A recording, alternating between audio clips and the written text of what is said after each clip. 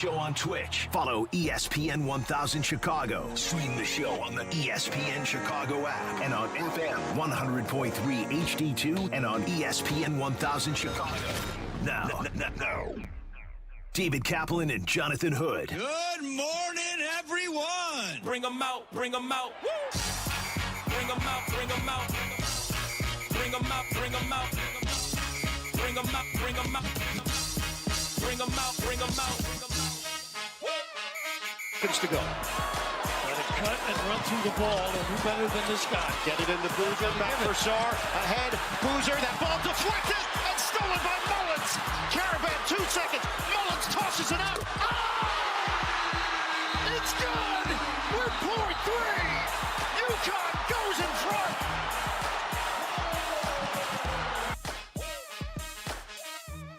And just like that, the Duke Blue Devils are headed home.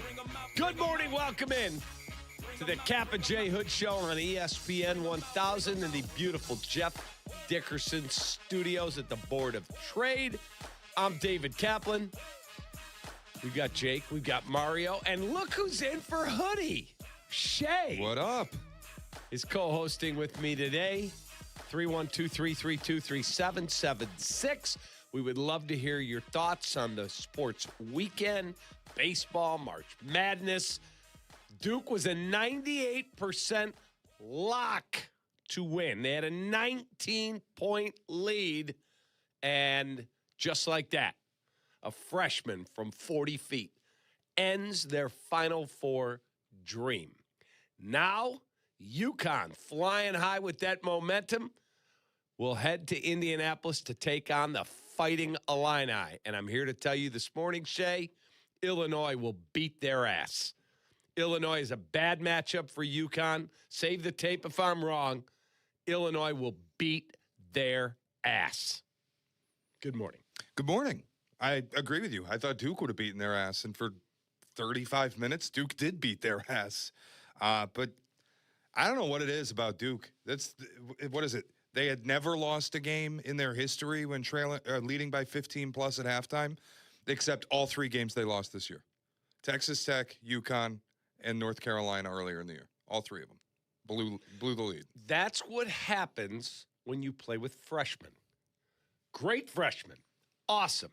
Cooper Flagg and Con Knipple last year. And this year with the Boozers. And Caleb Foster, give him a lot of credit playing through a lot of pain. I called an orthopedist yesterday. I said, how is this kid doing this? Because he played really well on Friday. I said, how is he doing this? He said, he's got an insane pain tolerance. He said, I'm not privy to his x-rays or to what the procedure was. I'm just telling you, either they put a plate in, they put a screw in, they did something. He said, and you have to have just an absolute will to be on that court.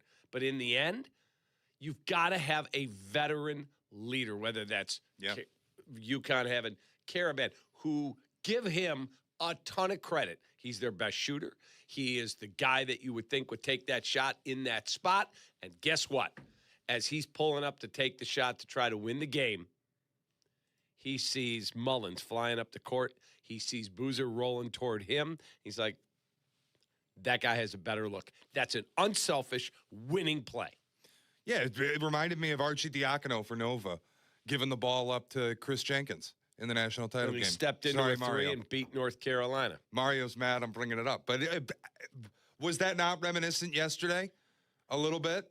Yeah, no, I felt the pain. As soon as it happened, my group chats just started exploding, and we all reminisced best buzzer beaters of our lifetime. That's Chris right Jenkins there. is number 1. Braylon Mullins is up there. Yeah, there's a bunch of them. When I was much younger, man, you were a gleam in your mommy's eye. All right. U.S. Reed. Look up U.S. Reed. Oregon State was number 1 or 2 in the country, and within 60 seconds, the other number 1 in the country, DePaul, they lose to St. Joe's on a layup at the buzzer. And then they cut away. There was no March Madness app back then. They went, let's go to number 1 Oregon State. And U.S. Reed from 50 feet for Arkansas. Bye-bye. 2 number 1 seeds gone within 60 seconds. It's one of the great shots I've ever seen. But this one yesterday is right there with it. Yeah, that Jalen Suggs against UCLA in the COVID year. Kemba versus Pitt, Big East championship game. Dude, Tate George for UConn to beat Duke at the buzzer. There's so many. There's so many. The Leitner shot. There's just a billion of them. But in the end, the inability for Duke to close it out, I'll tell you again, that's what happens when your whole team basically is freshmen. Yeah. You can get the best freshman in the world.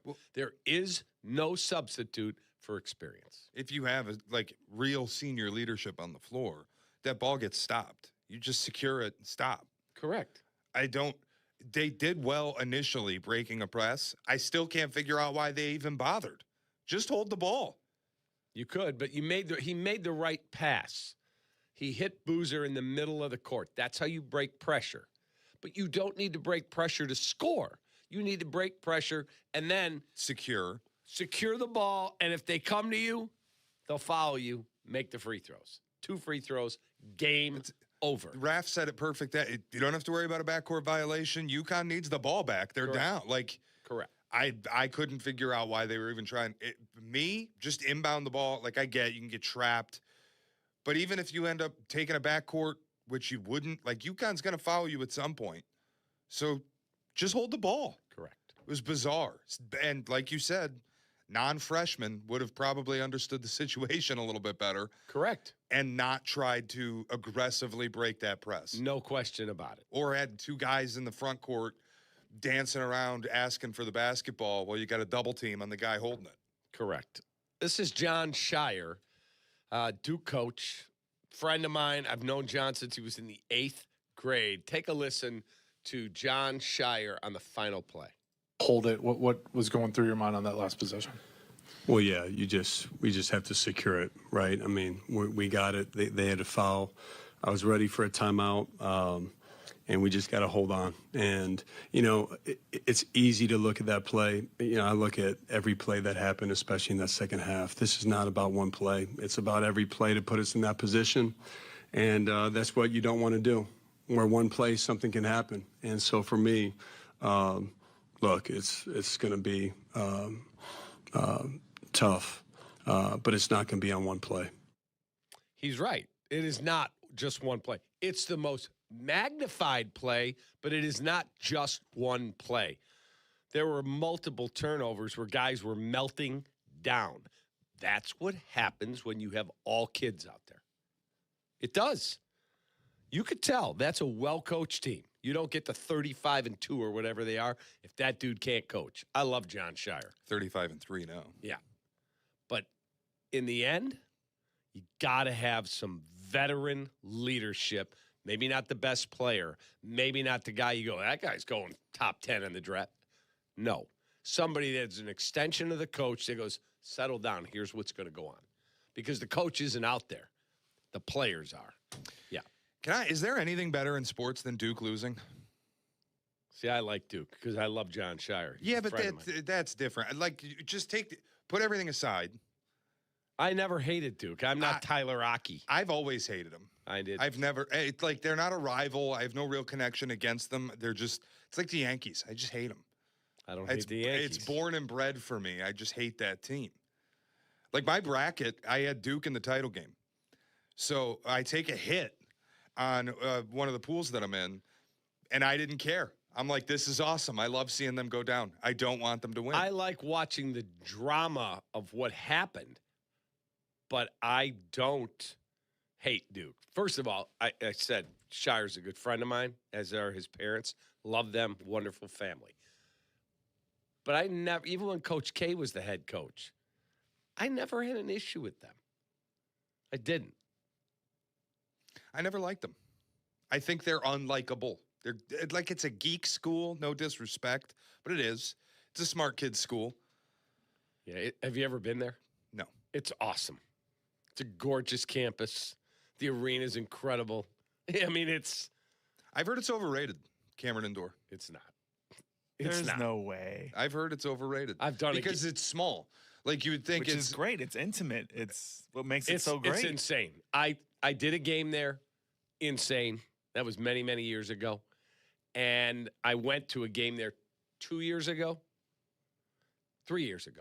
And it was incredible. Like, I don't like Duke either, but I appreciate when they're good because it makes college basketball better. I agree with that. It's better when they actually are the villain, and for them to be the villain, they need to be relevant and usually top 5.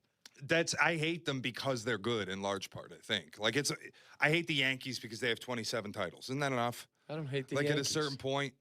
But it's the evil empire. And beat them. Right. But that's what's so sweet is watching that team lose. The only ones I dislike are my rivals. I cannot stand the St. Louis Cardinals. I cannot stand the Green Bay Packers. I will say this, Shay. I dislike more the players than the actual program itself. I did not like Leitner. Sure, I was younger, but I didn't like Leitner. I hated J.J. Redick. I wasn't even born for later. I hated J.J. Redick. But, like, you can appreciate, like, Shane Battier, okay. Like, Trajan Langdon. I remember Trajan Langdon, the Alaskan assassin. Do you remember him? Like, that guy was amazing.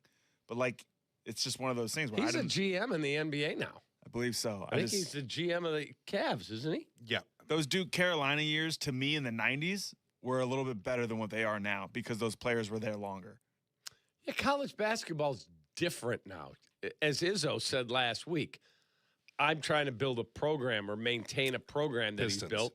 Huh? Trajan He's the Langdon, Pistons GM. He said, I'm trying to build and maintain a program, but the sport today is more about building a team. Like, these teams are not going to look the same. Cooper Flagg, while he was devastated to lose last year, was devastated for a couple days and then went, I'm going to be the number 1 pick. I'm going to be worth however tens of millions of dollars he was. And that's what will happen with these guys. The Boozers, I would imagine they're devastated this morning, and then they're going to grab a cup of coffee and say, all right, on to the NBA. One of them at least. Will it be before or after they do the thing all the lottery picks like to do now where they fake that they're going to come back? Yeah, I know. Mario hates it. Cooper Flagg last year, he's like, maybe I'll come back another year. Like, what are you doing that for? Your mom? Like, shut up. Like, For you're the going fans, to the NBA. Because they don't want to be hated. But I said a couple weeks ago, I think you were off, Shay, if I was A.J. DeBonsa, and I watched an interview with him where he said, he's the one. He said, I absolutely love being a college student here. Yeah. It's awesome. No. Okay, and if they said to me, they gave him $7 million for the year. If they said, okay, we'll give you 8 to come back, I'd go back. You think versus being the number 1 pick in the draft and going to the league. Why do I have to rush my life? He wants to spend another I'm year. not saying him. I'm saying me. Yeah, that's fine. But I'm just in A.J. DeBance's case. He wants to spend another year in Mormon Bible study. He loves it. He loves getting $7 million. All these kids are saying this, Cap, because they don't want to admit what they are. They're mercenaries. Right. They're all taking paychecks to go play at some school they'd otherwise never consider. Like Peyton Manning would have been the number 1 pick multiple years, and he said, I'm going back to school. He played 4 years. Yeah, but he's the outlier. Tim Duncan? They're outliers. They are. It would be interesting if AJ put himself on the market to actually go to another school, because to see what he would get paid from Duke, from Carolina. Well, that's different. If you're just going to go be a mercenary, then just go off to the league. But if he truly loves Provo and BYU, why not take $8 million and hang out another year? Why do you have to rush your life? That's what I don't understand. I get it. Like, why run off to be a pro? Why? You got all your life to do that. If you're truly loving college sport, Kevin Garnett told me to my face, look, it was cool to be the 5th pick overall and make all that money and never had it. I wish I would have followed my heart and gone for at least a year to Michigan. I think what the reality is, a lot of these guys might feel that way, but the reality is when they're 18 years old, like the Bancer, Darren Peterson, take your pick. If the one and done rule didn't exist, none of these kids would go to college. They'd go straight to the draft out of high school. Right. And for me, I loved that lifestyle, being on campus, the whole thing. You got the rest of your life to be a pro. Not asking you to play for free. That's different. If A.J. DeBonsa said, I'll come back, I want $8 million. Done. Oh, yeah, dude. BYU would match any college, and BYU might just, like, match his first-year NBA salary. They've got the money. That's my point. If you truly love it, if you're like, it was a way station, I'm on my way to the pros, God bless. But if you truly love, college was the greatest time of my life. The best. You give me $8 million to come back and do this again? One more year, and then I'll go to the league? In. I just can't imagine that DeBanza wants to spend another year in Provo. What are you going to eat, drinking dirty sodas? He's going to move in with Cosmo, the mascot. Some guys, that's what they love. Honestly, do you wait out to see who has the first pick? And if you're like, oh, it's Sacramento, I'm all set. 3 years from now, AJ DeBanza is going to be on Mormon mission because he hasn't left BYU yet. And then he's going to enter the league. He'll be like Bo Nix. He's going to be 32 years old. He's going to be entering the league as the number 25 pick in the draft after going on Mormon mission. One of my best friends, his kid, he has 4 boys. They all went on a Mormon mission. He played in the NFL. He never did that. He went to BYU. His 4 boys all went to BYU, all did 2-year Mormon missions. They wouldn't trade that experience for anything, but they're Mormon. That meant the world to them. I asked the boy, I'm like, 2 years? They said, yeah, 2 years. And you have no say where you do your mission. None. You get a letter from the church. You've been assigned to, one of them was like Brazil. Another one was somewhere in Europe. Third one was in Vegas. Vegas. And you spent 2 years. Can't work out. You're not going to the gym and stopping at Starbucks. No. You are spreading the word of God. You can call mom, I think, on Mother's Day, and you can call your family, I think, on Christmas and Thanksgiving. That's it. You don't have a cell phone, none of it. You are spreading the word of God. So if it means that much to you, God bless. Go do it. That's why those linemen that play at BYU, you're like, wow, their left tackle is 6'5", he's 330, and he's 25 years old. Yeah, because they take 2 years where their body doesn't get beat up. Yeah. So, anyway. DeBanza, get ready to learn Washington Wizards. He's Catholic, too. Yeah, I know. That's my point. He's not Mormon. He's not Mormon, which is why, like, just go back to BYU. He doesn't want to be there. He's being paid. Probably right. This is college sports now. It's like if Bryce Underwood chose LSU and then Michigan bribed him. He doesn't want to be at Michigan. He doesn't care about Ann Arbor. Correct. I would want to be part of a program. I'd want to have a base where the Spartans love me, like Jeremy Fears. He's a Spartan for life. I would want that in my life. And then I can go make my money. I would. But that's me. Those days are gone, brother. Yeah. It's over. In large part. That's why you got to recruit a point guard that's good enough to play at that level, but isn't a one and done. So you have the veteran guard you hand the ball to. And then you can lose in the Sweet 16. That's true. That is true. 312-332-3776. Illinois is going to beat UConn's ass. What do you think of the Final Four? The Illini are there. And where's all the little Brad Underwood haters? We get the calls here. Where are you now? You want to come in with your weak-ass argument? 312-332-3776. Take that. We'll be right back. Good morning. Good morning to you. Kap and J Hood Morning Show on ESPN Chicago. White Sox and Marlins. Join us today at 5 on ESPN Chicago. And get ready for the home opener Thursday, 2:30. You're listening to ESPN Chicago, home of your Chicago White Sox. Let me tell you about my friend Howard Enkin. He is the single best personal injury attorney in Illinois. He's won all the big awards. He's got over 100 attorneys and staff there to make sure your case is handled properly. And when you want to talk to Howard, Howard is reachable. We were doing a recording right here at the radio station, and his phone rang. Oh, sorry, guys, I forgot to turn the ringer off. Hang on. Hello, this is Howard. Yep. I'll call you right back. Let me finish this recording I'm doing, and then we'll talk about your case. That's how easy that guy is to reach. If you need the best personal injury attorney in Illinois, 312-6million. Ankin Law. Injury law made personal. That's Ankin Law. Hey, it's the good kid. When it comes to my ride, I don't mess around. That's why I drive an Advantage Chevy. 3 locations. Chicagoland's covered. Boom. You want a Chevy? They got every Chevy. You want savings? Oh, yeah. They've got that, too. And here's what matters most. Trust. When you walk into Advantage Chevrolet Bolingbrook, you're not getting the runaround. They respect your time. They respect your budget. They shoot you straight. Head to Advantage Chevrolet in Bolingbrook and see what I'm talking about. Advantage Chevrolet. Together, let's drive.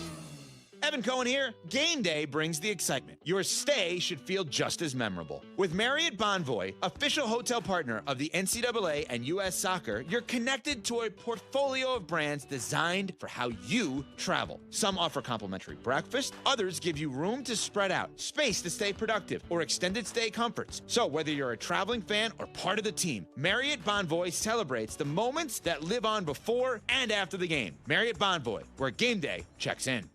At Wrangler, we know the essential question for any guy is, can I go like this? It could be date night, boys' night, work, or your nephew's school play. It could be anything, and the last thing you want to do is change. That's why Wrangler makes jeans, shirts, jackets, and tees that answer yes to life's essential question. You can go in Wrangler. Check out our latest styles today at Wrangler.com. Wrangler, for the ride of life. Spring cleaning isn't just for your house, it's for your life. If your job is getting old, it's time to clear the clutter and spring into IT. Go to My Computer Career. My Computer Career helped me get the skills and certifications I needed to start a new life as an IT professional in months, not years. Earn the certifications that top employers are looking for right now. Visit mycomputercareer.edu and take the free career evaluation to see if it's time to spring into IT. Financial aid is available to those who qualify, including VA benefits. I'm Boomer Esiason. My mom died from cancer. She was only 37 years old. She didn't have life insurance, and that was devastating for my family. That's why having life insurance is so important to me. Ethos makes it fast and easy. Get a quote in seconds, apply in minutes, and get same-day coverage. You can get up to $3 million in coverage with no medical exam. Get your free quote at ethos.com/play. That's ethos.com/play. Paid spokesperson. Time spent on application may vary. Online health questions required. Chicago, get ready. Bulls Fest 2026, presented by Foot Locker, is back. The ultimate summer basketball experience returns on August 22nd and 23rd. To learn more and register your team today, visit bullsfest.com. Follow Chicago's Home for Sports on Twitter at ESPN 1000. Kap and J Hood are back on ESPN Chicago, Chicago's Home for Sports. 25 seconds for the game. Shot by Sturts, no good. Rebound, Keaton Wagler. 20 seconds left. Here we go. We're headed for Indianapolis. Keaton Wagler dribbling it out. The coaching staff is hugging. The Illini, for the first time in 21 years, are going to the promised land of Indianapolis for the Final Four. How do you like that?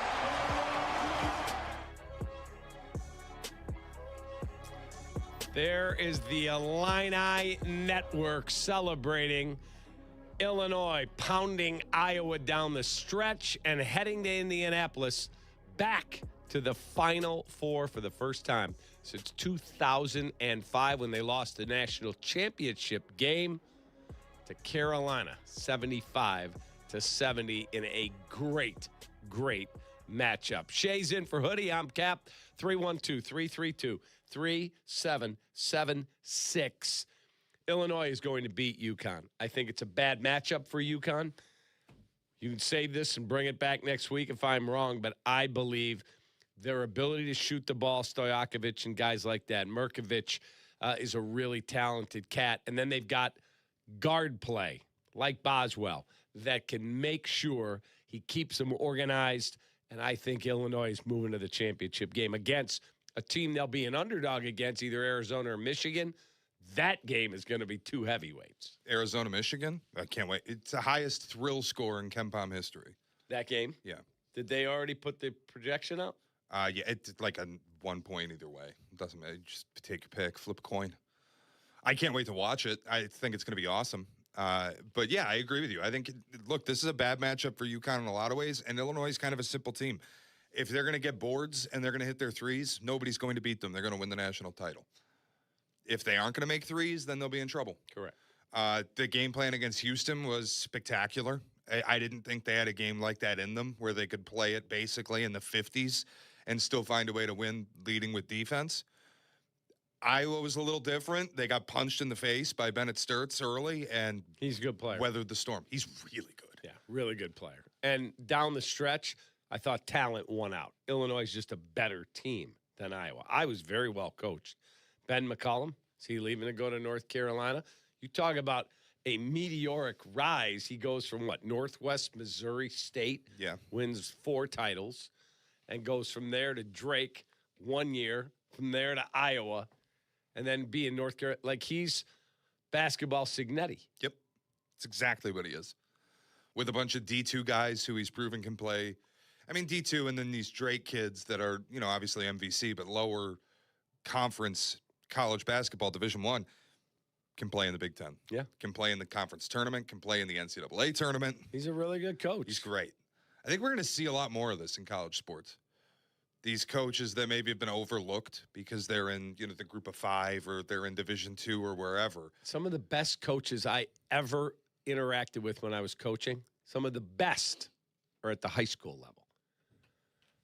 That's just a fact. Because they're not coaching at Duke or Carolina or Kentucky, people are like, well, they're not the best. Some of the guys at the top jobs, they're great recruiters. They're great with alumni. They're not the best strategists. Some of the best teachers of the game. Yeah. And the fact that people go, it's a young man's game. Really? Because Patino's 70 whatever. Izzo's 70 whatever. Calipari's almost 70. There's a bunch of those dudes out there. Which one of those is in the Final Four?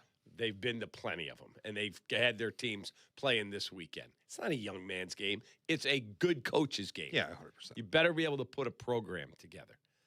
And unfortunately, like Michigan State had a hell of a year. Phenomenal.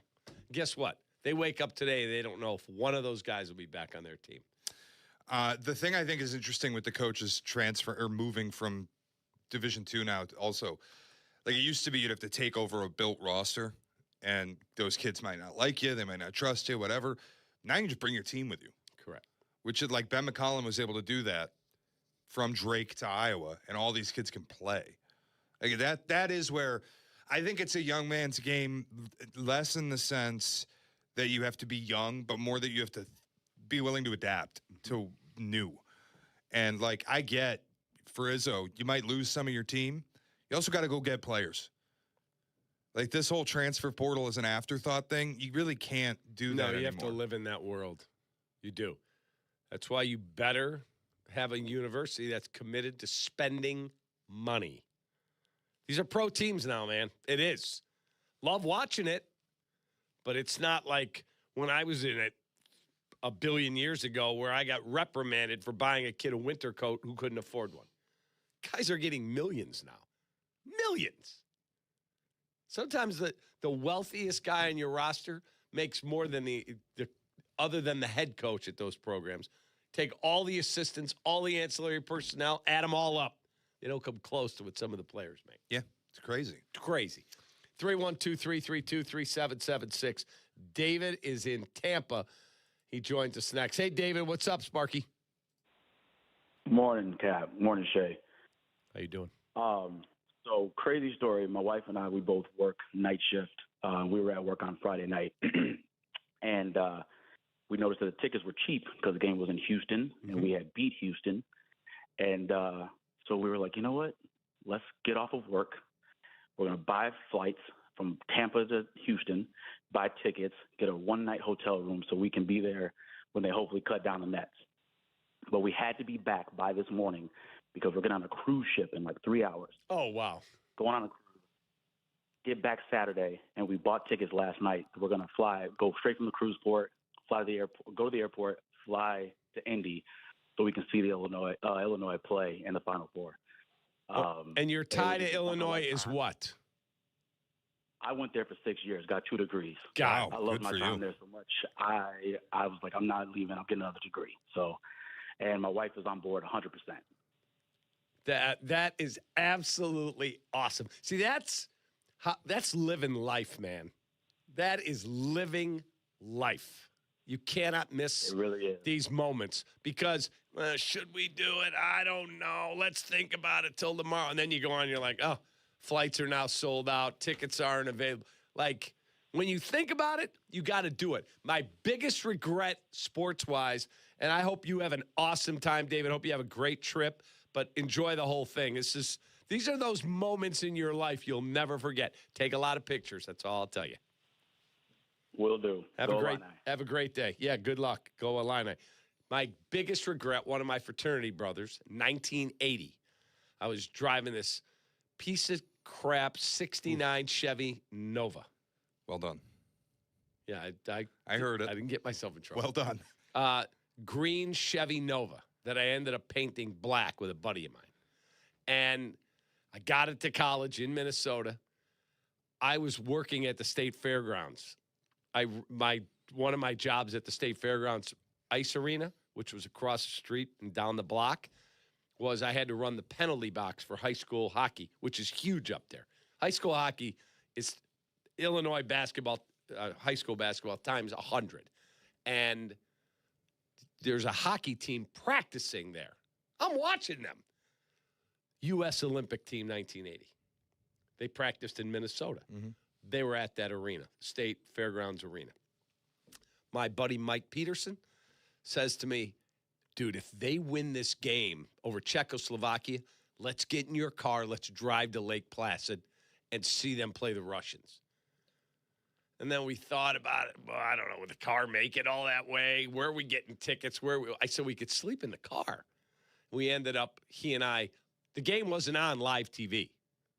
The game against the Russians was not on live TV. It was on the radio. And then they played a tape delay that night. And he and I were in our fraternity listening to the game when they won. It's probably the biggest regret I have in sports that I didn't just go, and I'm a spontaneous dude. Just get in the car, let's go. We'll figure it out. And I've been there? Are you kidding? Awesome. Yeah. That and going down to see Secretariat in his barn. Yes, those are my 2 biggest regrets. Yeah, I'm a big fan of just go. Just go. Because you'll never miss the money. You will miss having a memory. The memory. That is a different thing. Yeah. Yeah. Totally. Big proponent of go. So 312-332-3776. Your thoughts on the Illini advancing to the Final Four. And it's curious. All the lunatics that called in last week, and there's one guy in particular. It was one guy. No, we one guy. We had more than one. I only heard the Carolina guy, who was all upset that we were saying Hubert Davis should be fired. How'd that go? Yeah, well, there's multiple ones that have reached out to me, and we had one that embarrassed himself on the radio. Call back in. Brad Underwood's terrible. He's this, he's that. How'd that work out for you? Not so good. An Elite Eight and a Final Four in the last 4 years at Illinois. He has built a hell of a team. Let's see if they can now take out UConn as I'm predicting. I think they win on Saturday, and then they'll get either Michigan or Arizona. But first things first. 312-332-3776. Be right back. You're listening to Kap and J Hood on Chicago's home for sports, ESPN Chicago. There's a difference between driving and arriving. At Advantage Acura of Naperville, performance meets precision in every vehicle. Refined luxury, responsive handling, cutting-edge safety features, you'll find it all at Advantage Acura. Their team is committed to delivering a seamless, transparent experience from start to finish. At Advantage Acura, it's not just about putting you in a vehicle, it's about earning your trust. Discover the full lineup of Acura models at Advantage Acura of Naperville, or begin your search online at AdvantageAcura.com. Precision crafted performance. Chicago in the spring can be unpredictable. You never know which way you're adjusting your thermostat unless you have the right windows. With Window Nation, you can count on your home being comfortable regardless of the weather. Their windows are customizable and energy efficient. Expert installations take just one day, and Window Nation products are backed by a lifetime warranty. There's no better time to upgrade with Window Nation. In March, the more you buy, the more you save. Up to 50% off all window styles. So visit windownation.com and get a free consultation today. I'm having a pleasant talk with our friend, Mayor Skip Saviano from Elmwood Park. How can you possibly think you've got the best job? I talk sports for a living. All I'm saying, Carmen, is that I get to work with our close-knit community. Great stuff. We're always planning new ways to bond and grow. Well, I'm connecting with the best fans in sports every day. But you're stuck in a studio. I'm out talking with local businesses, eating at world-class restaurants. What do you got there? A PB&J? Uncle, you win. Bam. Yeah! Mayor Skip Saviano. Elmwood Park, once you're here, you get it. Turn your dream kitchen into a reality during the IKEA Dream Kitchen event. Now through April 21st, IKEA family members save 10% when they spend $3,000 or more on section kitchen cabinets and eligible appliances and countertops. That's modern style, smart storage, and everyday functionality designed your way. Plus, section cabinets come with a 25-year limited warranty. Not sure where to start? IKEA's expert kitchen planners are here to guide you.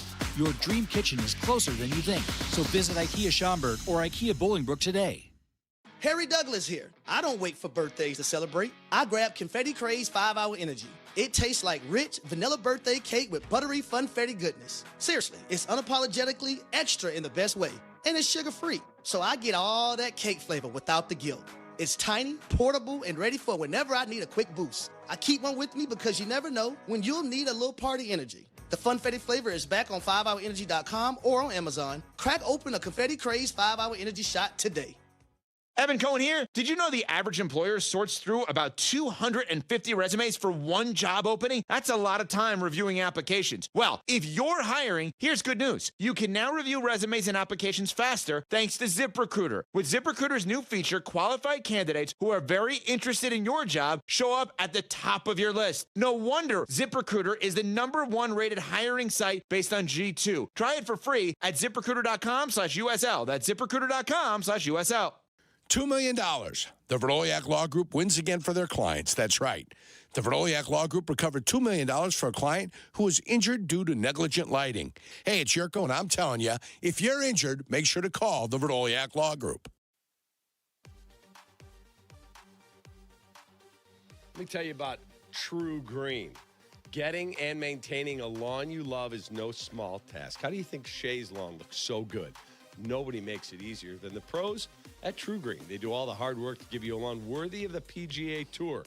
Pro golfers like Jason Day, Ben Griffin, and Patton Kazire don't waste their weekends on lawn care.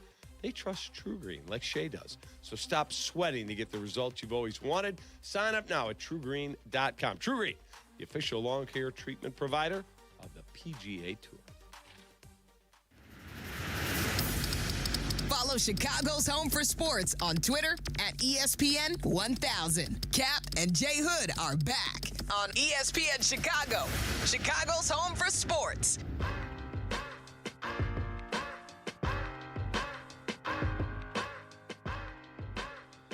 Kap and Shay, who's in for Hoodie. Jake and Mario are at the controls, 312-332-3776. It's not every day that we say this. Let's take a call from Poland. Poland, not Poland, Wisconsin, or Poland, Idaho. Poland, like Warsaw. Conrad is on the phone. Hey, Conrad, where are we waking up this morning? Where in Poland? Warsaw. How about that? Do you live there, or are you there on vacation? I live there. I work fully remote, so I'm a digital nomad. How about that? And so you watched the game yesterday in Poland, correct? Well, Saturday, yeah. You watched the Illinois game on Saturday, and you are traveling to the Final Four. Is that right? Yes. So I bought tickets Thursday, right after the Houston win. Thankfully, I bought them before before the prices went up insanely. And yeah, so booked my flight after the win over Iowa, and I'm flying into Chicago on Thursday. Wow, good for you. Is that a nonstop? Do we go Warsaw, Chicago, or we got to stop at LaGuardia? What do we do here? Nonstop. How about that? Not bad. Is that a United flight? A Lot Airlines. Oh, there you go. How about that? Very nice. Super cool. It's a hell of a trip. That is a hell of a trip. How many Illinois games do you get to watch in Warsaw, Poland?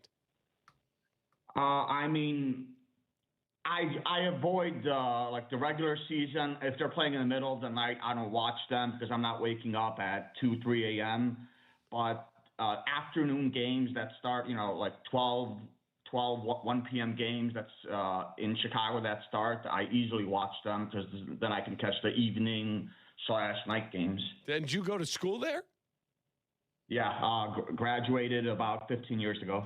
How cool is that? That's awesome. Good for you, man. That is awesome, man. Your team is playing, and you are putting your money where your mouth is. I think that's super cool. Well, enjoy your trip to Indianapolis. If you want to go eat, it's the best steakhouse down there, St. Elmo's, but you better book it now. All right. Thanks for your time. Have a great rest of your day. You too. Good luck to your Illini. There you go. How cool is that? Got to at least go to the bar at St. Elmo's and get the shrimp cocktail. The shrimp cocktail will blow Bare your head minimum. off. So when I was doing the Cubs on the radio at WGN before I went to TV, we're down in Indy. It's me, the great Dave Ennett, and our producer-director, Matt Bolts, who's now, I believe, producer-director of the Houston Astros broadcast. And we are at St. Elmo's. Dave and I are taking Matt to his first time at St. Elmo's because we both love it. We go to St. Elmo's. We sit down. Shrimp cocktails, gentlemen. And I remember Ennett goes, yeah, 3 of them, all of us. Matt takes the shrimp. He scoops it into the sauce. And you've had it, right? Oh, yeah. And the sauce has more horseradish than you can imagine. As Matt's putting it in his mouth, he's like, hey, this isn't spicy, right? Because I hate spicy food. He bites down on 2/3 of that jumbo shrimp. And it looks at me. I'm like, a little late now, kid. All of a sudden, he's got tears rolling down his face. His face is beet red. I thought he was going to keel over and die. It is the greatest. They sell that sauce now at Costco. Yeah, I have it in my house. The best. It's amazing. Amazing.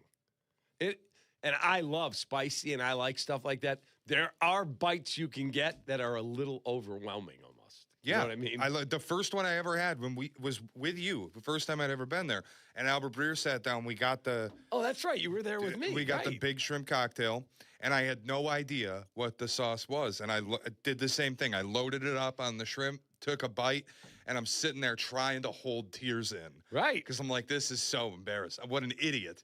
Yeah, it's so good. Like once you know what it's going to be, it's outstanding. It's the great. Like if you steal your resolve for, okay, this is going to blow my head off. Especially if you have a stuffed up nose at all, it'll open you right up. Oh yeah, it's awesome. 312-332-3776. The Illinois-UConn matchup. 2 heavyweights. I know what the other bracket says, but the Illinois-UConn matchup. 2 intense coaches. Intense. Danny Hurley, who I was amazed down 19. Did you see his interview with Tracy Wolfson? The best sideline reporter in the game nationally. Flat hair. That one has nothing to do with flat hair. She is as quality. Just saying, I'm not surprised. As there is.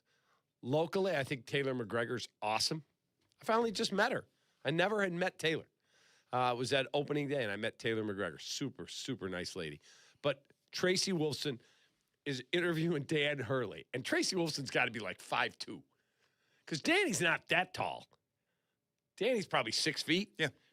She's looking up at him. Coach, you guys are 1 of 19 from 3 or whatever they were at the time.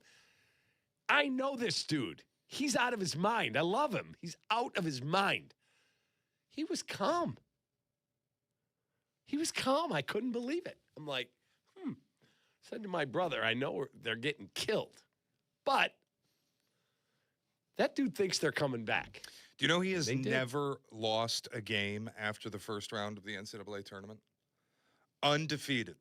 At UConn. At UConn. Because not at Rhode Island. No, but undefeated at UConn after the first round. He may not have won a first-round game at Rhode Island. I'd have to look. But he has never failed to cover a spread after the first round of the NCAA tournament. 14-0. It's unbelievable. I think that's his fourth Final Four in 5 years.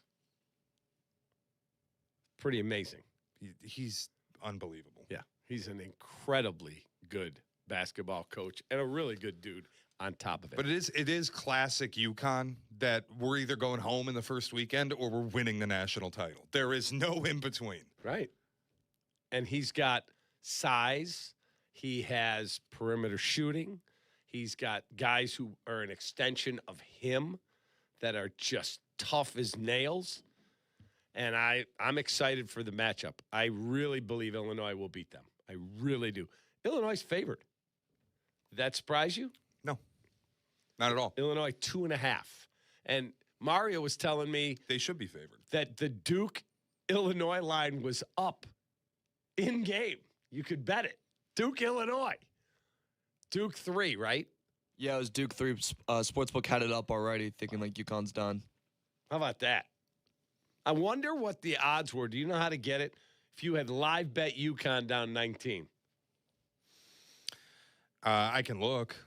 I know that there was some guy posting when it was like 15.5 was the live number.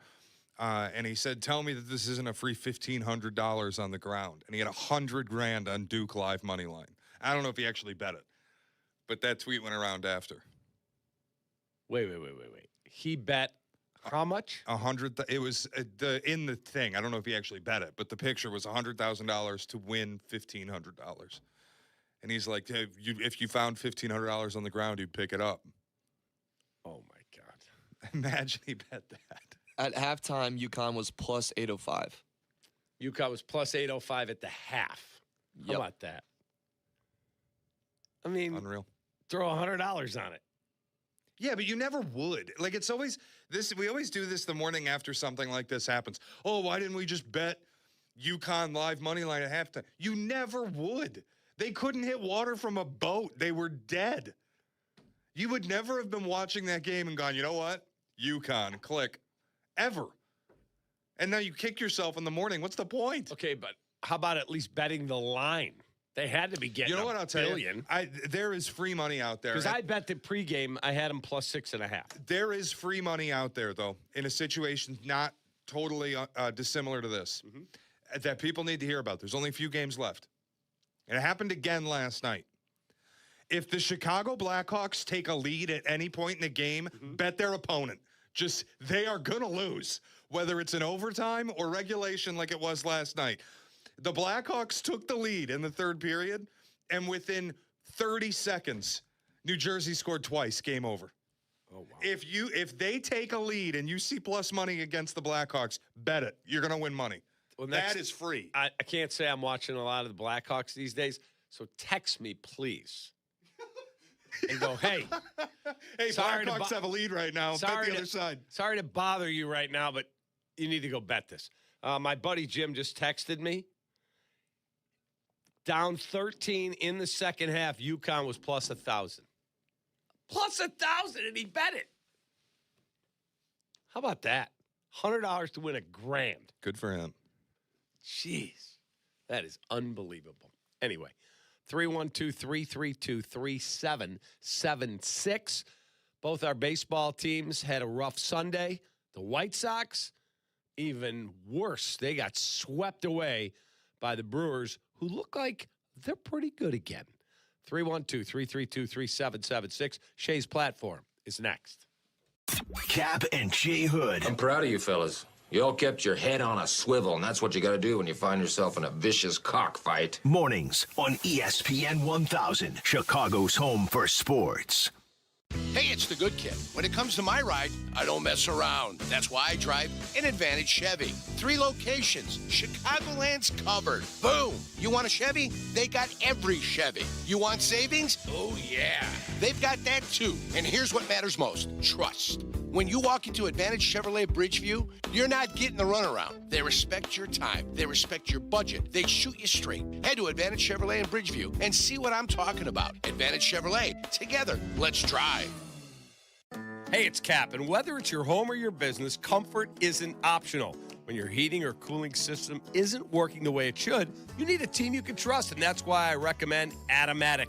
They've been serving Chicagoland for decades, handling everything from routine maintenance to full system installs. Professional, responsive, and they get the job done right the first time. Don't wait for a breakdown to take action. Call Automatic or visit automatic.com and make sure your HVAC system is running exactly the way it should. We live in a world of the shiny, the new, the next big thing, but the very best things stand the test of time. We always return to the tried and true, simple, easy enjoyments that are good year after year. Shine wears off, trends come and go. But a timeless classic like sitting back with a fine glass of Old Forester never gets old. Crafted carefully, drink responsibly. Straight bourbon whiskey, 43% alcohol by volume. Old Forester Distilling Company, Louisville, Kentucky. Old Forester is a registered trademark. Copyright 2026, Brown-Forman Distillery, Inc. I'm Boomer Esiason. My mom died from cancer. She was only 37 years old. She didn't have life insurance, and that was devastating for my family. That's why having life insurance is so important to me. Ethos makes it fast and easy. Get a quote in seconds, apply in minutes, and get same-day coverage. You can get up to $3 million in coverage with no medical exam. Get your free quote at ethos.com/play. That's ethos.com/play. Paid spokesperson. Time spent on application may vary. Online health questions required. This is the story of the one. As a maintenance tech at a university, he knows ordering from multiple suppliers takes time away from keeping their arena up and running.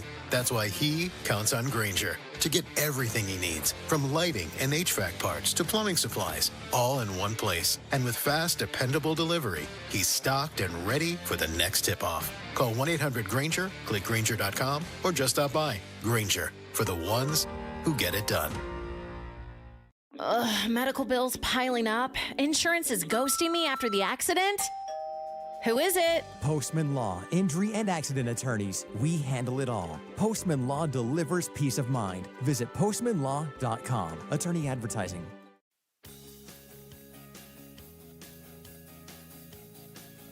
All right, if you wake up early like I do, you know you still want to enjoy life, just not feel it the next morning. That's why I like RK Zero Proof. RK delivers the flavor and warmth of a spirit, but with zero alcohol, zero sugar, zero carbs, and 0 calories. So you can go out with friends, enjoy the moment, and still wake up clear-headed the next day. It's the drink experience without the alcohol. Find your favorite at rkbeverages.com. That's ARKAY beverages.com. RK is the way. If you missed something, get the podcast on the ESPN Chicago app.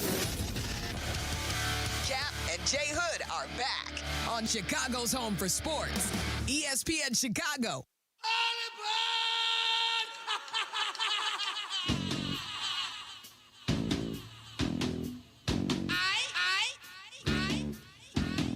We do it every day at this time. It's called Shay's Platform. Here's Shay Norling. Shay's Platform, as always, brought to you by the Chicago Transit Authority. Save money, do more, ride CTA. Kap, it was a wonderful baseball weekend. Maybe not locally, but I had a great time watching all the games. It's phenomenal. And we've had a full weekend of exposure now to the ABS system, which I think is absolutely incredible. And there was one moment this weekend that really proved to me how great it is. Cincinnati opening weekend, Reds, Red Sox, Eugenio Suarez took it upon himself to humiliate C.B. Buckner. Got him looking, challenge, immediate tap of the helmet. The Reds runners all hold. Batters challenging the pitch. ABS powered by T-Mobile. That's out of the zone. The AB continues. ABS can be a lot of fun, Lark. Now the 2-2. Called strike 3. Tap the helmet again. He says it's off the plate away. Here we go. Outside. Listen to that crowd, man. The loudest cheers of the game. The Reds have hit 2 homers. Come on, back-to-back challenges. This might be the greatest rule change in the history of sports. Yeah, I love it. The idea that we now have direct accountability from player to official, and not only that, fans are going to crowd pop at a home plate umpire's humiliation is electric. That was the best moment of the weekend for me. And the result of the play was just a chopped ground ball to shortstop, inning over. But getting those two pitches overturned, CB Buckner, if you watch the clip, is visibly irritated that Suarez is challenging this a second time. And then he's got 40,000 people cheering at his downfall. Where else in sports does that happen? There is one guy in every arena that the crowd hates. It's the ref. And now you get to humiliate that guy. It's amazing. Yeah, I absolutely love this ABS thing. I wasn't sure about, how it would work. They nailed it again. I do not want robot umpires ever, and players don't. And I don't think that'll happen. This, tremendous. It's incredible. And there is another side of it. I've seen some complaints about it because the Hawkeye system is so exact where, like the first pitch that Suarez had overturned, it was off by 0.3 inches. And people are like, okay, CB Buckner is pretty good at his job if he's ringing him up and it's only off by 0.3 inches. Really, should we be using challenges to overturn that? Yeah, we should. Why not? Get it right. Because the flip side is if any part of the ball cuts any part of the strike zone, whether it's 0.01 inches or half the baseball, it's a strike. Derek Shelton, the Minnesota manager, got tossed. Was he the recipient of a bad, No. He lost a challenge? What happened? So it was a strikeout call. It was a walk call, but who was the pitcher? I can't remember who the pitcher was. Pitcher. Yeah, it was an Oriole pitcher. Comes off the mound after throwing the pitch. It's and room he immediately ball 4, taps his head. and he's like coming to the side. It wasn't immediate, but it wasn't as long. Derek Shelton came out arguing he took too long and it shouldn't have been reviewable, and then he got tossed. Yeah, which is now we know you can't argue with the robots. And it was a strike. Yeah, it was a strike. That's the one thing is Hawkeye's not getting it wrong, and even if it is, who's going to sit there and go, "Yeah, that's not right"? You can't argue it. Everybody's using the same system. Yeah, I like it a lot. I think it's absolutely worked. I am so glad that you came on board to this because you fought me about it for a couple years. No, I fought you about robot umpires. I do not ever want robot umpires. No, absolutely not. And I haven't found one player that does. I've asked 50 of them. No. They like the interaction, and they said it's part of the game.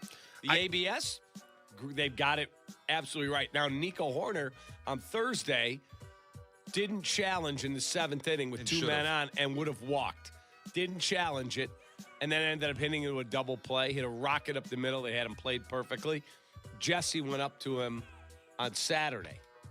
Can I ask you a question about the He goes, I screwed up. I should have challenged. I wasn't sure. By the time he thought about it, he's like, I should have. He's right. He should have. Yeah, that's the one thing. It's not the fears people had that it was going to get rid of catcher framing or that like it would just be every call. It's not. You still have to frame pitches. You can still steal strikes. And over the weekend, we saw it. White Sox run out of challenges. It causes problems for them. Nationals run out of challenges. It causes problems for them. Like if once you're out of challenges, that really impacts the game. Correct. Because now you might get rung up on bad pitches and there's nothing you can do.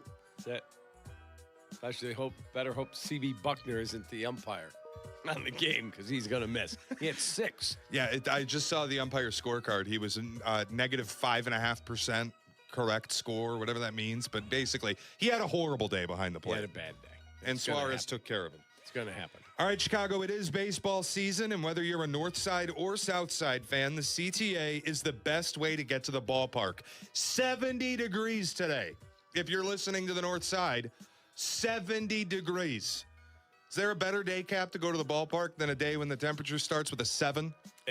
I like it better when it starts with an 8. Yeah, you're a lunatic. But $5 or a 9. That's insane. But today, 70 degrees out, Get on the train and go to the park. $5 will cover your trip to the ballpark and back. More money in your pocket for peanuts and Cracker Jacks. There are many convenient bus and train routes that drop you off right at both stadiums. Find the best route for you at transitchicago.com/plan a trip. Save money, do more, ride CTA. Did you get your protein in yet this morning? I did, yeah. It's some yogurt and granola. There you go. A little core power right there. Got my 26 grams of protein drink. That's it. That's how you start your day, Shay. You don't eat coffee cakes, and much as I like it. What is happening? 312-332-3776. I just like to pull the curtain back. We will take a quick time out.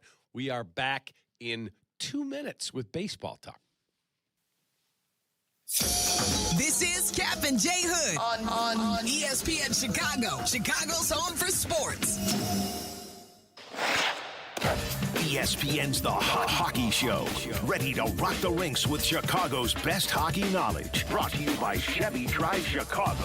The Hockey Show, Wednesday night at 6 on ESPN Chicago and the ESPN Chicago app. White Sox fans, join us at Rate Field for our home opener against the Toronto Blue Jays April 2nd through the 5th. Don't miss out on our great promotions, starting with the Opening Day T-shirt presented by BMO on April 2nd. Kids Opening Day and Colson Montgomery Hooded Jersey Tank presented by Rush on April 4th. And Jenks and AJ Celebration Bobblehead presented by Binny's Beverage Depot on April 5th. There's sure to be something for everyone. To learn more and to purchase tickets, visit whitesox.com/opening series. There's a difference when you drive a Cadillac, refined, confident, unmistakably well-crafted. And at Advantage Cadillac and Hodgkins, the experience reflects the brand. Professional, transparent, respectful of your time. If you're considering a Cadillac, visit Advantage Cadillac and Hodgkins. Spring can be unpredictable in Chicago, but new windows from Window Nation can keep your home comfortable, no matter the weather. And in March, the more you buy, the more you save. Up to 50% off all window styles. Visit windownation.com for your free consultation today. It's about time delivery worked on your schedule. Same day, next day, or scheduled in advance. However you plan it, the Home Depot delivers the whole job. From drywall to doors, plumbing to paint, we'll get it there when you need it. Because on the job site, timing is everything. You order, we deliver. It's that easy. The Home Depot Pro. It's about time.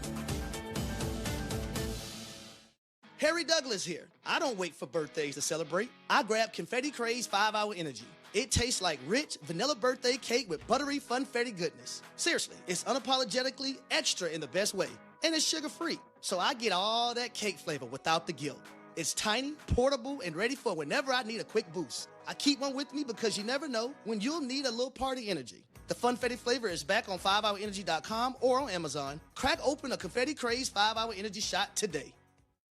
Broadcasting live from the Chicago Board of Trade. This is the home for every Bears game. ESPN Chicago. And this is Captain J Hood, WMVP, WTBC, HD2 Chicago, a good Karma Brands radio station.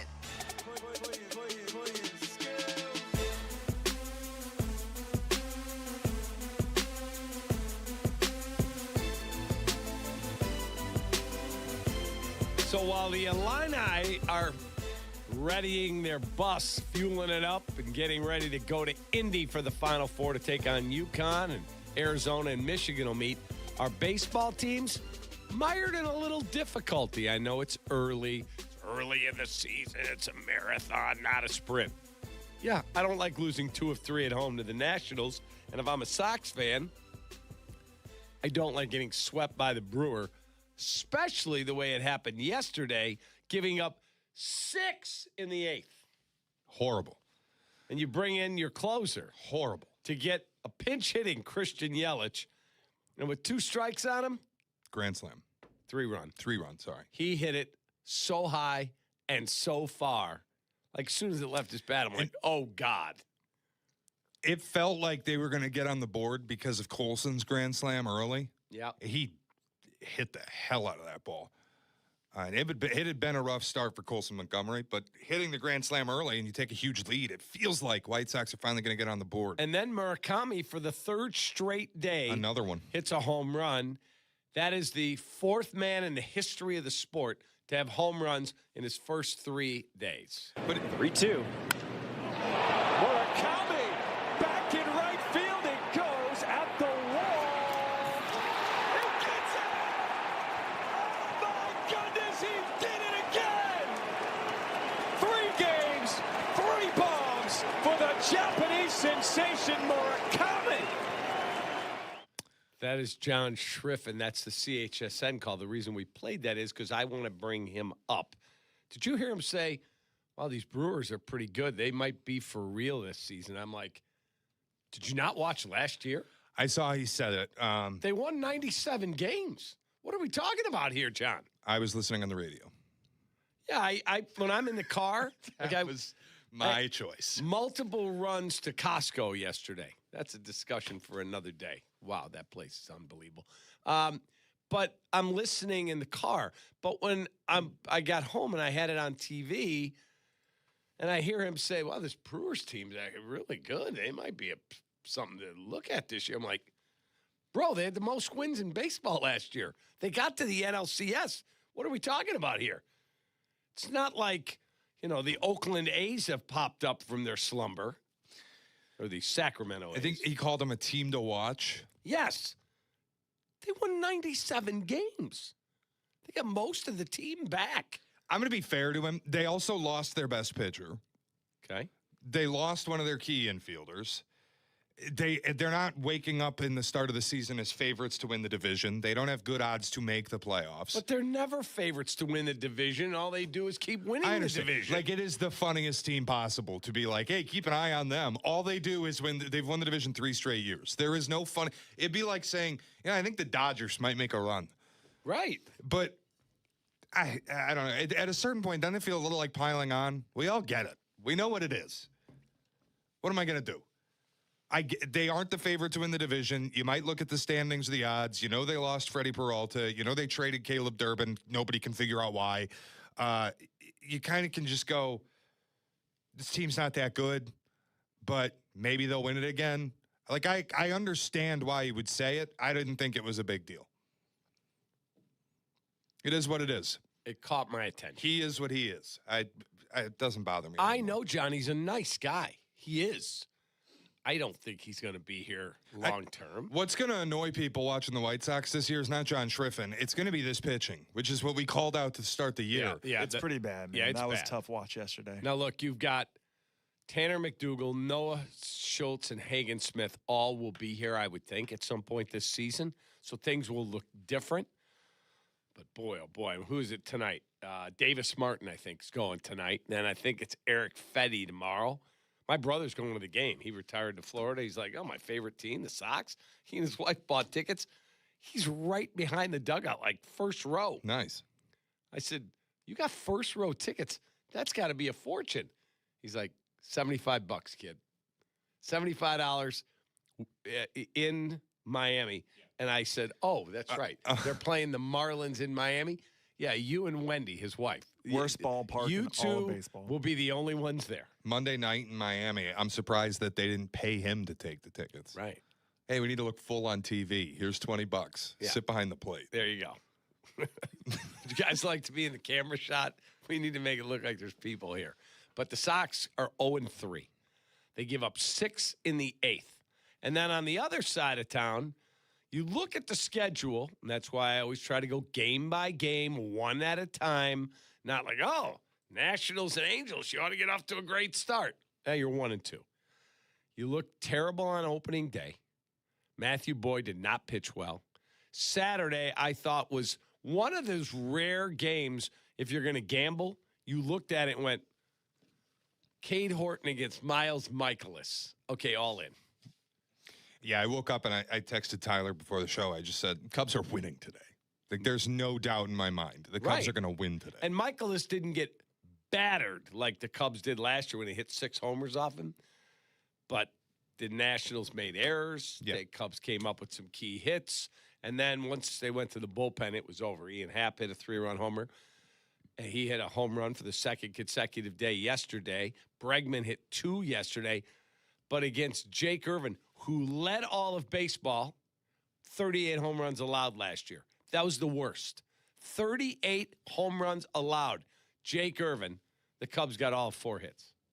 3 solo home runs, another knock, and that's it. Not good. And Imanaga, look, you know my feeling. I did not like them bringing him back. I did not. And I keep hearing, well, there's no bad one-year deals. Guess what? You said last year in Game 5 against the Brewers, you wouldn't pitch him. You couldn't start him. And you bring him back with a $7 million pay raise? Mistake. 3-run homer in the first, that'll be all. It's a good thing Illinois cracked the Final Four because you almost couldn't have scripted a worse Chicago sports weekend everywhere else.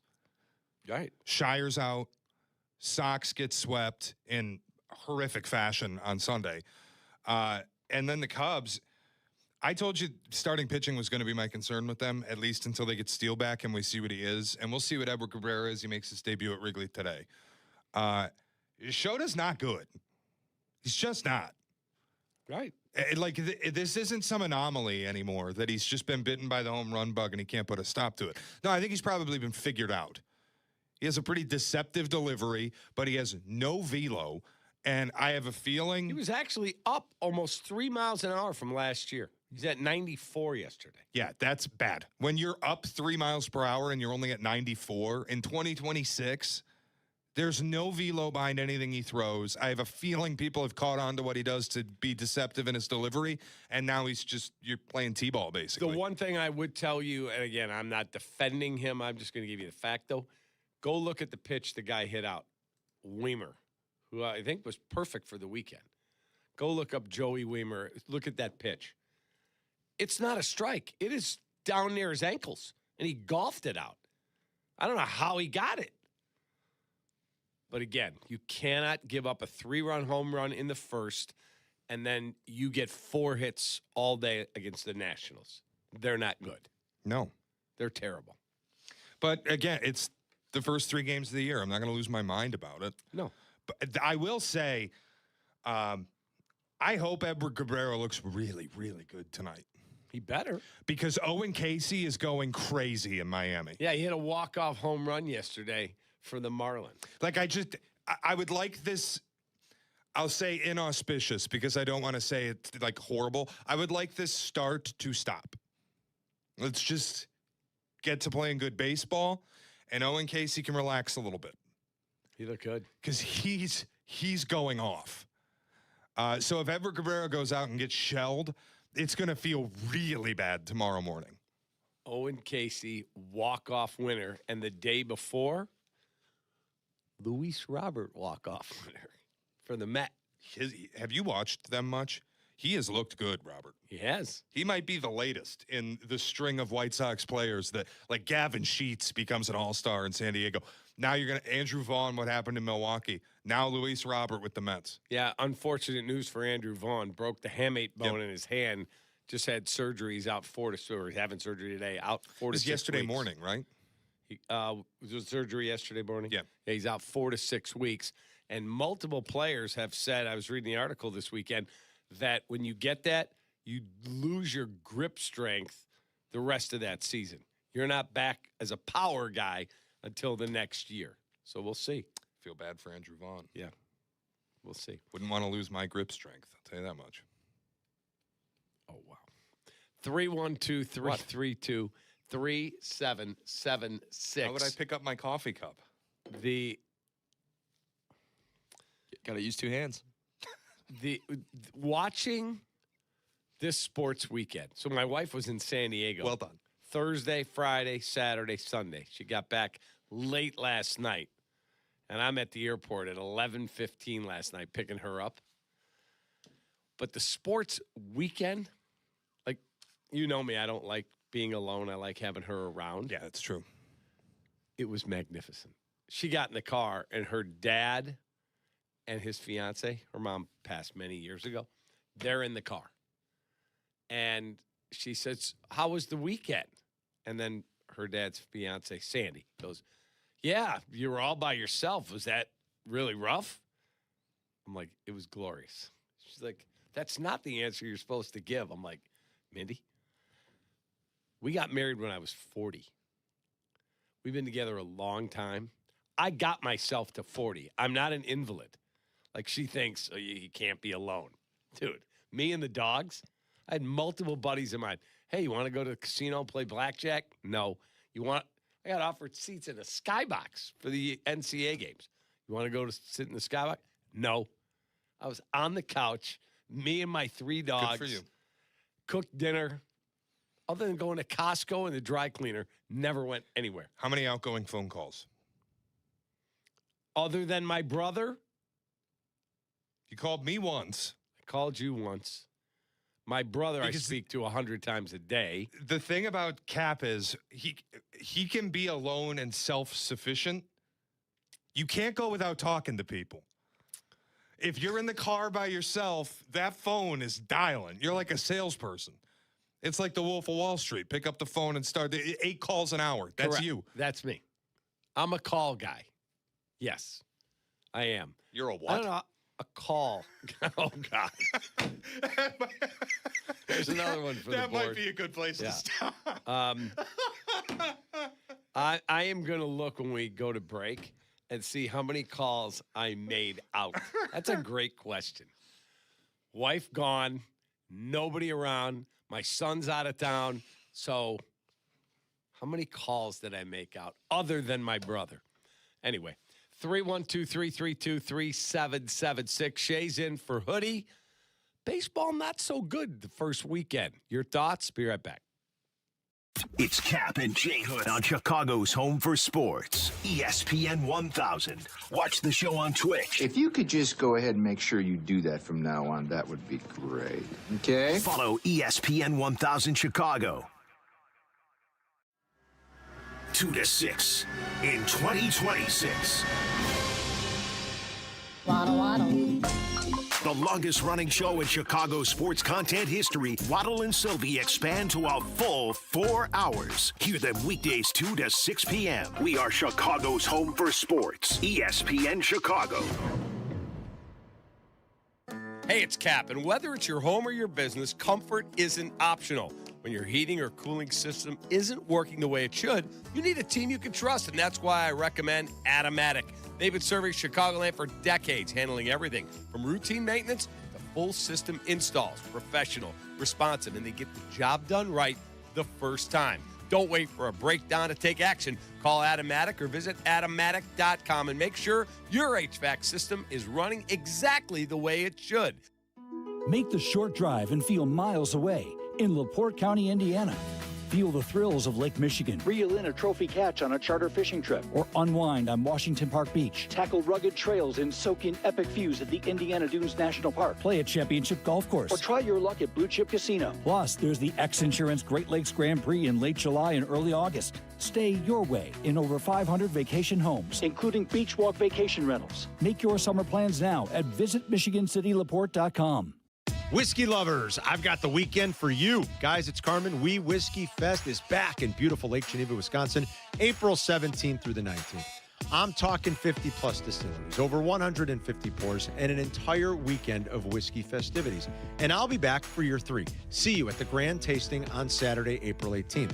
Now presented by the Grand Geneva Resort. We Whiskey Fest, one of the best in the Midwest. Get your tickets now at weewhiskeyfest.com and sip responsibly.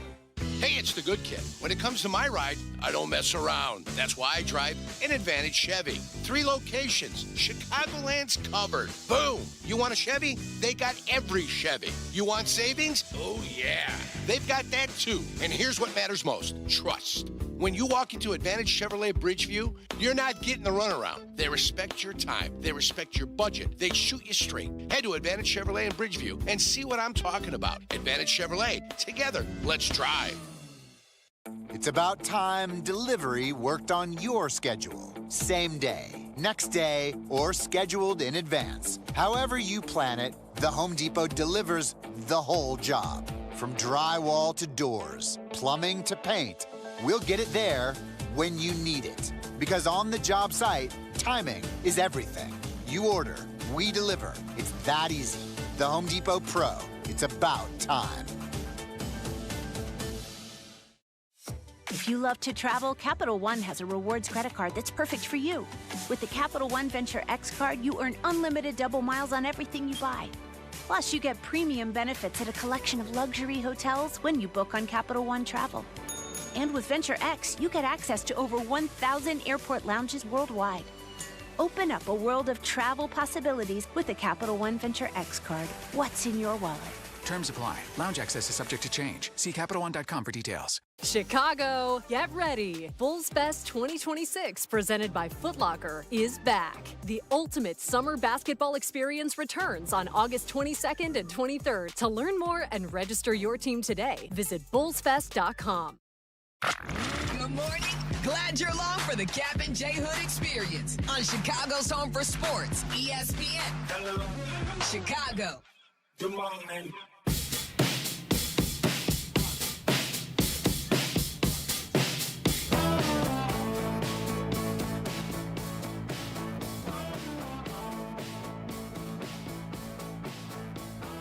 Baseball, the White Sox and the Marlin here on the home of the White Sox, ESPN 1000 tonight. What time is the pregame show? Would that be a 5:30 pre? Is it a 6:10 first pitch? 5:30 pregame would be the case. Yeah, I believe so. I've got to look and make sure. But you get every White Sox game with Len and JD right here on your home for the White Sox, ESPN 1000. The Cubs, a 6:40 first pitch over at the friendly confines as they take on the Angels. It's a 5:40 first pitch. So a 5 o'clock pregame will truncate the end of the Waddle and No, Silvy it will not. Because they will be on YouTube until 6 o'clock. You will be able to get them. Whatever there's a White Sox game, you will get Waddle and Silvy on YouTube. So they will be there for their diehard listeners all the time. Super cool. 312-332-3776. Mark's in South Bend. Hey, Mark. Hey, Kap. Hey, Shay. How you guys doing today? We're good, man. man. To go alignment. Ready to go. Ready to go alignment. Good job. There you go. Yeah. Time for the Big Ten to bring home the big prize. Hopefully the Illini can do it, or the Wolverines. If they get by the Wrath of Khan in the first semifinal, the Illini, they'll have the Ali Frazier winner to take on. But I'm guarded optimistic. They got better than a Jimmy Braddock's punching chance. I want to talk about the White Sox. They gave up 30 runs in 3 games. Hey, Kap, I'm sorry that the White Sox sent batting practice pitching up to Milwaukee. That's a disgrace. And Murakami hit 3 home runs in 3 separate games, and it's totally pathetic. The White Sox have been the starting pitching farm system for the rest of baseball. They couldn't keep Cease. They had to trade him. Crochet they had to let go. But if Cease or Crochet, a pitcher of that caliber, could have pitched in one of those 3 games, I don't think the Brewers would have scored 30 runs. That's all I have to say. All right. Crochet, yeah. Thanks, Mark. Appreciate it, buddy. So he makes a valid point that you and I and Hoodie have been talking about. The starting pitching that the White Sox are utilizing right now might, I'm not saying they are, but might be the worst rotation in baseball. Yeah, it's definitely close. It's in the team photo. Now, I understand they'll say, well, we've got all these prospects that are coming and they should be here this year. That's all well and fine. You'll be dead and buried by the time they get here. Yeah, but they knew they would be. Everybody now is like, imagine thinking they were going to win 70 games. I still think they could. They're not. They got to get these guys up. No, they're not. That team's not winning 70 games. And our buddy, the Fat Jack, one of his big plays was the under 67.5. Happy for him. He said their pitching's not good enough. I talked to him. He's like, that pitching, long term, and you can't expect 3 kids to roll up and all stabilize the rotation. No, but you also don't need great pitching. 70 games, it's not difficult. The worst team in baseball most years are going to win 60. You got to win. You're going to win 60. You're going to lose 60. The 40 in between are the difference. You got to win 30 or 10 out of those 40. You'll win 70 games. It shouldn't be some monumental task. They're not winning 70 games. Like I don't think they're as good as the A's were last year from a lineup standpoint. But if you can score runs, you can win games. You're not going to win 80 or 90, but you can win 70. Like I don't think that this is going to be some horrific 100-loss season. just because they started 0-3 in a nightmare series in Milwaukee. Yeah, I believe that they are going to be somewhere 64 to 68, right in that range. They just don't have enough pitching and not enough impactful bats. Murakami looks great. Colson Montgomery is going to be a really good player. But do they have enough thump in that lineup where you go, well, if they don't get great pitching one day, that they can go out and absolutely put enough runs on the board? No. Yeah, but we also know what it is. They're still rebuilding. So it's not a big deal to me. Like they'll it's not like we were expecting them to contend. You know what I mean? No, nobody was. Well, I shouldn't say nobody. There were some lunatics that thought they could win 80 games. No shot. Not with that pitching. But on the other side of town, the Cubs had the Nico Horner press conference. They had the PCA press conference. I would think the next one up would be Michael Busch. You'd like to get him re-signed as well. Bregman's locked in. I mean, they got a core group of guys now that are locked in through 2029. A really good group. And yet you lose 2 of 3 to a lousy Nationals club. Lousy. 4 hits yesterday? You kidding me? Bregman looked good. 2 home runs. Ian Happ, for the second straight day, hit a home run. He should have had one on Thursday. I found a Twitter follow or X account that tracks, it's a weather account, how much distance a ball loses because of wind. He lost 113 feet. It was unreal. That ball should have been on the street, and it was caught at the wall. You better not lose this series to the Angels, or I'm going to really be ticked. I'm not going to be ticked until Memorial Day. I'm not going to let myself lose patience with the Cubs. Memorial Day? Mm-hmm. That's 2 months of baseball. Yeah. So we'll know what you are. Yeah, I can't wait that long. No shot. This team needs to get off to a good start. Or you're going to look up in 3 weeks and go, 6 games back? No. You know who was 6 games back on Memorial Day last year? Milwaukee. And they won the most games in baseball. They were 6 games back. Believe so.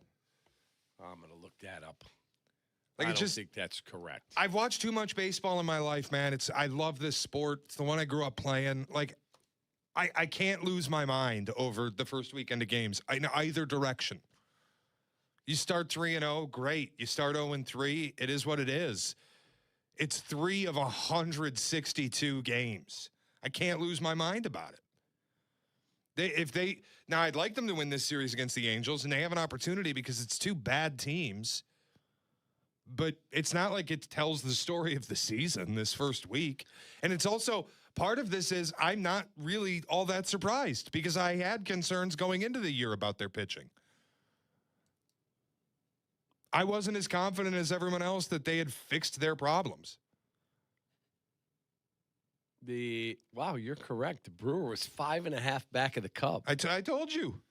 The Brewer was 30-28. 5.5 games back. The Cardinals were in second, 3 back, and the Cubs were 35-22. My team had a 15-game lead in the division on August 1st. Did not win the division. I'm telling you, man, you can't lose your mind over this game. You'll go crazy doing it. Yeah, I'll go crazy. So Memorial Day is when I will issue my first, here's how I'm feeling about the Cubs. So if they go out tonight and lose, the Cub, I'm talking about, to the Angel. Season's probably over, yeah. With a pitcher that had a 7+ ERA last year, and I'm putting my big offseason pitching acquisition, Edward Cabrera, out there, I expect him to freaking deal tonight. Yeah, we'll put the little E next to Cubs in the division standings because they'll be eliminated if they lose tonight. Yep. I'm not saying that. You're better than that. I know it'll feel bad. The one thing I'll say is I like big picture team stuff, I'm not going to react to. Because of what Owen Casey did for Miami this weekend, Edward Cabrera has to look good tonight. He does. Or I'm going to come in here tomorrow and be ticked off. That's the one scary part. Is this day you made the big trade, and I was all for it. I would have traded Owen Casey last year because I believed that team was good enough and worth going for it with. I'm going to be a little nervous. Not very nervous, just a little nervous. If Cabrera goes out and looks bad today, I'll be concerned. One start. Mr. Settle down. One start, you'll be nervous. Not big picture stuff, but what have I been telling you? I have concerns about the starting pitching. And I like Edward Cabrera. I don't love Edward Cabrera. He's got great stuff. He's had some problems with command. He hasn't been Paul Skeens to start his career. Well, nobody has, but Cade Horton looked pretty damn good on Saturday. Yeah, Cade Horton I like. I believe in Cade Horton. He's about the only one right now. My ticket that I gave that out on the show, my ticket for Cade Horton, Cy Young, got a good first start in. Let me just tell you that. A good first start. You better hope the Mike Trout that played over this first weekend isn't the Mike Trout that's coming to Wrigley Field. He looks like you better 26. Everybody better reverse course on the Mike Trout's washed up stuff. He looked good. Really good. Michael Trout. There's a guy that stayed loyal to one team. He's from Jersey. He's an Eagles fan. He goes to Eagles games, sits like a fan in the stands. And everyone said, oh, that guy, when he hits free agency, he's going to the Phillies or the Yankees or the Mets. And he went, no, I'm not. I like it where I'm at. And they've never made the postseason. Once. Did he play once? Mm-hmm. I think they got swept. He has been dealing with injury after injury. He's a first ballot Hall of Famer. He's a great, great player. And he's very comfortable. Super cool to see. He's not just a mercenary. It's also damned if you do, damned if you don't. You stay in one place forever, and then people look at you and go, oh, you idiot. You took all that money to stay. Like Myles Garrett in Cleveland. Oh, moron. Got paid $42 million a year in Cleveland. Have fun. You're going to win nothing. Or Trout. It takes, what's the deal he's on? Like $450 million from the Angels? Yeah. You take that deal, and they're like, yeah, you wasted your career away. But if he had gone to the Dodgers, they'd call him a sellout. They're like a run from the grind guy. Correct. Can't win. You can't win. No, you cannot. 12 years, $426 million. You'll live okay on that. In California. That's true. So it's more like 12 years, $210 million. Yeah. They're going to take all that tax money from you. 312-332-3776. Shay's in for Hoodie. We'll be right back. You're listening to Kap and J Hood on Chicago's home for sports, ESPN Chicago. Here comes the ball. On the Chicago Bears podcast this week, we're keeping you updated on everything between free agency and the draft. The Bears still got a lot of work to do, and we'll keep you updated on all the breaking news with John Yurkovich, Shay Norling, Courtney Cronin, and, of course, our own Jason McKee. Make sure to tap in wherever you get your podcast, the Chicago Bears podcast. Yep. Springtime in Chicagoland, cracking open the windows, letting the fresh air in and make sure everything actually works the way it should. And if your windows aren't, you need to reach out to my guy, Russ Armstrong. He's the Chicago window guy. Russ keeps it real. He offers the most energy-efficient windows and doors at the lowest price, guaranteed. So do what I did. Call Russ Armstrong, the Chicago window guy. Russ Armstrong can be reached at 847-881-3060. 847-881-3060 or visit ChicagoWindowGuys.com. Jesse Rogers is coming up next. Hey, it's Jurko. March is College Hoops Month, and you need to be ready in case a watch party breaks out at your house. Corner Booth Pizza to the rescue. Corner Booth is real Chicago pub-style pizza, cut into squares. We're talking crispy thin crust, thick shredded cheese, and toppings stacked oh so high. From classic pepperoni to barbecue chicken, spinach and mushroom, and my favorite, sausage and jardiniere. There's something for every craving. Flavor that satisfies the soul. Huddle up, grab a pie, and taste Chicago's original pub-style frozen pizza, the Corner Booth.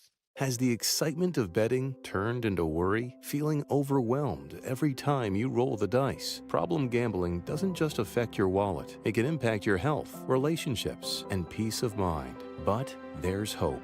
Gateway Foundation is here to help you take back control of your life with personalized treatment options. You don't have to face this alone. Call Gateway Foundation today at 844-444-5780. That's 844-444-5780. Let me ask you something. Why does buying a car have to feel like Game 7 pressure? It doesn't. That's why you go to Advantage Toyota in River Oaks. What's up, it's J Hood. You've got a budget, they've got Toyotas that you want to drive. And here's the best part I appreciate. They keep it simple. No marathon sessions, no mystery math, just straight answers, real numbers, and a team that respects your time. Imagine that. Respect. Go see the crew at Advantage Toyota River Oaks. Toyota, let's go places. In pro football, if a coach can't see the whole field, he's missing out. It's that simple. If you run a commercial trade business and you don't have Service Titan, you're coaching blind. You need real-time visibility into project profitability. You need to know which jobs are making money and which ones aren't before it's too late. And you need to see the entire business in one place, from service work to construction. Service Titan is the end-to-end platform that helps you do all that and more. Win larger contracts, accelerate your workflows, and maximize your profit. Visit ServiceTitan.com to learn more. Pros, just because something on the job runs out doesn't mean you have to. Order it on the Lowe's app.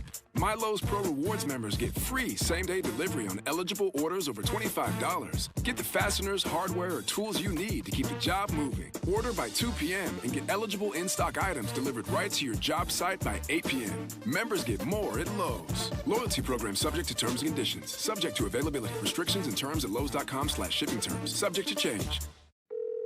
Another day of chasing the insurance company. Who is it? Postman Law, injury and accident attorneys. Stop chasing. We handle everything. You just heal. Postman Law delivers peace of mind. Visit postmanlaw.com. Attorney advertising. Getting and maintaining a lawn you love is no small task, but nobody makes it easier than the pros at True Green. They do all the hard work and give you a lawn worthy of the PGA Tour. Pro golfers like Jason Day, Ben Griffin, and Patton Kazire don't waste their weekends on lawn care. They trust True Green. So stop sweating to get results you've always wanted and sign up now at truegreen.com. True Green, the official lawn care treatment provider of the PGA Tour.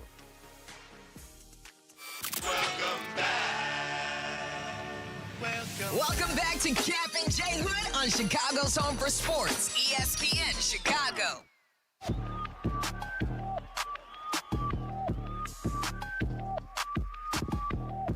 Kap and J Hood is presented by the Advantage Dealer Group, your destination for your next Chevy, Acura, Toyota, and now Cadillac, Buick, GMC. Find your advantage at Advantage Dealer Group. And the Kap and J Hood podcast brought to you by our great partners at Republic Bank. So a 1-2 start for the Cubbies. They got a bunch of signings done, and they're acting like a big boy market all of a sudden. Great to see. An 0-3 start for the White Sox with an epic collapse yesterday, giving up 6 in the 8th to take a 7-3 lead into a 9-7 loss on a Yelich 3-run bomb. Jesse Rogers joins us next, brought to you by our great partners at Advertisements, Chicagoland's full-service mechanical contractor since 1945. Whether it's your home or business, Advertisements. Get your HVAC job done. Visit Advertisements.com. Make sure you're comfortable all year long. Jesse, good morning. Good morning, Kap and Shay. What's happening, guys? 1-5 weekend for our baseball teams. Where the hell do you want to start? Well, we can start on the north side of town because Shota Imanaga, you know I'm not a fan. I did not want him brought back. They gave him that ridiculous qualifying offer, and here he is. And I know it was a pitch that was down. It was golfed out. But you can't give up a 3-run home run in the first freaking inning, Jesse. You cannot. And then 4 hits off of Jake Irvin, who led MLB last year in home runs allowed with 38. Disgusting. Yeah, I mean, you can make a case that there was one good thing that happened over the weekend. Maybe there's a second thing, Alex Bregman hitting 2 home runs. The one good thing was Cade Horton, which turned out to be the one good thing a lot of the second half of last year as the offense struggled at times. So Cade Horton aside, it wasn't a great series for the Cubs. Yes, Shota gave up that home run. That's going to be the narrative. I will say at least he did settle down a little bit, kept them in the game, which he does. Didn't like the Hobie Milner home run. No one's talking about that. This is what they used their A relievers even while trailing. Phil Maton got in a little trouble, got out of it, and then Hobie Milner adds 2 more to the tally for the Nationals, and now all of a sudden it's a lead that's a little bit more easy on the Nationals bullpen late. So the early home run, the late home run, but Shota's the guy making $22 million. And Kap, as much as you want to say Weimer went down, got that pitch, that was an awful pitch. He doesn't live at 85 at the knees. That's not where Scheyer lives. If he's throwing 85, it's got to be a rising fastball that gets above the bat. Or out of the zone. The knees, way out of the zone. Way out of the zone. He doesn't live at the knees. In fact, Joey Weimer had a hell of a weekend, 6 for 6 with 2 walks. The other home run he hit was Thursday, also right in the same spot.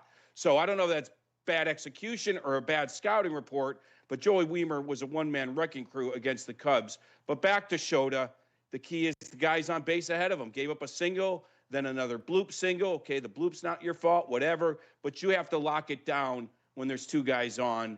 And yeah, they should have scored more against Irvin for sure. But down 3-0 after a half inning is kind of showed his way in the last little while. Got to get out of that. But again, I didn't like that Milner home run as well.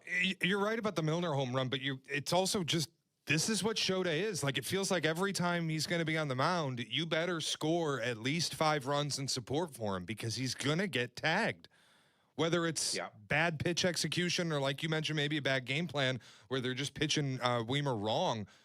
This is what Scheyer does now, and it doesn't seem like it's going to stop at any time.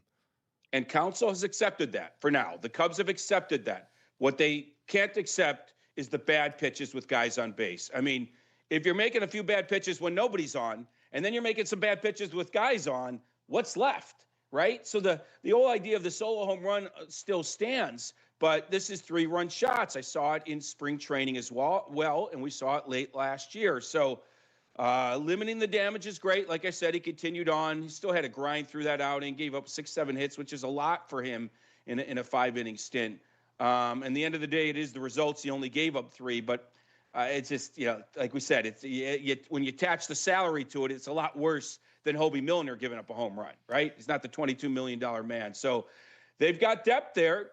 I don't want to be talking about Scheyer needing to keep earning his spot every 5 days, but by the end of April, who knows? We might have to be talking about that. So they have the Angels rolling in today, and the interesting thing about this game is it's the debut of Edward Cabrera, and the way that Owen Casey's off to a scorching start with the Marlins, hit a walk-off home run in the 9th yesterday.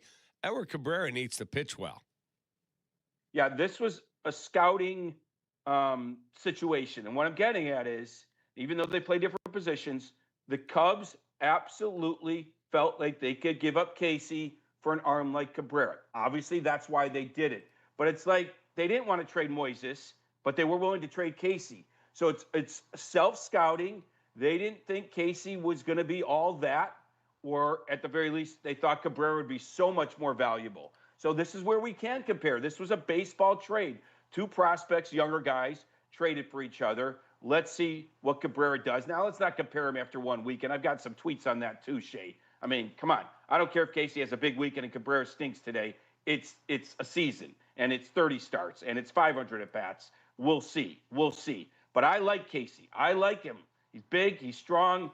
There's a hit tool there. They decided they wanted Cabrera over him. So his first of 31, 32 starts here tonight. Electric arm.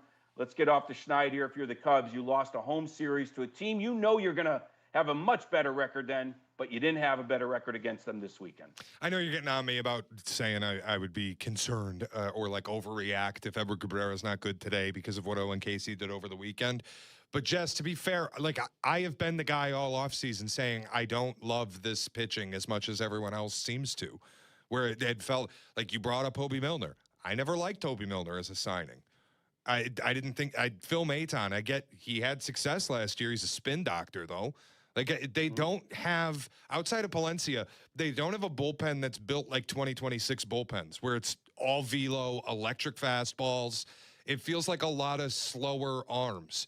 And Edward Cabrera's got great stuff, but he's never had great command. I don't know how that translates. So when am I allowed to be concerned? Obviously, today would be outrageous. And I told Kap, Memorial Day is when I'll make my evaluation. He thinks that's way too patient. Yeah, look, when it comes to the bullpen, I don't mind you being concerned right away. because I've almost never seen a playoff team from the year before turn over its entire bullpen, basically except for Palencia and Thielbar. Like, there's a lot of new faces there. And who knows? Maybe they don't like Wrigley Field. Maybe they don't like the cold. Like, maybe Council doesn't understand how to use them quite yet. And that's what April can be for. But April can be a little bit easier on you if you have a track record with relievers. But the Cubs chose to move on from Brad Keller, to move on from Drew Pomerantz. They didn't want to pay him. So now are we going to be trying to figure some things out in April where maybe with the same guys you wouldn't have to? This is all part of it. But as much as, and I know we're always trying to figure out how much to panic or not. I agree, the marathon, all that, but every game does matter. All of a sudden, your rival's 3-0, you're 1-2. Like, you start to get themes after a few days and weeks and stuff, and it can all change with one win or losing streak. But these games, you don't get them back. You don't get them back. So that's where I'm with you guys. Like, every game can be important, though you don't treat it like it's the end of the world if you do lose. I think you got to give Cabrera some time for sure. But you're allowed to judge the bullpen as quickly as you want because this was Jed's choice to turn it over. Jesse, before we move to the south side of the city, when you look at the lineup tonight, do you like the construction? I'm talking where guys are hitting. Would you move Nico Hoerner farther up? How would you construct this lineup? Because 4 hits against Jake Irvin, not too good. Thank God Ian Happ had a home run, or I'd be facing hell from you guys and the callers. He should have had one in each of the 3 games. Yeah. Wind knocked it down. But I know callers were upset after game 1. He struck out 3 times. Look, they're missing Seiya Suzuki, a big bat in that lineup. So I'm okay with the lineup for now. When Suzuki comes back, it's going to look that much better. You're going to move Happ down. But you bring up a good point. I asked Council, I think, opening day, like, Hoerner must be the guy, the name he stares at the most. Like 5, 2, 1, maybe even 6. Like, I think he likes him exactly there right now because of the contact. And hopefully the guys in front of him, like PCA's been getting on base, steals second. Well, here's Hoerner to knock him in. So you could make a lot of cases for Nico Hoerner. I don't mind the lineup right now, but when Suzuki comes back, I do think Happ has to come down for sure. It's a bad take. Let's not forget about Cade Horton. I want to mention this one stat to you. Obviously, filling up the strike zone like ever. But because we carried this over, I don't think people realize this. He actually broke a franchise record. His 13th straight start, giving up 2 or fewer runs. Wow. That's a franchise record, 13 in a row going back to last year. It's currently the best streak in Major League Baseball if you include last year. The Cubs were 9-1, including Saturday, in his starts now over his last 13 games. That guy is an emerging ace. Man, he looked good. Boy, I wonder if anybody on the air gave out betting him for Cy Young at 75-1. And Paul Skeens got bounced in the first inning. Cap, you're off to a good start. Collect now. Paul Skeens sucks now. Only couldn't even get through a full inning. Jess, I do want to... Go ahead. No, I was going to say, he's so good, Cade. I was talking to pitching people and him after the game. He gave up an 0-2 home run to James Woods. And, like, that's the only thing. As much as he attacks, his 0-2 numbers may not be good. He may not even decide to nibble over time. Like, he just wants to attack. So I asked Tyler Zombro, the Cubs pitching guy, like, he does need to evolve a little bit. 0-2 against their best hitter, maybe nibble a little bit. But he's so aggressive. He likes to go in the zone so much. He's a throwback. Just love watching him pitch. Yeah, and Fergie Jenkins told me that Leo DeRocher, the old manager, had a rule on 0-2. If they even fouled the ball off, you were fined $500. Back in the 60s and 70s, that was a lot of money. He said if they foul the ball off on 0-2, that's $500. He goes, we were only making like $40,000. It wasn't because he said that's stupid. You waste the 0-2 pitch. Let them get themselves out, or then you can come back. So yeah, well, Cade's stuff has been so good. He doesn't mind doing it. It's interesting. He's in the zone so much. He only had 4 strikeouts. He's really not a pure strikeout pitcher. No. I could talk all day about Cade Horton. He's a bit of a throwback, but that's the one thing. Ahead of the count against the other team's best hitter, maybe not prove it. All right, we'll talk White Sox with Jesse next. You're listening to Kap and J Hood on ESPN Chicago, Chicago's home for sports. At Uline, the prevailing opinion is, if you don't live it, you don't believe it. The people at Uline believe in hard work, and they live it by being there 24/7 to answer your call, having 41,000 items in stock, and offering same-day shipping from 12 locations across North America. Business owners, sellers, buyers, shippers, and packers believe it. Uline is the hard-working, dependable source for your shipping and industrial supplies. Visit uline.com.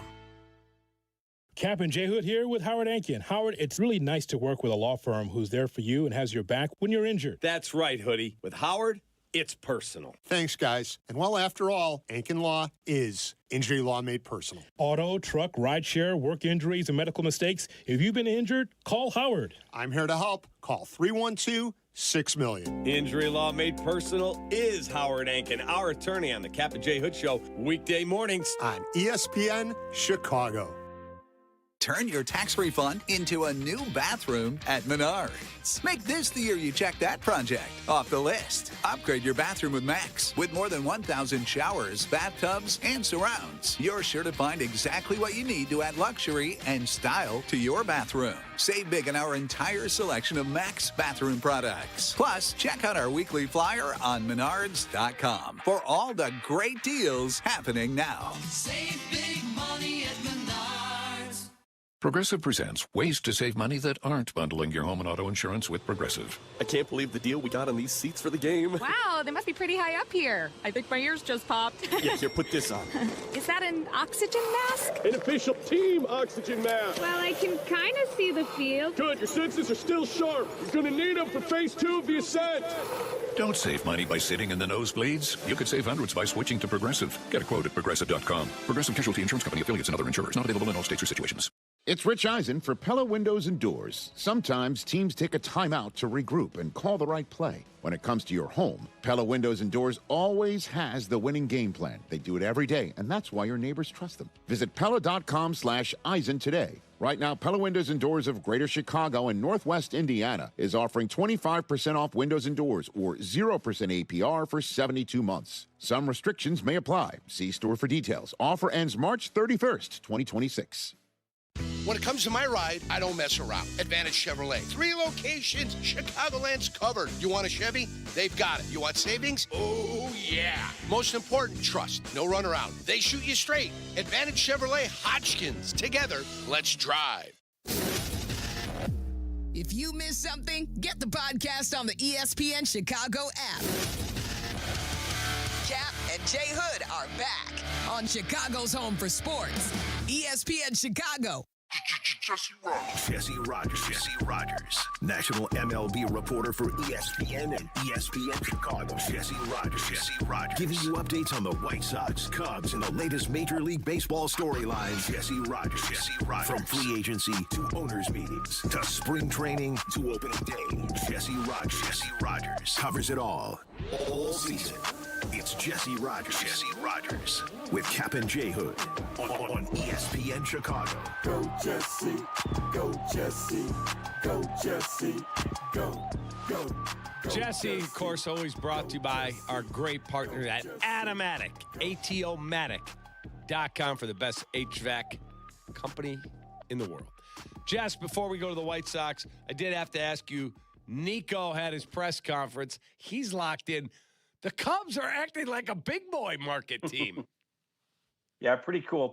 They did this about an hour after the game yesterday up in the Cubs offices. And because it was right after the game, his teammates were around. So I'd say about half the team showed up. They came upstairs and took up half the seats in the press conference. I thought Dansby Swanson was going to ask a question at one point, but he didn't. And it was cool. His agent was there, his family, never met his mom and dad before they were there. So what a cool moment, right, for any player to sign a deal like this, life-changing money, and know where you're going to play for maybe your entirety of your career. The process started in January between Jed and the agent. Really, there wasn't a lot going on, a few offers lobbed back and forth. And then, of course, the sort of fake deadline, which is opening day. Players don't like to negotiate during the season. It can be a distraction. So they use that as the soft deadline. And actually, last Thursday, opening day, Nico and Jed talked in the morning. The agent and Jed talked during the game. And then it got done by the end of the game, and that was going to be it. And even Nico said, "Don't wait till Friday, the off day. Get this thing done." And I really, truly believe the Cubs met Nico's numbers they reported last week, 141/6. Here's the bottom line. I think Jed understood if he went to free agency next year, not only would every team interested in a second baseman be after him, but some teams that might want him to play shortstop would be after him. Now, I don't think Nico should play short. I like him exactly where he is. But that doesn't mean other teams didn't view him that way. So when you think of it through that lens, the money he's getting makes more sense. If you added a year to his deal, he's not that far off of Dansby Swanson's deal. 7 years, it would have been 164 to add one to Nico. Swanson got 177. So that's where this all makes sense. Guy's skill set since the rule changes really, gets highlighted here, right? You're not sticking a fat second baseman in short right field now with the shift and everything. So Nico really cashed in at the exact right time. All right. It was a good day. Let's talk about Munetaka Murakami. Fourth guy all time, first White Sox to hit a home run in his first 3 major league games. The bullpen gagged away what should have been a really good day. Yeah, I texted Mooney's agent, Munetaki's agent, and he said, simple, 1 a day. That's not hard, right? But very impressive, the at-bats. And I think you guys saw what I saw in spring. It's not a PCA wild swing, which he does sometimes. I'm not making fun of PCA. It's an effortless type of swing. He's not swinging out of his heels, so he obviously has some natural power, but it's the pitch selection, it's all that stuff that's been impressive, along with the power. 3 in 3 days coming over here. He's off to a good start for Rookie of the Year, right?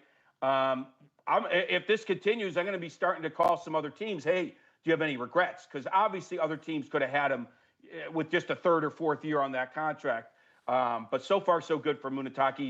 He's the lone bright spot in a way over there right now. Yeah, I was going to say, he's the silver lining, and all the worries that he can't hit fastballs at the major league level might have gone out the window over the weekend. But the flip side is the pitching for the White Sox is horrific. Whether it's the starting pitching, bullpen pitching, they can't keep runs off the board. And my question would be, like, how long should Sox fans expect these guys to be their starters? With all the youth in the system, is there service time manipulation and maybe they'll be up here quicker than expected? Or is this going to be like, we're waiting until the dog days to see any of the young guys?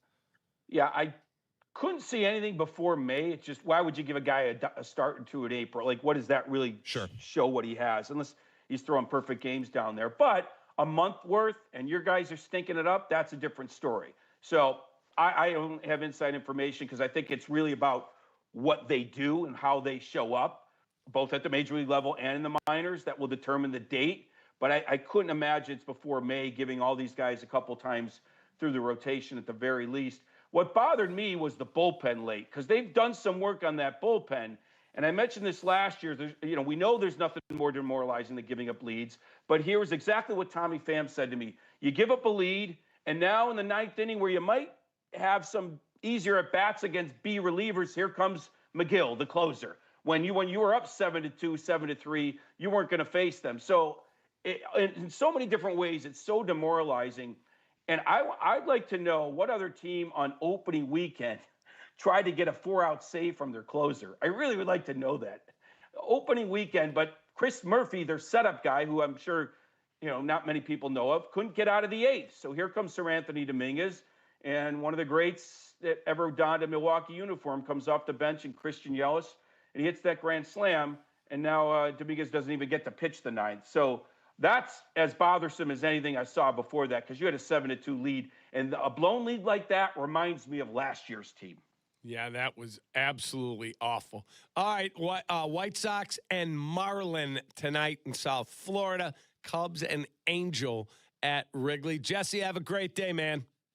Yep, talk to you later in the week, guys. Be well. Appreciate you. There he is, Jesse Rogers on the Yingling Hotline, brought to you by our partners at Automatic. We have shot or no shot. That's in exactly 2 minutes.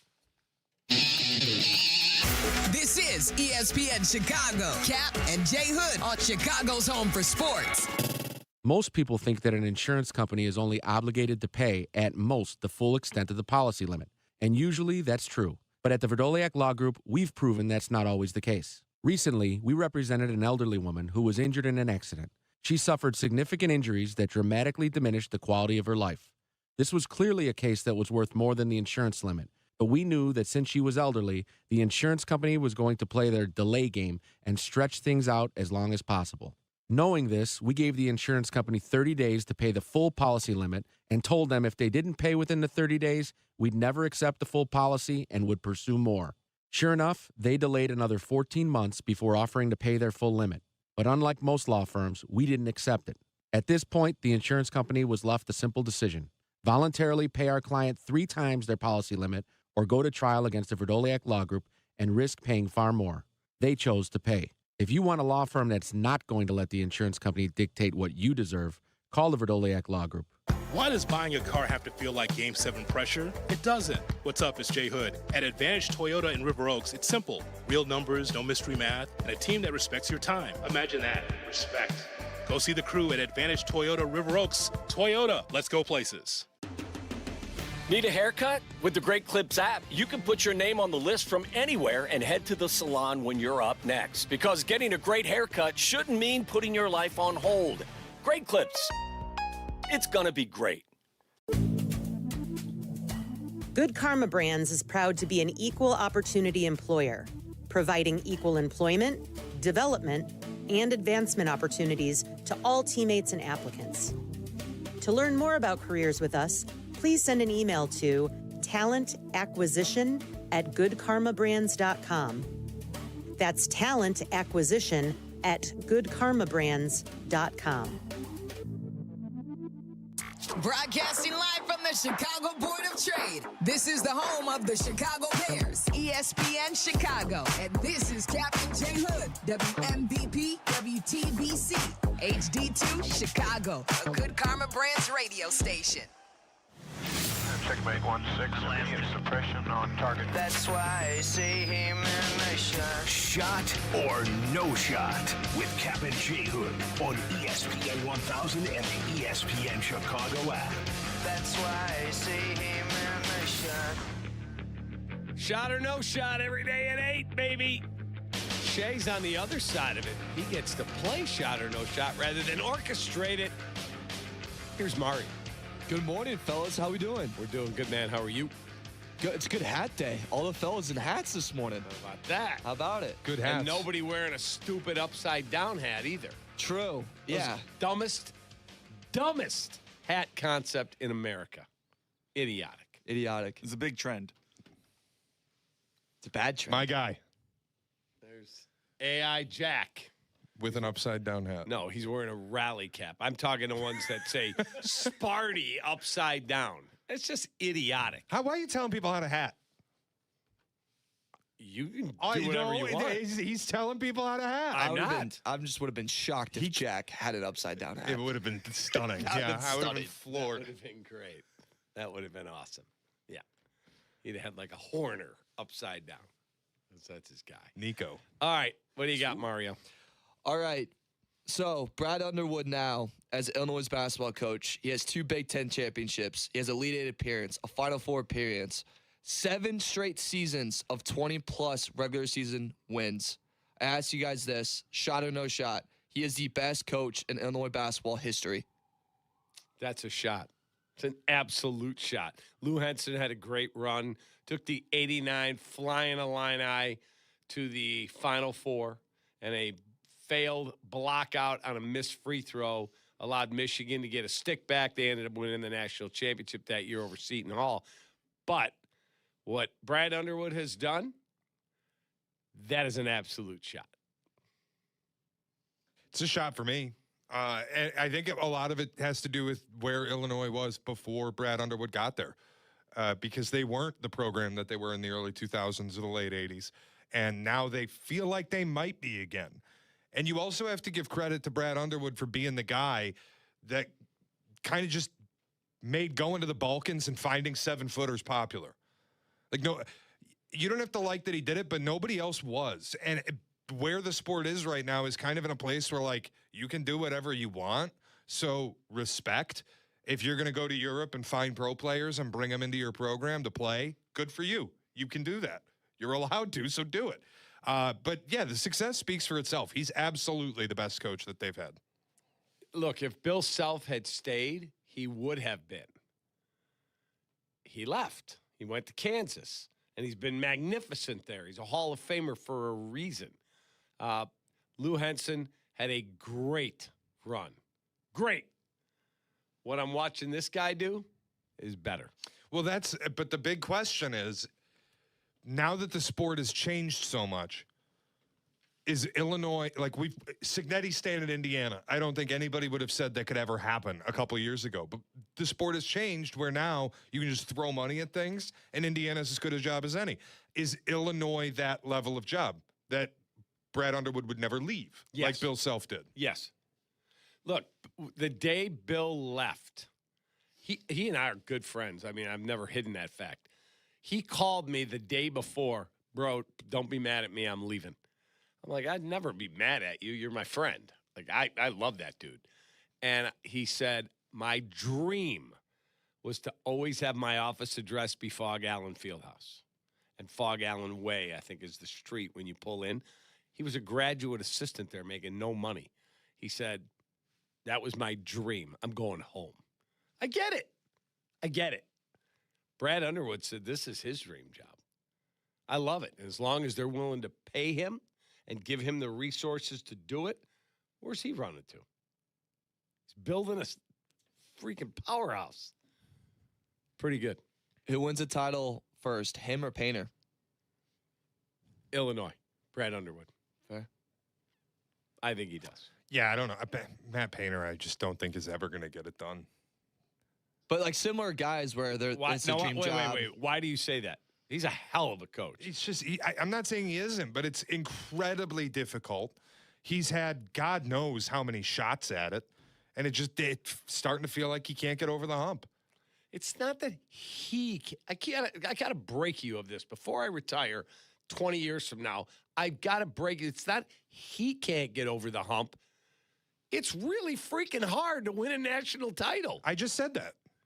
But doesn't mean you said he can't get over the hump. Has nothing to do with it. He's an outstanding coach. I don't know how much their NIL budget is. I'd have to look. I don't have that in front of me. But if he gets the right guys in there, he's good enough coach. He can win a championship. He had the player of the year. He had the Naismith Award winner. They were in the national title game. Okay, but it wasn't that he can't get over the hump. They lost to an equally good team. I'm not being insulting to him. I think Matt Painter is a very good basketball coach, and I think winning the national title is incredibly difficult. I also don't think he's going to get it done. We'll see. He's been throughout his career pretty routinely a first weekend exit. They're called perdon't for a reason. They just lose. And then you get the National Player of the Year. You have multiple Zach Edey teams. You make a national title game. You don't get it done. This year, preseason #1 in America. And they finished 7th in the Big Ten in the regular season. And they got to the Elite Eight. But they did. He's asking who wins a title first. I don't think Painter gets it done. So I would say Underwood. He also comes in cocky. Like he was saying before the season, it's title or bust for us. Like you can't, you're going to the grave as soon as you say that. Right, that's the thing too. Like good point. Thank you, Mario, because Matt Painter can't be the guy every year that's like, this is the best team we've had. We got to win a national title. But then I also get to let him off the hook. You can't get over the hump. It's the same thing with Kelvin Sampson for me. He can't get over the hump. You had Florida dead, buried in a national title game, and you let him off the hook and blew it. You can't get over the hump. Matt Painter wins 70% of his games. I'm not saying – this is the thing I'm going to break you of before you retire, is that I understand Matt Painter is a very good coach. Mark Few, terrific basketball coach. Guy can't get over the hump and win a title. Fair? It's not that he can't get over the hump.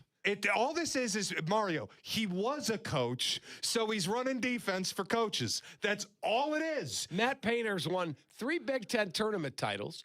Nobody's saying he's bad. 5 Big Ten titles. I mean, someday, I hope he wins one. He's that good a guy and that good a coach. That would be great for Purdue fans. But it's not like I want Tom Izzo to win a second. You know what he can't do? Get over the hump. And I love Tom, and I love Michigan State, but he can't get over the hump. He was the favorite to win the title in 2019. They gagged against Texas Tech in the Final Four. You can't get over the hump. The best team he ever had lost in the round of 32 in Detroit to Syracuse. It's been 7 years since he made a Final Four. Kap, he can't get until he can win it, he can't get over the hump. Then you probably should fire him. You should probably just move on. That's what you'd do if you were the AD. No, because I'm with you. I don't believe that this is some all-in sport the way that people believe it is. But banners get hung for regional titles, Final Fours. There will be idiots that want to fire John Scheyer. Now, listen. You had Cooper Flagg and you had Cam Boozer, and you didn't even make a title game. That goes into our next shot or no shot. We need to be harder on John Scheyer. His rosters and not winning a title is insane. Cooper Flagg and Con Knippel are two of the best rookies we've seen in the past, 5 years? Yeah. And he did not win a title with them. You go back with Jared McCain, Kyle Filipowski, who I can't stand, and I wanted to hit every time he was on the floor, but that was a really good team. Elite Eight. He has this team, loses to UConn, Cam Boozer, probably 2 players in the top 10 from this team will be in the draft. And, just falls short every time. Looks like he learned a little too much from Coach K, getting a little too cute. Oh, boy. Zion never made it to Final Four. At least K has 5 titles. All those kids were freshmen. Yeah. I'm just saying, though. Coach Cal won with freshmen. He has a title. All right, what's the shot or no shot? Shot or no shot. We need to be harder on John Scheyer. Yeah, shot. Yeah, no Absolutely shot. a shot. No shot. No shot. He plays in top 2 conferences in America. But it's not a hard conference right now. No, it's an easy conference. It's not the Big 12. It's not the Big 10. It might not even be the SEC. The ACC is weak right now. And his rival is Hubert Davis. He could whoop on him. Can I ask, because Calipari at Kentucky, everybody was happy to be hard on him. Now, granted, he wasn't making Elite Eights. He was making round of 64s and getting bombed after putting together these 5-star freshman teams. Scheyer does the same stuff. Scheyer gets the best freshman every year. He gets a guy who's going to be picked number 1, number 2, or number 3. He builds an exceptional roster and then doesn't win whether it's fair or not. At Duke, the expectation is not Final Fours. The expectation is national titles. John Scheyer is 124-24. This is what he always does. He's gone. He always does this. Conference tournament champion, NCAA tournament. Next year, NCAA tournament. Next year, Final Four. This year, loses in just an unbelievable game in the Elite Eight. Where in that is that the expectation at Duke? This is the part that bothers me that you do, is you hold up the record, 120-20. The expectation is not win 80% of your games when you're the Duke head coach. It's win the national title. I do not think you guys realize just how hard it is to win the national championship. I'm not denying how difficult it is, but I'm saying that's the expectation at Duke. I get it. I completely get that's the expectation. And when you have a 19-point lead in an Elite Eight game against a team that is inferior to you and you lose, that's unacceptable. Last year against Houston, the loss, unacceptable. You blew it. 134-0, number 1 seeds when leading by 15 points at halftime. Now 134-1 because of Duke. Yeah, it happened. He's got to wear it. I'm not sitting here and saying that John Scheyer should be fired, but we got to stop throwing rose petals at his feet like he's done some great work filling in for K, stepping right into the shoes. He has had the better roster in the games that he's lost, and he's lost them in ways that are unfathomable.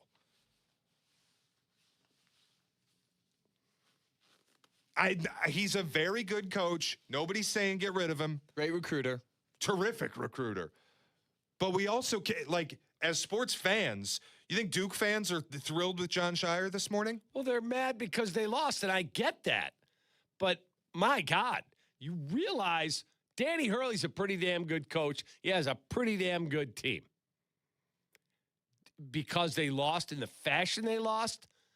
Yeah, that sucks. That absolutely sucks.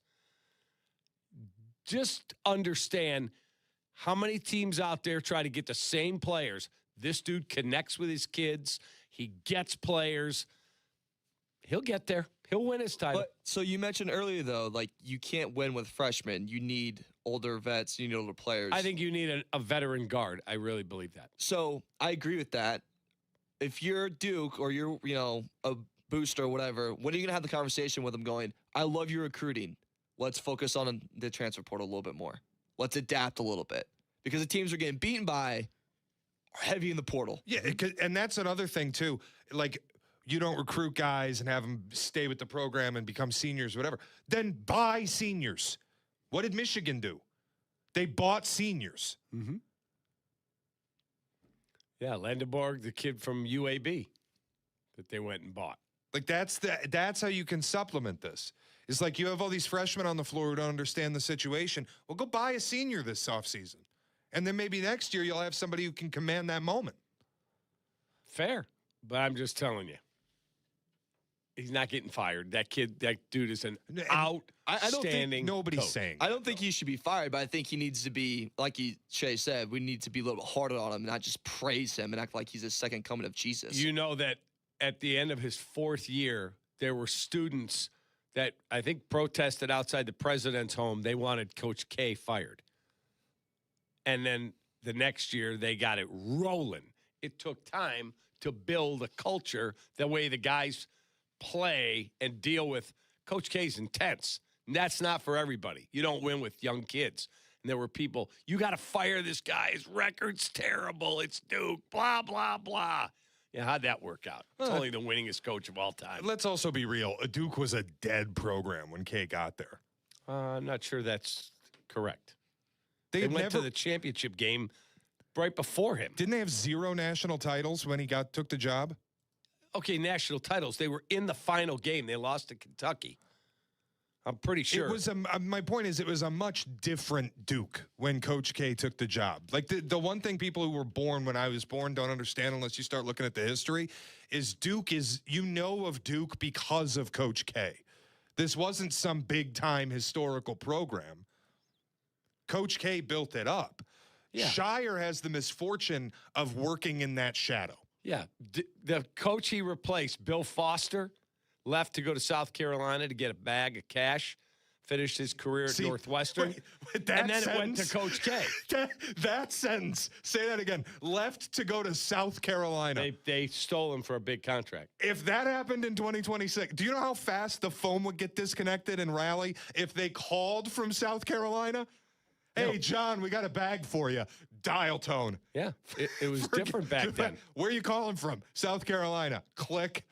Are you kidding me? So when he took that's what Duke was. When he took that program over, Bill Foster had gone 113 at 64 in 6 years, and he went to the national championship game. And 2 years later, Coach K took the job and lasted 42 years when the idiots wanted to fire him. 42 years. Won 1,129 games, and on his way out, he gave the middle finger to you and Tyler Rocky. We'll go around the NFL next. Kap J Hood. Kap and J Hood. Mornings on ESPN 1000, Chicago's home for sports. Here comes the ball. On the Chicago Bears podcast this week, we're keeping you updated on everything between free agency and the draft. The Bears still got a lot of work to do, and we'll keep you updated on all the breaking news with John Yurkovich, Shay Norling, Courtney Cronin, and, of course, our own Jason McKee. Make sure to tap in wherever you get your podcast, the Chicago Bears podcast. Yep. Why does buying a car have to feel like Game 7 pressure? It doesn't. What's up, it's Jay Hood. At Advantage Toyota in River Oaks, it's simple. Real numbers, no mystery math, and a team that respects your time. Imagine that. Respect. Go see the crew at Advantage Toyota River Oaks. Toyota, let's go places. Hey, it's Yurko. March is College Hoops Month, and you need to be ready in case a watch party breaks out at your house. Corner Booth Pizza to the rescue. Corner Booth is real Chicago pub-style pizza, cut into squares. We're talking crispy thin crust, thick shredded cheese, and toppings stacked oh so high. From classic pepperoni to barbecue chicken, spinach and mushroom, and my favorite, sausage and jardiniere. There's something for every craving. Flavor that satisfies the soul. Huddle up, grab a pie, and taste Chicago's original pub-style frozen pizza. the corner booth. It's baseball season, Chicago. And whether you're a North Side or South Side fan, the CTA is the best way to get there. $5 will cover your trip to the ballpark and back, and it's more money in your pocket for peanuts and Cracker Jacks. There are many convenient bus and train routes that drop you off right at both stadiums. Find the best route for you at transitchicago.com/plan-a-trip. Save money, do more, ride CTA. Wallner Law helped me get the compensation that I deserve. Wallner Law helped me get back on my feet. Thanks to Wallner Law, I'm at a better place today. Wallner Law cares for you. We're compassionate. We're empathetic to your situation. And I promise you, I will get you more money than any other law firm in the city of Chicago. That is my promise to you. Hire us, win with us, be successful with us. Call us at Wallner Law, 312-8-million. Evan Cohen here. In life, as in sports, the pros make it look easy. That's why pro golfers like Jason Day, Ben Griffin, and Patton Kazire trust the pros in lawn care. True Green. They have the experience and expertise to give you a lawn worthy of the PGA Tour. And since True Green does the work for you, you get more free time, or more tee times. So stop stressing over your lawn and start loving it. Sign up now at TrueGreen.com because nobody makes it easier to get a golf course quality lawn than True Green, the official lawn care treatment provider of the PGA Tour. I'm Boomer Esiason. My mom died from cancer. She was only 37 years old. She didn't have life insurance, and that was devastating for my family. That's why having life insurance is so important to me. Ethos makes it fast and easy. Get a quote in seconds, apply in minutes, and get same-day coverage. You can get up to $3 million in coverage with no medical exam. Get your free quote at ethos.com/play. That's ethos.com/play. Paid spokesperson. Time spent on application may vary. Online health questions required. Don't miss Wee Whiskey Fest in Lake Geneva, April 17th through the 19th. I'm talking 50-plus distilleries, over 150 pours, and an entire weekend of whiskey festivities. See you at the Grand Tasting on Saturday, April 18th. Get tickets at weewhiskeyfest.com and sip responsibly. You're listening to Kap and J Hood. Follow the show on Instagram at The Catman and at IGJHood. This is ESPN Chicago, Chicago's home for sports. He sucks. I'm just a fan. I'm not a football evaluator. I love the Green Bay Packers. The guy is drunk, but there he goes. This is not Detroit, man. This is the Super Bowl. I want winners. He starts to come and then he pulls out. This is a really thickly built guy. I mean, what's the answer you're looking for on these things here? Let me just say one more thing before we get to around the NFL. Is the only mark that we have is you have to win a title, because there are 9 active coaches in college basketball that have ever won a title. Is that the only mark that we have to hit? If we don't win a title, we suck, we're losers, we should get fired. Because you jackasses are close to firing Izzo, Painter, and Scheyer. No, and we they're aren't. 3. Oh, my God. You guys are dogging all through. Can't get the big one done. Can't this. Well, Probably will never win. No. The difference is you don't want to criticize them at all. We are just being critical of them. It has nothing to do with wanting to criticize them at all. I will criticize when I think it's warranted. Of course it's warranted, Cap. They blew a 19-point lead. Some of that's on the kids. I'm not saying it isn't, but it's 2 straight years they gagged in a spot where they should have won. Okay, some of that, again, is on the kids. The coach has to wear it. I get it. 100%. I get that. That's my whole point. Do you think he told that kid to try and not cover up and hold the ball? Grant Hill was saying on the sideline, you're told to hold the ball there. Cover up and make them foul you. Hit the 2 free throws and move on. But you guys are close to firing these people. No, we aren't. Nobody's saying fire Painter. Nobody's saying fire Izzo. Nobody's saying fire Scheyer. But I will tell you on the Izzo front, because that's my fandom, the expectation of Michigan State isn't win national titles. It is make Final Fours, and it's been 7 years. And he hasn't done a good enough job. So I get to be critical of it. That's it. Okay. Matt Painter, at some point, when you had the Naismith Player of the Year and you were in a national title game, he got to the national title game. Understood, say that again. But I'm not firing him. Scheyer's a different story. I get he had 2 players hurt, but apparently that only matters when they blow the 19-point lead, not when they get the 19-point lead. Well, when you need a guard at the end of the game, your guard was in a walking boot on Saturday, on a cart. He was booted and on a cart Saturday. He had surgery 20 days ago. And the big guy, Gongba, he didn't even play the start of the tournament. Idiocy.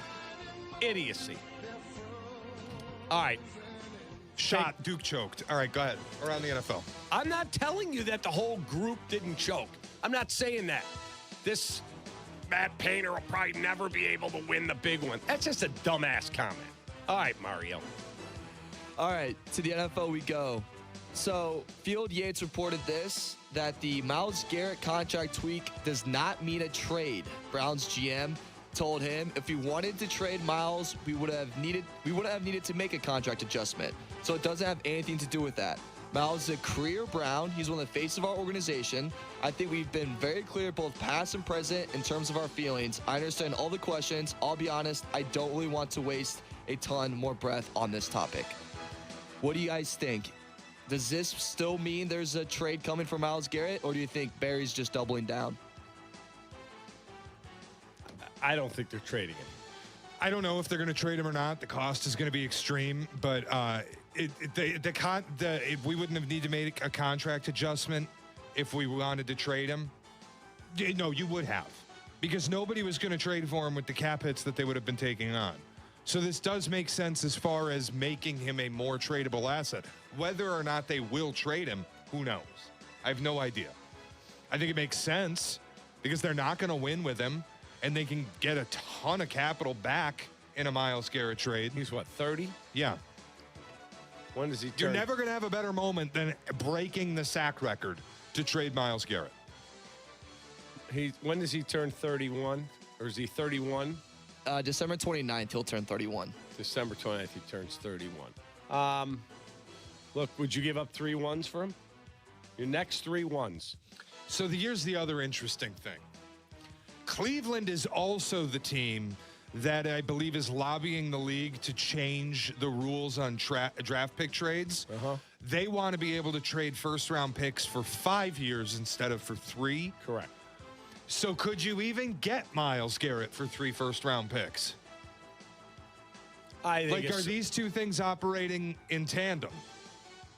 Well, I think that if you called them and said, you got my next 3 ones, they would do it. I would think. Yeah, no question. But are they locking the doors on this and hoping that they can get some idiot GM to call up and go, you want the next 4? That would be, there's no way anyone's giving you 4 for a pass rusher who's turning 31 at the end of the season. No way.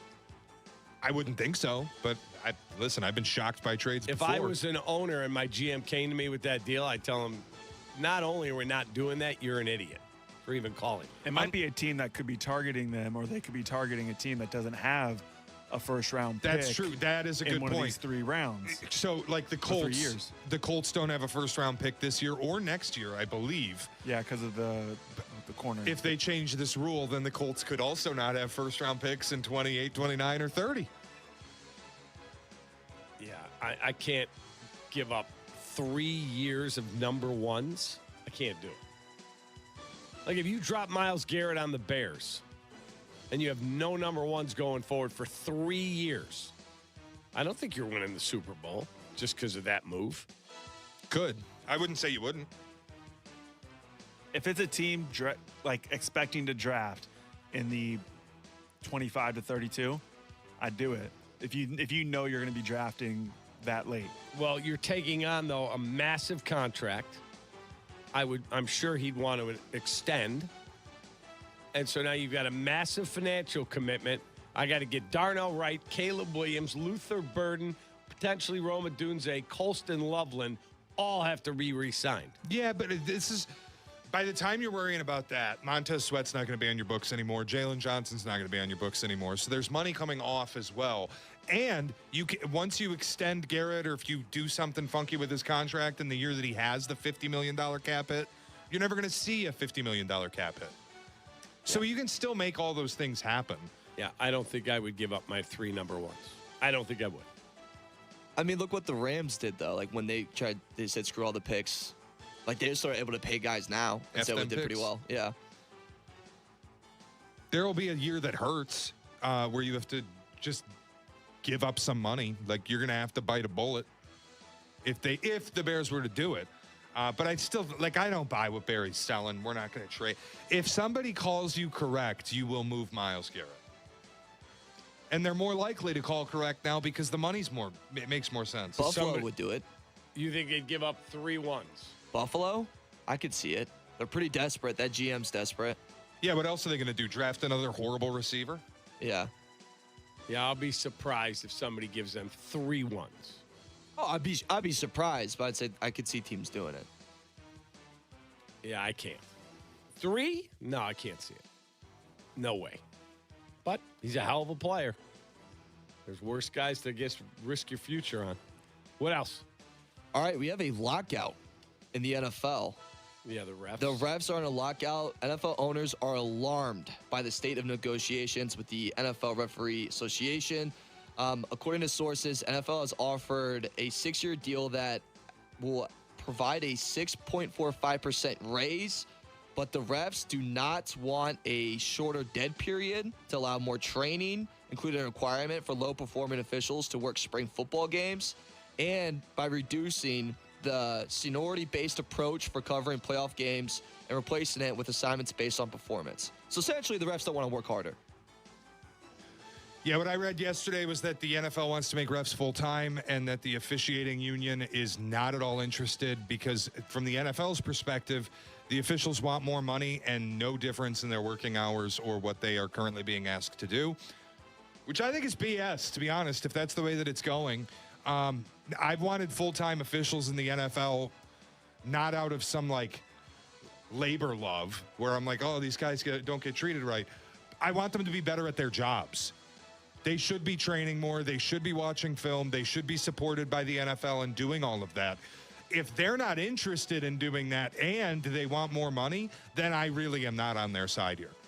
Yeah, I completely agree with you. My question is, what about referees right now who are at the top of the profession that have significant careers? Like when Ed Hockley was a referee, he loved it. He was passionate about it, but he was making stupid money as a corporate attorney. Right. You're not going to get guys to pay whatever they're going to pay them and say, yeah, you got to give up your job as an attorney. That's not going to happen. Well, it's got to be phased in. I did read that isn't there something they're hiring like 150 D1 and D2 Yeah, they're going to bring officials? college refs in, yeah. We're going to get the Seattle film area again. Remember that with the replacement refs? Yeah. Is that the one with the Packers? The Packers and Seahawks, yeah, the film area. It's going to happen again. Yeah. Because I can't believe this is really where we're at, that we're going to have replacement refs 2.0. They're going to get the OT rules confused. They're going to give them the ball in 20. Seriously. Yeah. All right, let's go. There you go. There you go. All right. We'll take a quick time out. We'll keep fighting. We'll come back and continue. Kap J Hood, shades in for Hoodie. I'm Kap. Be right back. You're listening to Kap and J Hood on Chicago's home for sports, ESPN Chicago. ESPN's The Hockey Show. Ready to rock the rinks with Chicago's best hockey knowledge. Brought to you by Chevy Drive Chicago. The Hockey Show, Wednesday night at 6 on ESPN Chicago and the ESPN Chicago app. Let me ask you something. Why does buying a car have to feel like Game 7 pressure? It doesn't. That's why you go to Advantage Toyota in River Oaks. What's up, it's J Hood. You got a budget? They've got Toyotas that you want to drive. And here's the best part I appreciate. They keep it simple. No marathon sessions, no mystery math, just straight answers, real numbers, and a team that respects your time. Imagine that. Respect.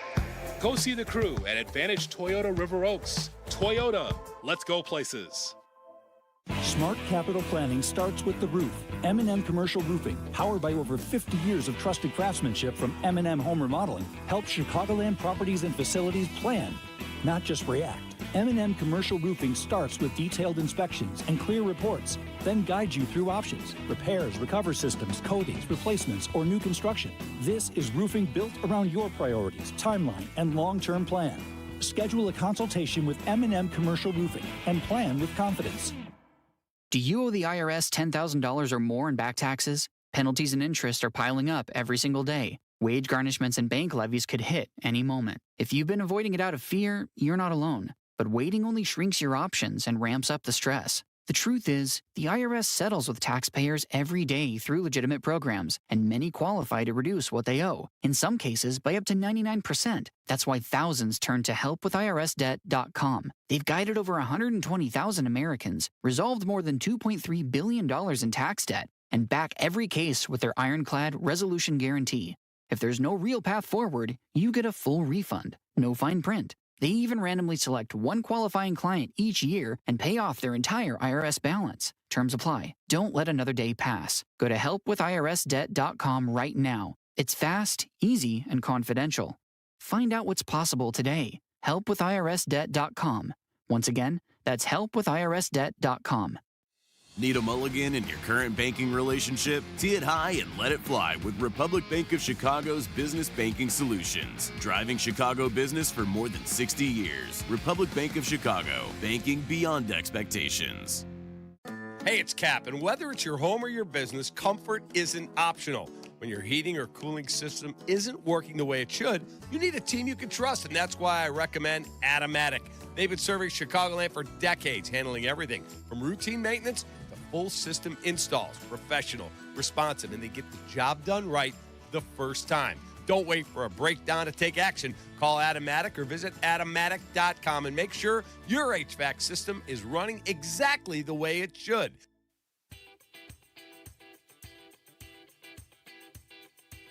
As you know, managing maintenance, repair, and operations is never easy, but for the ones who always rise to the challenge, Grainger has your back.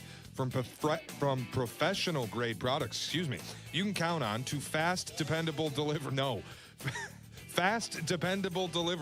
They're there to help you keep things running smoothly. Plus, their technical product specialists are here to help answer your toughest questions. And because Grainger knows safety is always a priority, they're committed to being your partner in protecting both your people and your facilities. Call 1-800-GRAINGER, click Grainger.com, or just stop by. Follow Chicago's Home for Sports on Twitch at ESPN 1000 Chicago.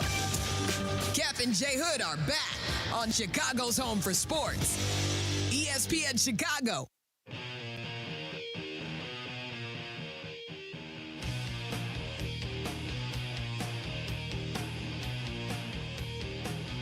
It's 8:36. I hope your morning is off to a good one. Shay's here. Hoodie has the day off. We've got Mario. We've got Jake. And then you got Carmen and Jurko coming up next. Then Rich Eisen. Then Waddle Silvy. So a lot to do. And then baseball tonight, 5 o'clock, the pregame show here on the home of the White Sox, ESPN 1000. And then first pitch is 5:40. Sox look for their first W. Davis Martin is on the hill down in Florida. Good luck to him. Find a way to beat the Marlin, and the Cubs get the Angel. The White Sox got to get on the board. Just get on the board. Get a W. Yesterday was horrible. Yeah, that one is one that cuts your heart out. Where you're like, oh, now you get on the plane and you're 0-3 when you had it. You were dominating. 7-3 with 2 outs in the 8th. And you give up a 6 spot. Oh, my God. Awful. Not good. How about the Tiger Woods stuff? I mean, at what point? Hire a driver, man, at some point. Right? Like, I don't understand. Like, when you've had too much to drink, obviously your mind is impaired. You make bad decisions. But before you ever take one sip of alcohol, or in his case, before you take whatever it was he's taking, pain meds or whatever it is, do you not just go, I got to be really careful. I'm Tiger Woods. I got to be. It doesn't, but it shouldn't matter if you're Tiger Woods or any. The fact that he's Tiger Woods actually makes it worse because you have more money than God, dude. Right. But my point is, before you go out, and you don't have Tiger Woods money, obviously. Certainly not. But before you decide, hey, I'm going to go out, me and Tyler and Mario and Jake, we're going to go get liquored up tonight. Nothing wrong with that if that's what you choose to do. But before you take one sip, your mind is not impaired. Hey, how are we driving? Are we somebody driving? Is there a designated driver? That's what the CTA is for. Should we take the CTA? Or are we taking an Uber? Or should I see if Cap's guy Darman's available? Whatever. Before you ever got one sip into your body, you should have a plan of what you're doing. And if you're Tiger Woods and you're a billionaire, how do you not have a guy, like a security guy who's packing, who drives you? How does he still have a driver's license? Well, those days will be gone. It should have been gone 2 car crashes ago, probably. At least one. This is the second time in, 4 years that he's rolled his car over and gotten a DUI? No, the first one when he got really messed up. That was horrible. He was not drunk. I don't believe there was alcohol involved. It was like 7 o'clock in the morning. He was late for a commercial shoot, I think, at a golf event. But, like, what are we doing here? You're Tiger Woods. He should have gone down as one of the greatest professional athletes in the history of our world. He does still, though. He goes down as a punchline now. Porn stars to his wife putting the 9-iron through his windows trying to get at him, to having to go to sex rehab, to having to have press conferences to apologize to the entire world how he comported himself, to the rollover 4 years ago that almost killed him, to this one. Like, I think Tyler had a really good point over the weekend. He was saying how his generation, that's how they know him. That's how they remember him.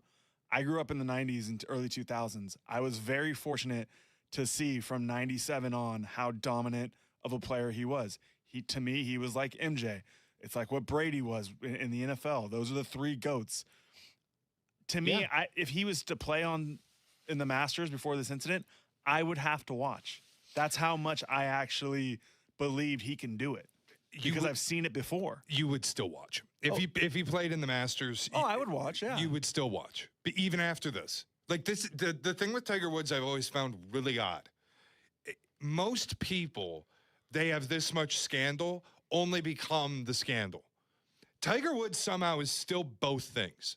One of my favorite sports memories was the 2019 Masters. Watching Tiger on Sunday win the Masters. It was incredible. Was incredible.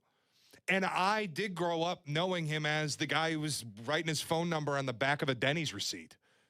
And like one of my first memories of Tiger Woods wasn't it Thanksgiving morning when he crashed his car and his wife was going after him with the golf club? And then all the scandal broke, and then he went to sex rehab, and it was all a joke, like, oh, I'll never catch Jack now. And then he won the Masters. It was, like, incredible. Yeah. And now he's had the car accidents, the injuries, the inability to come back from it. But to me, he is the most beloved sports figure that I can think of that is still very easy and funny to make jokes about. Yeah, it's insane. I remember... I obviously remember all the majors and that famous shot at Augusta that hung on the lip. The greatest shot of his career was not in a major. He hit a 6-iron in the Canadian Open from a bunker over water to 4 feet. You're like, what? It was an impossible shot. The reaction, still to this day, one of my favorite things to do is actually see his highlights on YouTube or on your social feed. And the best is actually the reaction from the announcers calling it. They just can't believe it. It's like they've never seen it. They didn't think he'd be able to pull it off. And he's able to do it every single time. It's really one of my favorite things to watch. The shot, I just pulled up the shot from the 2000 Canadian Open. He was playing a guy named Grant Waite.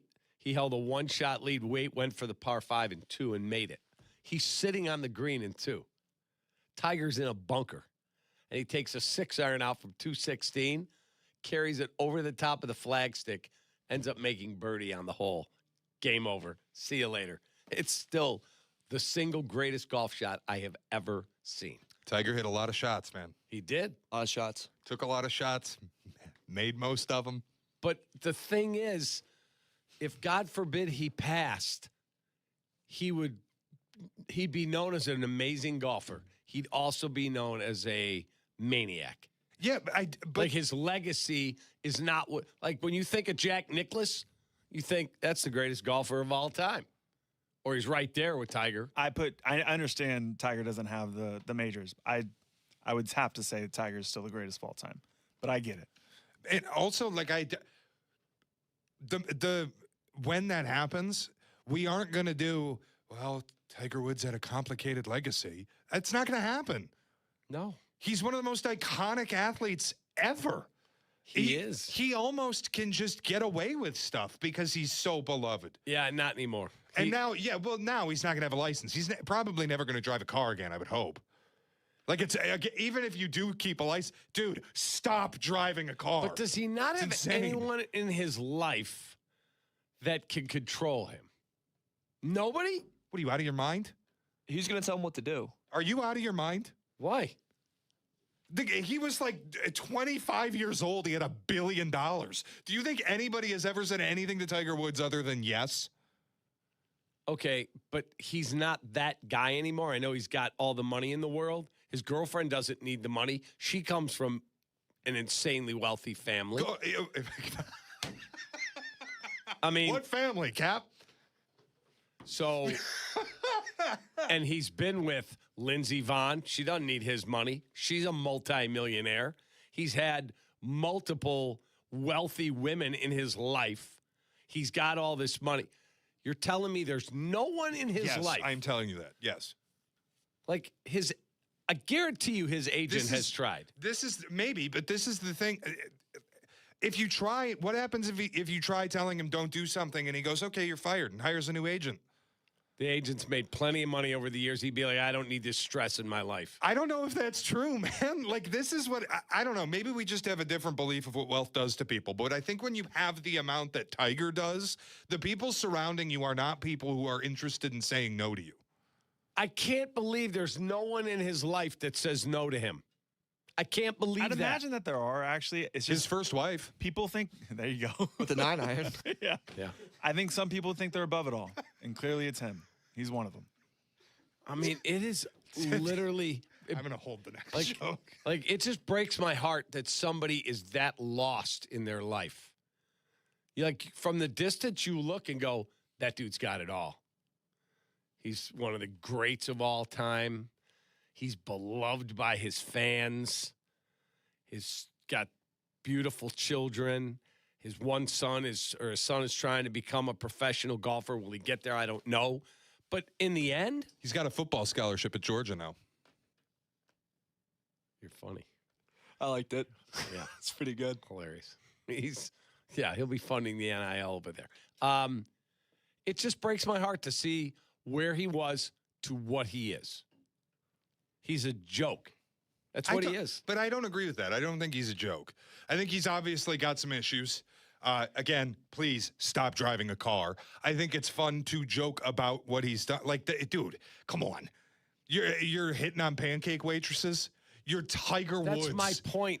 You're walking into a 24-hour breakfast diner and leaving your number on the back of a receipt. You're Tiger Woods. That's my point. He's a joke. He's a great golfer who is a joke. Trouble after trouble after trouble after trouble. Porn stars and waitresses and all of it. TMZ. I mean, it's truly pathetic. I just feel and like if he has someone in his life who's a good friend of his and he looked him in the eye and goes, you're pathetic.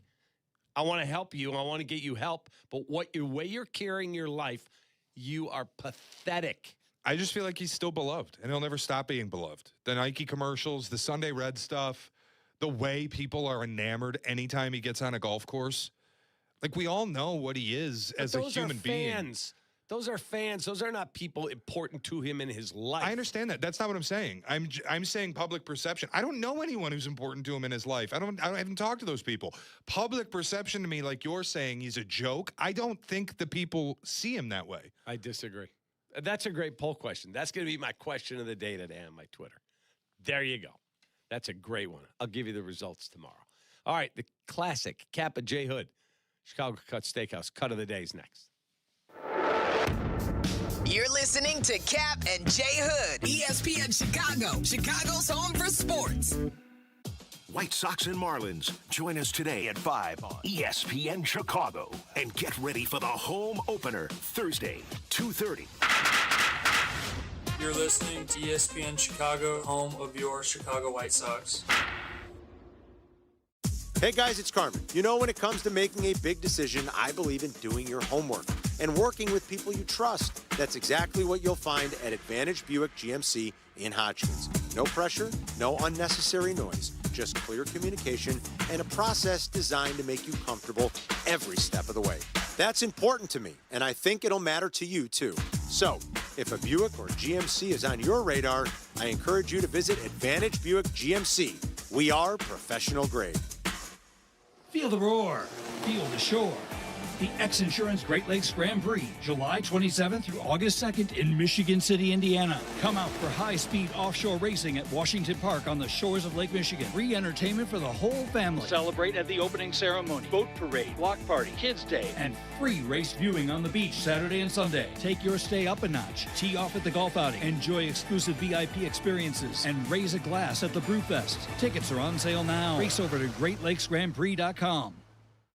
Hey golfers, it's Silvy. I've been telling you about the Sanctuary Golf Course in New Lenox for years, and this summer they're celebrating their 30th season. I'm proud to endorse one of the best golf experiences in Chicagoland.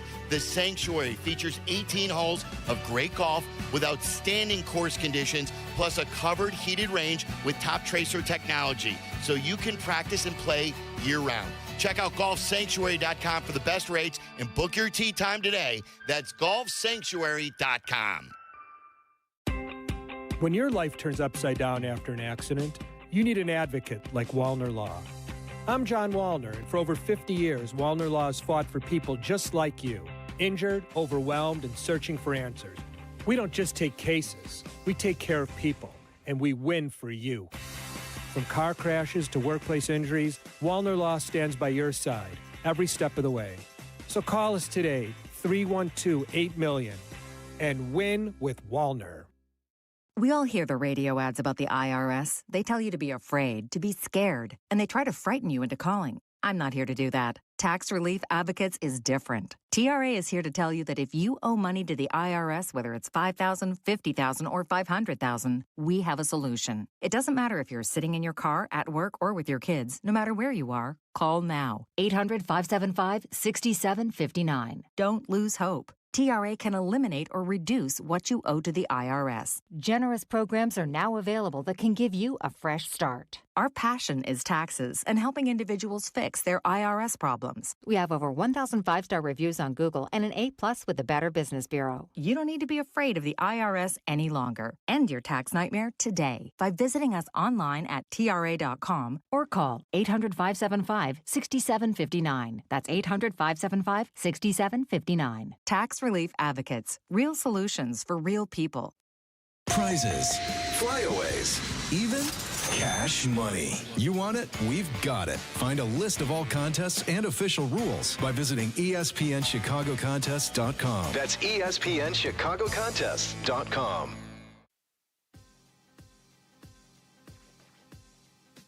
Think about the last time you hired someone who truly stood out, not just because they were qualified, but because they were genuinely excited about the role.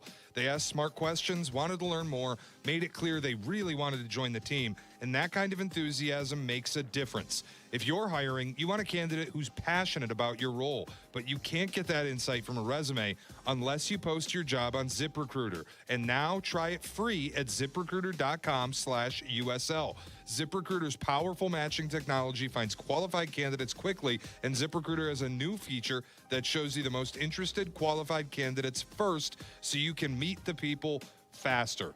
Find candidates who really want your job on ZipRecruiter. 4 out of 5 employers who post on ZipRecruiter get a quality candidate within the first day, and you can try it for free at ZipRecruiter.com/USL. That's ZipRecruiter.com/USL. Meet your match on ZipRecruiter.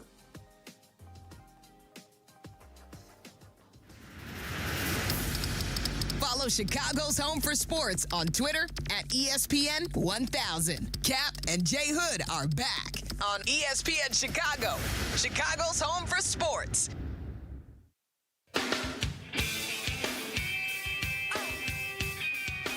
So it must be my phone listening to us because I just got a headline from the New York Post. What we were talking about, why Tiger Woods won't hire a driver. And they said they've talked to people in his inner circle. They've asked him. He said, I'm too private. I do not want anyone knowing my business and what I do. And you think that's a guy who's got people around him who are going to say no? Well, his girlfriend has given him an ultimatum that I'm out. I'm gone. Either if this gets cleaned up or I'm gone. He's probably going to lose his license, I would think, but I don't know. We'll see. Time for the Chicago Cut Steakhouse. I think it's from today's show, Cut of the Day. Yes, it's boring, but it's a sport. Oh! Whatever. Cut it. It's not boring. Okay, then you're boring. All right, cut. Yeah, unfortunate news for Andrew Vaughn. Broke the hamate bone in his hand. Just had surgery. He's out 4 to 6. He's having surgery today. Out 4 to 6 yesterday weeks. morning, right? He was surgery yesterday morning. Yeah. He's out 4 to 6 weeks. And multiple players have said, I was reading the article this weekend, that when you get that, you lose your grip strength the rest of that season. So we'll see. Feel bad for Andrew Vaughn. Yeah. We'll see. Wouldn't want to lose my grip strength. I'll tell you that much. Oh, wow. 312-332-3776. How would I pick up my coffee cup? Got to use 2 hands. And that's all, folks. Chicago Cut Steakhouse, Cut of the Day, brought to you by our friends at Chicago Cut Steakhouse.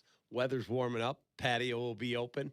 David Flom and Matt Moore's spot on LaSalle, north side of the Chicago River. What do you got up the rest of the day? I'm going to do the Bears podcast with Pat the designer. Every Monday. Head home, watch baseball. There are day games on? I don't know. I hope so. Probably not. I don't think there are. There are some teams, like Arizona is having their opening day today. If I were a fan, I think I'd be mad. Arizona's having their home opener today, and it's a night game. First pitch. 1 day game, 3:10, Twins at Royals. Home openers should not be night games. Yeah. Like dumb sports opinion that I hold. A home opener should always be a day game in baseball. Always. The Diamondbacks, Tigers, that's 10:10 Eastern today. Yeah, that's the Diamondbacks home opener. Eastern's the worst time zone. It's terrible. It's the worst. Terrible. Like you have the news at 11. Terrible. Yeah. Yeah, if you're on Eastern time, which most Michigan State fans I would say are, you got to watch that team lose well after midnight. Yeah. Horrible. Horrible. Not good. Did you watch at home? Yeah. It was miserable. They came battling back. Just couldn't get over the top. And then I kept getting the pat on the head. Don't be upset, man. They fought. At least they didn't give up. What do I hang a banner for that? Didn't give up in the Sweet 16. Goes up in the rafters. Yeah. I hope Tom's happy. He held on to that final timeout for next season. Wow. Can't disagree with you on that one. 312-332-3776. That's your ticket to Carmen and Jurko. They're coming up next. Shay's in again with me tomorrow. Hoodie will be back on Wednesday. Thank you, Mario. Thank you, Jake. You both here tomorrow? I am for Waddle and Silvy. Oh, wow. All right. I am not. I got baseball. Kap is not here for Waddle and Silvy tomorrow. No, I was just, I just wanted to know if you were with us. All right. It was fun, though. You have fun. Miss you. Shay, have a great day, man. You too, Kap. All right. For Shay, for the gang here, I'm David Kaplan. Have a great rest of your Monday. I hope you have an awesome week. Weather should be warm today. Stay away, rain. Take that. From Chicago. This is your White Sox Minute. I'm Len Casper. The Sox offense busted out Sunday in a big way in Milwaukee. Mune Murakami hit his 3rd homer in 3 games to open his career, and Colson Montgomery knocked in 5, 4 coming on a first-inning grand slam. Unfortunately, it wasn't enough as the Brewers came back late and won it on a Christian Yelich pinch hit homer in the 8th. The Sox now head to Miami to open a 3-game set tonight. Feel the momentum. Baseball is back at Rate Field for opening day this Thursday on April 2nd. Join us as we take on the Toronto Blue Jays at 3:10 p.m. New season, new energy. Don't miss out. For more information and to secure your tickets, visit whitesox.com/opening day. This has been your White Sox Minute. Hey guys, are you craving that legendary Chicago pizzeria taste without the wait or the price tag? Meet Connie's Frozen Pizza. Premium pizzeria-inspired pies from your freezer to your table. Oh, yeah. Born in Connie's restaurants, now in your freezer. Connie's brings that unmistakable flavor that says, I could have gone out, but why? Hosting, dodging cooking, or are you just hungry? The solution is Connie's. Find Connie's Frozen Pizza in your local freezer aisle. Connie's Frozen Pizza. Authentic Chicago taste without the pizzeria prices. Ring, ring. Hello. Who is it? Guests on ESPN Chicago join us on the Yingling Hotline. Chicago office is calling. I've been expecting your call. The Yingling Hotline. Brought to you by Yingling, the oldest brewery in America. As an attorney and a mom, I know how busy life gets. After an accident, think of Postman Law as your personal to-do list. We'll deal with the insurance, the medical bills, even help you find the right doctor so you can focus on what matters most. Call 844-POSTMAN. Attorney Advertising. Broadcasting live from the Chicago Board of Trade. This is the home of the Chicago Bears, ESPN Chicago. And this is Carmen and Jurko, WMVP, WTBC, HD2, Chicago, a good Karma Brands radio station. Hey, guys. You ready to let the dogs out? What? Carmen DeFalco. It's kind of impressive. John Yurkovich. Yeah. This is the Carmen and Jurko Show on ESPN Chicago. It's out there for everybody to see. It is what it is. Carmen Jurko. Check this out. 25 seconds for the game. Shot by Sturts, no good. Rebound, Keaton Wagler. 20 seconds left. Here we go. We're headed for Indianapolis. Keaton Wagler dribbling it out. The coaching staff is hugging. The Illini, for the first time in 21 years, are going to the promised land of Indianapolis for the Final Four. How do you like that? How do you like it, Jurk? How do you like that? Well, you know, good for the Fighting Vulcan Illini. block getting it done. Ever since they went and they recruited the group they recruited. Yes, sir. They brought him in. Wagler's been one hell of a surprise, but the minute the Balkan block got down there, you saw it. It was Petrovic, it was Stojakovic, the two Ivasic brothers, the Mirkovic. I couldn't help but say, hey, look what they got going on down there. And good for the Fighting Illini, the top offense all year. All year they were the top offense statistically in Ken Palm. Number one adjusted, period. Good for them. Path a little bit easier. Hey. Path became a little bit easier, but you've got You to don't win. apologize. You win the games that are on your schedule. That's it. You don't apologize. Don't apologize. Congrats to the Illini. It's off to Indy next weekend, so Promised the run land, somebody said. continues. I heard the promised Hey, land. you're a few hours from campus. How convenient is that? Yeah. You should have a nice home crowd. Yeah, they'll just head straight across, I imagine. They're going to bus it? You think they're going to fly it in? I'm assuming you bust that, isn't it? I mean, what's it's the point that of close. flying? Yeah, it's that close. You might as well just hop on the By bus. the time you go through the rigmarole, Forget about flying, Gus. yeah, you just Don't get on the put bus. the blame on me. Yeah. I thought it was an incredibly impressive game again, even though they came out of the gate a little bit slow and a little bit sluggish. But you nailed it, whether it was Stojakovic and his ability to drive and get into the paint and make things happen around the basket. The games Wagler had, and he was the MVP in that region for a reason. The games he had Thursday and Saturday for a young freshman, so impressive. With the ball in his hands, making good decisions, scoring. Obviously scored at a much higher clip against Iowa than he did against Houston. But all the way around, good on Illinois for – and I know they keep saying, like, we're not here just to go to the Final Four. Like, one of them, I don't know if it was I think it was Stojakovic post-game made the point of, like, we're going to win 2 more games. You know, I love the attitude of not being satisfied. But for some of the questions about that team, the way they played maybe over the last, month plus of the season, some of the toughness questions, boy, did they ever answer it. So great stuff. The games I don't think were all that great Saturday and Sunday, but certainly we got a doozy to finish the weekend yesterday with Duke. Unfortunately, choking away another double-digit lead, which has become a disturbing, recurring theme for them. They didn't lose a lot this year, Yerk, but I heard Jay Williams, a great Duke alumnus, make the point this morning on Get Up early this morning. They lost only 3 games, and they lost to teams that were all ranked, very good teams. They lost to Texas Tech, they lost to North Carolina, they lost to UConn. They lost to very good teams. They had a double-digit lead in all of them. Yeah. And I don't know. Great teams don't lose leads like that. Well, and you shouldn't lose double-digit leads. Right. And it's a reminder of what happened last year when they came up a little bit short with an incredibly talented team. At some point, you do. It's coaches have to wear stuff like this. Yeah. That's just the nature of the beast. I'm not really. Am I blaming John Scheyer for the loss yesterday? My guess is John Scheyer has gone over the finer points with these guys in practice of what to do in that situation.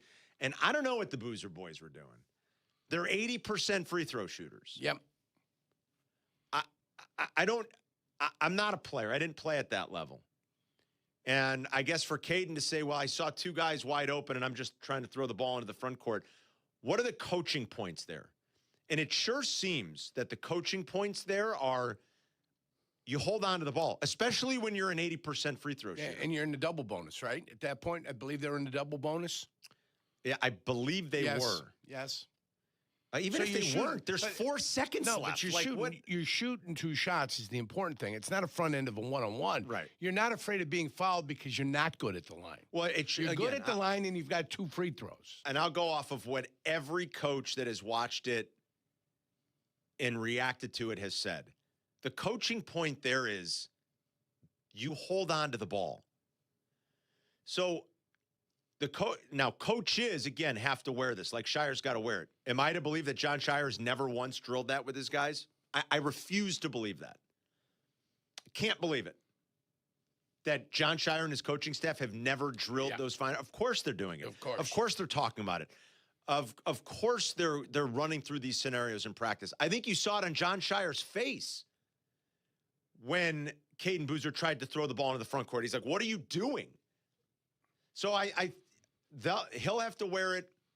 Coaches have to wear it at that level. He's coaching in an all-time school with a lot of attention on him, and he's had a fair amount of success, let's face it. Now, for Duke, it's not good enough, just getting close. But he's had a fair amount of success as a very young coach, replacing a legend. And he's a big boy. He'll wear it. But I've got to believe that those finer points are drilled into these guys. And in the moment, the players sometimes make mistakes. And it sure feels like the reaction from every coach I've seen break it down, Boozer made a mistake. You can argue both of them made a mistake. When Cameron catches the ball, once the ball is inbound, they're going to follow you. There's no choice. They're going to follow you as the precious seconds were ticking away. So what are the players doing in that moment? And, the players failed to execute. Well, the thing Duke with more Cam, than anything. The thing with Cam is he's taller than every single other player on the court. All he has to do is hold the ball above his head, and he's going to get fouled. The trap isn't an issue because we saw all game he's able to pass out of that, but he passed out of it a little too quick, in my opinion. They blew that lead. They got it back. They were right there. They had that game. And then the Mullins kid who, is not like, that shot looked pretty good. That stroke looked good. But, he's only about a 33% free throw shooter. I wouldn't call that dead eye. Three-point shooter. Yeah, three-point shooter. Forgive me. Yeah, he's a free throw, yeah. Excuse me. I'm sorry, Yerk. He's only about a 33% three-point shooter. But, boy, that looked pure, didn't it? And that was a logo shot almost. And that thing looked pure. It looked good out of his hand. It was like, oh, boy. The reaction, too. Like, this is why you do love March and you love those great moments. The reaction from Dan Hurley and that sideline, it was incredible. From the logo. Stroked it That was from pretty the much logo. like a logo shot, Yerk. Yeah, it was. It was right next to him. Yeah. I watched it because I'm like, was that a little closer than I thought? Oh, no, it wasn't. It was like pretty much a logo shot. It was not. It was great. What a finish. If you want to talk about the weekend, what you think went wrong there in the Duke game. If, and John Scheyer, like I said, he's a big boy. He'll wear it. I don't know that it's totally his fault, but unfortunately, the story right now for Duke the last couple years is they've had an inability to protect these leads in some of the biggest moments. And it was the case last year when they got knocked out with like an all-time freshman team. You know, and the two guys that are going to be 1 and 2 in your NBA Rookie of the Year voting, Yerk, a year later, and then having a double-digit lead yesterday. You never feel great about those against a team like UConn, man. It was 17 it was 15 at the half, and you never, if you're a Duke fan, you knew UConn would go on a run at some point. You never feel great about those big leads, and UConn just like, man, oh man, now that's Illinois' next opponent here to kick off Final Four weekend on Saturday. UConn is now 17-1 straight up over the last 4 NCAA tournaments. 17-1. They're 24-1 against the spread in Big East NCAA tournament games the last 4 seasons. So while sometimes, you know, maybe we give these guys too much blame, too much credit, and we're talking about John Scheyer kind of wearing it, Dan Hurley knows how to coach these guys in these moments. In the biggest games the last 4 seasons, in these tournament games, these postseason games, again, whether it's Big East or NCAA tournament, to be 24-1 against the spread is just, that's absurd to be that good. 17-1 straight up in the tournament. And Illinois is a short favorite against UConn on Saturday. How short is short? About 1.5, 2. 1.5? Yeah. You surprised Michigan's a favorite against Arizona? No, I'm not. 1-point favorite? I'm not surprised. I was a little surprised at that, actually. I think Arizona is the best team. Yeah, and, you know, some would argue Michigan and Arizona have been number 1 and 2 after Purdue lost at the beginning of the year. Yeah, you're right. And Purdue fell out of that. But, you know, they're the 2 best teams in the country. Yeah. And they've got to knock each other off in the semifinals. Yeah. Okay, not a problem. Again, like for Illinois, not that UConn's going to be a pushover. They're because not going to be. They're too well coached. Right. They're good. They're disciplined. They're good in these moments. Right. They really are. They're going to have to come up with something, you know, to battle what the Fighting Illini do good, which I still try to figure out sometimes what they do good. They run a high-powered, high-octane offense. I like their offense. Yeah. I really do.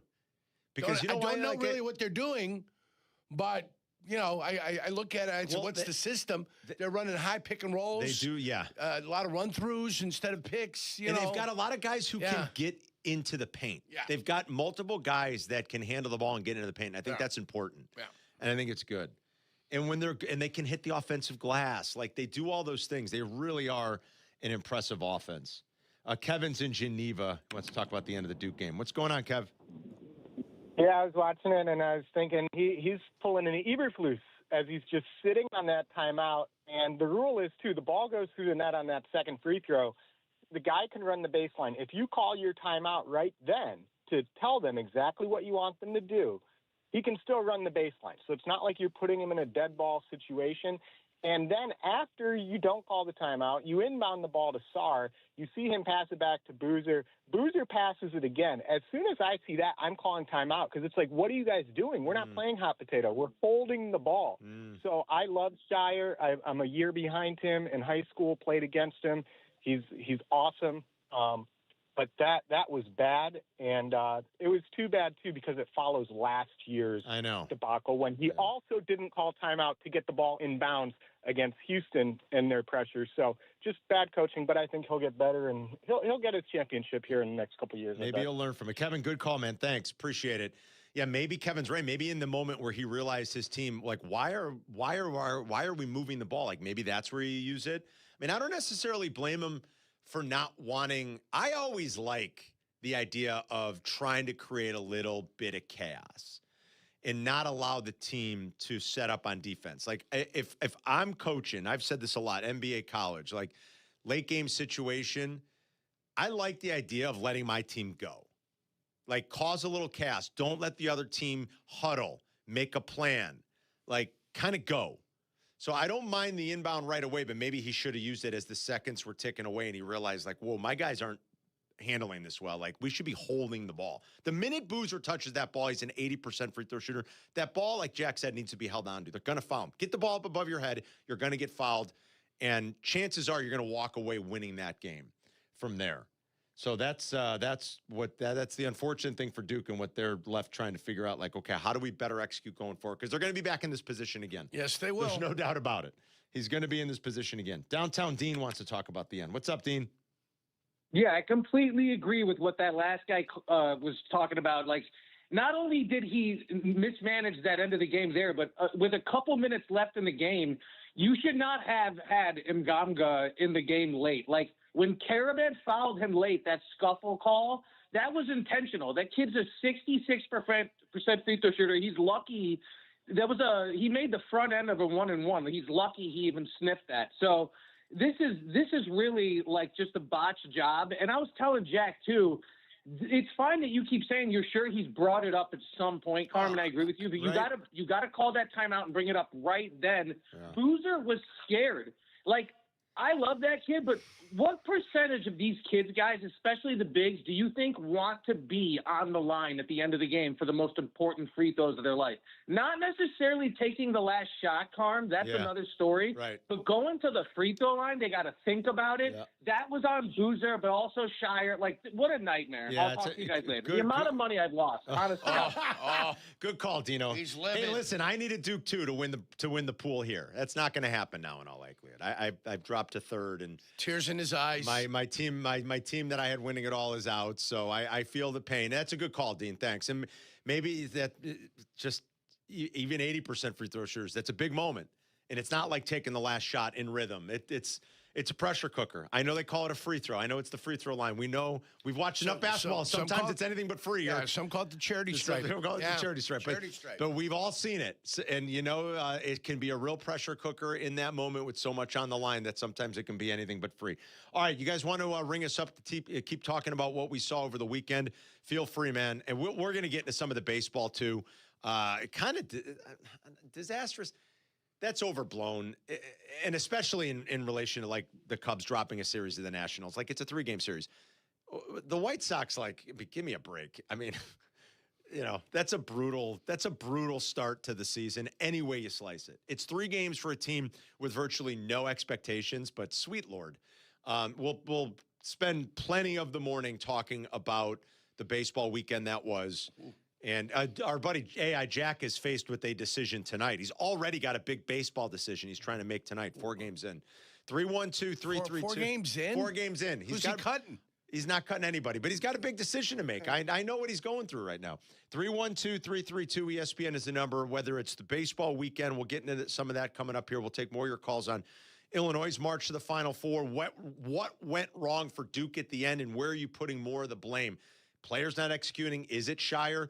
Definitely feels like, even from a national level, and like the coaches that I've seen react to this, kind of like John's got to have his team a little bit more prepared, and maybe should have used that last time out. And considering the circumstances, that he's got to wear it now, and he's got to own that. 3-1-2-3-3-2 ESPN. If you guys want to ring us up, it's Carmen and Jurko on a beautiful Monday. We'll be right back. You're listening to Carmen and Jurko on ESPN Chicago, Chicago's home for sports.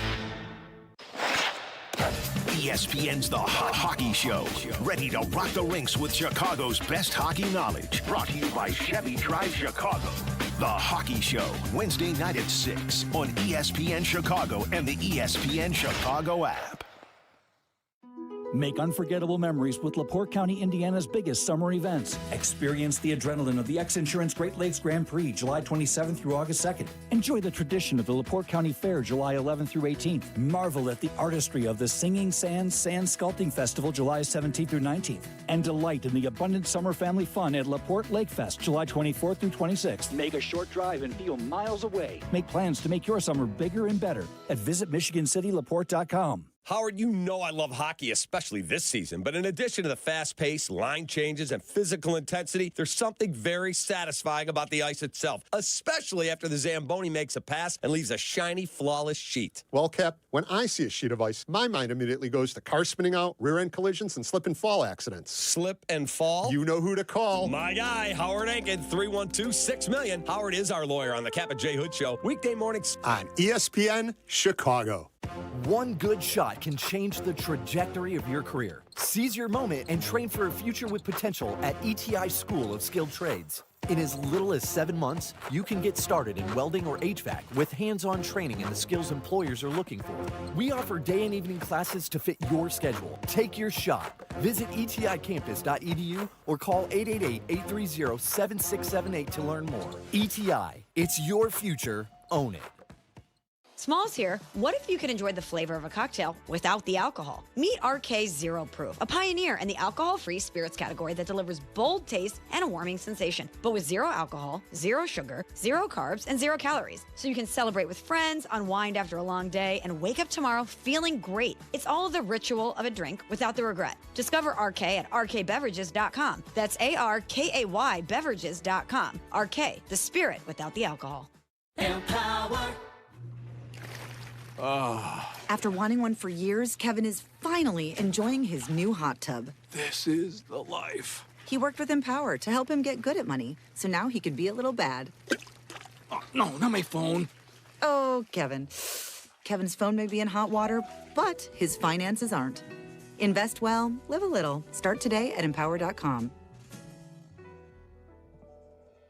Chicago, get ready. Bulls Fest 2026, presented by Foot Locker, is back. The ultimate summer basketball experience returns on August 22nd and 23rd. To learn more and register your team today, visit bullsfest.com.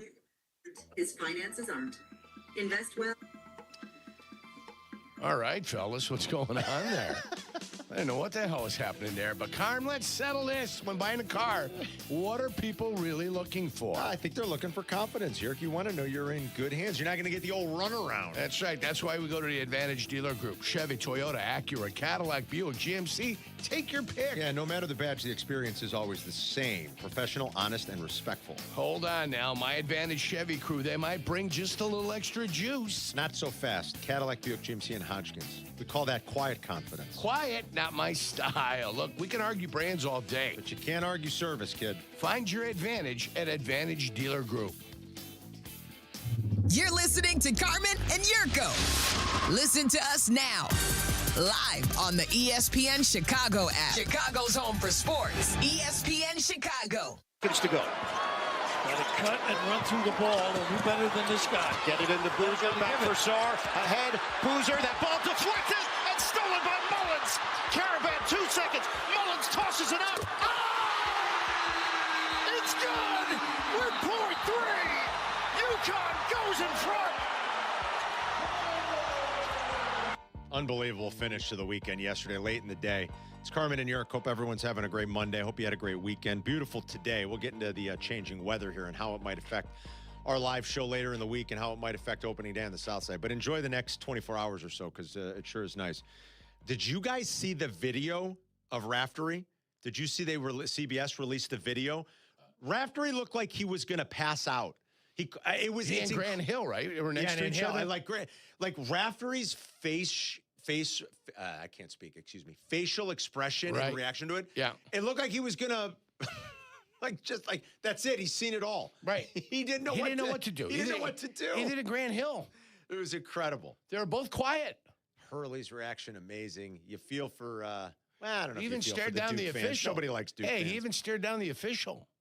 I had a guy yesterday after that game-winning shot, bought the whole bar a shot. Just because Duke lost? Duke. Yeah. Hates Duke. Did the bar? That's cool that you were in a bar for that. Was the place just go nuts? Of course it went nuts. That's awesome. Yeah. That's where you're supposed to watch the moments that you love. Yeah. I totally commiserating with buddies. So I was out watching the Illinois game Saturday. Right. Now that wasn't there wasn't a lot of drama when it was all said and done because Illinois stretched it out and won.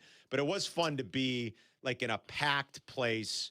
We were at Parlor in the West Loop, and it was fun to be like in a packed, crowded sports bar. Tons of Illini fans, some dejected Iowa fans. We feel their pain today. But that is always a fun experience, Yerk. Yeah. To be in a big group. But when the game finishes like it did last night, Waddle made a great point. It's like, how do you shoot? What was UConn from 3? 5. Waddle had the stat. What were they? Like 5 of 23? Yeah, Waddle goes, how do you shoot 5 of 23 from behind the arc and come back like that when you're down 17? It's a good point. I'll find out. So Duke's got to wear it now. And unfortunately, so does John Scheyer. We like John Scheyer around these parts a whole heck of a lot. He'll be all right. 5 of 23, 22%. 5 of 23. 71% from the charity stripe. Like, how do you come back? If you're Duke, it's a killer. Like, my God. Caden Boozer was 6 of 6, and Cameron Boozer 6 of 8 from the free throw line. They can both shoot free throws. 12 of 14 between the two of them. You want to listen to Brad Underwood talk about the journey and how sweet it is? Absolutely. I mean, look, the good stories all the way around this weekend, like about his time there, how Whitman like found him and what drew him to Brad Underwood. And yeah, there's been some ups and downs for Underwood in Illinois too, but and they've been close. But now here they are cutting down the nets, going to Indy for the program's first Final Four in a little over 20 years. Here was Brad Underwood reflecting. I thought this was good about the journey, about the 9 years at Illinois, and how he always knew this was possible. I'm going to get emotional, but it's I've been doing this 39 years, and you dream about this as a kid, and I dreamt about doing it at Illinois back in the day when my wife bought Tyler, who was maybe 2, a Brian Cook jersey, and you knew what a special place this was, and it always has been, and there's been no other thing for me. This is my dream job, and it's very fulfilling to get where we're going. It's his dream job. They don't have to worry about Brad Underwood leaving. It doesn't sound Well, like. that's what Bill Self said before he left. No, he didn't. Did he ever say it was his dream job? I don't think so. That's what Bruce Weber said before they let him go. Then they let him go. Yeah. It's my dream job.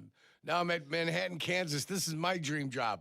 Yerk, we did. No, it's good. I mean, good for Underwood. Good for what he's got going on. He's done it a little bit different. He went the little bit of a European route. Yeah. He convinced Stojakovic to come over from California. Went to Stanford, went to California. Got him on board. And Stojakovic started a little bit this year when Boswell was hurt. Yeah. He's come in. He had one of the Ivasiches already in Zvonimir and convinced the other one to leave Calipari and come to Illinois so the brothers could play together. Then he went over and he's in Europe, and whoever he's got a guy out there. He's got somebody out there that's doing a little scouting. He wants long, athletic, bigs, and when you've got the biggest front court in the country, when you can go 7'1", 7'1", 6'10". Well, it's going to matter. Yeah. Like, first of all, it matters in this next matchup because you're going to have a definitive size advantage. And then you're going to be able to match the size of the winner on the other side if you make it to Monday, if you make it to a week from tonight, right? I mean, that's huge. It really is. You said it all fall, like when this was starting. You go, they're going to be good. And then once we started watching them play, even in some of the losses, like I think back to the Alabama game. What was that, in December? Yes. When they lost to Alabama here. So they lost to UConn. They played UConn at the beginning of the year. They went out to UConn, I believe, and they lost to UConn at the beginning of the year. But this is a different team. They're both different teams than they were at the beginning of the year. You know what I felt like we said a lot, though? Like that when we started watching them, you're like, no, they really can play with anybody. They're going to, like, the size is going to matter. They're really good offensively. And maybe we questioned it a little in February and into March, but we said a lot this year. Like, they're a team that's capable of beating anybody. Yeah, they lost by 13 to UConn in UConn. Yeah. It was like their first really kind of like, Test. okay, we got our ass kicked. Yeah. And they did. They got their ass kicked that day. I'm sure they're going to go back and look at what happened this week, and they'll go back and look at that game and say, we got to play better than we did that day. Yeah, that game was Thanksgiving weekend, Yes. that they lost. Then they came back and they beat Tennessee right afterwards. You come to find out Tennessee's a pretty decent team, ranked 13 at the time. Yep. How impressive is it that Danny Hurley's got them right back in this spot, back in another Final Four, after having to, the guys they've lost and turning over that roster. This guy can coach. Is he ever leaving UConn, or is he there for the long haul? Long haul. That's like his dream job as well. His dream job. I mean, UConn at this point is every bit of blue blood as any program in the country, right? Like, has anybody had more? Honestly, like, think about the last 30 years. I mean, UConn's had more success than even the Dukes and the North Carolinas and the Kansases of the world. When you look at all the Final Fours, you look at the championships, they're as blue blood as anybody. And I know North Carolina's the brand, but even with that job open, I almost think you'd rather have UConn at this point. No, you wouldn't. No, you wouldn't. No, you wouldn't. Look at these two are going to fight now. Mario's in for Jay Moore, by the way. Think about all the success that UConn has had. Not only are they a brand on the men's side, they have the support in the brand on the women's side as well. So that is basketball central. Not saying that North Carolina isn't, but UConn has been so successful the past few years. They have all the support in the world, and you're building a program with sustained success and essentially building a dynasty. I think that's worth staying for and better than being at UNC. Like, what's the bigger brand still, though? Is it North Carolina or is it UConn? I feel like it's still kind of like, as a brand, I think it's North Carolina. Still North Carolina. I agree. Yeah. I still think it's North Carolina. Yeah, it is. They're going to put more guys into the NBA. You've got the Michael aspect to it. Like, you grow up in North Carolina, what college do you want to go to? You grow up in Connecticut, what college do you want to go to? St. John's or UConn? There's so much competition on the East Coast. You grow up in North Carolina, you want to go there. Or you want to go to Duke. Or you want to go to Duke, right? But I'm just saying. No, nobody wants to go to Wake Forest. Nobody wants to go Wake Forest. Wake Forest. Yeah, nobody wants to go to Wake Forest, or the Wolfpack. Nope. Nobody wants to go to Wake Forest. No, even though NC State did they make the tournament this year? NC State? Yes. Yeah. Yeah. Well, no, NC State played in the play-in, right? They were in the game. field of 68. Okay. I think, did they lose to, didn't Texas beat them, right? Probably. I think so. Yeah. It was like a week ago. I can't remember. Yeah. Why is that? Why? 10 days ago. 10 days ago. Or Yeah. 2 weeks ago, I guess. Yeah. It's 2 weeks ago. Can't remember. Let's say I had James in Palatine. What's going on, James? What's up, guys? Let me tell you something. I'm a Duke fan, okay? But I could not be happier to see them lose yesterday. I owe Dan Hurley and UConn all the thanks in the world. They kept my bracket alive for my bracket pool. Well, there you go. I mean, you're a Duke fan, and you're just you picked against. You're being a little selfish, but you're worried about your pool. I don't mind it, James. Good for you. It's like all the credit to Dan Hurley. UConn won in 99, 04, 11, 14 with Kevin Ollie as the coach, for crying out loud. Check 1, 2, 3. Hello, Eric. Check 1, 2, 3. Check 1, 2. 2023, 2024. What the hell is going on? I don't know where Eric's checking a mic somewhere. He's just got a hot mic. Thank God he didn't swear. Look at Eric. Wow. Thank God you didn't swear, buddy. That's Eric Ostrowski, everybody. Oh, man. That's 5 national championships and back in another Final Four. So, while they're every bit as successful in Blue Bloody, I still think the bigger college brand has got to be North Carolina. But it sure feels like Dan Hurley is there to stay for the long haul, and they love it. And he's a little bit of a nut job, but mostly in a good way. Because that guy knows how to coach, and that program has done a lot of winning here. 312-332 ESPN for Carmen and Jurko. We'll be right back. You're listening to Carmen and Jurko on ESPN 1000, Chicago's home for sports. The Kap J Hood podcast is available on the ESPN Chicago app and wherever you like to pod. Presented by Republic Bank. Or listen live to Kap J Hood on the app as well. Weekday morning 6 to 9, ESPN Chicago. $2 million. The Verdoliak Law Group wins again for their clients. That's right. The Verdoliak Law Group recovered $2 million for a client who was injured due to negligent lighting. Hey, it's Jurko, and I'm telling you, if you're injured, make sure to call the Verdoliak Law Group. Playing professional football and being on the radio for many years, I've had the opportunity to endorse many products and companies. And I've always felt it's important to choose companies that I believe in. I've never had the opportunity to endorse a company owned by close friends until now. The Verdoliak Law Group has been helping people for 60 years. They've even taken care of some of my neighbors and close friends. When you need medical care, you want a doctor with the experience and skill set to help you. The same holds true when you need a lawyer. The Verdoliak Law Group has recovered over $9 billion for their clients through legal representation and consulting. They have over 60 years of experience and skill serving over 40,000 clients for personal injury, auto accidents, truck accidents, wrongful death, workers' compensation, medical malpractice, and all of your legal needs. Call my friends at the Verdoliak Law Group at 844-4VLG-LAW. That's 844-4VLG-LAW. Let me ask you something. Why does buying a car have to feel like Game 7 pressure? It doesn't. That's why you go to Advantage Toyota in River Oaks. What's up, it's J Hood. You got a budget? They've got Toyotas that you want to drive. And here's the best part I appreciate. They keep it simple. No marathon sessions, no mystery math, just straight answers, real numbers, and a team that respects your time. Imagine that. Respect. Go see the crew at Advantage Toyota River Oaks. Toyota, let's go places. We live in a world of the shiny, the new, the next big thing, but the very best things stand the test of time. We always return to the tried and true, simple, easy enjoyments that are good year after year. Shine wears off, trends come and go. But a timeless classic like sitting back with a fine glass of Old Forester never gets old. Crafted carefully, drink responsibly. Straight bourbon whiskey, 43% alcohol by volume. Old Forester Distilling Company, Louisville, Kentucky. Old Forester is a registered trademark. Copyright 2026, Brown-Forman Distillery, Inc. Life is full of choices, some big, some small. And when you choose an H&R Block Tax Pro, you're choosing the largest network of tax expertise to be in your corner. For when your big ambitions need help with the small details. For when your 6 figures come from 6 different places. For when your gaming stream becomes your revenue stream. For when your business's year 1 needs 70 years of tax know-how. At H&R Block, we've seen it all, and we're here to help you make the most out of your money for life outside the box. Get started at hrblock.com.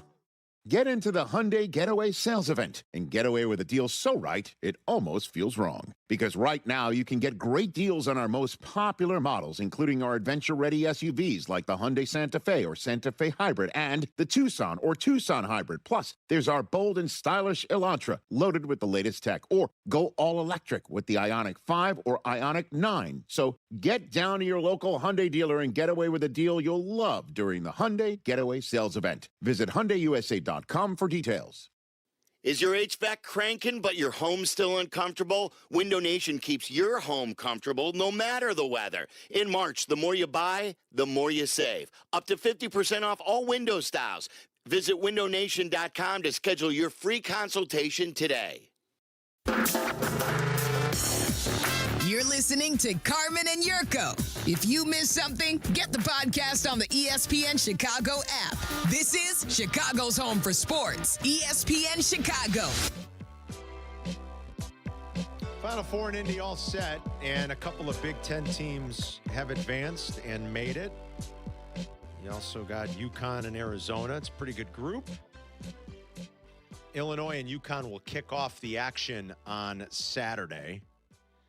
I'm glad that they're the first game. I'm going to see Shane Gillis at the United Center Saturday, so the timing is going to work out well, Jurko. Shane Gillis. Shane Gillis. Comedian? Yes. Funny man? Yes. Are you aware? You're aware of Shane Gillis? Yeah. Yeah. Yeah. I love Shane Gillis. I think he's funny as all get out. So, but timing works out quite well. I will say that. And I'm glad the Illinois game is going to go first. So 5 o'clock, a little after 5 o'clock. Illinois right now about a 2-point favorite. Also Michigan, both the Big Ten schools favored. What a matchup that would be. Can you imagine that final? Holy cow. And they met in the semifinals, the national semifinals, way back in '89 when Michigan, of course, went on to win it all. But a little rematch action. Illinois, Michigan, all Big Ten final. You gave the numbers last week. I mean, you think about the run that they're on here, and they're guaranteed couple of more games. It's going to be a sweet payday when it's all said and done for the conference. Big Ten, yeah. For the Big because Ten. they made it so far. It'll be nice. Yeah. It will be nice for them. Pretty sweet. I think I had it at 67 games, 134, right? Yeah.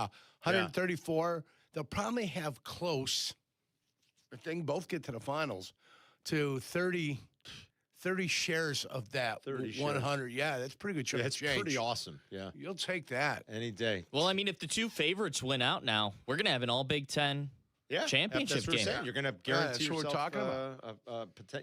If you hold talking serve, about you're big the money. Favorites. Talking about big money there, Jack. That's what we're talking about, babe. Hey, money moves. I'm all about the money. Both of them getting there. Yeah. And that they share it with everyone. USC, UCLA, Rutgers, Maryland, all the terrible teams. All the bad teams? When did Maryland get bad in basketball? I don't know. I can't remember the last really great Maryland basketball team. I mean, can you guys? What comes to mind? I feel like it's been a little Greg Williams. a minute. I mean, maybe a little bit more recently since that, but Lefty Driesell. Well, then you're really Is that what you're talking about? You're really going back when you're going to Lefty Driesell. No, I think it's been a while. Like 05, 06, 07, Maryland felt like they were a good basketball team. Well, they just lost their coach to Villanova. That was last year, remember? Willard was like, I'm not leaving. What's his Kevin name? Willard. Willard, yeah. Boy, is he a jag, too. Yeah. I mean, some of these college coaches. I mean, what a complete... Who tops your list? Well, Mick Can you rank them? Cronin's the worst. Where's Hurley? Yeah, but Hurley... Carmen's Jag list. Let's go. Oh, Top 5, Carmen's Jag list of college coaches. Let's go. Hurley's good to the media, though. Yeah, I mean, but at least Hurley wins, and he's a little bit of a jag. He's salty, but, I think he's just more of a...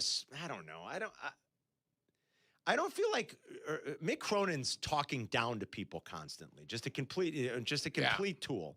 Same with Willard. Like the stuff he pulled about firing his coaching staff, and then when they were inquiring about it, we're supposed to know you're being sarcastic. It didn't look like it. It didn't feel like it. Then you're going after the media for you're a complete tool. But plain and simple. Yep. So those two come to the top of the list more than anybody. Speaking of former Illinois guys, what about Bill Self? Where's he on your Self list? Is a Jag. I've never viewed Bill Self as a Jag. I don't think he's.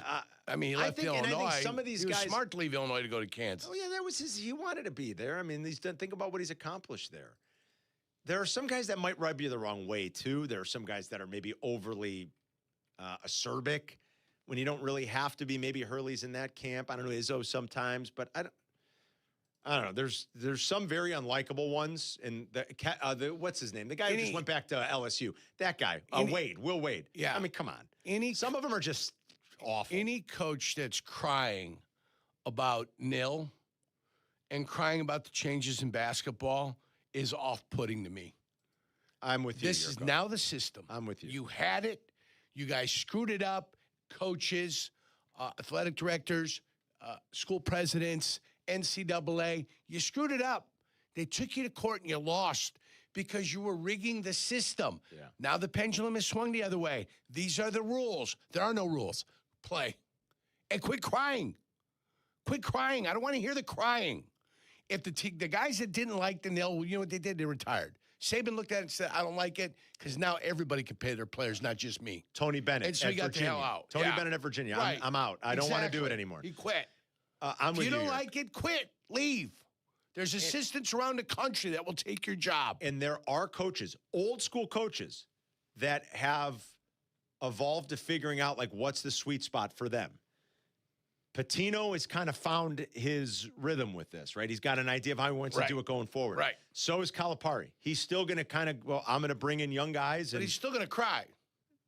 Yeah, Calipari's one of the worst criers out there. Izzo seems like he's the worst when it comes to like, woe is me. I can't believe it. Yeah. Whoa, it's too bad. So sad. Calipari might be number one for me on my list. Is he your biggest Jag? I dislike him the most. Okay. Just because of the cheating. I get it. I'm totally down with that. I've interviewed Calipari a few times, and he's been personable. I would say mostly. Even when he was like annoyed with a line of questioning Sylvia and I had for one of his teams once about free throw shooting, he still wasn't like a complete a-hole about it. But I get where Calipari, I feel like, rubs a lot of guys the wrong way. I feel like Patino too. There's been a checkered past, let's face it. Now, some of these guys can flat out coach. I don't know. I feel like I have more of I'm more willing to be like, well, at least he can coach if, you have the kind of success that guys like Patino historically have had, or what Dan Hurley's doing. I mean, Dan Hurley obviously knows what he's doing here. This is high-level stuff. To keep having this kind of success, this is like his guys are prepared. They're ready. There's something that's working there, and so I'll tend to give those guys, I guess, maybe a little bit more of the benefit of the doubt. Taylor's in Hyde Park. What's up, Taylor? Hey, what's going on, guys? All right, so we're old. I have a niece and a nephew who are around, I think they're 13 years old. They're twins, and they live in Charlotte, North Carolina. They both wanted UConn jerseys for Christmas. So to that point of the brand of North Carolina, I think UConn is at the top of basketball royalty. They're the best basketball school of all time, no question. When it comes to Duke, I felt like I don't watch a lot of college basketball, but Duke has always had a good point guard, a good senior point guard who's been able, or upperclassman point guard who's been able to kind of control the game. These last 2 years, they really haven't had that. So I wonder if Scheyer goes back to some of Coach K's methodology of saying, hey, we can go get the top recruit, the one-and-done guy, but we have to bring in, a senior, a junior, someone who's been there before from another school, a transfer portal guy, and allow them to kind of control the game when the game gets tight.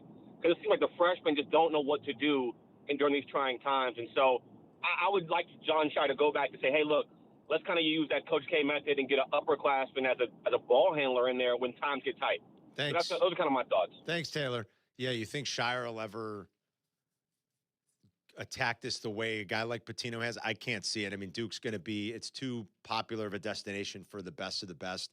They're always going to have a great recruiting class. You know, they've got Caleb Foster. I don't think after the heroics of, what would it have been? That would have been Friday night, right? Yeah, because Friday, Sunday for Duke. What Caleb Foster did Friday night, coming back like, a month after that surgery, like incredible. Not as much of an impact yesterday, played only 14 minutes. I mean, he fits the bill a little bit more of what Taylor was just talking about. He's a junior, so they'll sprinkle in a few of those guys. But that starting group is always going to be these top recruits, these 5-star recruits. These kids they're going to have a lot of one-and-done kids. That's just the way it's going to be. Yeah, they're going to be youthful. Yeah, and that's just the way they're going to do it. I don't see that changing a whole heck of a lot. I think he's good in living rooms, Scheyer. Yeah, he's good in living rooms, so you can get the young guys. But at some point, you know, are you gonna taste that international market? Are you going to do that? Yeah, I don't know. I mean, was Sarr playing basketball? Forgive me. Was Sarr playing high school basketball here? I mean, he's from Italy, but was he playing here? And they were I don't know. Went and recruited him. That's the question. Or was he playing somewhere over there, kind of like the way Underwood's done it with Illinois? Like he's found some really good guys that were playing high level basketball over in Europe to come over here, take advantage of the rules. Like, I don't know if Sarr had come here when he was a little bit younger and was playing. Played at FC Barcelona before. So he was. So it's one of those guys. Yeah. So, yeah, will he continue to do more of that and try to sprinkle it in with the 5-star recruits he gets from, all the great high school programs around the country? 312-332-ESPN is the number. You guys keep bringing us up. We'll talk college buckets. Got some baseball stuff we got to talk about. Plus, Jack's big dilemma for tonight with the Cubs playing a night game tonight on it's a beautiful day. But Jack's got a question about should he be on the hunt for tickets for tonight. He'll fill you in coming up. It's Carmen and Jurko. We'll be right back. You're listening to Carmen and Jurko on Chicago's home for sports, ESPN Chicago. White Sox and Marlins. Join us today at 5 on ESPN Chicago. And get ready for the home opener Thursday, 2:30. You're listening to ESPN Chicago, home of your Chicago White Sox. Hey, it's the good kid. When it comes to my ride, I don't mess around. That's why I drive an Advantage Chevy. 3 locations. Chicagoland's covered. Boom. You want a Chevy? They got every Chevy. You want savings? Oh, yeah. They've got that, too. And here's what matters most. Trust. When you walk into Advantage Chevrolet Bolingbrook, you're not getting the runaround. They respect your time. They respect your budget. They shoot you straight. Head to Advantage Chevrolet in Bolingbrook and see what I'm talking about. Advantage Chevrolet. Together, let's drive.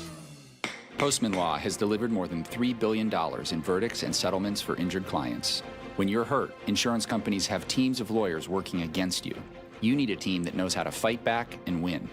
We take on the adjusters, the paperwork, and the medical bills so you don't have to. When it matters most, Postman Law delivers results. Call 844-POSTMAN or visit postmanlaw.com. Others promise, Postman delivers. Call 844-POSTMAN. Attorney Advertising.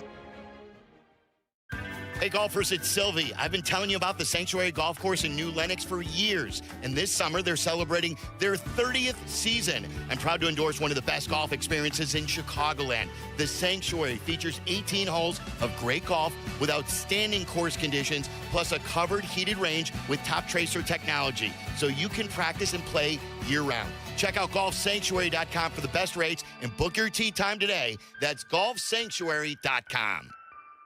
Save big money on everything for your next project when you shop at Menards. We have a huge selection of concrete and mortar mixes, from setting a post or pouring a walkway to installing concrete block or natural stone.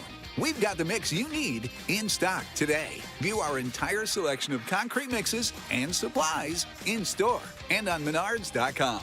Plus, check out the weekly flyer for more great deals happening now. Save big money at Menards. Progressive presents the Passionate Sports Fan Checklist. Signed jersey of your favorite bench warmer? Check. 14 bobbleheads that look nothing like the players they're emulating? Check. Twin TVs so you can watch the game on 2 different networks simultaneously? Check. Life-size wall sticker of your favorite player that routinely freaks you out at night? Check. A second life-size wall sticker so after the first one freaks you out, you see the second and you're like, oh right, the wall stickers. Check and mate. Bundle your renters and auto insurance with Progressive and save on protection for the things on your checklist. Get a quote at Progressive.com. Progressive Casualty Insurance Company affiliates and third-party insurers not available in all states or situations. Covered subject to policy terms. Evan Cohen here. Did you know the average employer sorts through about 250 resumes for one job opening? That's a lot of time reviewing applications. Well, if you're hiring, here's good news. You can now review resumes and applications faster thanks to ZipRecruiter. With ZipRecruiter's new feature, qualified candidates who are very interested in your job show up at the top of your list. No wonder ZipRecruiter is the #1 rated hiring site based on G2. Try it for free at ZipRecruiter.com/sports. That's ZipRecruiter.com/sports. We Whiskey Fest is back. It's going to be the 3rd year. This is turning into one of my favorite events of the spring. It's up in Lake Geneva, April 17th through the 19th. 50-plus distilleries, over 150 pours, and an entire weekend of whiskey festivities. I'm going to be there again for the grand tasting. That happens on Saturday afternoon, April 18th at Grand Geneva. It is back. It's one of the best in the Midwest. Like I said, if you go to wewhiskeyfest.com, you'll see the rundown for the weekend. They have tons of cool events, music, tastings, just so much fun stuff in and around Lake Geneva. You guys are going to love it, and I hope to see you at the grand tasting on Saturday, April 18th. Get your tickets today at wewhiskeyfest.com. That's WEE whiskeyfest.com. You're listening to Carmen and Jurko. Listen to us now, live on the ESPN Chicago app. Chicago's home for sports. ESPN Chicago. Here comes a 2-1. Fly ball, left field. Hap is back at the wall, and it's gone. And Weimer has done it again. The home run ball bites Simanaga, and it's 3-0 Nationals. Say his name, Jurko. Say it. Joey Weimer. Say it. Joey Weimer. Weimer. Joey Weimer. 6 for 6, 2 home runs, 2 walks. They literally did not get him out. Joey Weimer. All weekend. I think he started only 2 of the games. They did not get him out. There was Boog with the call yesterday. That's a problem. You talk about recurring themes here. I mean, Shota giving up a home run. Although I got to say, and Kappan mentioned it this morning. I heard he mentioned it. That was like a very wind-aided home run. I mean, it wasn't like an awful pitch by Shota. You know, you really are like when you just leave it right down the you-know-what, and you're like, okay. Yeah. I mean, it was like Weimer went down. Yeah, exactly. Weimer went down and kind of golfed it out. Oh, it was lower. It was lower. Oh, yeah. Had the wind not been blowing out, that's not a home run. But Wrigley, really, it is. You talk about that, like just what a wind can do to a park. The conditions dictating the game and what a wind can do to the park. Yep. Like Ian Happ crushed one earlier in the weekend that was just allowed out, and then he hits one in the basket yesterday. That if the couple wind's days not ago, blowing out, it's a fly ball, can of corn out there. But a couple of wind-aided home runs yesterday. But the Nationals win the series, and the White Sox did not do the Cubs any favors. Look, you can't do this with baseball. You cannot live and die on every game, on every series. It's too freaking long. It's too much of a grind. It is. I just got an Instagram post that said the White Sox have been eliminated from the playoffs, from playoff contention. Jurko, they're already busting on the White Sox chops. And rightfully so. I mean, come on. 0-3. Hey, listen, the Cubs are going to get their crack at the White Sox. Yes, they will. All right? They're going to get their crack at them. Yeah. So they've got to make it happen. You can't you can't get too high or low. That's all I'll tell you. I mean, you can't really overanalyze what was the opening weekend. Yes, Shota continues to get burned by the long ball. But again, it wasn't the most egregious thing yesterday. It wasn't even a terrible pitch. I think Shota would probably tell you it was a well-executed pitch. It was probably what he wanted, and Weimer just went down and golfed it out of the park with the wind blowing 20 miles an hour out. I'm more upset about the Cubs' offense yesterday than I am about Shota. There I feel you. Like, you have only 3 runs with this offense and these bats. Were they have 4 hits? Exactly. On a day with the wind blowing out like that, all you got to do is put the ball in the air. Let it fly. So that fine. I feel you there. The Cubs are going to be fine. The White Sox, they're not going to be fine. We'll get to them. Jack is debating if he should go to the game tonight. I mean, what's the debate, Jack? It's a beautiful day, and Mike Trout. Supposedly, it's a beautiful day, but tonight there's like a 50% chance of rain. Tickets are down to like $20 for this Cubs game. I think everybody's scared of the rain and that it's going to get cold. But I could go see Mike Trout. I say you go see Mike Trout's off to a good start. 6 You're going to be hits. cold? Well, I won't be cold at the game, but it might rain, and then if it rains, then I'll be wet, and then I'll be cold because of the rain. Well, you got to wear a slicker. I don't. Yeah, except the issue is I don't have that. You don't have a rain jacket? Not on me. I would go straight from work, and so if I go straight from work, I didn't bring that. You don't I was have planning on going to the game. Somebody outside the park. You don't have a rain slicker here? Somebody's got to sell those. At work? No. Yeah. Do you bring a rain jacket to work every I day? have in my golf bag in my car, I've got a rain suit just in case. Yeah, but that's in your golf bag. Yeah, but it's in my car, Carm. Do you want to lend it to Jack? I'm here. It's too big for Jack, but yeah, I would lend you my jacket. It would be. If you need a jacket just to carry up under your arm, wear it around your waist, tie it off, then you have it just in case. I say you go. Are you so going my by point is, my slicker is always with me. It's in my clubs, in my car. Are you going by yourself? I don't know. I haven't gotten that far yet. I once went to a baseball game by myself to see Mike Trout. I invited my partner. He laughed at me. Yeah, It baseball. was a 110 game. And when we were off the air, I said, hey, you want to go? Let's stop on the sunset. It's on the way home for you. And he was, no. So I went. And guess what? I saw Trout hit a home run. You want to go tonight, Yerk? Absolutely not. Good luck to you. You know what I am doing? I'm going to see the Hawks play tomorrow. Oh, yeah. Viking Scott had told me I can't tomorrow night. Yeah. You can see Johnny Taves. Johnny Taves will be coming back. So I am going to a sporting event. I will be in the United Center for the first time in a long time. Yeah, nice. So that'll be nice. So you're doing that. Watch this Hawks team, see what we got. The future, Yurko. They're competing, Carm. Are they? Well, Not by the looks of the box score the last few games. They're competing, Carm. That's all I can tell you. I don't think so.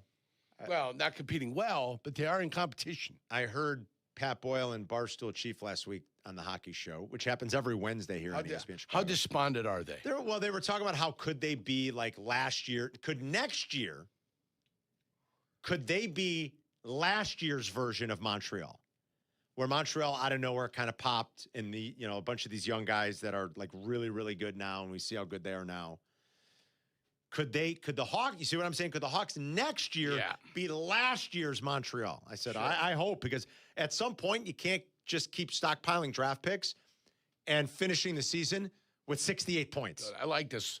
You can't keep doing that. Blackhawks have 67 points. And they've got the second worst record in the league. You are not catching the Vancouver Canucks. You can't keep doing that. Here's the crazy part too. Vancouver and the Hawks were both good at the same time. Remember, what is it, Bieksa? Kevin Bieksa. The Sedin brothers, all of it. Burrows. Them guys were all good. We were all good at the same time. And now we stink to the bejesus. At the same time. Well, Vancouver's, like, they traded Hughes, obviously, this year. Like, they set out about the business of just tanking as well. As they're doing it well. They haven't been able to find themselves really the last couple of years. Yeah, but, like, at some point, you can't just keep, we're picking third again. You got 70 points when the season's over. I mean, like, so sign me up for, like, all of a sudden the Hawks pop in a playoff year next year. But, Jack, I say you go tonight. It's Trout. He's off to a good start. See him before he gets hurt. I like seeing the great wins. I'll always advocate for truly, like, going out of your way to seeing the all-time great ones. And again, while he's playing, while he's off to a good start, he had 6 hits over the weekend in Houston. He had a couple of home runs. He homered on opening day, and he homered the next day. Go see Mike Trout play. You know, you're not going to get many more cracks at it. You should do it. If you can get into the building for $20, why wouldn't you? Spend the day in the city, and you do some work here. You go up there, you get something to eat beforehand, and you go into the game and you watch a few Mike Trout. Do you remember what I proposed for the National Hockey League? Change their point structure? Yeah, I do, yeah. 3 points for a regulation victory. Yeah. 2 points for an overtime victory. Well, because it gets you more wanting to win during the regular time. Yes. Maybe you risk it a little bit because you need that third point. So 3 points for regular victory, 2, 1 for the overtime loss. Yeah. Right. I think you solve some issues and you get some separation and you get a little better hockey in the third periods. I still think that should happen, by the way. Not that it's going to help the Hawks this year. No. But the Hawks do have 13 overtime losses. It's a lot. If they can find a way not to go into overtime and get some victories, they might get some more points. Who's got the most overtime losses this year? The Hawks. No? Kings. The Kings. 18 overtime losses. Jeez. Then the Golden Knights with 16, but they're both in playoff position, Carm. Yeah. Both in playoff position. 16 and 18. That's a lot of overtimes, Carm. It's a lot of overtimes. I mean, that's crazy to me. Speaking of not holding leads, we'll get to the White Sox and their debacle of a weekend coming up. Boy. But if you want to talk baseball, like Cub fans, if you have anything that, I mean, again, I don't know how, like, without just overreacting, what kind of conversation you want to have about what you saw through the first 3 games? The great thing about the White Sox is they've only been outscored by 19 runs in 3 games. It was about as bad as like it could have been for a team with like almost no expectations whatsoever. Yeah. It still was about as bad as it could have been. It's like the second coming of Christian Yelich too. Every time I saw a highlight, it was Christian Yelich getting things done. Yes, I think that was the first ever pinch hit home run. Is that what I heard? It was his first ever career pinch hit home run yesterday. And he obliterated that ball. 312-332 ESPN. Carmen and York back in 2 minutes. You're listening to Carmen and Jurko on ESPN 1000, Chicago's home for sports. This is your White Sox Minute. I'm Len Casper. The Sox offense busted out Sunday in a big way in Milwaukee. Mune Murakami hit his 3rd homer in 3 games to open his career, and Colson Montgomery knocked in 5, 4 coming on a first-inning grand slam. Unfortunately, it wasn't enough as the Brewers came back late and won it on a Christian Yelich pinch hit homer in the 8th. The Sox now head to Miami to open a 3-game set tonight. Feel the momentum. Baseball is back at Rate Field for opening day this Thursday on April 2nd. Join us as we take on the Toronto Blue Jays at 3:10 p.m. New season, new energy. Don't miss out.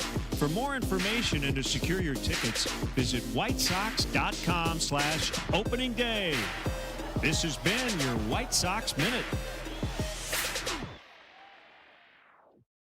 It's bracket season, Waddle, and I went to a basketball school, so I know blue bloods, Cinderellas, and what it takes to cut down nets in March. Oh, please. I may not have gone to a hoops powerhouse, but I know how to march sweet and elite. It's simple. Avoid a busted bracket meltdown with Flight by Yingling. From the guy who picks mascots over matchups. 95 calories, 2.6 carbs, light, crisp, and built for bracket chaos. Upsets happen, but you'll feel better with a Flight by Yingling. Raise the bar this tournament season.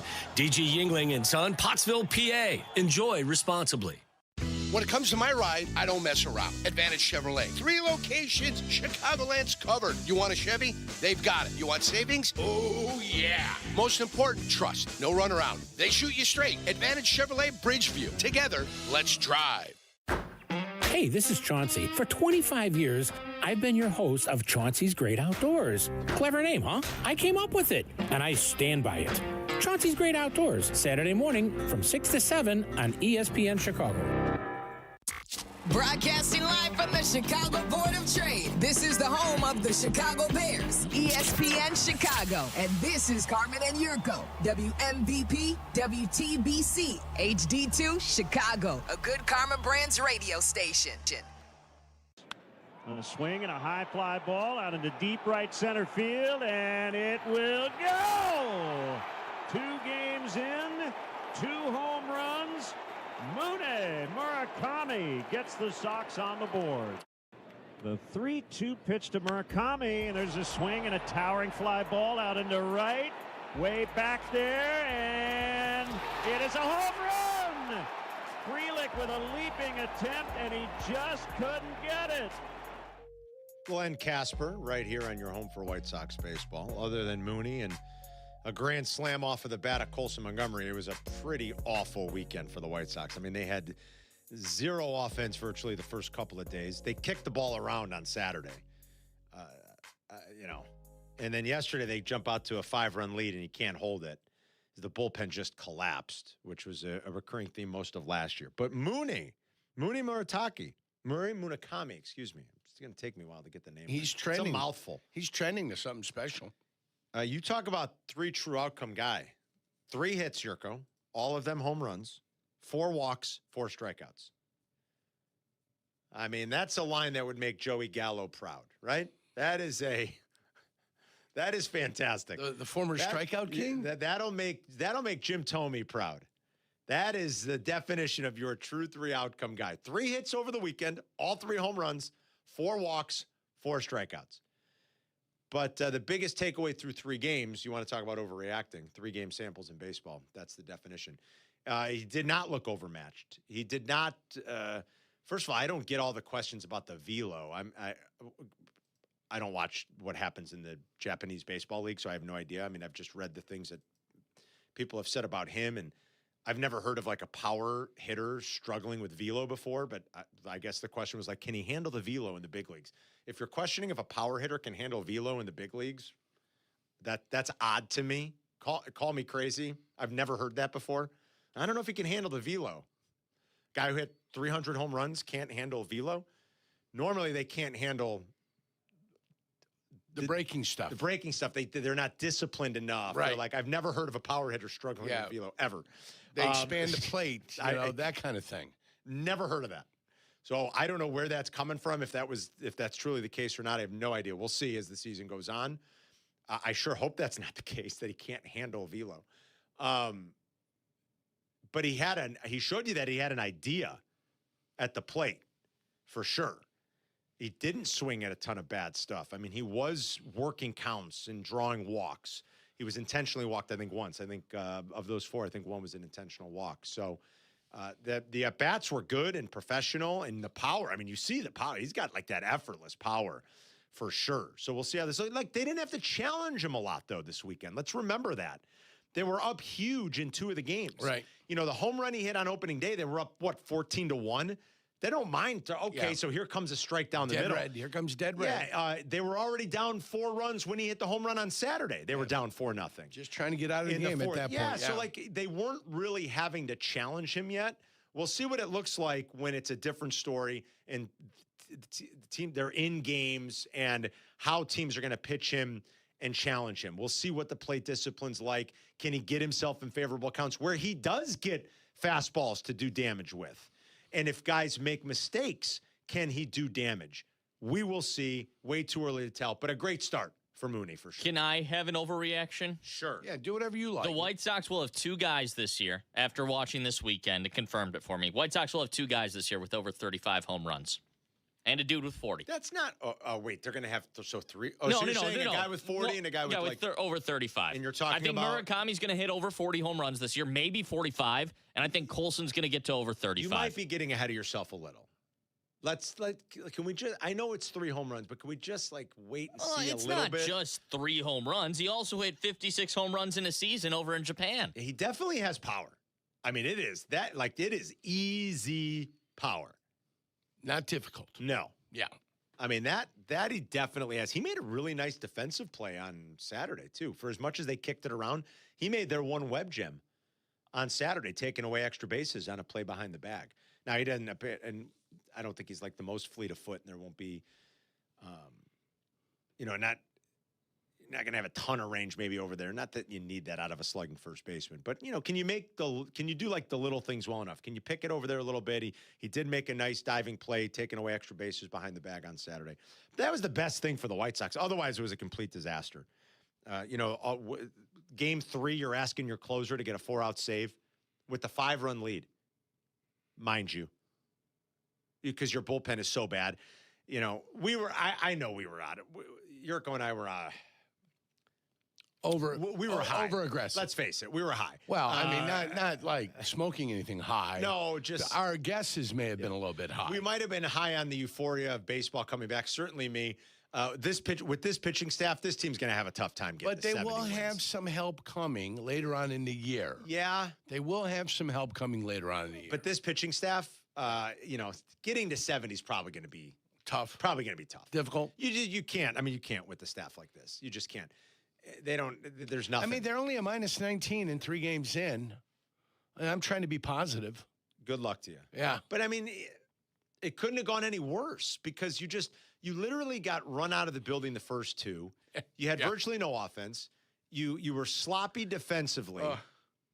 And Will Venables already after game 2, you're talking about cleaning up. What was spring training for?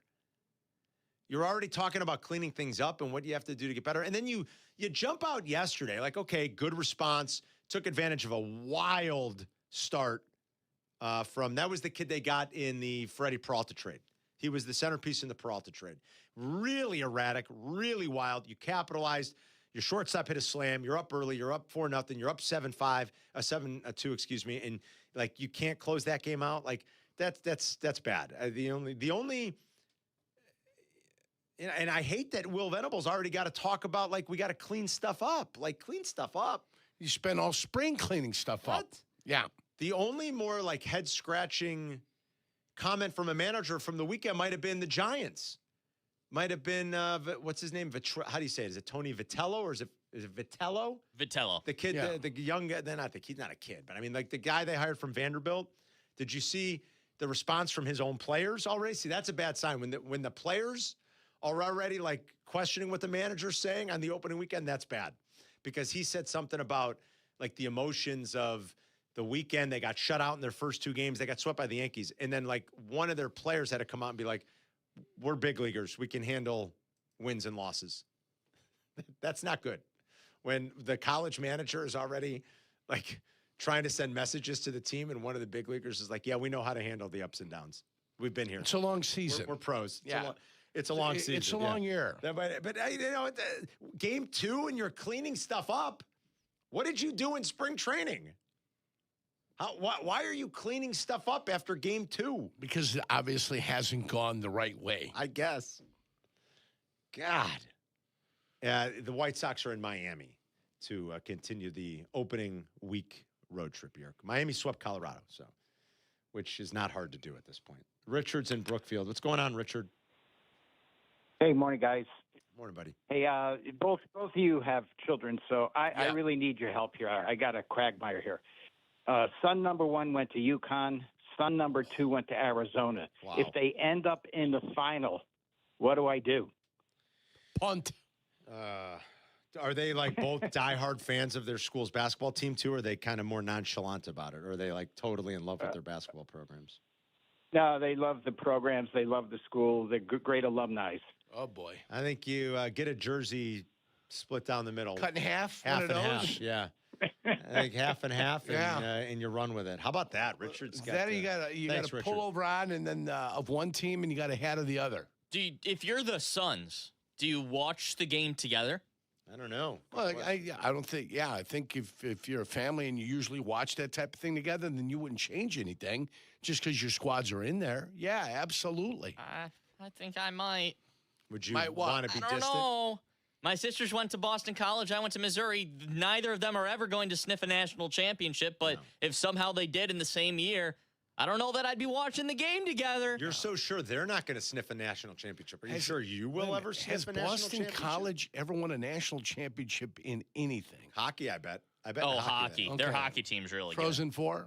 I bet you they have. Yeah, okay, I'm not talking about like a conference championship. No, I'm talking about a major. I know Boston U has. I championship. Think, I'm going to guess. I think maybe their debate team or something might have won something. That could be. I'm going to guess they've won a college national championship. I feel like they've been too good at hockey for too long to not.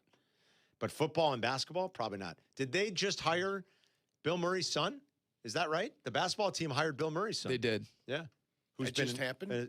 Just last weekend, I believe. He used to be at Xavier, right? Yeah. In the old days? Where was he most recently? He was coaching at, forgive me, I mean, I just saw they hired him. Was it, I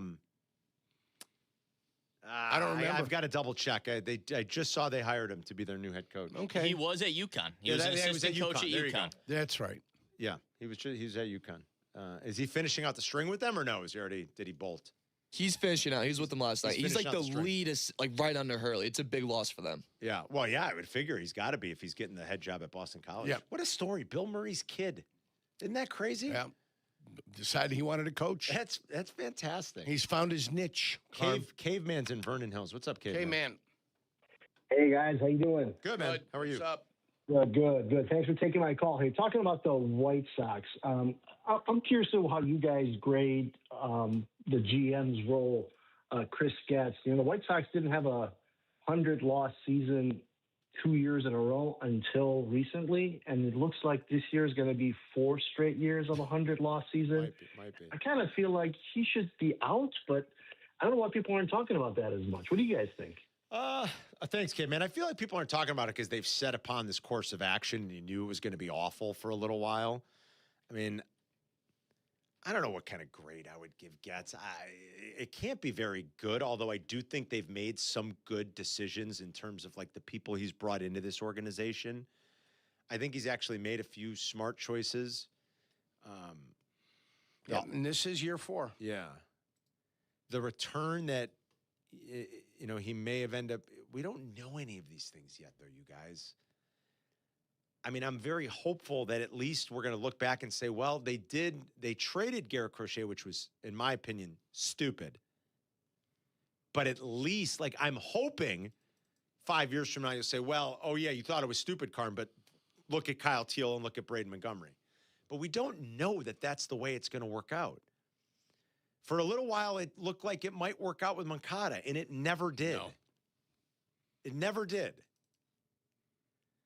I remember hearing at the time when they made that deal with Boston for sale, like I remember some scouts and people I know have been like, watch out for watch out for what was the kid's name? Basabi? Do I have that right? Yeah. Basabi, I think. I don't think he ever even sniffed the big leagues. They're like, oh, this Basabi kid they got. Okay. I'll watch out for Basabi. He didn't sniff the big leagues. Yeah. Now, I think Braden Montgomery will. I think they love him. And he's ascending at the proper rate, but we don't know. So I hope we look back and say, okay, that return was well. You did good. You did well. But what kind of a grade can you give a guy with that this team is miserable? They've been miserable the last couple of years. They're just bad. And I feel at like what point did they break Will Venable? I don't know. At what point did they break? I mean, dude, when you lose so much, I know. You come to the park just kind of, we're going to lose again. You go through the motions until that one day that somebody comes walking in there, or that the group of somebody come walking in there, and it's like, I'm tired of losing. You've got to come in with a different expectation.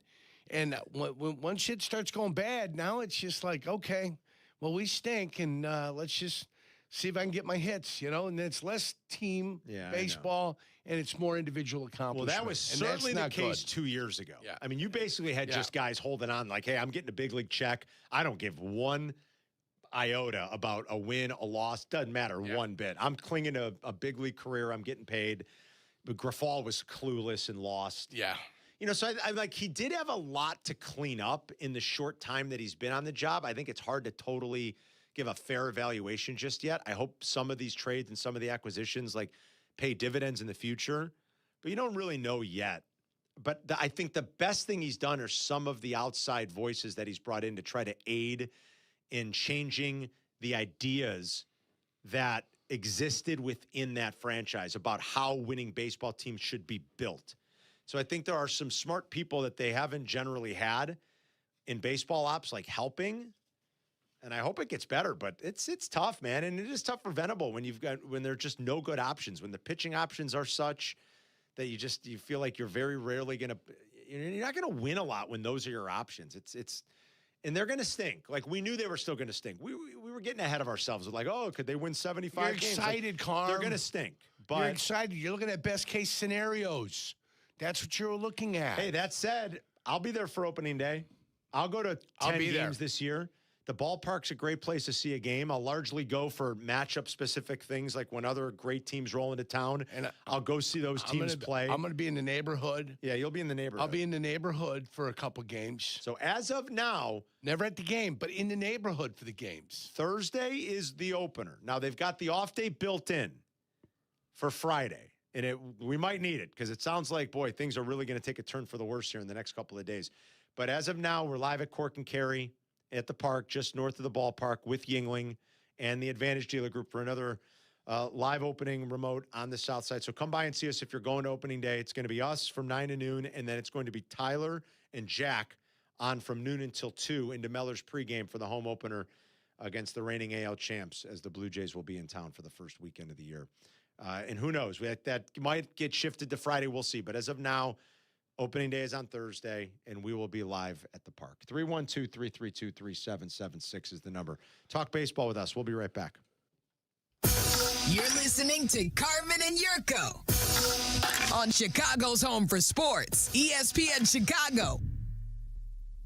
I'm having a pleasant talk with our friend, Mayor Skip Saviano from Elmwood Park. How can you possibly think you've got the best job? I talk sports for a living. All I'm saying, Carmen, is that I get to work with our close-knit community. Great stuff. We're always planning new ways to bond and grow. Well, I'm connecting with the best fans in sports every day. But you're stuck in a studio. I'm out talking with local businesses, eating at world-class restaurants. What do you got there? A PB&J? Uncle, you win. Bam. Yeah! Mayor Skip Saviano. Elmwood Park, once you're here, you get it. Hey guys, it's Silvy for Window Nation. Spring in Chicago. Does it get any more unpredictable? One day I'm turning the heat on. The next day we've got the windows open. That's when you realize the right windows make all the difference. And with Window Nation, my home stays comfortable no matter the weather. Their windows are energy efficient, customizable, and installed in as little as one day. And backed by a lifetime warranty. In March, save up to 50%. The more you buy, the more you save. Schedule your free consultation at windownation.com. Turn your dream kitchen into a reality during the IKEA Dream Kitchen event. Now through April 21st, IKEA family members save 10% when they spend $3,000 or more on section kitchen cabinets and eligible appliances and countertops. That's modern style, smart storage, and everyday functionality designed your way. Plus, section cabinets come with a 25-year limited warranty. Not sure where to start? IKEA's expert kitchen planners are here to guide you. Your dream kitchen is closer than you think. So visit IKEA Schaumburg or IKEA Bolingbrook today. Hey, it's the good kid. When it comes to my ride, I don't mess around. That's why I drive an Advantage Chevy. 3 locations. Chicagoland's covered. Boom. You want a Chevy? They got every Chevy. You want savings? Oh, yeah. They've got that, too. And here's what matters most. Trust. When you walk into an Advantage Chevrolet Hodgkins, you're not getting the runaround. They respect your time. They respect your budget. They shoot you straight. Head to Advantage Chevrolet in Hodgkins and see what I'm talking about. Advantage Chevrolet. Together. Let's drive. Empower. Pete's back on the links with all new golf clubs and hopefully less swearing. Dang, sliced it. He worked with Empower to help him get good at money so he can be a little bad. Heads up! Oof. Talent sold separately. Guy said these were slice proof. At least he has money for lessons. Invest well, live a little. Start today at empower.com. It's about time delivery worked on your schedule. Same day, next day, or scheduled in advance. However you plan it, the Home Depot delivers the whole job. From drywall to doors, plumbing to paint, we'll get it there when you need it. Because on the job site, timing is everything. You order, we deliver. It's that easy. The Home Depot Pro. It's about time. Postman Law has delivered over $3 billion for injured clients. We take on the adjusters, the paperwork, and the medical bills so you don't have to. If you've been injured, let us fight for you. Go to postmanlaw.com. Others promise, Postman delivers. Call 844-POSTMAN. Attorney Advertising. You're listening to Carmen and Jurko. Listen to us now. Live on the ESPN Chicago app. Chicago's home for sports. ESPN Chicago. Caravan, 2 seconds. Mullins tosses it up. Oh! It's good. We're point 3. UConn goes in front. Utterly impossible. March means drama. The deflection, the reaction, and then the major nugget out of Indiana. They all can shoot. Nylon from deep. Astounding. The freshman Braylon Mullins. What a play. All Duke had to do was hold the ball there. Absolutely. They didn't need to get rid of it. No backcourt violation, nothing. If you're watching on YouTube, youtube.com/@Carmen and Jurko, like and subscribe. You could see the video we were talking about earlier. Bill Raftery looked like he was shaking. He didn't know what to do. He couldn't believe it. It's a great video. And Grant Hill just like, oh my God. And they're I mean, it happened fast. Yeah, it happened. It's probably the moment of the tournament so far, right? I mean, that's got to be. I mean, like the Kentucky Santa Clara was finish was great. There's been some really fun stuff in this tournament. I think, by and large, the basketball's been really good. Maybe it wasn't great for most of the weekend until last night, but that feels like kind of the moment of the tournament. I mean, a stunning turn in UConn, who was, as of about a month ago, he could have had UConn at like 25-1. Certainly 6 weeks ago, 35-1. Yeah. Now in the Final Four. I have a feeling the Fighting Illini take care of business. I hope so. I love their attitude. Like, I think it was either Stojakovic or Mirkovic was like, hey, we haven't done anything yet. Right. Like, we're not just trying to go to Indy and be happy. He goes, we're going to win 2 games. Love the attitude. Love it. Great run for the Illini. It's been fun. 312-332-3776 if you guys want to join Carmen and Yerk. And by the way, Yerk, I was wrong. Luis Alexander Basabe did have 18 games in the big leagues in the COVID year. He played for the 2020. Giants. Probably just out of desperation during the crazy COVID year. He played 18 games. Played 9 games in AAA. And he was out of baseball, basically by 2022. Yeah. It's like, so you never know how these things are going to go. This Basabe, you guys are going to love this Basabe kid. Yeah, let's trade Chris Sale for Luis Alexander Basabe. That's the guy you never listen to. The one that tells you that. And Yohan Moncada you're going to really love this Basabe kid. Then when you see that guy coming down the hallway and he tells you something else, all right, whatever, champ. So you never know how this is going to go with these baseball trades. Yeah. And for all Moncada's talent, and boy, is he talented. Yeah, I see. He made a web gem the other day. He's in town. The Angels are on the north side. You'll see him every once in a while. You talk about a guy who's just oozing with talent, with just the worst attitude, just the worst. I mean, the stories about that guy are just awful. Who? Moncada. Oh, Moncada, just awful. Yeah. An absolute dog. But all the talent in the world. And got by on a lot of it for a while, still in the big leagues because of it. Like I said, where's he at? He's with the Angels. I just said Angels, that. thank you. They're in town on the You know what? I need that. I'm getting older, Carmen. I'm getting older. He made a web gem the other day. You might say it, but it doesn't mean it registers here. You see this blank look I give you every single day? I know. I could see why it's easy to lose track of him, too. You're not watching much Angels baseball. No, I'm not watching any Angels baseball. You don't care about Moncada, I know. Matthew's in Westchester. What's up? I watched more cricket today than I did baseball weekend. Stop it. What's up, Matthew? Hey, how's it going, guys? I just wanted to kind of bring up something that's been really bothering me. So if you look at the White Sox season with like a realistic but sort of optimistic outlook, you could hope that, okay, maybe they can hang around 500 a little bit below, but the young guys kind of start to come together and things look positive. They'll have some money to spend. But once again, this is turning into a death march already. Murakami's going to want no part of this team for an extension down the road for best case scenario. So they're going to have to wind up trading him. I'm sure Jets will probably botch those trades. And then the cycle just continues. And then you're just in this rut where you're not going to be able to attract any free agents because you're sure is not overbidding for them. And it's just going to be a disaster with no end in sight. So, really, really disappointing start of the season. I know it's only 3 games, but they've got to turn this around and be somewhat respectable, or else this is going to just be another debacle. Yeah, it was pretty disappointing, even for a team with 0 expectations. Matthew, thanks. Here's the light at the end of the tunnel, though. And I'll keep saying this. I'll reiterate this, because I feel it. The light at the end of the tunnel is there will eventually be an ownership change, and the attitudes, I think, are going to be much different. And I think there's going to be a willingness to be a big player, to be a player like you should be in the city of Chicago. And look, we gave Tom Ricketts some credit on Friday, and rightfully so. In the span of 2 months, he's given out 3 $100 million contracts. I mean, basically their whole infield is making $100 million, not Bush. They've got still some good cost control in Bush. Their infield's all making over $100 million. Sure. They went out, they did the Bregman thing. They extended PCA, they extended Horner. You'll give him some credit. And will he ever operate like Cohen or the Dodgers? Probably not. That's okay. I think Cub fans are okay with that as long as you're operating like you should in the city of Chicago.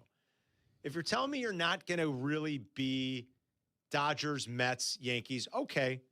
But if at least you're proving you're going to be a big boy, you're going to spend somewhere in the top 7 or 8, top 6. Are fans happy with that? Jack, you're a Cub fan. Are you happy with that? You'll take that. Yeah. You sound like maybe not. No, he's not going to spend like listen, Cohen. They're not He's going to operate. I'll take that. I think it's okay. They're not operating a luxury tax. They're never going to do that. If they do, they're going to be out of it the next year. They're not going to get the repeater thing. And with the new system coming in place, I'm more positive with what they're going to do in the new system than I am in the current system. And so maybe I think that's a fair statement. And maybe Ishbia is never going to spend like Cohen either, or like the Dodgers. But if at least he says, "Oh no, I'm a billionaire. I want this to work. I'm in Chicago. I will spend like a top 10 team." That's where I'm hoping there's some light at the end of the tunnel. On the South Side, do you believe you're going to have to wait for the ultimate demise? Or will that happen before that happens? Well, will there be a sale before it happens? I think what was the succession plan? Like within 5 years, I think, whether Jerry's still alive or not, I think it's like within 5 years, I think Ishbia becomes the full majority owner and has the right to absorb, to take on all of the positions he needs to take on to be the full majority owner of the team, I think. I got you. So Jerry's in good health. Jerry's old, but as far as I understand, Jerry's in very good health. I will say, Kohler brought up a good point, though. The elephant in the room with Murakami, unfortunately, is that he's only on a two-year deal. Which stinks because when you sign a young player, you're hoping you'll have him for the long term. But just because he kind of fell into the White Sox lap, he's only on a 2-year deal. Now, does the salary cap go into place before they need to extend him and they get some benefit because he's already on their team? Maybe. I don't know. But that is a little bit like, oh, great, we got this great player, but he's potentially only here for 2 years. Yeah, because he just bet on himself, didn't see the big money out there that he wanted, and said, all right, I'll take a deal with the White Sox, show you what I can do. And he's off to a great start. Raul's in Berwyn. What's up, Raul? What's going on, guys? Just want to talk about that Saturday sports event all over the town. Obviously, Kate Orange started in the Cy Young campaign, doing a solid start, coming back from injury. It's unfortunate they lost the series, but now knowing the Illini did what they did, Duke losing, I'm not saying I'm jumping on the Illini bandwagon because I'm 50 years old and I remember Kendall Gill in '89, the D Browns when they went to us deep, and I know the good kid mentioned Peja Stojakovic and all his boys like a few weeks back, and now that I'm seeing them in the finals, man, they're turning it up, and I mean it's pretty cool to watch over here where I'm at. Towards this side of our town, it's a lot of heavy Serbian, man. I was at a spot, man. I'm Mexican, but by the end of the night, I was speaking Serbian on the end of the night. I was so whacked out of my mind. Just drinking Slivovic and having a good time. Raul, thank you. I was having Chababchich, and then my pickup line was Ti si lijepa, ja volim plave oči. Oh, my And I'm God. telling you, I was scoring. So you said you're beautiful and you've got beautiful blue eyes. All right, Raul. Yeah. Wow, that was actually pretty Oh, good. yeah, he actually spoke pretty damn well. Not his there. native tongue. That was pretty good. No. All right, Raul. Ti si lijepa. A lot of Serbs in Berwyn. I did not know that. Yes, I believe a lot of Serbs and Croats. A lot of Serbians in Northwest Indiana. Yeah, a lot of them are buddies of mine. That's right. Sasha, Get on the alloy. Sasha no get longer claims himself as the big Russian anymore. You'll be proud. Thank God. You'll be proud of that. Thank you, Sasha. Okay. Get on the Illini bandwagon, 100%, man. I mean, like, why wouldn't you? The Illini kind of saved the weekend. Otherwise, it was pretty disastrous. The Bulls accomplished their goal, keep losing. They didn't screw that up, so that was good. Yeah, Stevie Ruzic, the owner of our bar. Yeah. He's 50-50. Half Croatian, half Serbian. Is that right? Yeah, right down the middle. He's a mess in the early 90s. Eddie's on the north side. Hello, Edward. Hey, guys. So, I sit there and laugh how everybody was talking themselves into, oh, Milwaukee's not going to do this. They're not going to do this year. And here we are. Milwaukee's 3-0. Cubs are in last place where they're going to finish exactly where the White Sox do, not winning a World Series. Yelich is better than any Cub player on their roster, and that's a fact. Fact based on what? What's that based on? What do you mean that's a fact? What's that based on? Just by the eyes of what he does. So that's a fact? That's how you're basing your facts His on eyes. your eyes? I love it. Thank you. At the end of the year, you're going to see that Yelich will be better on stats than any Chicago Cubs player. What stat? You want to bet? You want to bet that on? You want to bet WAR? What stat do you want to bet? I'll bet you anything you want to bet. And Andrew Vaughn too will probably. You didn't answer. You didn't answer the question. What do you want to bet? What stat are you talking about? And what do you want to bet? Like hits, runs, home runs, hits? and everything. How about WAR? What's that? Wins above replacement. All right, Eddie. It's 3 games, bud. I mean, Eddie's like, they're in last place where they belong. It's 3 games, dude. I love it. Yeah, it is 3 I'll games. bet you anything you want to bet that a Cub has more wins above replacement at the end of the year than Christian Yelich. This is overreaction Monday. Oh, my God. Yeah, after a 3-game set. People are going haywire. There's no reason to go haywire, guys. Unbelievable. Right where they belong, last place. His WAR last year was 3.1. It was 3-1. He's got a high WAR, Carm, of 7.6. Yes, in his MVP season. That was a long, long time ago. Was He that had his 7-1 the year after. Oh, is that after? 5-3. I mean, he's capable. Oh, of course. He's been a very good Yeah, he's capable, but he's a positive win player, though, you know? See, Andrew Vaughn? Did Andrew Vaughn break a handmate, too? Is that what happened? What's going on with these handmates, kid? Was it a handmate for Vaughn, too? They had IL Vaughn. Well, that's crazy. That's nuts, Carm. Yeah. He broke his handmate. A handmate. That's a handmate. Yeah.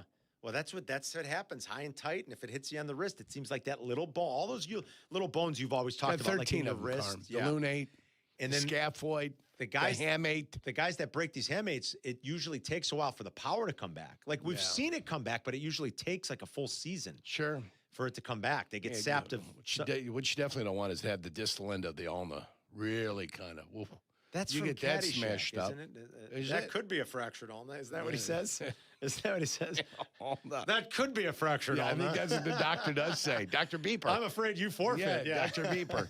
Sorry, we're speaking a language you two don't understand. So we're going to start. Caddyshack, and it's okay. You're young. I've seen it, Yerk. Yeah, Mario's seen it. Oh, have you? Did you enjoy it? I did enjoy it. Okay, thank you. Throw some respect over here, buddy. Mario's an old Mario, soul. my apologies. Jack, you're the jackaloon that this is directed at. We're gonna give you guys. We're gonna give you guys details on how you can start helping us winnow the list down too. We're gonna start today. The first fan vote will be today on YouTube. Yeah. And we'll give you details on how that can happen. So make sure you follow our YouTube channel, youtube.com/@Carmen and Jurko. We're very utopian. You're very utopian and utopian. Make sure you like and subscribe. The Brunch Rush is coming up next. You're listening to Carmen and Jurko on ESPN Chicago, Chicago's home for sports. Carmen and Jurko live now on ESPN Chicago. If you missed something, get the podcast on the ESPN Chicago app. Presented by Advantage Dealer Group. $2 million Vertoliak Law Group wins again for their clients. That's right. The Vertoliak Law Group recovered $2 million for a client who was injured due to negligent lighting. I can't see. They win, and they win big for their clients. I played professional football, spent years in radio. I've endorsed a lot of companies, and I don't put my name behind just anyone. But this one, fellas, is personal. I never had the opportunity to endorse a company owned by close friends until now. The Vertoliak Law Group. For 60 years, they've helped injured people recover more than $9 billion through legal representation and consulting. And it's not just numbers. They've helped my neighbors and my close friends. When you need medical care, you want an experienced doctor. When you need a lawyer, it's no different. If you've been hurt in a car or truck accident, workplace injury, medical malpractice, wrongful death, call a firm with a proven track record. Call my friends at the Vertoliak Law Group. 844-4-VLG-LAW. That's 844-VLG-LAW. Whiskey lovers, I've got the weekend for you. Guys, it's Carmen. We Whiskey Fest is back in beautiful Lake Geneva, Wisconsin, April 17th through the 19th. I'm talking 50-plus distilleries, over 150 pours, and an entire weekend of whiskey festivities. And I'll be back for year 3. See you at the Grand Tasting on Saturday, April 18th. Now presented by the Grand Geneva Resort. We Whiskey Fest, one of the best in the Midwest. Get your tickets now at weewhiskeyfest.com and sip responsibly. Running a business means wearing multiple hats. So if you're like me, you probably started out using your personal phone, taking client calls and texts nonstop. As my business grew, I needed something smarter. That's when I switched to Quo, the #1 business phone system. Quo works right on your phone or computer. No carrying 2 phones, no clunky landline, just one easy app you can try for free. Your team can share one number and handle calls and texts together like a shared inbox. Any teammate can jump into the conversation so customers get faster responses. And Quo's AI assistant summarizes your calls and responds to customers 24/7, so you never miss a lead or opportunity. All this starts at just $15 a month. That's basically 2 coffees. You can even keep your current business phone number. Find out why 90,000 businesses trust Quo. No missed calls, no missed customers. Try Quo for free at quo.com/sports. That's quo.com/sports to try Quo free. QUO.com/SPORTS. Hey, it's the good kid. When it comes to my ride, I don't mess around. That's why I drive an Advantage Chevy. 3 locations. Chicagoland's covered. Boom. You want a Chevy? They got every Chevy. You want savings? Oh, yeah. They've got that, too. And here's what matters most. Trust. When you walk into Advantage Chevrolet Bridgeview, you're not getting a runaround. They respect your time. They respect your budget. They shoot you straight. Head to Advantage Chevrolet in Bridgeview and see what I'm talking about. Advantage Chevrolet. Together, let's drive. Prizes, flyaways, even cash money. You want it? We've got it. Find a list of all contests and official rules by visiting ESPNChicagoContests.com. That's ESPNChicagoContests.com. You're listening to Carmen and Jurko. Listen to us now, live on the ESPN Chicago app. Chicago's home for sports. ESPN Chicago. Carmen and Jurk, presented by the Advantage Dealer Group, your destination for your next Chevy, Acura, Toyota, and now Cadillac, Buick, GMC. Find your Advantage at Advantage Dealer Group. Happy Monday. Hope you had a great weekend. Beautiful day today. Enjoy the weather. It's Carmen and Jurk until noon, and then Rich Eisen, Waddle, and Tyler today. Jurk 2 until 5, and then Meller's pregame. 5:40 is the first pitch down in Miami. White Sox and Marlins to continue the season. All right, let's brunch rush it. Brunch Rush is brought to you by the Village of Elmwood Park. From first-class events to unforgettable food, Elmwood Park is where community and flavor come together. Once you're here, you get it. Love it. All right, Jack. What do you got, Jackie boy? Take it away, Jackie it's boy. It's movie week. So we've been discussing this. We've been discussing this. And you guys made your lists last week. You can go back and listen on our podcast. Yeah. I'm 25 years old. And Carmen and Jurko, you guys talk about a lot of old movies, classic movies, movies that Jurko likes. And you guys have put together lists for me of movies that I need to see. Well, we need to narrow this list down to 25 different movies. That's right. 25 movies for 25 years old. The first poll is up. Fans are going to vote on which movies will be on our YouTube page. You can go right now on our to our YouTube page at ESPN 1000 Chicago to vote. The first 4 movies that will be listed. Top 2 will move on. Caddyshack, Training Day, Men with Brooms, and Raging Bull. Boy, that's already a tough one because I'm between Training Day and Raging Bull. I got to go Raging Bull, so I voted. Oh, you have to log in to vote?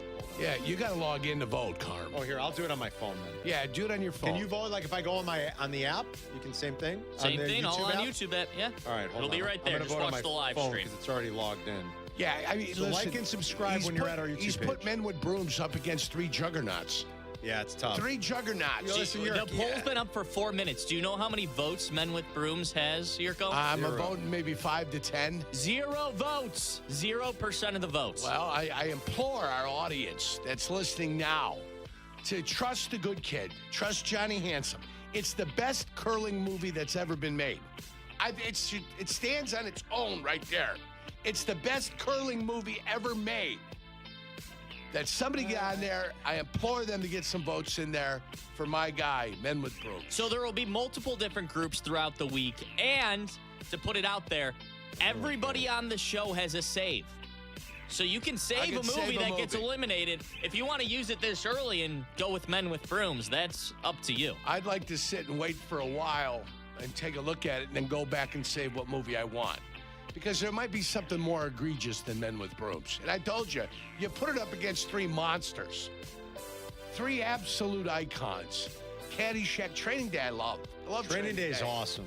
And then Raging Bull. And you know, we've got relations here in the building. You know what I'm saying? So, yeah, it's tough. I'm not going to do it yet. I will not do it yet. Did you get your vote in? No, for some reason I can't. I saw you were a little bit preoccupied. I know.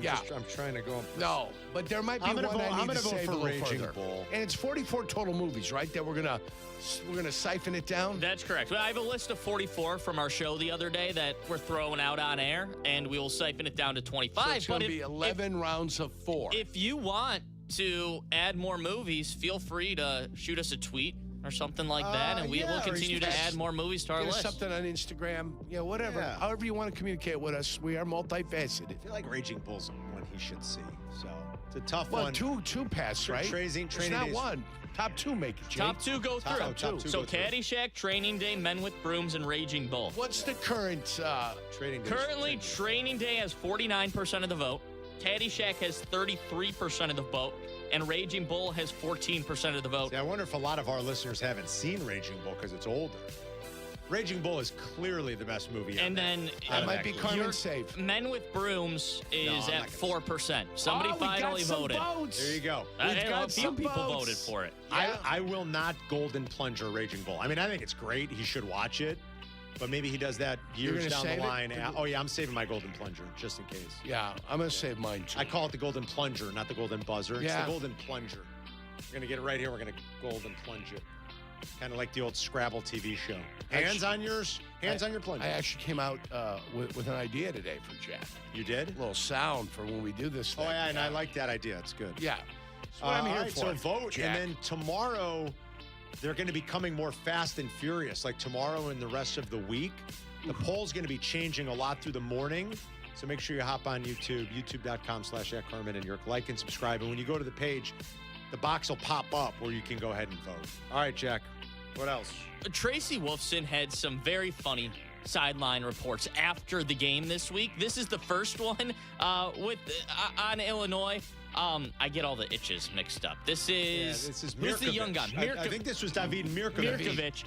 This is David Mirkovic, and this is his post-game interview. You can't, if you're watching on our YouTube stream, you'll see the whisper in the ear, but he has something whispered in his ear, and this is how he responds. If we continue to play defense like that, we're in a great spot.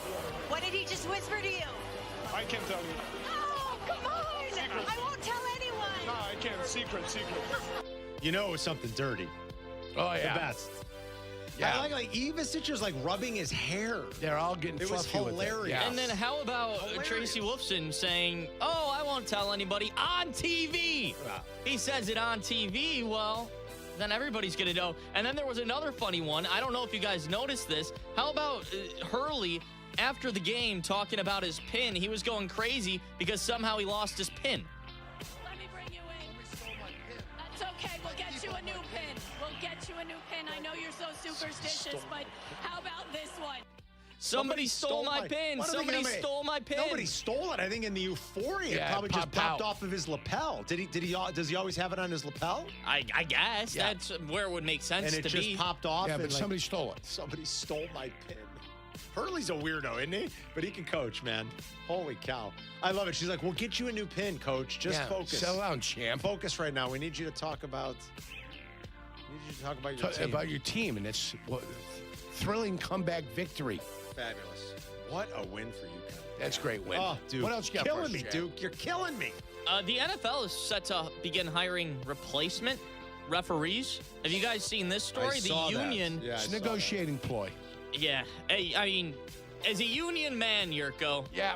Because you've been part of the NFL Players Union. You've been part of plenty of unions in your day. Sure. How do you see this? Gabrielle the NFL Union. is I know far Gabrielle apart. Union, too. There you go. The NFL is far apart with the NFL Referees Association, is what the headline says. Yeah, that makes sense. It's a negotiating ploy.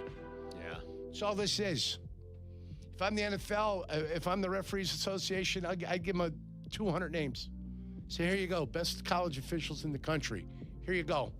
None of them will take a job. NFL owners were, quote, alarmed by the state of negotiations with the Referees Association, and have authorized staff members to begin hiring and onboarding replacement officials in the coming weeks. The NFL began compiling a list of college-level officials to recruit earlier this month.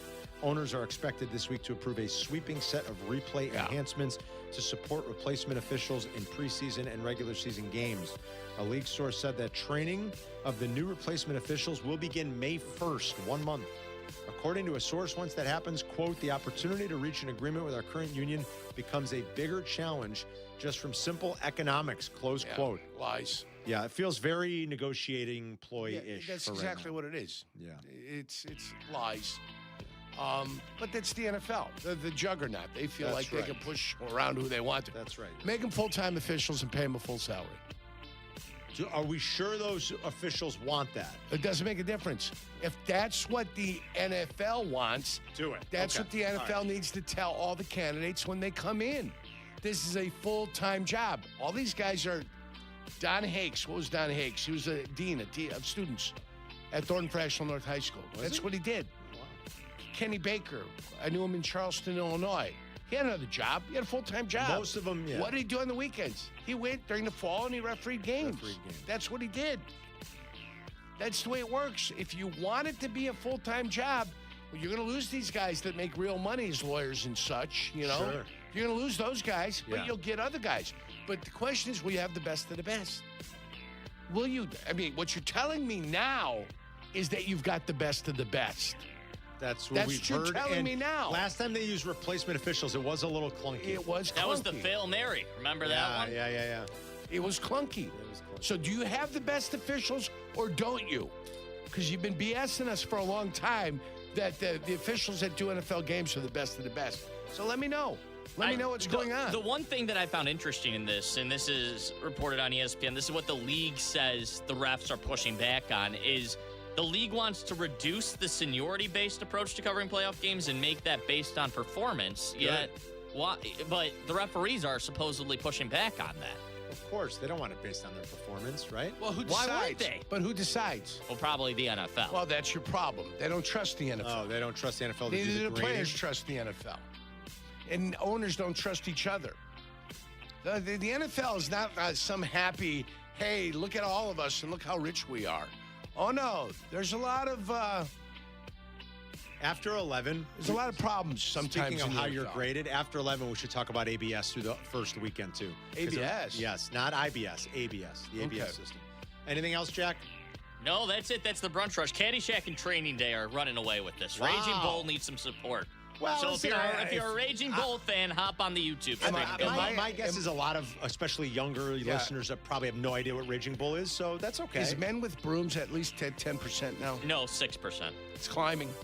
Isn't Raging Bull in black and white too? Raging Bull is in black and white. That might be a hard sell. Hard sell. Such a great movie, though. It's very good. Very good. It's very raw, very, very gritty. I mean, it is. It really is a masterpiece. gritty. Oh my God! I mean, it's an absolute masterpiece. The cinematography and the fight scenes. I mean, it's. And if you like Scorsese, you should definitely check out Raging Bull at some point. That's the Brunch Rush, brought to you by the Village of Elmwood Park. Players of the weekend coming up next. You're listening to Carmen and Jurko on ESPN Chicago, Chicago's home for sports. Hey, it's Jurko. March is College Hoops Month, and you need to be ready in case a watch party breaks out at your house. Corner Booth Pizza to the rescue. Corner Booth is real Chicago pub-style pizza, cut into squares. We're talking crispy thin crust, thick shredded cheese, and toppings stacked oh so high. From classic pepperoni to barbecue chicken, spinach and mushroom, and my favorite, sausage and jardiniere. There's something for every craving. Flavor that satisfies the soul. Huddle up, grab a pie, and taste Chicago's original pub-style frozen pizza, the Corner Booth. What if your instincts could pay off? With Robinhood Prediction Markets, you could put your knowledge to work on the events that matter to you. Prediction Markets isn't just sports. It's the Fed rate decision, your favorite award show, and so much more beyond the playing field. Trade events with Robinhood. Visit Robinhood.com/predict. That's Robinhood.com/predict. Futures and cleared swaps trading involves significant risk and is not appropriate for everyone. Event contracts are offered by Robinhood Derivatives LLC, a registered futures commission merchant and swap firm. Hey golfers, it's Silvy. I've been telling you about the Sanctuary Golf Course in New Lenox for years. And this summer, they're celebrating their 30th season. I'm proud to endorse one of the best golf experiences in Chicagoland. The Sanctuary features 18 holes of great golf with outstanding course conditions, plus a covered heated range with top tracer technology, so you can practice and play year-round. Check out golfsanctuary.com for the best rates and book your tee time today. That's golfsanctuary.com. Kap J Hood here with Howard Ank. And Howard, I know someone who was injured on the shop floor. Please have him call me. My guy. Howard, I have a buddy who was T-boned by a utility truck. Please have him call me. My guy. Your guy? Correct. Not this again. Howard Ankin is my guy. Hold on. Cap, your friend. Hoodie, your buddy. I'm their guy. And I'm also your guy and your guy. Call 312-6-million for injury law made personal. Howard Ankin, our guy, on the Kap and J Hood Show, weekday mornings on ESPN Chicago. My God. Yeah. This college basketball tournament moment is brought to you by Marriott Bonvoy. Has won the Big East Championship. Fresh off winning 5 games in 5 days to win the 2011 Big East Tournament, the UConn Huskies enter the NCAA Tournament as the 3 seed in the West, including a 36-point performance by Kimball Walker in the Sweet 16. The run to the Huskies' 3rd national championship was one of the most remarkable postseason runs in college basketball history. Marriott Bonvoy, where game day checks in. Evan Cohen here. Game day brings the excitement. Your stay should feel just as memorable. With Marriott Bonvoy, official hotel partner of the NCAA and U.S. Soccer, you're connected to a portfolio of brands designed for how you travel. Some offer complimentary breakfast, others give you room to spread out, space to stay productive, or extended stay comforts. So whether you're a traveling fan or part of the team, Marriott Bonvoy celebrates the moments that live on before and after the game. Marriott Bonvoy, where game day checks in. When making a big decision, I believe in doing your homework and working with people you trust. That's exactly what you'll find at Advantage Buick GMC in Hodgkins. No pressure, just clear communication every step of the way. Visit Advantage Buick GMC in Hodgkins. We are professional grade. You're listening to Carmen and Jurko. If you missed something, get the podcast on the ESPN Chicago app. This is Chicago's home for sports, ESPN Chicago. Time to talk about our players of the weekend. Boy, a lot of areas to go here. Now with baseball being back, I mean, like a Joey Weimer, who they couldn't get out. Mooney, Murakami, who hit a homer in each of the White Sox 3 losses, unfortunately, over the weekend. So where are you going, Yerk? Who's your player of the weekend? Mullins, the kid that hit the shot, right? That's a good one, too. That's where I'm going. You talk about clutch. Braylon? Is it Braylon? Braylon Mullins, the freshman. That's him. Freshman. All right. That's the guy I like. Jack, who are you going with? I will go with Munetaka Murakami. I mean, 3 home runs in 3 games. For a rookie. And 4 walks. He could be Rookie of the Year. Sure he could be. Although, boy, you see McGonigal start, too, with the Tigers? Wow. Especially that first game.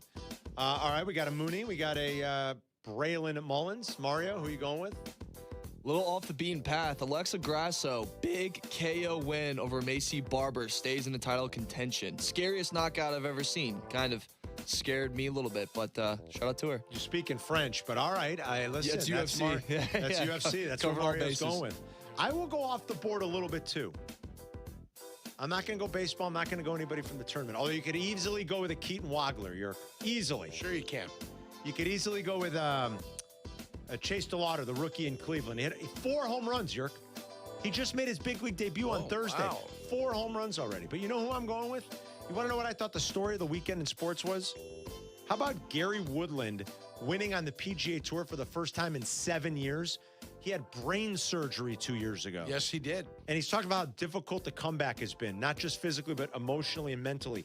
He hasn't won in 7 years since he won the U.S. Open. He had a portion of his brain removed 2 years ago, and he won on the PGA Tour this weekend in Texas. So I'm going to go with Gary Woodland. Nice. I thought that was a great story. Down in Houston. Yeah. Valero Open, I believe. Yeah, it's the old, it's now they call it the Texas Children's Open. I think Texas Children's Hospital sponsors it now. Okay. Yeah, it's the old Valero Open. Yeah. So congrats, Gary Woodland. Well, he still hits it a ton. Still smacks it, Oh, my That wasn't in question Still on smacks day it. 4. He ran away with it. He ran away with it yesterday. I watched a little bit of it in the early morning, late afternoon. Yeah, he ran away with it. So good for Gary Woodland. Well, we got Masters next week, right? Next week. Next Thursday, the Masters tees it up. Yep.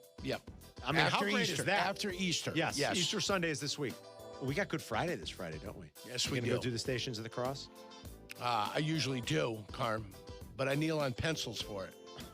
Punish myself. All right. Yeah, 100%, Carm. It's the way you do it. I kneel on pencils. Yeah, for the 3 hours that Jesus was on the You're cross. unbelievable, man. Yeah. Oh, my God. Then Carmen comes and sticks a spear in my ribs. Here it go. Masters next week already. I guess Tiger won't be playing. That's kind of a bummer. Yeah, I think Tiger's not going to play. You know, what's happening with Tiger Woods. Yeah, it just is got really back with that TLG league, TLG, whatever yeah. league that is that they play inside. TGL. Whatever it is. Yeah, the golf league, TGL. The silly league that they have. You know they had over 1 million viewers that last week when he was back playing? They had over 1 million viewers. He still has an impact, Carm. He really still does. has an impact. I can't get on board with Kap saying his life and times and career is more of a joke now than anything. Now, it's sad, but I can't say Tiger Woods has been a joke. What a ridiculous question by Kap. Yeah, that fired me up this morning. That's he is insane. an icon still. He's had his struggles, obviously, but come on. He's a joke? That's ridiculous. That was a ridiculous statement. When somebody comes at you with that, you have to treat it as such and just ignore it for what it is. You understand what I'm saying? When somebody creates something so silly, you just ignore it and go about your business. Now, it is very your sad. Day. He obviously has a problem. He's got a problem because of the pain. Because of the pain, yes. And his body is just. And if you've never really had to deal with the kind of pain that he's probably in, it's tough to be able to understand why it is individuals will medicate themselves the way they have to medicate themselves to get where they need to be. And hire a full-time driver, dude. You should not be driving. Right. If you're going to be taking, whatever, and I don't know what he took exactly. Who knows? Whether it was Viking ES, Percocet, Percodance, IMBN, whatever other sleep aid is out there. But I mean, to say that it's like he's become a joke, I don't think he's a punchline. I think it's very sad. You hope he can stop this before he hurts somebody or himself. I mean, you can't keep flipping. Well, How many times? He's already hurt himself. I know, and you're right. How many times can you keep flipping cars and walk away? Yeah. I mean, my God. Well, fortunately for him this time, it ramped up, it rolled onto its side. It's not like it was over and over and over. Not like that crash, which NBC showed. Yeah, the footage from the one in L.A. In Los Angeles way back when. Screwed up a little bit. Do you think you screwed up a little bit? A little? That's a massive screw up. I'd say he'd screw up a lot. To come back with some file footage. Right. And present it like that was the accident. Oh, look. Yeah. I mean, what the hell are you guys doing? Who knows? We apologize. They make bad decisions. How about finding competent people? So, yeah, I mean, what Tiger's meant to the game, what he's meant to sports culture in the last half century or quarter century here, is really kind of remarkable and almost unmatched. In 1996, maybe it was even earlier, 95. No, you're right, 97, I think, that first Masters. Since he came in, he has been by far the best golfer. Yeah. That has been here for the last 30 years. And the most impactful. It's just, it is sad what's happening. 312-332-ESPN. Carmen and York back in 2 minutes. You're listening to Carmen and Jurko on ESPN 1000, Chicago's home for sports. Here comes the ball. On the Chicago Bears podcast this week, we're keeping you updated on everything between free agency and the draft. The Bears still got a lot of work to do, and we'll keep you updated on all the breaking news with John Yurkovich, Shea Norling, Courtney Cronin, and, of course, our own Jason McKee. Make sure to tap in wherever you get your podcast, the Chicago Bears podcast. Yeah. There's a difference between driving and arriving. At Advantage Acura of Naperville, performance meets precision in every vehicle, all delivered with a seamless, transparent experience. Visit Advantage Acura of Naperville or start online at AdvantageAcura.com. Precision-crafted performance. $2 million. The Verdoliak Law Group wins again for their clients. That's right.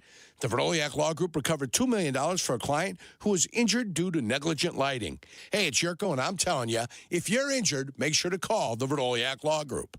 Talk about stepping up. Bang! Bang! It's time to level up your game. Introducing the all-new ESPN app. All of ESPN, all in one place. Your home for the most live sports and the best championship moments. The electricity is palpable. Step up your game with no annual contract required. It's the ultimate fan experience. Level up for more on the ESPN app or at stream.espn.com. Sign up now. Evan Cohen here. Game day brings the excitement. Your stay should feel just as memorable. With Marriott Bonvoy, official hotel partner of the NCAA and U.S. Soccer, you're connected to a portfolio of brands designed for how you travel. Some offer complimentary breakfast, others give you room to spread out, space to stay productive, or extended stay comforts. So whether you're a traveling fan or part of the team, Marriott Bonvoy celebrates the moments that live on before and after the game. Marriott Bonvoy, where game day checks in. Broadcasting live from the Chicago Board of Trade. This is the home for every Bears game. ESPN Chicago. And this is Carmen and Jurko. WMVP, WTBC, HD2, Chicago. A good Karma Brands radio station. Got him looking, challenge, immediate tap of the helmet. The Reds runners all hold. Batters challenging the pitch. ABS powered by T-Mobile. That's out of the zone. The AB continues. ABS can be a lot of fun, Lark. Now the 2-2. Called strike three. Tap the helmet again. He says it's off the plate away. Here we go. Outside. The loudest cheers of the game. The Reds have hit 2 homers. Come on back-to-back challenges. How about the crowd roaring like that late in game? The challenge thing is actually fun. It's going to be very dramatic in the stadium. I love that they show it. Perfect example of why it's important. I'm glad they've brought it in to the game. You saw you saw the Orioles use it to their advantage in the Twins-Orioles series over the weekend. Now that Angel Hernandez has been given his walking papers, it's been a couple seasons, right, Yerk, since they had enough of Angel Hernandez. C.V. Buckner's got to be the worst umpire in the game, right? Since Angel Hernandez has been gone, just awful. Like, he can't call balls and strikes. He's talking about a surly attitude. I mean, he seemed very annoyed that he was being questioned, but he's awful. Like, one of them was over an inch outside. Did you know he had 6 calls overturned in that game? Good. Oh, I love it. Because he's terrible. Yeah. He's got to be the worst umpire, especially at calling balls and strikes without Angel Hernandez in the game. He's really bad at it. And I'm glad. You're glad he's being corrected. You're glad the system is in place. I'm glad the system is in place. Yeah. I can't just get behind the human error part anymore. It's been that way for 100 years. Yeah, it's been that way long before they had the technology to do anything about it. And it is very hard. I acknowledge it. Very hard job. Very hard. Yeah. Ball moves a lot of velo. It's not easy. But at least there's a way to correct the more agreed. And I won't even get on an umpire too much when it's really close. If it's by centimeters, how much are you really going to bust an umpire's balls? But when it's an inch and a half, come on. Inch and a half? Like, that's where we need... Less than the width of this slider? Right? Inch and a half is less than this width right here. Oh, yeah, that's less than that. Yeah. Why do you have a lighter in the studio? It's about a 3-inch tee. Because it's from golf stuff. He was probably smoking cigars. Is having a lighter illegal of some sort that I'm not familiar with? No, I mean, not for most people. For you, it might be I've not allowed. I've got golf tees. I figured you had stuff in your from golf. I've got ball markers for the greatest country club in the south suburbs, the Lincolnshire Country Club, where I played a golf round yesterday and notched 100. Okay. Just your game's struggling to come into shape. Yeah, it's not rounding York, into it's form. March. Yeah, I know. You're going to be okay. But isn't this why ABS is important and valuable and good, or do you believe in No, I like ABS. Yeah, I like it. That's fine. It's quick. It's happening fast. They fine-tune it. They started in the minor league system. Eric Burns wanted it for a long time, and I agree with him, the former Oakland Athletic. Look at you. Yeah. So he's wanted it for a long time, and they finally got a system in place where it can be done quickly. Very quickly. And accurately, and that's fine. Did you see Washington was out of challenges in the 6th yesterday? Now, it didn't matter. They won the game, but that's not ideal either. No. You definitely want to be careful with how you use You've got to do a them. better system at challenging then, too. I mean, that's the onus that's going to be put upon the catcher, the manager, the pitcher. And the batter. Right. Yes. Yeah, the batter, Yes. So I think it's been great, but it brings another layer of drama and excitement. Good for baseball. All these little things that have made the game more exciting. And I think overall just a little bit better. You know what the fun part is? It's going to be like you're going to know who the worst umpires are. Like this guy's been overturned. I love that. Yeah. Or this guy has been challenged the most and they haven't been overturned. Some guys are then really good at it. It's going to be a really good one. Yeah. I like that. And some guys are not so good at it. And he seemed annoyed, and it was just funny to hear the reaction of the crowd. Imagine in a big playoff game come October, what it's going to be like. They're going to be some of the most dramatic moments. And it's just a few seconds, but it's literally going to be some of the most dramatic moments. So if you guys experience that, were you looking forward to seeing what it was like? And do you think the system's going to be good?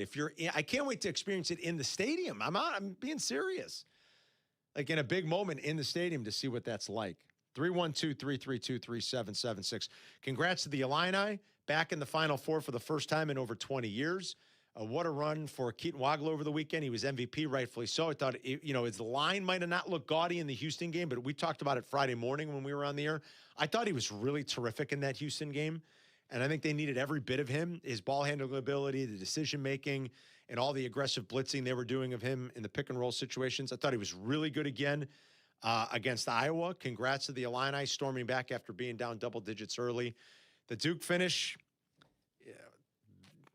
Scheyer's got to figure out a way to get his team to close better. 3 losses this year. They had a double-digit lead in all of them.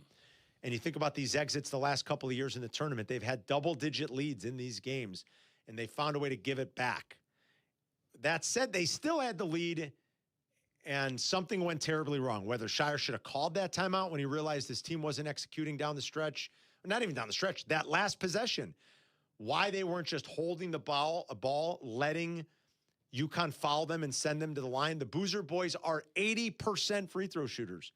Nobody wants the ball there? What are you guys doing? What was being coached? What was being drilled? And should Scheyer have used that last time out? Is that on him? He'll wear it. He's got to. He's a big boy. And they were 12 of 14 in that game.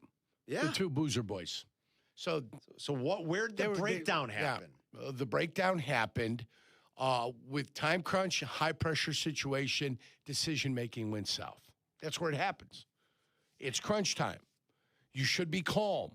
Things should slow down for you. Instead, they got quick, they got fast, and they made mistakes. Man, oh, man, it's brutal.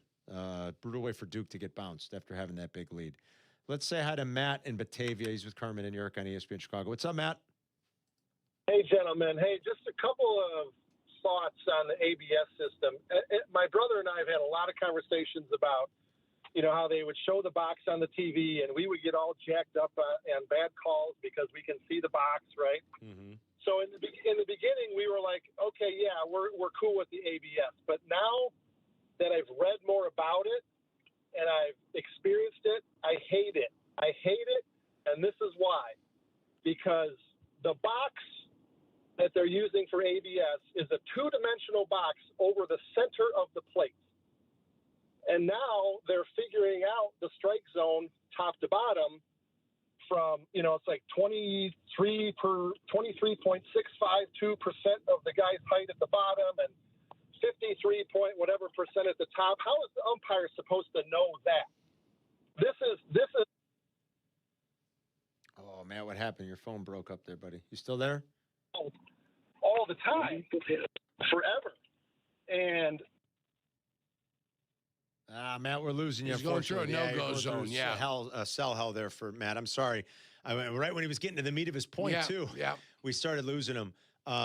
So was he in favor or not? He was asking what's the ump supposed to do when they're, I think, based off of every player's got an official measurement now. That used to not be the case. They changed the strike zone too. It's no longer this 3-dimensional thing. That's if it gets any part over the plate, it's a strike. Now it is a 2D block. It's not a cube anymore. It's not a cube anymore. It is a 2D box over the front of the plate now, based off of the player's individual height. Exactly. We call that double Ds, my friend. Yeah.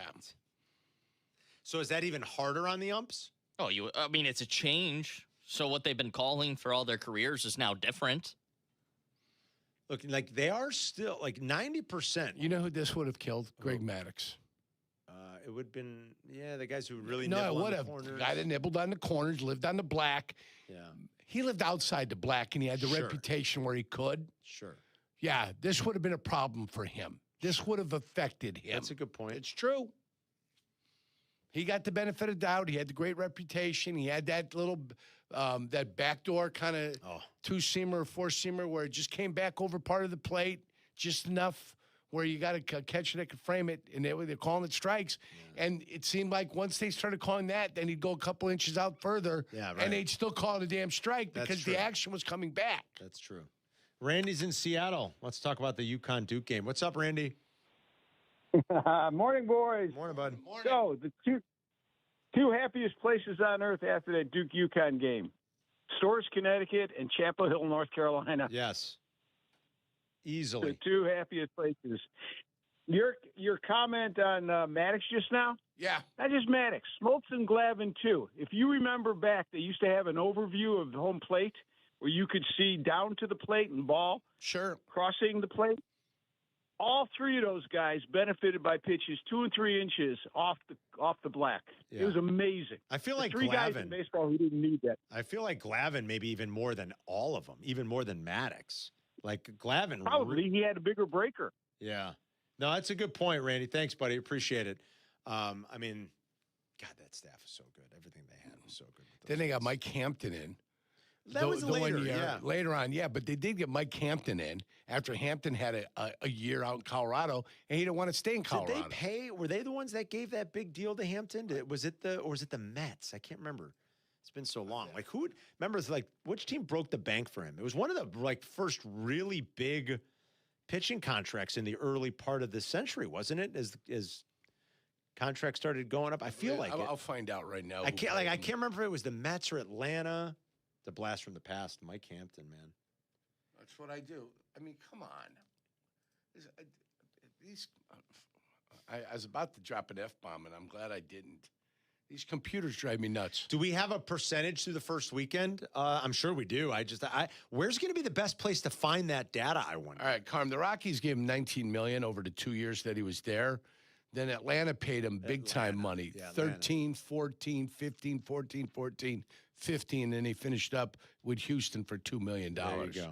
Made $124 million lifetime, and that was in the 2000s, 2003, where they paid him the 13, 14, $15 million. One of the first really big ones. Yeah. What's going to be the good place to find the up-to-date data on like how this is going with ABS? Like who's doing well with it, or how much is being overturned? Are the catchers still kind of out in front in terms of? So according to AI, in early 2026 MLB spring training and opening games, there's a 54% success rate so far in overturning calls. 54%. It's not as great as maybe people would think. Jesse kept driving that point home through the early portion of spring training. T.O. is in Elgin with Carmen and Jurko on ESPN Chicago. What's up, T.O.? Hey, guys. How are you doing? Good, man. How are you? I haven't talked to you. I visited you last year. I took a picture in front of the building. I was wearing number 4. Remember that? I remember. Yes. Yeah. So, just want to question about soccer. You know, Italy plays tomorrow against Bosnia. I just want to know if you excited for that game, and the good kid, are you excited for Croatia and the group? And I'll hang up and listen to you guys. Have a nice day. Thanks, Tio. Well, of course, we're in Group L, the final group. We drew England, Ghana, and one more. I've got to go back and remember exactly who else we drew in that group. Croatia's already in. That's the nice thing for Croatia's in, and you tomorrow, and they're playing in Bosnia-Herzegovina. Yes, so tomorrow. So it's an away game for Italy. Will I be able to watch that game? You will be. It will be on Fox, either FS1 or FS2. 1:45 tomorrow, Chicago time. Is that right? 1:45 Central Time. All right. Should we have an Italy watch party? You guys want to go somewhere and watch the game?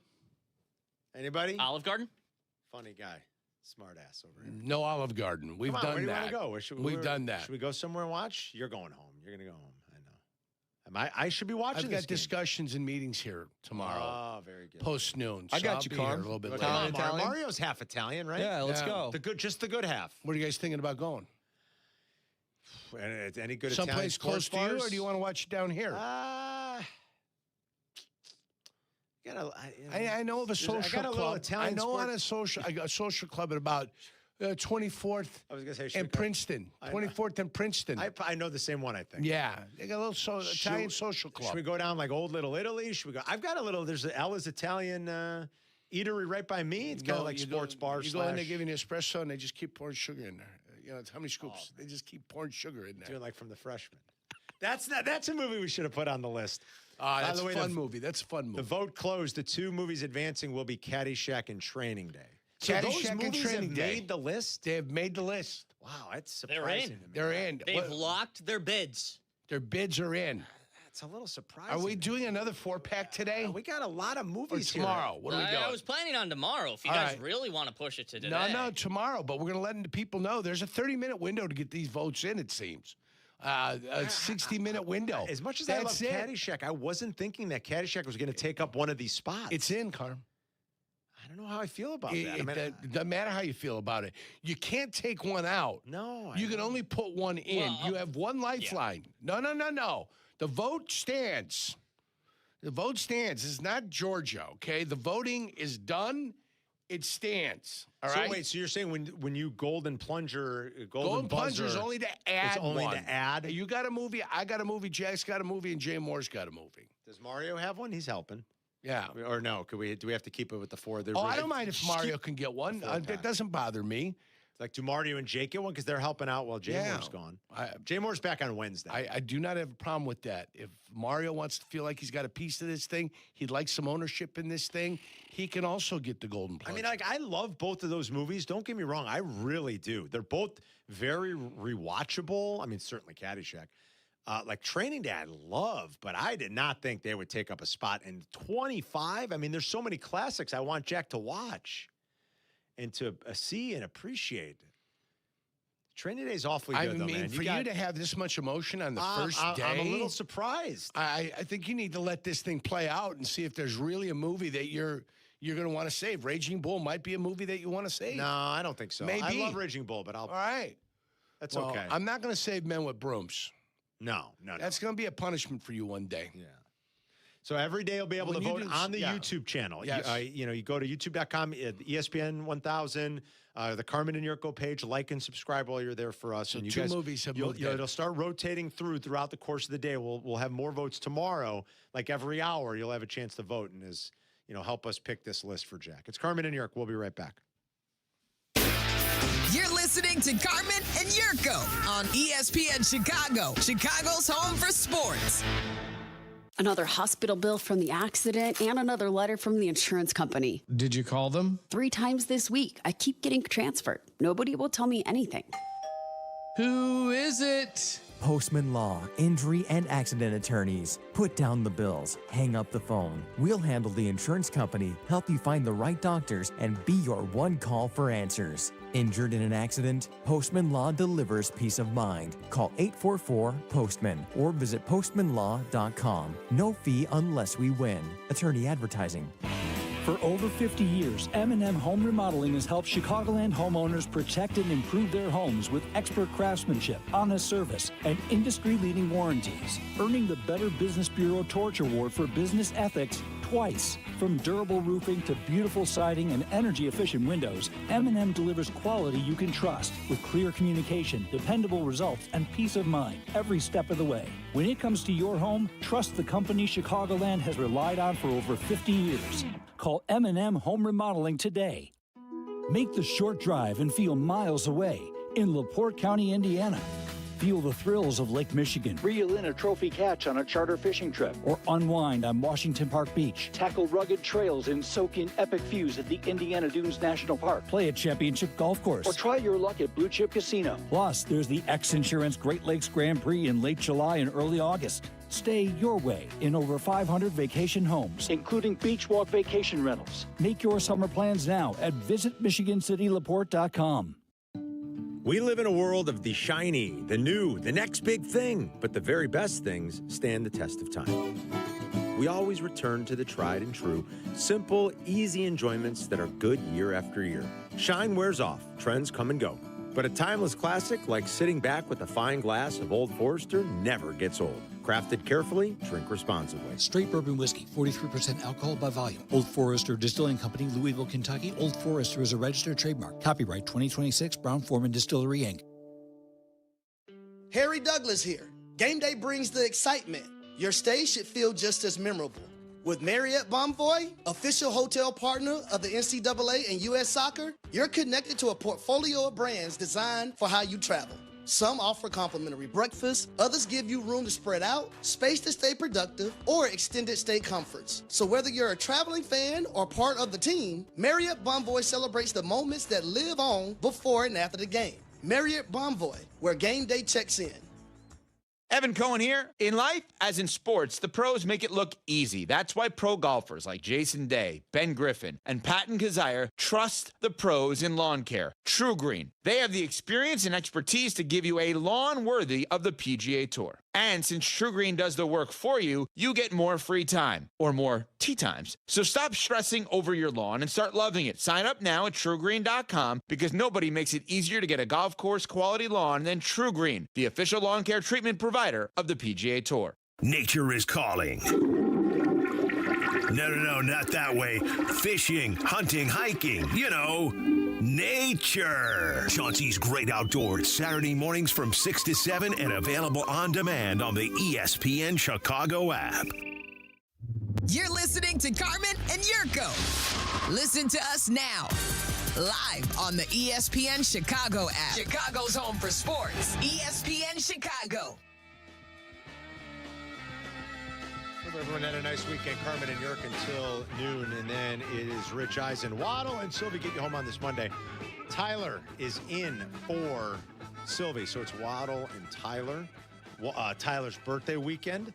I hung out with the fellas for a little bit. Oh, nice. Over at Cody's. Well, Tyler had a watch party with Yingling for the basketball at Cody's. We love Cody's Public House in Lakeview. Fun times. Lakeview. Fun times. And then I met up with the guys late. The crew loves hanging together. I like that a lot. The crew, they were all there. Shay was out, and Aiden, even though Aiden does not like going to that part of town. He is South Side through and through. Oh, is he? Oh, my gosh. Yeah. But, boy, did they have a party. I mean, like, shots of Blanton's. Like, who does shots of Blanton's? I was like, boy, that's aggressive. That's a little crazy, my friend. That is aggressive. That's bourbon. Yeah. Yeah. That is... It's expensive shots. Yeah. It's getting up there, yeah. But our buddy Matt Hayes and the crew at Cody's, they were like rolling out the red carpet for Tyler's birthday. So it was fun to be out with the guys for a little bit. Mm-hmm. It's I don't go into many like shoulder-to-shoulder bars in Lincoln Park, Lakeview at like midnight much anymore. I'm a little old for that, but it was a good time. Did you dine on anything there? No, not there. My lady friend and I went to dinner early after the Illinois game. Your lady friend? My lady friend. She's my lady. Listen, it's the best. It's one of the great terms that Jurko. Well, I call Renee my girlfriend now. You say my lady friend, you still say it. Jeez. I love it. My lady friend. I mean, wow. No, we went to dinner beforehand. We met up with the guys afterwards. Right. Because, we were like in the city and I said, let's the go guys up there. are already asked. They're always asking. Up there. Let's go. Like, I'll get a random text from Tyler or Shay. Yeah. Hey, man, we're getting drunk. At like 10:30 on a Friday or Saturday. They're like, come meet us. I'm like, you guys, come meet you. I'm like, I'm at home. I'm going to bed soon. No, like when you guys used to chide me back in the day. Yes. I got 3 children at home. You guys are all single in your early 20s, mid-20s. Hey, Yerk, we're at Lottie's. Come on up. It is true. Come on up. I got 3 children. I got hockey this weekend. You're not kidding. I'm like, dude, my kids are here. I'm going to bed in 10 minutes. Like, what do you mean? I'm not meeting up with you guys. Then all of a sudden, you guys finally have sex and you have kids, and then it's like, oh, now you know what it's like. Is that how that happens? Yeah. So I was like, well, we were out, and it was a Saturday. We're riding high. Illinois, going to the Final Four. I'm like, all right, let's go meet the guys. Let's meet the fellas and have a few. Good. I'm glad you went up there. And we had a blast. Good. Yeah. I'm glad to hear happy that. birthday, Tyler. Tyler's getting to be the old man. He's 29. Yeah. He ain't so young anymore. You got that right. You believe 29, you're knocking on 40. That's what happens at 29. Just like that. You blink your eyes and you go, what happened? I'm 40. How'd that happen so fast? Just like that. Oh, my goodness. So the good kid's been flying solo for the better part of 10 years. I know, here. man. Time flies, dude. I'm coming up on the anniversary of the dissolution of my marriage. That's an anniversary? Well, I mean, listen. Well, maybe. I'm just letting you know, kid. I'm just letting you know. That's what it's at. I got you. Oh, yeah. Let's add a Paulie downtown. Go ahead. Go ahead. Hold on, Paulie. Hold on. Question? What do you got? I was just, do you do anything on that day? Okay. No. If it's nice enough, I'll play a little golf. But no, there's nothing. It's not marked by anything. Well, of course not. I just know what day it is, All right. How do I put Paulie back on? It's my emancipation. What did I do here? I think I screwed up the phone. What did I do? You hung up on him. No, he's on hold. Well, then click the button. I got it. What's up, Paulie? Hey, guys. Great show. Thank you. Yerk, as you well know, you can't put a price on freedom. That's right. Happy anniversary. Like the great Stephen James Biko. All right. Freedom, baby. Head out to Mart Anthony's in the West Loop. I love Mart Great Anthony. Italian spot. Oh, it's That's great. for John. It's a great place. Love Mart Anthony. Mart Anthony's? Mart Anthony's classic, yeah. We were talking about the baseball strike over the weekend. Came up with this analogy for you guys. Tell me what you think. So I'm going to hire you guys as a team, okay? $1 million a year to do 9 shows. That would be the optimal. You give me 7 strong shows. I accept it. It's good. You guys are good. You're quality. pay you big money for that. Next thing I know, you come to me and tell me you only want to do 5 shows, 28% less production, but you want to be paid the same. That's why Jerry Reinsdorf wants to strike. Right there. Wait, so yeah, because they don't want to. You're talking about just for next year, though? No, it's going to be a couple of years. This is the strongest union in the world, and it's going to be hard to break them. But they're going to say they don't want a salary cap. You got to have a salary cap. You've got one in the WNBA. You're going to have one in college football before baseball has it. And the reason why, and nobody ever mentions this, the minute you say you got a salary cap, the team's worth 30% more. Boom, right there. Yeah, there's my analogy was about starting pitching. About starting pitching. I want 9 innings out of you. Yeah, I want 9 innings out of you. You give me 7 strong ones, but now you only want to give me 5. But you want the same money as you were getting. That's not the players. But that's not the players. That's coaching. That's an entire organization. That's management. That's a philosophy that is permeated throughout baseball now. That's not the players that have said, "I'm only going to pitch 5 innings." I mean, but I'm talking about return on investment, right? Well, so you're giving me 28% less shows. Yeah, why would I do the same? I don't know that they like their apples to apples comparisons about what we do in the real world and how people normally go to work. I mean, all right, I guess I get what you're saying then, Paulie. I was confused. I didn't get the innings pitch analogy at first. I liked it though. Yeah, but that's not on the players that are saying that. Whether and when it comes the to expectations upon players have lessened by managers. Yeah, and whether this is like going to what is going to be the breaking point? First of all, they're not going to strike for multiple years. That's insane. You'd kill your sport entirely. You can't strike for multiple seasons and expect baseball to come back. We're going to come to find out. Oh, come on. We will come to find out. Multiple seasons? Our caller was passionate. But what are players about in the WNBA? At some point, players have to get paid. This is their living. The WNBA, they reached an agreement on their contract. Yes. And their average deals went up from something to something, like from $125 to like $500,000. I mean, they made market improvements in what they're getting, but as much as you tell me what the highlights are, what was given up? That's what I would want to find out. What was given up? Because all we see is the numbers for, okay, this is what we got, but what did you give up? That'd be interesting to see. But they do have a salary cap now. There's a way to satiate players and avoid a long lockout, a prolonged fight. I think if what you said on, what was it, Thursday, you said it to Jesse, then change the free agency rules. Absolutely. Yeah. Put in a floor that makes sense. Is that 80? Is that 75%? Yeah. 80%. Is it 80%? 75? Even if it's 75. If you want a salary cap, we want free agency after 4 years. There you period. go. Like, is there a way? No arbitration system. Take it and shove it up your keister. Exactly. Shove it up your, Shove it up your yin-yang. Get rid of arbitration altogether. Yes. It's garbage. Antiquated. It's silly. Anti-competitive also. Yes. It's anti-competitive yes. when you're keeping guys to minor leagues and keeping them down there just so you have longer control. Correct. Get rid of it. Yeah. So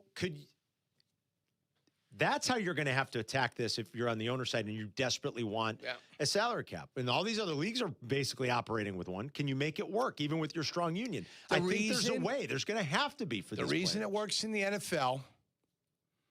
It's because they share revenues. Yes, that's true. They share revenues. Let me tell you who's not going to want to share any revenue. The Dodgers. The Dodgers. The Yankees.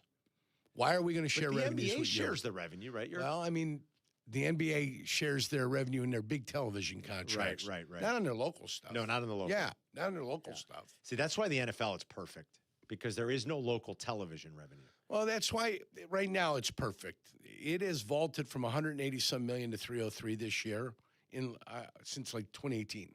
Yeah, that's about right. I mean, that's a vault. That's a vault. They've had the agreement since 1993, but it took a judge, David Doty, up in Minnesota, to rule against the NFL a number of times before they found a way to come to an agreement. So that was forced through court. That wasn't forced through, let's sit down and let's talk about it. That was a judge saying, hey, you've got a problem here, okay? And they went and they fixed it and they got together. But salaries are going through the roof. Do you not agree with that? Revenues are going through the roof and salaries are going through the roof. But that's the system that they came up with. The system in place. In place. And as much as I will offer you, the price at the quarterback position has gone up. the price of the lowest paid guys on your team has not gone up nearly as much as everything else has gone up. That's true. So they've kept those numbers down so the great players can make more money. That's true. And the guys that are just kind of playing for those years play at the NFL minimum, play at the 1-year minimum, play at the 2-year minimum. They play at those minimums. And that's probably about 40% of your league plays at minimums, while the Travis Kelce's and the Mahomes and the great players get paid a lot of money. 312-332-3776 for Carmen and Jurko. We'll be right back. You're listening to Carmen and Jurko on Chicago's home for sports, ESPN Chicago. Hey, it's Rich Eisen. You can now listen to The Rich Eisen Show right here on the home of the Chicago Bears. The Rich Eisen Show, weekdays noon to 2. ESPN Chicago. Hey, it's the good kid. March is College Hoops Month, and you need to be ready in case a watch party breaks out at your house. How do you do it, man? Corner Booth is going to be there for the rescue.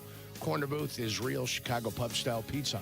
It's cut in squares. We're talking crispy thin crust, thick shredded cheese, and toppings stacked oh so high. From classic pepperoni to barbecue chicken, spinach and mushroom, and my favorite sausage and jardiniere. There's something for every craving. Flavor that satisfies the soul. Huddle up, grab a pie, and taste Chicago's original pub-style frozen pizza, the Corner Booth. Let me ask you something. Why does buying a car have to feel like Game 7 pressure? It doesn't. That's why you go to Advantage Toyota in River Oaks. What's up, it's J Hood. You've got a budget, they've got Toyotas that you want to drive. And here's the best part I appreciate. They keep it simple. No marathon sessions, no mystery math, just straight answers, real numbers, and a team that respects your time. Imagine that. Respect. Go see the crew at Advantage Toyota River Oaks. Toyota, let's go places.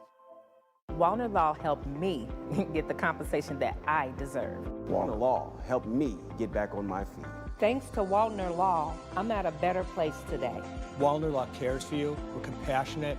We're empathetic to your situation. And I promise you, I will get you more money than any other law firm in the city of Chicago. That is my promise to you. Hire us, win with us, be successful with us. Call us at Wallner Law, 312-8-million. Big refund, big project, big savings at Menards. Turn your tax refund into your next big project. That patio you've been dreaming of is more affordable than you think when you do it yourself. Get free estimates fast using our landscaping design program in-store or on Menards.com. Save big on the largest selection of concrete landscaping blocks at Menards. Plus, check out our weekly flyer on Menards.com for all the great deals happening now. Save big money at Menards. Adam Schefter here. You know the feeling when a candidate just stands out? Not just their resume, but their energy. That makes a difference. If you're hiring, you want a candidate who's passionate, but you can't get that insight from a resume unless you post your job on ZipRecruiter. Their matching technology finds qualified candidates fast, and ZipRecruiter has a new feature that shows you the most interested qualified candidates first. Try it for free at ZipRecruiter.com/sports. That's ZipRecruiter.com/sports. Progressive presents ways to save money that aren't bundling your home and auto insurance with Progressive. Thanks again for taking me to the game, man. I can't wait to get in there. By the way, what's in the bag? Oh, I bring my own hot dog and peanuts. Saves a ton. Savvy. And what about the beach chairs? Why buy seats when you can save big and bring your own? We can't get in without tickets. Tickets? What do you think the portable TV is for? Don't save money pretending to go to the game. You could save hundreds by switching to Progressive. Get a quote at Progressive.com. Progressive Casualty Insurance Company, affiliates, and other insurers. Not available in all states or situations. Don't miss We Whiskey Fest in Lake Geneva, April 17th through the 19th. I'm talking 50-plus distilleries, over 150 pours, and an entire weekend of whiskey festivities. See you at the Grand Tasting on Saturday, April 18th. Get tickets at weewhiskeyfest.com and sip responsibly. You're listening to Carmen and Jurko. If you missed something, get the podcast on the ESPN Chicago app. This is Chicago's home for sports, ESPN Chicago. Get it in, they do for Boozer. Bobbled it, back for Sarr. Needs to get rid of it, does for Caden. 7 seconds, trying to throw it ahead, deflected. Stolen by Connecticut. 2 seconds, it's Mullins up top for the win. Oh, he hit it. With 0.3 of a second to go. Malachi Smith ran off the bench. That should be a technical. But with 0.3 of a second to go, Connecticut has the lead, 73-72. as Connecticut got the 3 from Mullins after the turnover from Caden Boozer. Heartbreak for Duke. That was the Duke radio call, obviously. There should be a technical. There should be a technical. I love it. What a he's loser. trying. I don't blame him. He's trying. Loser. What a loser. Well, he's trying. He's emotional. He can't believe it. Yeah.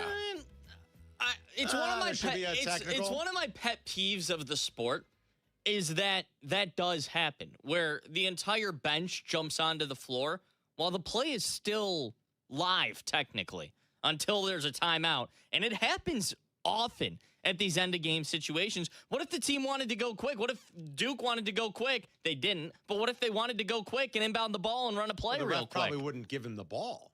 Wow. I see what you're saying. If Duke wanted to, you're never going to see a technical in that situation. I don't think. I'm sorry. I appreciate his effort though. Like that should be a technical, but no, that's not going to happen. It's one of those things that I know it's never going to change. Yeah. But every time I see it, I get a little annoyed. I mean, he didn't belabor the point. No, which he is didn't. kind of nice. He moved on. He knew. He said, should be a tech, not going to happen, and now they've taken the lead. The looks on the faces of those Duke coaches. We had a caller. He didn't hold on. He said Scheyer was telling them to advance the ball. Is that true? Scheyer, did he say that after the game? Well, no, but he was saying based on the highlight, watching the highlight, Shirer's got his hands up. He's pointing down the court. Boy, because it looked like when Caden went to throw the ball into the front court, it looked like Scheyer was like, oh, no. Now, maybe he saw because he had 2 guys right on him. I don't know. But the finer coaching points from everybody that does this for a living that you've heard all these pundits sound off on seems to be in that situation as the clock is counting down to 0 with so little time left. You got to hold the ball there, especially if you're an 80% free throw shooter. Hold it, get to the line, and you'll walk out victorious. Boy, it is crazy that Duke blew that lead because, like Waddle made a good point. It's not as if they came out and they hit 9 threes in the second half. 5 of 23. 5 of 23. 5 of 23. The last one's the biggest one. That's the one they needed. But they were 4 of 22, York, before that from 3. So it's not like they came out and they just started draining threes and they made all these shots. They squandered that lead. That was Duke's probably biggest problem in this tournament, too. For as well as they played, as far as they made it, they probably had too many slightly prolonged stretches where they couldn't score it efficiently. And that came back to bite them. It's another year where Duke loses one with a really, really good team with a big lead. Scheyer, maybe he'll laugh about it someday, right? He gets a Final Four. He wins a couple of these. He'll never laugh about it. He's too competitive. Well, I mean, they had 44. He's gonna be like, man, I had really, really. Duke had 44 points in the first half. They had 28 in the second. Yeah, that's what I mean. Like, they're just too long. What were you doing? Where you just couldn't get efficient buckets like you were. You had too many of those droughts. And Scheyer can, one day look back on it at the very least and like buck the early trend here. He's going to be in that job for a long time. John Scheyer's not going anywhere. And obviously he's doing something right. He's recruiting good players.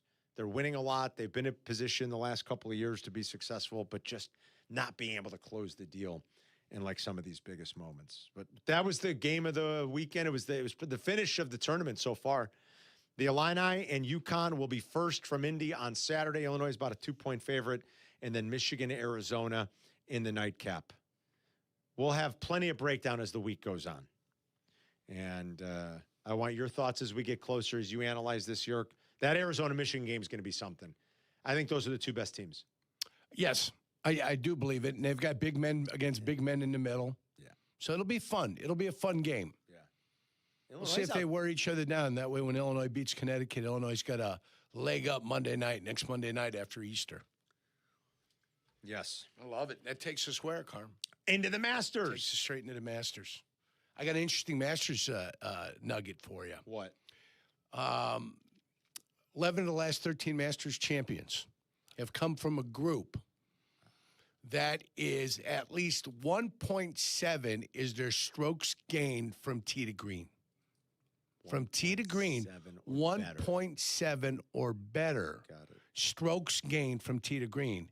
That currently consists of 11 golfers, and you would expect some of the names that are on there. Okay, that they'd be on this Scotty list. Scheffler. Koepka's on this list. Rahm's on this list. But the guy that's on this list that I'm always a fan of whenever he's out there. Give it to me. Come on. Sepp Straka. Sepp Straka. Give me a Sepp Straka at the Masters. I was on a Sepp Straka in one of our pools last year. I don't think he made the cut. He may not Damn have. it, Sepp Straka. But 11 I of think the it was- last 13 Masters champions they were at least 1.7 in right? strokes gained from tee to green. Look at you dropping knowledge. Yeah, That's that's what I thought. He missed the cut last year. I Yeah. was on him, and he missed the cut at 3 of the 4 majors. Yeah. I don't know if I want to be on Sepp Straka. Stay off of him Some and let people- me stay on him. You want to stay on him? I know you like being on Sepp Straka. Michael's in Orlando. What's going on, Michael? Hey, guys. What's up, Hey, man? guys. How you doing? Good. How are you? What's up? I'm good, man. Hey, I heard y'all talking about the NFL and Kap and stuff. I saw something on Facebook over the weekend off Yahoo. Forgive me, I don't know who said it, but the analyst was saying something about the NFL maybe needs to cap quarterback earnings. You know, I want to ask Jurko if that's even feasible. It's Thanks, not feasible. Michael. It's not feasible under the current contract. To cap one position. Right, to cap one position. It's not. The money's out there. You've got guys like I heard Mike Florio's talk about this a little bit on Pro Football Talk. He said, what would stop for the NFL from in 2030 just saying, hey, we're not, with the new contract that's coming up, we're not going to increase the way we've increased it over the last 33 years that we've had an agreement. The designated gross revenue, the players getting 50% of it all. That's not the way we're going to do it anymore. We're just going to increase the cap by $5 million every year. Well, I mean, that's the crux of your agreement that you have with the players. I don't think you can just flippantly come in and say, this is what we plan on doing, and if you don't like it, go blow it out your keister. Seems like that would have to be Now, I've also told you that, that would be part of the bargaining process. That would be them telling them, this is what we want. Well, there's nothing the players can get back that would be equal to that. There's nothing the players can get back. Remember the last negotiation where they got was time off? Time off. And that affected the product that was on the field, right? Yeah. So there's nothing they can have that would do something for them there, right? We're going 18 games. We're going to increase this. It's going to be 20-week season. You're going to get 2 buys. There's going to be 2 more weeks of NFL play. Blah, blah, blah, blah, blah, blah. They're going to go through the whole spiel, right? Tell you. And we only plan on increasing the cap $6 million each year. And he's saying that's the way that the NFL can go, and then the NFL would reap all the rewards of all the new contracts and put the money in the owners' pockets. The problem is that the premise of all this, coming off of what they've done with the original negotiation they had in '93, you've got your framework in place. It seems like a tough give back. Yeah, your framework's in place. You just can't come in and suddenly say that. Now, the NFL Players Association is the weakest of any of the unions that are out there, by far. Why? Because the players come and go so quickly? Length of play, length of careers that makes sense. is so It's shallow. the shortest, right, out of all the sports. It's the shortest of any of the sports that are out there. Yeah. The guys, basically, it's a team game filled with individuals. Right. And they've already broken the union. I mean, Jerry Rice crossed. Right. You got guys that crossed, or Randy White crossed. Randy White was late in his career, said, this is not my fight anymore, boys. Right. This is your fight.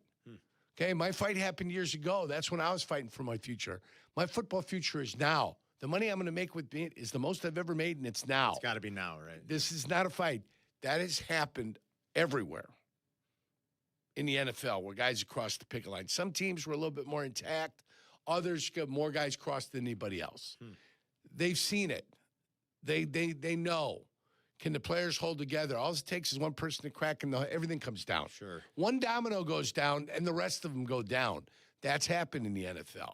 But you can't have an understanding in place for 30-some-odd years, and just because you're making more money than you've ever made before, now you're going to tell the We're players, gonna change it. Screw you guys. Yeah, that'd be tough. It's a lot of money now, and we think we're going to screw you over. We're going to keep it, yeah.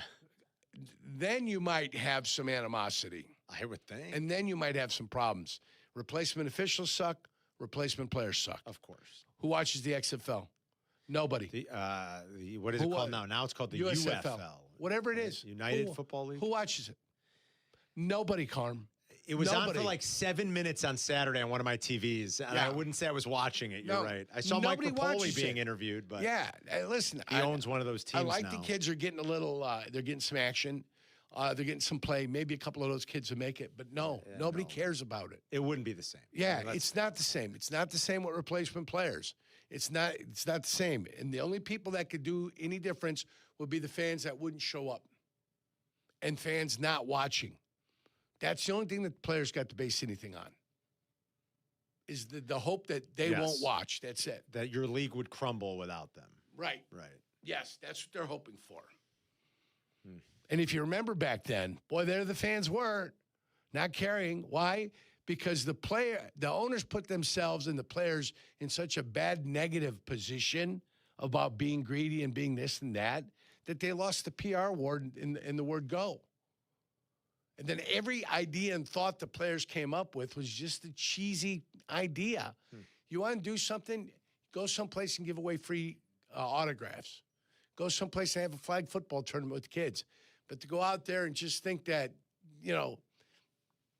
the stuff they were trying to do didn't work. And it made them look bad. And then the guys in Kansas City were bringing shotguns to the team thing. So, I mean, it was good. That's not good. Yeah, no, you can't do that either. That's not good. That's craziness. All right, we'll come back and wrap it next. Rich Eisen up at noon here. Waddle and Silvy back with you at 2. It's Carmen and Jurko. We'll be right back. Carmen and Jurko. They'll be right back. ESPN Chicago. Do not, and I mean you, do not miss the Kap J Hood Show, now morning 6 to 9 on ESPN Chicago. But you're busy. Things happen. We get it. If you have to miss it, you can always listen to the podcast on your time. Find it on the ESPN Chicago app or wherever you go to pod. It's brought to you by Republic Bank. Has the excitement of betting turned into worry? Feeling overwhelmed every time you roll the dice? Problem gambling doesn't just affect your wallet. It can impact your health, relationships, and peace of mind. But there's hope. Gateway Foundation is here to help you take back control of your life with personalized treatment options. You don't have to face this alone. Call Gateway Foundation today at 844-444-5780. That's 844-444-5780. Feel the roar. Feel the shore.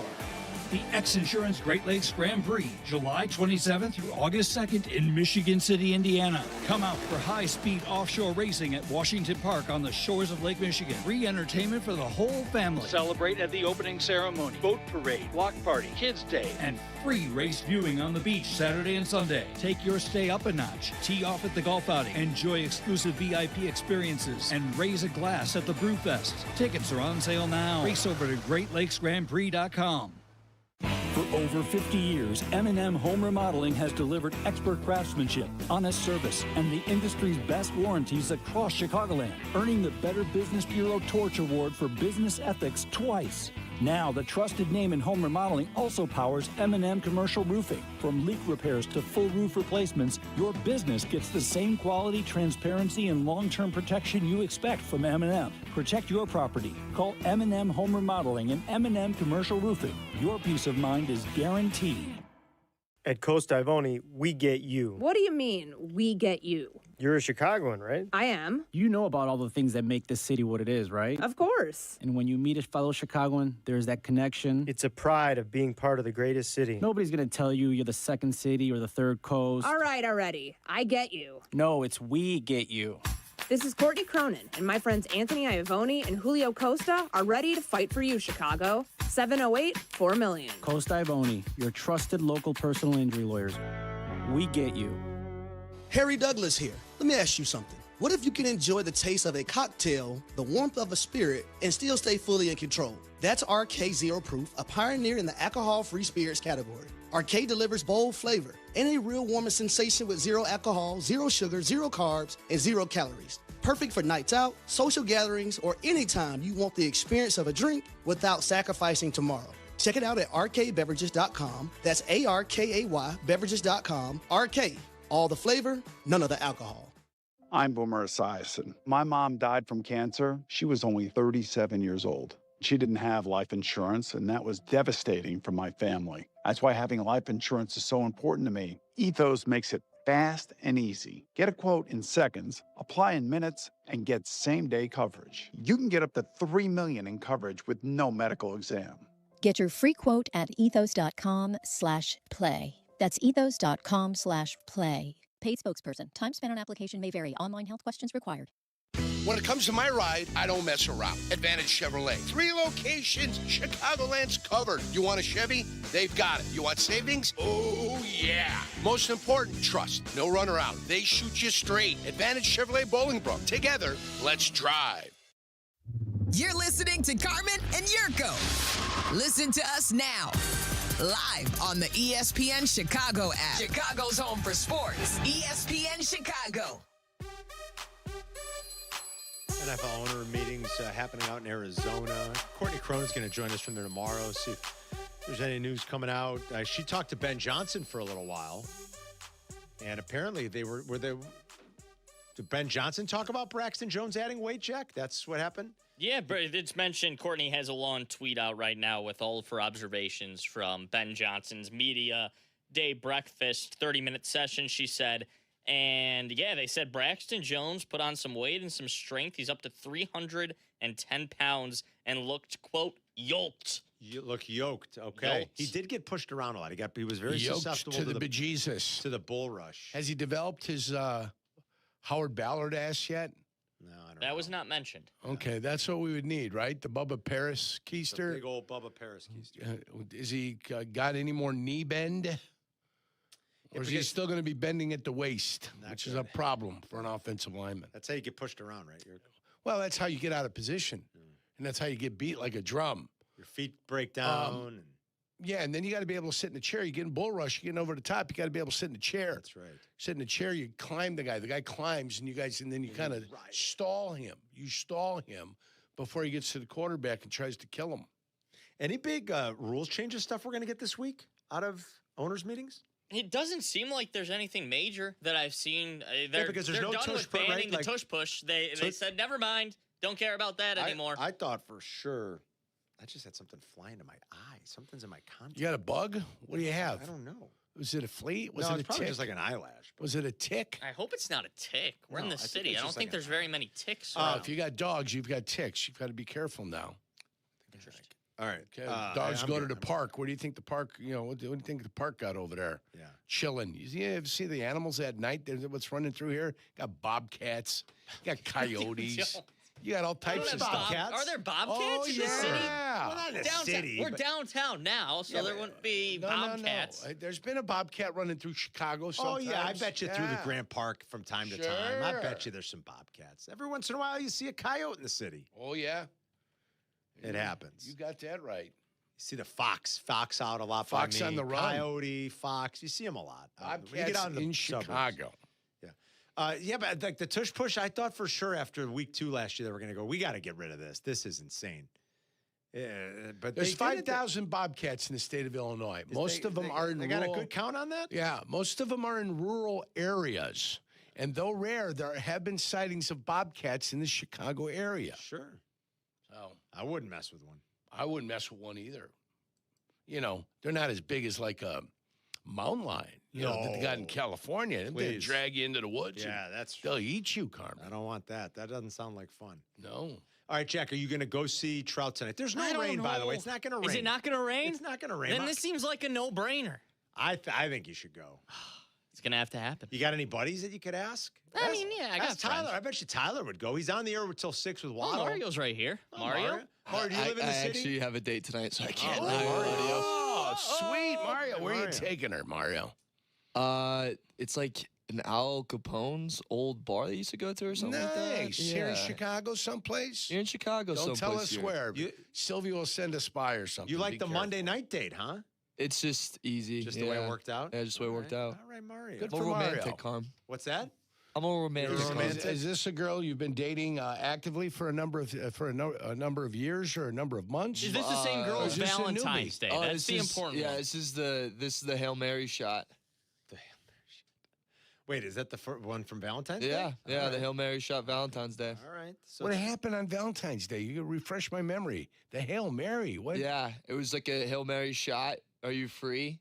responded, didn't have a plan. Oh, didn't have a plan. So you took out on Valentine's Day. With no plan. Well, it's pretty aggressive. Like just meeting someone. But it worked, right? I know, like talked to her a little, like had a fling for a little bit, big pause, and then came back around. But it worked, right? But it worked. It worked. And now you guys are going out tonight to an Al Capone themed bar. It's something, yeah. I'm like describing it really badly, but apparently it's Like Al a speakeasy? Capone's. I'm guessing. Is like this the Green Mill Cocktail Lounge? Sure. I don't know. It could be. It could. Would you just Google that? I just looked up Al Capone Bar Chicago. There's a bunch of like old speakeasies now. Right. People kind of redo the old speakeasy vibe. You got a bunch of those in the city. Yeah. Does she want to go to the baseball game? We all can go. Can you It imagine? can be like, I can be your wingman. We're going to go see Mike Trout A play. sandwich. You guys can be two breads Tell and a her. sandwich. Well, Jack's got a girlfriend. I was going to say, tell her to bring a friend, and but Jack's got a girlfriend. Jack, we could double. Could always videotape. I don't. All right. That was too. Jack can't believe you just said that. Only for you, Yerk. Thanks to Mario Herron for sitting in for Jay Moore. Thanks to Jack McGrath. Don't forget, more votes tomorrow on the YouTube channel for the movies. We did a little dry run today at work. Training Day and Caddyshack went through. We got to pick 25 for Jack. Thanks for listening, calling, and participating in today's show. We will see you guys tomorrow. Waddle and Silvy are up at 2 to get you home. Tyler is in for Silvy today with Tommy. Rich Eisen is next. Guys, it's Carmen. There's something to be said for driving a vehicle that makes an impression. Not because it's flashy, but because it's refined, confident, and unmistakably well-crafted. That's Cadillac. And at Advantage Cadillac and Hodgkins, the experience reflects the brand. Thoughtful service, attention to detail, and a team that understands you're not just buying a vehicle, you're investing in quality. They make the process seamless, professional, transparent, respectful of your time. That's how it should be. If you're considering a Cadillac, visit Advantage Cadillac in Hodgkins. Medical bills piling up. Insurance is ghosting me after the accident. Who is it? Postman Law, injury and accident attorneys. We handle it all. Postman Law delivers peace of mind. Visit postmanlaw.com. Attorney advertising. At Great Clips, they use clip notes to save your haircut details. So no matter which stylist you see or Great Clips salon you visit, it's easy to feel like the best version of you. Great Clips. It's gonna be great. Cashback is not available on gas in New Jersey and Wisconsin. Hey, good morning. You're heading to the airport, right? Yep, thanks for checking. I like the car. How long have you been a rideshare driver? About 3 years now, but I really enjoy it. Isn't it hard to make money these days with the price of gas being so high? Not for me. I use Upside, the free app that gives you cash back for every gallon of gas you buy. Wait a minute. Are you saying you actually get real money back when you get gas with the Upside app? Yep, I get real cash back every time I get gas. Does that actually add up to anything? I'll make around $200 to $300. Wow, that's serious extra cash. I'm downloading the Upside app now. Download the free Upside app now to earn real cash back every time you buy gas. Use promo code VAN for an extra 25 cents a gallon bonus on your first tank. You can cash out anytime right to your bank account, PayPal, or a gift card for Amazon and other brands. Just download the free Upside app and use promo code VAN for a 25 cents a gallon bonus on your first tank. That's code VAN. Broadcasting live from the Chicago Board of Trade. This is ESPN Chicago, the home of the Bears. WNVP, WTBC, HD2 Chicago, a Good Karma Brands radio station.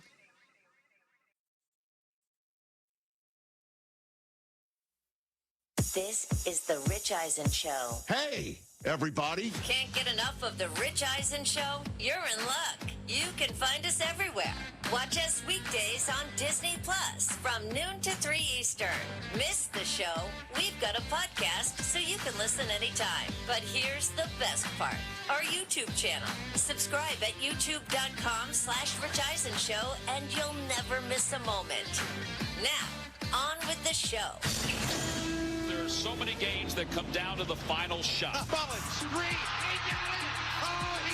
This is the Rich Eisen Show. Michigan wins the Midwest region. Earlier on the show, ESPN college basketball analyst Jay Billis. Coming up, ESPN college basketball analyst Andrea Carter. Illinois head coach Brad Underwood. Director Antoine Fuqua. And now, it's Rich Eisen.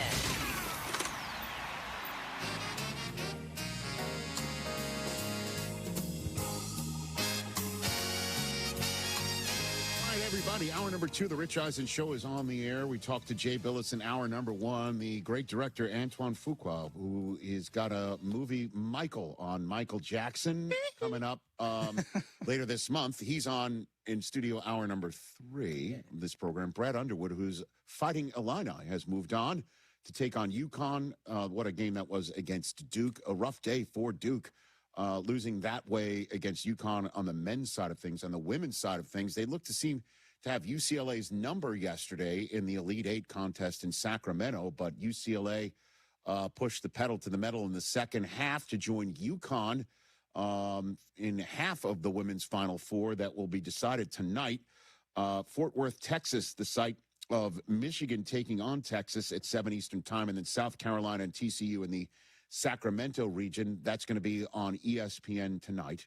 And joining us to talk about all that and potentially something else is Andrea Carter, the Emmy-nominated Andrea Carter. Good to see you back here on the program. How are you, Andrea? Good to see you.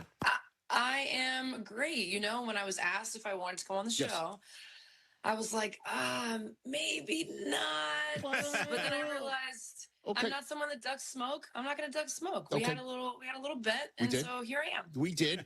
But I want it to be known in reference to the Michigan-Tennessee matchup that we did get on the men's side as opposed to the women's side.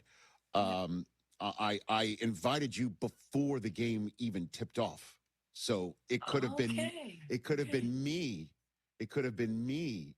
having to be on the wrong side of the smoke, but we'll get to that in a second. It is good to see you nonetheless.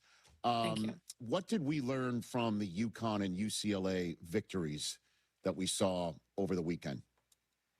Wow. I mean, let's start with Connecticut. I do think that Connecticut was tested in Fort Worth. Just the games that they had to go through, even, with North Carolina and with Notre Dame. You heard Gino say that he didn't like anything about that matchup with Hannah Hidalgo, and how special was Hannah Hidalgo on this run, and Notre Dame. And a couple of things, though, with UConn. One, Sarah Strong's versatility, to me, I've spoken about it before, but, Hannah Hidalgo, just as an example, is such a pest to guards when she's defending the ball. So what does Gino do? He just has Sarah Strong bring the ball up the floor because, yes, she's a post player, but she has guard skills. And so her ability to bring the ball up the floor and go through guard actions, the offense can still flow because she can play that position. I also thought it was really interesting. Notre Dame wasn't guarding Sarah Williams when she was on the floor at all. And so Gino in the second half goes with Jana L. Alfie instead because she's more of a perimeter threat that can knock down shots as a big. So the pieces and the depth that Gino has at his disposal, that's another thing that we learned. And Blanca Quinones, to me, was the biggest difference maker. In a couple of games where AZ Fudd struggled knocking down shots, give North Carolina and Notre Dame credit for running AZ Fudd off the line.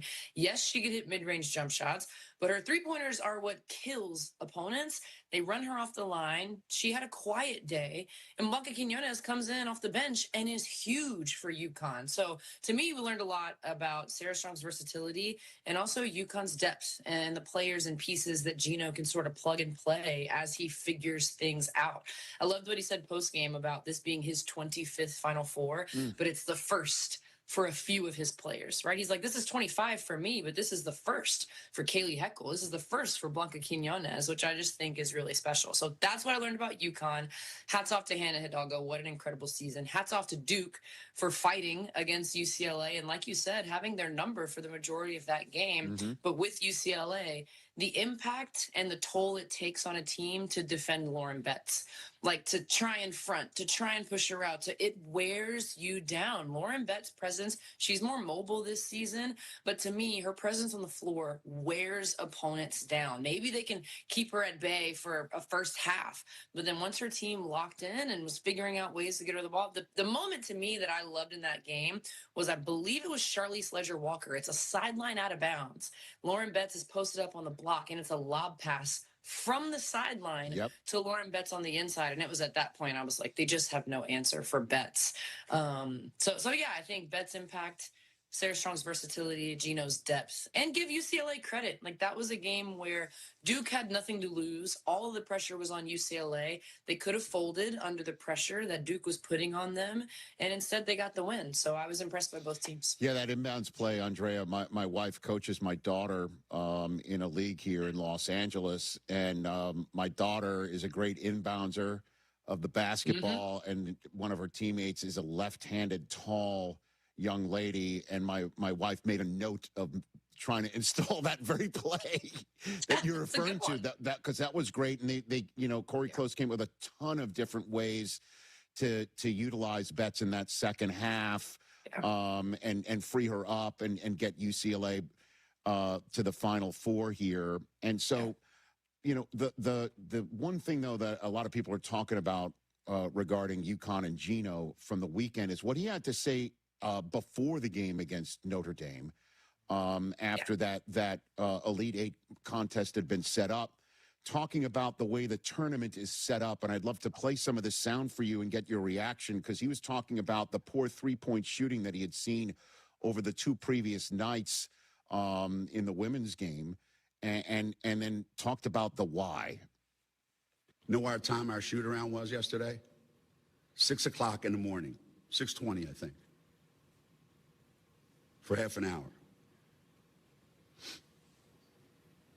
Now, this morning, I just saw Notre Dame leaving. So they have media this morning. Their practice time is tonight at 5:30. What did you have to ask them this morning that you didn't ask them last night? Or us? You know what time our practice time is? 6:30 tonight. So we had to get our kids up, come over here. You already knew who we were playing last night. But we can't get on the court. And neither can the other teams. Walls had media at 7:30, I think. Does anybody who makes these decisions ever ask the coaches and the players, hey, does this work? Do you guys do this during the regular season? Is this normal? He also talked about new fresh basketballs being popped right out of the box and handed to the players, and that's why a lot of these balls are bouncing all over the place and potentially not going in the hoop. Do you agree, Andrea? I do agree with Gino, 100%. I mean, I imagine as a player, just putting my mind, obviously I've never coached before, but being a player, shoot-around times are important. Getting familiar with not just the rims, but also what's behind the rims, also the environment that you're going to be shooting in. All of those things play into your performance in the game. And also, I remember when I was a player, and this was during the regular season, I don't remember it in the tournament, but, the referees would give us a few different basketballs, and you would get to dribble with one, and you could be like, okay, I like this one, and then the other opponent's captain would get to dribble with one and be like, I like this one, and you could choose which one felt the best. I don't know if they do that at the tournament. It doesn't sound like, from what Gino's saying, that that's something that they do, but to me, the scheduling aspect of it and how packed everything is and the timing of things and the shoot-arounds that are only 30 minutes long, and it doesn't promote the best product on the floor, because players and their familiarity with the arena is a big deal. I mean, it's the reason why NBA teams, WNBA teams, they get into arenas the day of a game and they shoot around. Even if it's just a one-on-one workout, a lot of players like to go and have time in the gym that they are going to be in and have time with the basketballs that they're going to use. I mean, think of anybody in any profession. You want reps with the tools you're going to be using for that profession, right? Like, no business person is going to hop on for the first time and use an entirely new system that they're not used to, right? Or a system that has little tweaks that they're not used to, right? You want to familiarize yourself with your tools. And so I agree with Gino. I hope they figure out something else, whether it's, just media post game and no media in the morning. That way there's more time for shoot-arounds or whatever the schedule needs to be to have the players feeling ready to perform their best. The situation is already so pressure filled. Like, these games, it's win or go home. You're already nervous. The only thing that really can help you feel better, to me, when I was a player, was getting out on the court, having time on the court to visualize yourself out there, to feel where you are, to see your teammates, and just imagine playing in the game in that space. And from what Gino is saying, it sounds like that time is very limited, in addition to new rims, in addition to new basketballs. So it's like, how many variables are we going to give these players and then ask them to be great on TV when the lights are the brightest and there's the most pressure on their shoulders. So it's interesting. I do hope that from here, certain things are tweaked so that the players can be valued and the players can feel their best going into these games. Yeah, all that came from him saying about how important it is to grow the game, right? Yeah. And he was saying, how can we grow the game when we're shooting threes like this? Because the shoot around times are weird.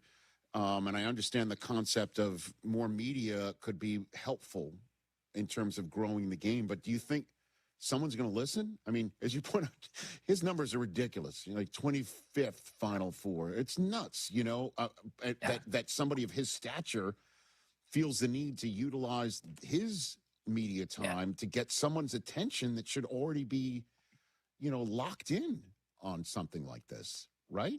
Yeah, it's especially interesting coming from Gino because all of these variables seem to affect other teams more than his, considering how much success he has had in getting to the Final Four. Like his teams, you could say, have overcome these variables more than anybody else. Right. But I do think that it probably means even more because it would be different if a coach whose team doesn't make it or whose team loses or doesn't have success, then of course that coach is going to have some complaints or something to gripe about to try and give their players a little bit more of an edge, right? But Gino's sitting here saying, like, this isn't fair for anybody. And I'm having success with it, but I would like to see our product look better on the floor from everyone and from the competitors and who we're playing. And so yeah, I do think it's interesting coming from Gino. And again, hopefully it changes. I know you said the media, that helps promote the game, but I liked what Gino said in terms of you have media post game and then you have media the next day in the morning. How much could really change overnight? Yeah, we're talking about breakfast. How was your night's rest? I get it. I see. Yeah. So in terms of, and the thing is too, even if let's say you're interviewing the team and you don't know their opponent, maybe you could ask a question about if you play this team, what's the focus? If you play this team, what's the focus, right? Like you got to find a way to get as many questions as you can the night before. And then maybe it's just something that we try, right? Maybe it's something that we try to do and see if that helps the scheduling, because at this point, why not? But I don't necessarily, and I'm part of the media.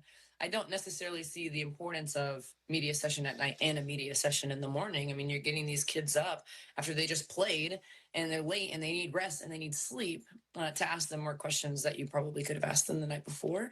That's just my opinion, but yeah, we'll see what happens from here. Doubleheader to complete the Final Four tonight. Michigan, Texas. You're in Fort Worth for that, 7 Eastern time, and then South Carolina and TCU after that. What are you expecting to see? Oh, I'm so excited for these matchups. I will say I've been blown away by your Michigan team. I said this in our show yesterday. I thought Michigan would be here, but I didn't think they would look as poised as they've looked on the way here. The way that these sophomores are playing, and I know we talk a lot about Swords and Olsen and Holloway. I thought Del Foss was huge in that game. She's a sophomore as well. Dudley had some moments. Like for this group that's pretty young, the poise that they have will be put to the ultimate test against this Texas defense. I mean, this is a Vic Schaefer team. Vic Schaefer has had his hands in his defense no matter where he is, no matter what school he's at, whether it was Mississippi State and he had success there, now at Texas. I mean, this defense is relentless. So the poise that we've seen from Michigan, that'll be tested against Texas. But I'll say these Michigan players, they're fearless. Like Silas Swords is missing shots in the first half, and it's like she forgets all about it. She has the shortest term memory. It's just not there. She doesn't remember any mistakes, the way she's able to put it behind her. I mean, Olivia Olsen a couple games ago, scoreless in the first half, 27 points in the second half. Like the way that they just move on to the next play, Michigan will have to do that against Texas. South Carolina will be tested. Their on-the-ball defense with ball screens will be put to the ultimate test. It's something that Coach Staley has talked to me about throughout the season. She's like, our ball screen defense has to get better. Our ball screen defense has to get better. There's no better time than now to have their ball screen defense down because Olivia Miles she's the truth. When it comes to using ball screens, Joyce Edwards will have to be phenomenal. That's Olivia Miles there. And Joyce Edwards will be tested a little bit. TCU has size on the inside with 6'7", Clara Silva. Marta Suarez and Olivia Miles are on fire. But I was blown away by South Carolina guards against Oklahoma. If South Carolina guards, particularly Raven Johnson, Tessa Johnson, and Tanaya Latson, if those three play with the confidence collectively and the offensive aggression, that to me is going to be the key for South Carolina, not just beating TCU, but potentially beating UConn and potentially winning a national championship as their guards and the confidence that we saw in their last game. Okay. Andrea Carter, you mentioned Michigan poise. I think I have been the avatar for that throughout the first 15 minutes of this conversation.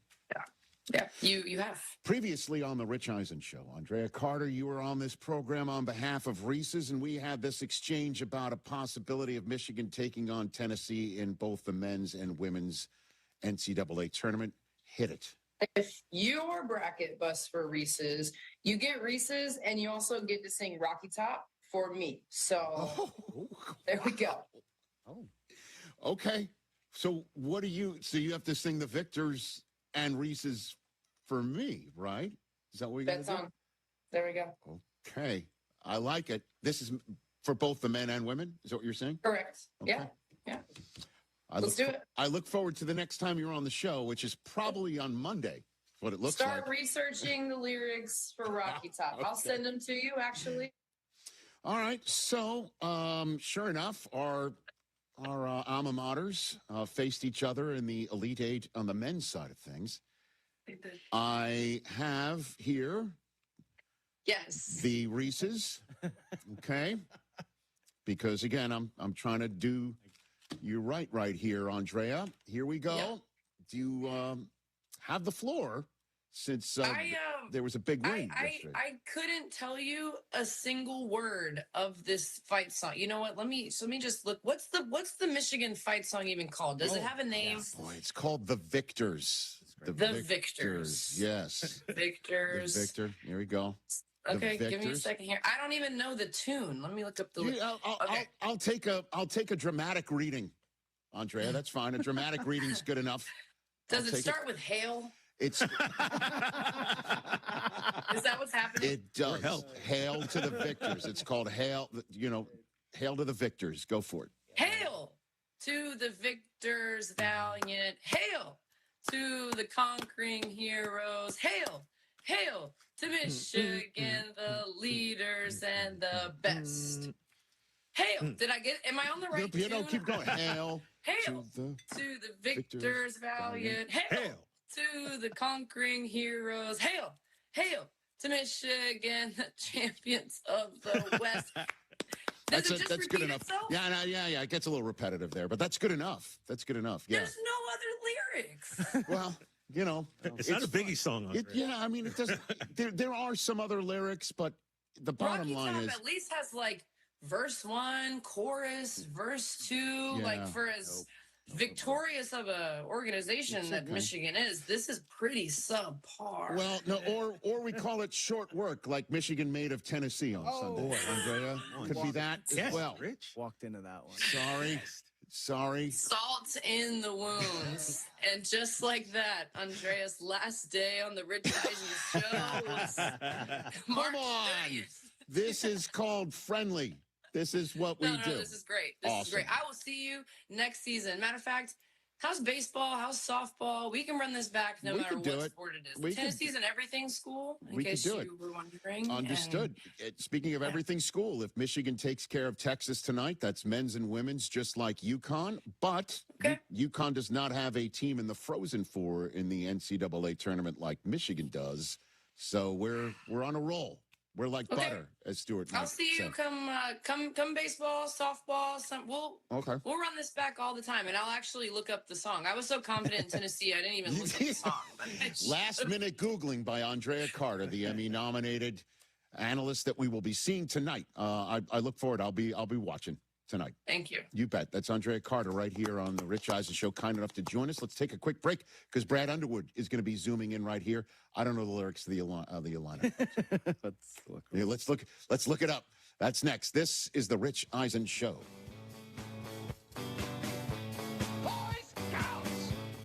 Do you owe the IRS $10,000 or more in back taxes? Penalties and interest are piling up every single day. Wage garnishments and bank levies could hit any moment. If you've been avoiding it out of fear, you're not alone. But waiting only shrinks your options and ramps up the stress. The truth is, the IRS settles with taxpayers every day through legitimate programs, and many qualify to reduce what they owe, in some cases by up to 99%. That's why thousands turn to helpwithirsdebt.com. They've guided over 120,000 Americans, resolved more than $2.3 billion in tax debt, and back every case with their ironclad resolution guarantee.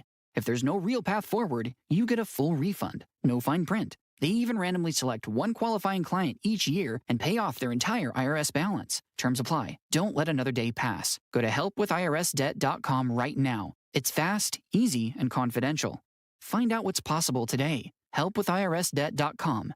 Once again, that's helpwithirsdebt.com. Hey Chicago, IKEA is here to help you build a better life at home. And now it's easier than ever. Just hop onto IKEA.us or the IKEA app. Load up your cart with all your favorite furniture and home accessories, and then boom, pick them up right in your neighborhood. Now you can pick up your IKEA favorites near you as soon as the next day with convenient Chicago area pickup points at Loyola, UIC, U of C, and Gurney Mills. So shop it, tap it, and pick it up and start loving your home a little more with IKEA. Hey guys, are you craving that legendary Chicago pizzeria taste without the wait or the price tag? Meet Connie's Frozen Pizza. Premium pizzeria-inspired pies from your freezer to your table. Oh, yeah. Born in Connie's restaurants, now in your freezer. Connie's brings that unmistakable flavor that says, I could have gone out, but why? Hosting, dodging cooking, or are you just hungry? The solution is Connie's. Find Connie's Frozen Pizza in your local freezer aisle. Connie's Frozen Pizza. Authentic Chicago taste without the pizzeria prices. Menards has everything you need to grow a thick, lush, and healthy lawn. Keep your lawn looking its best year-round with Menards Premium 4-Step Fertilizer Program, designed to keep your lawn vibrant throughout the season. Visit our garden center and see all our lawn care products in store. And don't forget to check out our weekly flyer on menards.com for all the great deals happening now. Save big money at Menards. If I asked you how to keep your valuables safe, you might say a safe deposit box. But what if I asked you how to keep your parents or loved ones safe when you have to make the difficult decision to put them in a nursing home or assisted living facility? That answer isn't so easy. We know what to do with our birth certificates and jewelry, but the fact is that when it comes time to take care of the people who mean the most to us, we're often at a loss. The National Center on Elder Abuse recently reported that 44% of nursing home residents claim to have been abused. And even worse, half of nursing home staff admitted to mistreating patients through physical violence, mental abuse, or neglect. To find information on recent violations in nursing homes, as well as a list of the best nursing homes, visit vlglaw.com. vlglaw.com. If you suspect your loved one is the victim of abuse or neglect at a nursing home or assisted living facility, call 844-4VLG-LAW, the Verdoliak Law Group, fighting for families since 1963. There's a difference between driving and arriving. At Advantage Acura of Naperville, performance meets precision in every vehicle. Refined luxury, responsive handling, cutting-edge safety features, you'll find it all at Advantage Acura. Their team is committed to delivering a seamless, transparent experience from start to finish. At Advantage Acura, it's not just about putting you in a vehicle, it's about earning your trust. Discover the full lineup of Acura models at Advantage Acura of Naperville, or begin your search online at AdvantageAcura.com. Precision-crafted performance. Disasters can strike when we least expect them, and pets often get caught in the chaos. Hurricanes, wildfires, tornadoes, and other emergencies can separate pets from their families in an instant. Being prepared can make all the difference, not just for you, but for your pets. That's where Love Lost comes in. Our free, easy-to-use database uses photo matching technology to help reunite lost pets with their families, quickly and safely. Whether you've lost or found a pet, just upload a photo and search the largest free national lost and found pet database. Love Lost features lost and found pets from thousands of animal shelters, community members, and reports from partner social media platforms, including the Ring/Neighbors app and Nextdoor, to find potential matches. In times of disaster, our central database can help reunite displaced pets across county or state lines. Take a simple step to prepare. Register your pet at lovelost.org today. That's lovelost.org. Pros, just because something on the job runs out doesn't mean you have to. Order it on the Lowe's app. My Lowe's Pro Rewards members get free same-day delivery on eligible orders over $25. Get the fasteners, hardware, or tools you need to keep the job moving. Order by 2 p.m. and get eligible in-stock items delivered right to your job site by 8 p.m. Members get more at Lowe's. Loyalty program subject to terms and conditions. Subject to availability. Restrictions and terms at lowes.com/shipping terms. Subject to change. Harry Douglas here. Let me ask you something. What if you can enjoy the taste of a cocktail, the warmth of a spirit, and still stay fully in control? That's RK Zero Proof, a pioneer in the alcohol-free spirits category. RK delivers bold flavor and a real warming sensation with zero alcohol, zero sugar, zero carbs, and 0 calories. Perfect for nights out, social gatherings, or anytime you want the experience of a drink without sacrificing tomorrow. Check it out at rkbeverages.com. That's ARKAY beverages.com. RK, all the flavor, none of the alcohol. Peggy Kaczynski and Dion Miller. Saturdays on ESPN Chicago. Brought to you by Advantage Acura. Coverage. You can get up to $3 million in coverage with no medical exam. Get your free quote at ethos.com/play. That's ethos.com/play. Paid spokesperson. Time spent on application may vary. Online health questions required.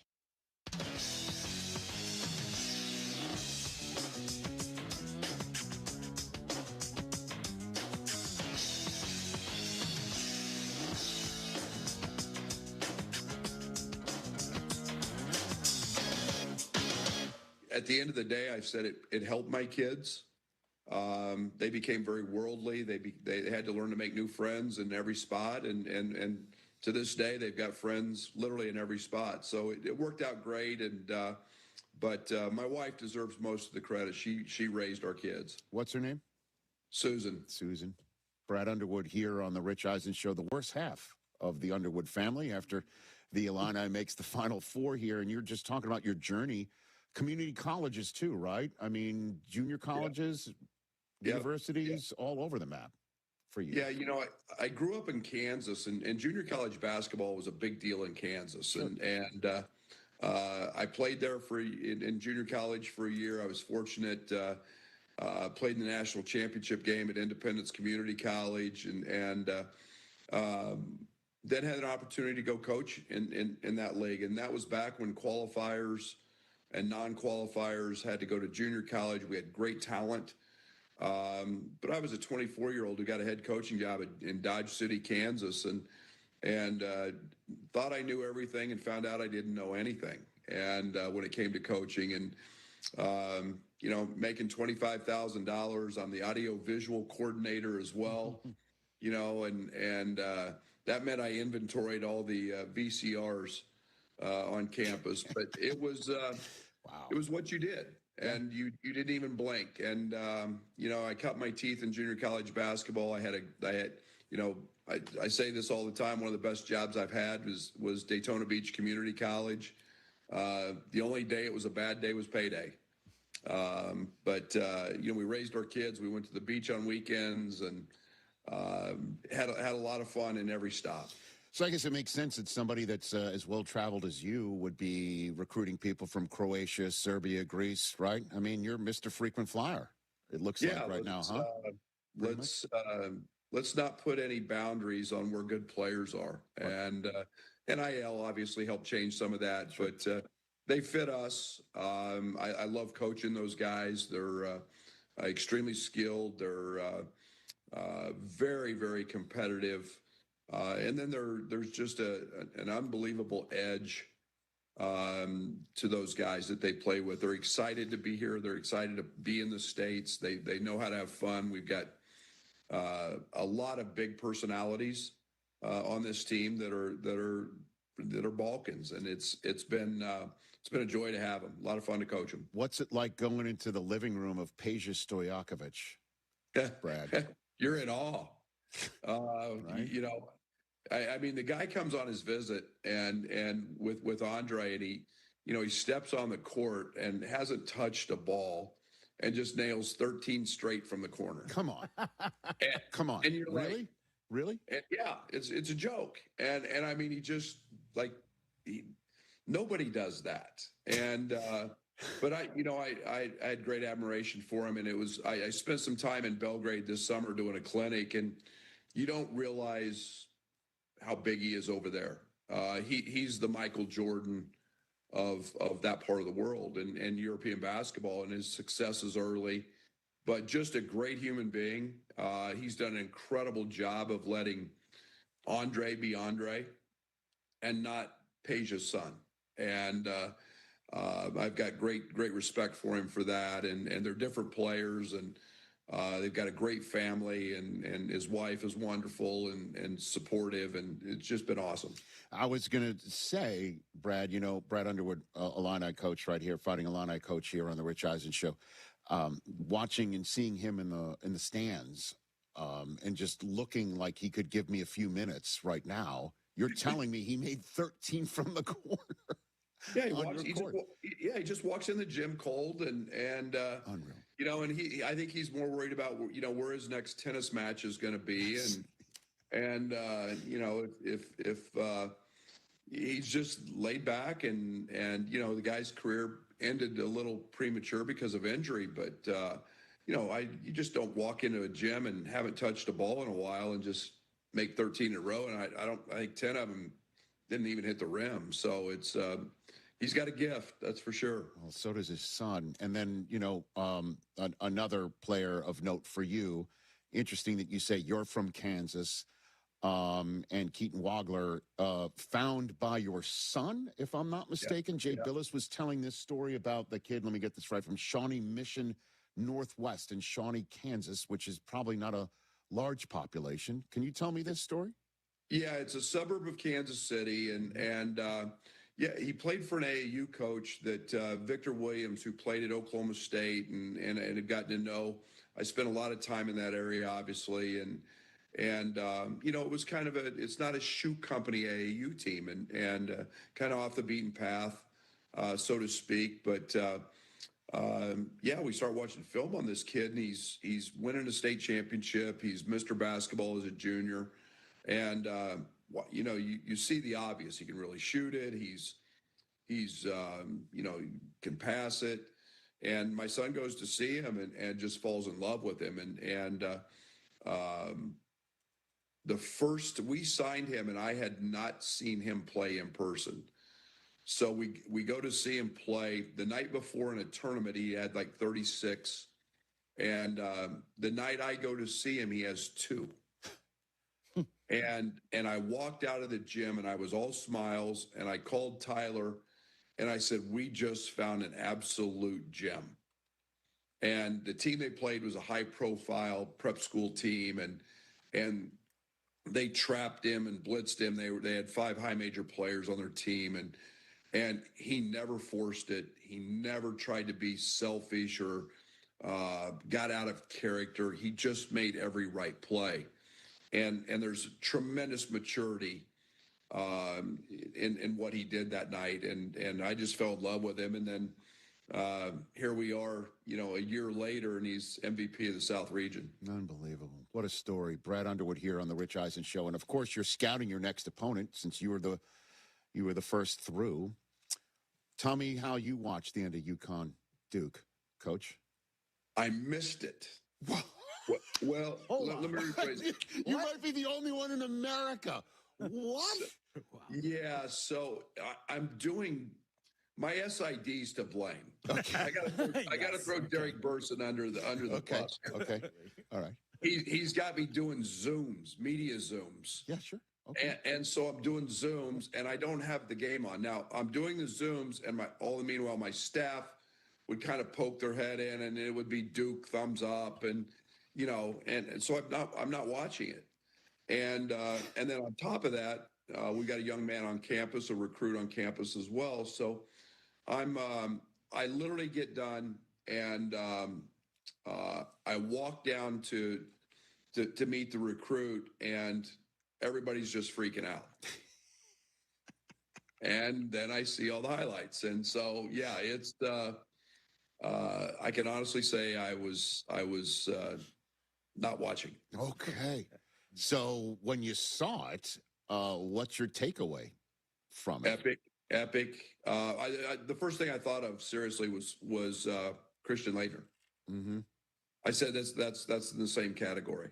And then I felt bad for John, and we recruited Boozer, and know what a wonderful young guy that is, and just a tough play. But and then I think March Madness, and that's why it's got the name Madness. Anything can happen. Everything's crazy, and you give Bobby a lot of credit, or Danny, excuse me, sure, a ton of credit for not letting those kids quit down, almost 20. But we played them earlier in the year. We know how good they are, and nothing shocks me with them. Yeah, and so you've got some tape, you've got some experience. What's your first blush thoughts on the matchup here? Yeah, they're all hard. I've taken the approach, whether it was Houston, whether it was, it didn't matter who it was, VCU. Every team is hot or has had a great year, and you're going to have to play well. And we're a different team. They're a different team than we were in November in the Garden. Keaton Wagler played 10 minutes in that game. David Merkovich wasn't much more. We were still trying to find ourselves. Andrei Stojakovic had only been back a game, coming off an ankle injury. Tomislav Ivicic had tonsillitis and missed 16 practices. He was just getting back. That was his first game back. So we were a shell of ourselves, but that's a heck of a basketball team with a lot of experience, led by one of my favorite players in the country in Caravan. And you know what? You're gonna have to play well if you want to win. And Coach, I'm a Michigan grad, so let's take a moment for us here. 5 Big Ten teams in the Sweet 16, half of the Elite Eight, now half of the Final Four. What does that tell you? What does that tell you? Great league. And I've said this many times. I think it's the best basketball league in the country, year in and year out. I think it's everything's a little bit cyclical. I think the Big Ten this year is having the year that the SEC had last year. It's an older league. It was a league with great guard play. It's great coaching, but the Big Ten is spectacular. And night in and night out, every building's sold out. The crowds are fantastic. They're intelligent. I just think this league's a fun league to be a part of, and it doesn't matter top to bottom. Every night is a heck of a street fight when you have to go play on the road. Yeah, maybe we could turn this tournament into a Big Ten championship, huh? What do you think about that idea? I will sign up for that right now. You won't have to convince me. I'm in. UConn and Arizona are going to have a little say in that. I bet. But it's the league was fantastic, and it's finally getting some of the respect, and we've gotten a lot of criticism for not winning one in a while, but we've had a lot of teams there, and hopefully this year's the year. All right. Well, thanks for the time. Greatly appreciate it. Congrats on your journey, and congrats on everything that's gone on for you and your family. And I can't believe you missed that finish yesterday. Totally understand you throwing your SID under the bus. You're the coach. He deserves it. The tire tracks are there. But yes, man, thank goodness for recording equipment, right? That's exactly. Believe me, I've seen it plenty already. So, but I appreciate you having me, Rich. You bet. Thanks for coming on here, and like I said, congrats on cutting down those nets. And we'll see you down the road. Thank you.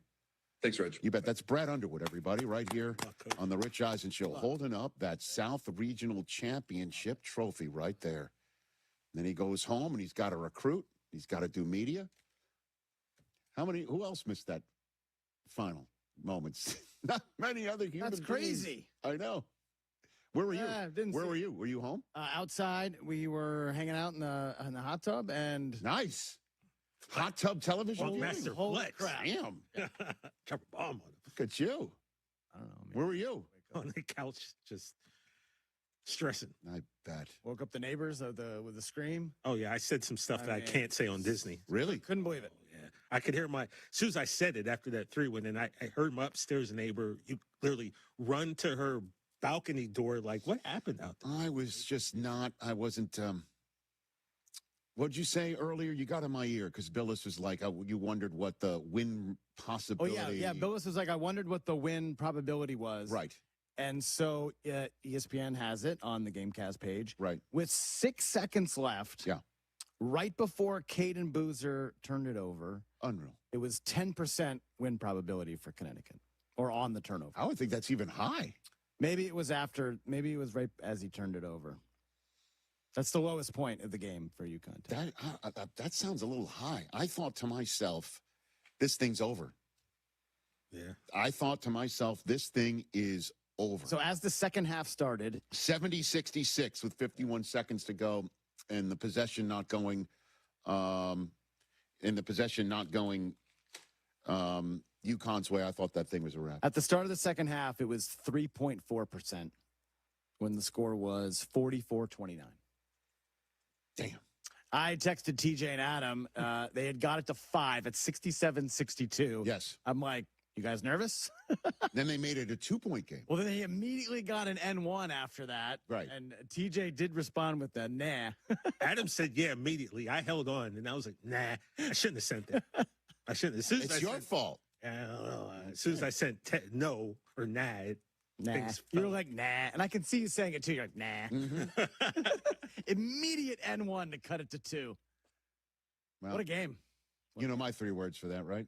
That's a shame. That's I was expecting a lot more out of you, Texas. No, it's all right. I know it hurts. That's why I was expecting it. I know it hurts. That's a shame. We had him do it. That's one of my favorite drops. I might have sent that to 5 different text chains yesterday. Nice. Oh, as you should have. I believe that. 844-204-RICH, number to dial. The awesome director, Antoine Fuqua, is going to be joining us in hour number 3. We got to go down a training day wormhole as well with him, as you all know. That's still to come here on The Rich Eisen Show.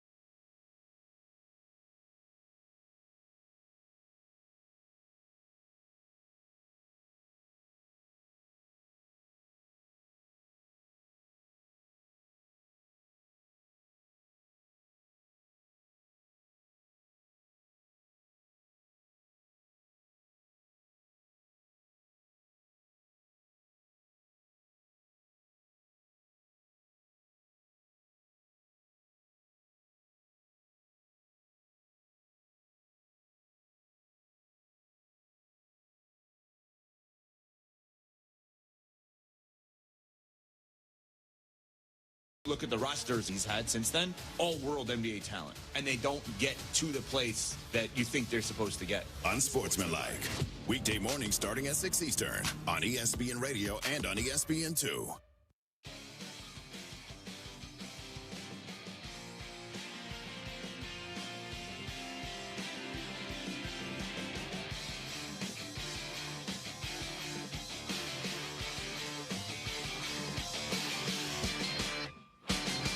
And so does your time. Hiring can quickly become overwhelming, from sorting applications to figuring out who's truly qualified. That's where LinkedIn Hiring Pro helps. It streamlines the process so you can focus on connecting with the right candidates, not managing the noise. Hire right the first time, folks. Post your job, your first job, and get $100 off towards your job post at linkedin.com/Eisen. That's linkedin.com/Eisen. Terms and conditions apply.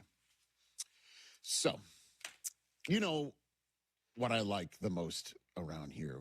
Being right. Oh, God, it's so great. I don't have to be, but when it happens, it's just great. And I'm living my best life right now. Like I told you, Michigan makes the Final Four by curb-stomping Tennessee after Bruce Pearl says we can't punk them, and then we do. And then Duke gets Leitner in front of the whole country on the same day. For a Michigan fan. Pretty good day. For a Michigan man like me. Right. That's good stuff. Oh, and then on top of it, I felt a breeze while watching the game outside. Had no idea it was Bo Bichette's bat from Queens. Oh. So it's all working. It's all working for me right now. Yanks 3-0. Just wondering, when it's all going to go maybe the other direction. Not yet. It will, but not yet. Man, you're going to cause a lot of people to root against you. No, I am not, sir. Rule resolution proposal number 2 at this year's owners meeting by Cleveland to allow draft selections to be traded up to 5 seasons in the future. Great idea. Love what it. A terrible idea it is. Terrible idea. Awful idea. Sean McVay even said today it's dead on arrival. And I even said when I heard it the first time and said it was terrible. The only thing I was wrong about it, I'm like, of course it's Cleveland because they want to get as many draft choices as they possibly can get for the guy that they're going to, or they need as many draft choices in the future to go trade for the wrong guy. And I'm like, well, maybe they've got it. Maybe I've got it all wrong. Maybe they're like, we're going to eventually trade Myles Garrett. And this way we can get the most draft choices we can for Myles Garrett. Well, I said when I first heard this, not only is it a terrible idea. You remember what I said? I said, this won't even make it to ownership. Yeah. You did say that. Tom Pelissero reporting during the last hour. Oh. Everybody, our friend Tommy P., the Browns have withdrawn the rules change proposal. You cowards.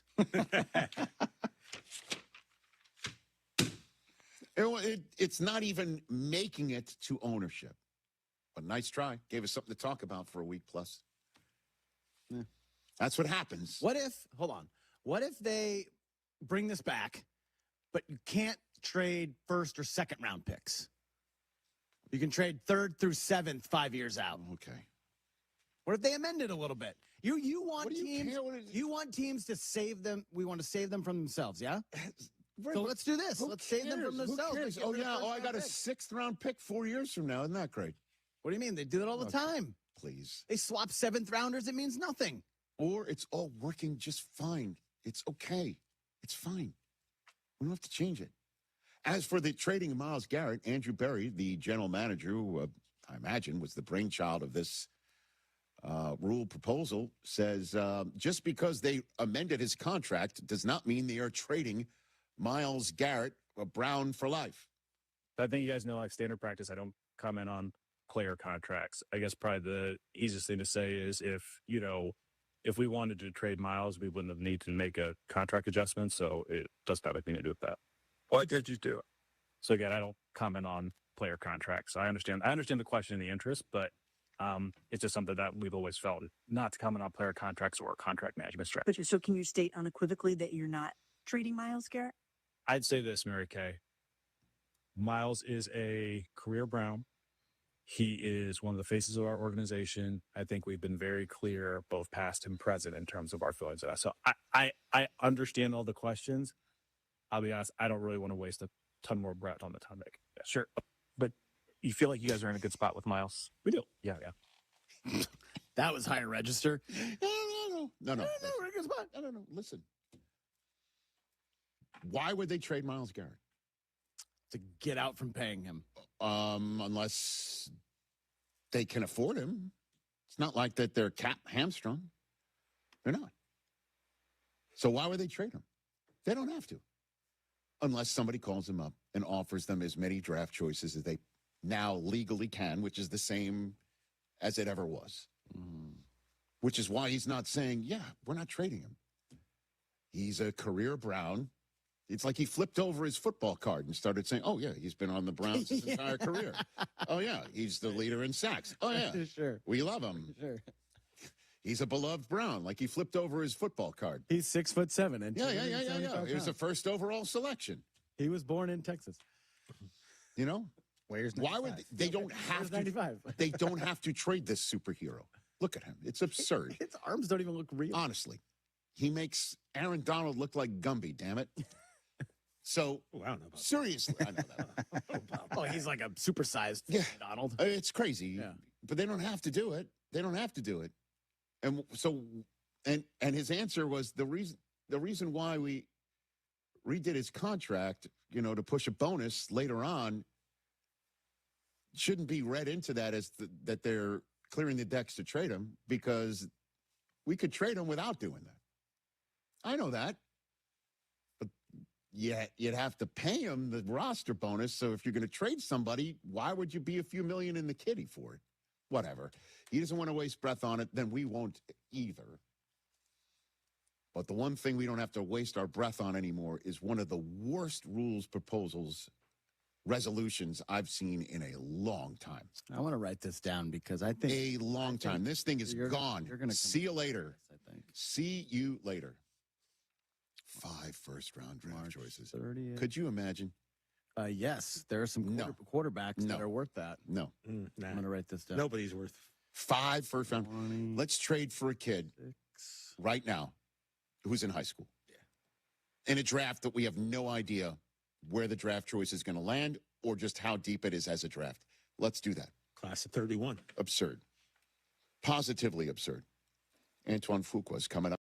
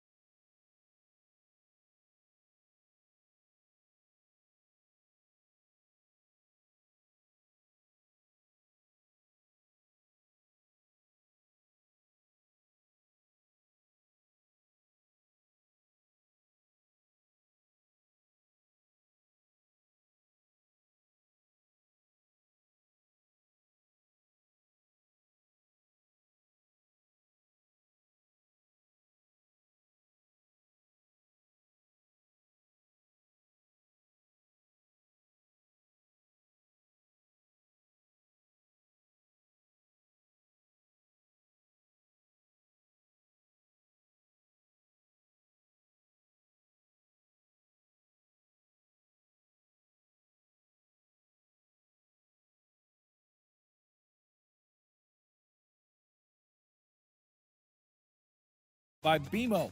Great single game tickets are still available. Book a group outing with friends and family or upgrade to a private suite for an unforgettable game day experience. To learn more and to purchase tickets, visit whitesox.com/opening day. Ready for action, hockey fans? BetMGM, an official sports betting partner of the NHL, is giving players another reason to lace up and hit the ice this season. BetMGM is adding extra excitement to the goals, the checks, the face-offs, and the breakaways with special promotions, new features, and more. Log in throughout the season to find odds boost tokens, no sweat tokens, and parlay boost tokens in your account to amplify your winnings. Enjoy enhanced product features like dark mode too. Log in to BetMGM, an official sports betting partner of the NHL, all throughout the hockey season to see what's new. BetMGM and GameSense remind you to play responsibly. Gambling problem? Call 1-800-GAMBLER. That's 1-800-426-2537. Or by texting ILGAMB to 53342. See BetMGM.com for terms. 21 plus only, Illinois only. Existing customer offer. Subject to eligibility requirements. Rewards vary and expire within 7 days. In partnership with Paradise Hotel Casino. Hey, it's Kap, and whether it's your home or your business, comfort isn't optional. When your heating or cooling system isn't working the way it should, you need a team you can trust, and that's why I recommend Automatic. They've been serving Chicagoland for decades, handling everything from routine maintenance to full system installs. Professional, responsive, and they get the job done right the first time. Don't wait for a breakdown to take action. Call Automatic or visit automatic.com and make sure your HVAC system is running exactly the way it should. Hey guys, it's Carmen. You know, when it comes to making a big decision, I believe in doing your homework and working with people you trust. That's exactly what you'll find at Advantage Buick GMC in Hodgkins. No pressure, no unnecessary noise, just clear communication and a process designed to make you comfortable every step of the way. That's important to me, and I think it'll matter to you too. So, if a Buick or GMC is on your radar, I encourage you to visit Advantage Buick GMC. We are professional grade.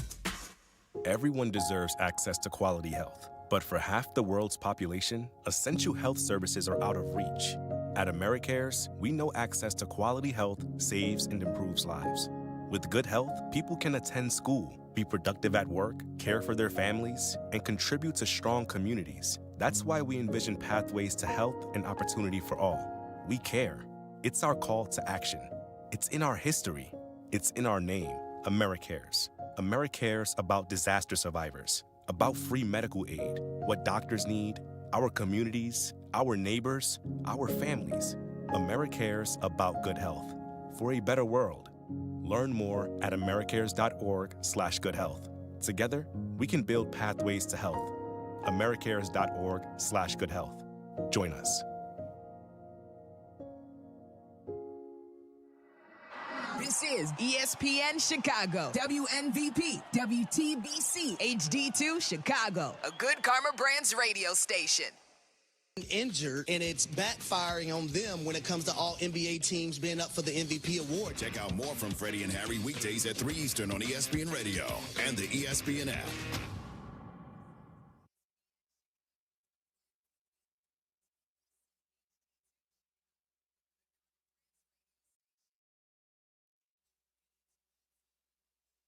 This is the Rich Eisen Show. Hey, everybody. Can't get enough of the Rich Eisen Show? You're in luck. You can find us everywhere.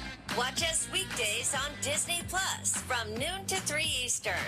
Miss the show? We've got a podcast so you can listen anytime. But here's the best part. Our YouTube channel. Subscribe at youtube.com/Rich Eisen Show and you'll never miss a moment. Now, on with the show. There's so many games that come down to the final shot. This is the Rich Eisen Show. Michigan wins the Midwest region. Earlier on the show, ESPN college basketball analyst Jay Billis, ESPN college basketball analyst Andrea Carter, Illinois head coach Brad Underwood.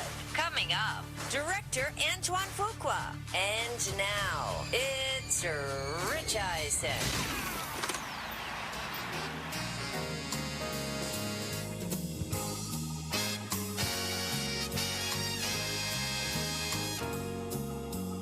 On the air here on Disney Plus, the ESPN app, ESPN Radio, Sirius XM Channel 80. Antoine Fuqua is in our green room. So excited to have him back here on this program. I believe he was here previously for one of the Equalizer films that he was doing with Denzel. Does he know Denzel?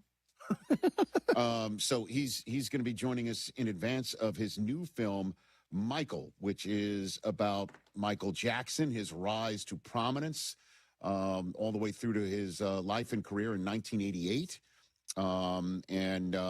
Jafar Jackson, the kid who, or the new, I shouldn't say kid, the actor who plays Michael is a revelation. My goodness. And you could see commercials for that film everywhere. It's in theaters near you later on this coming up next month in April.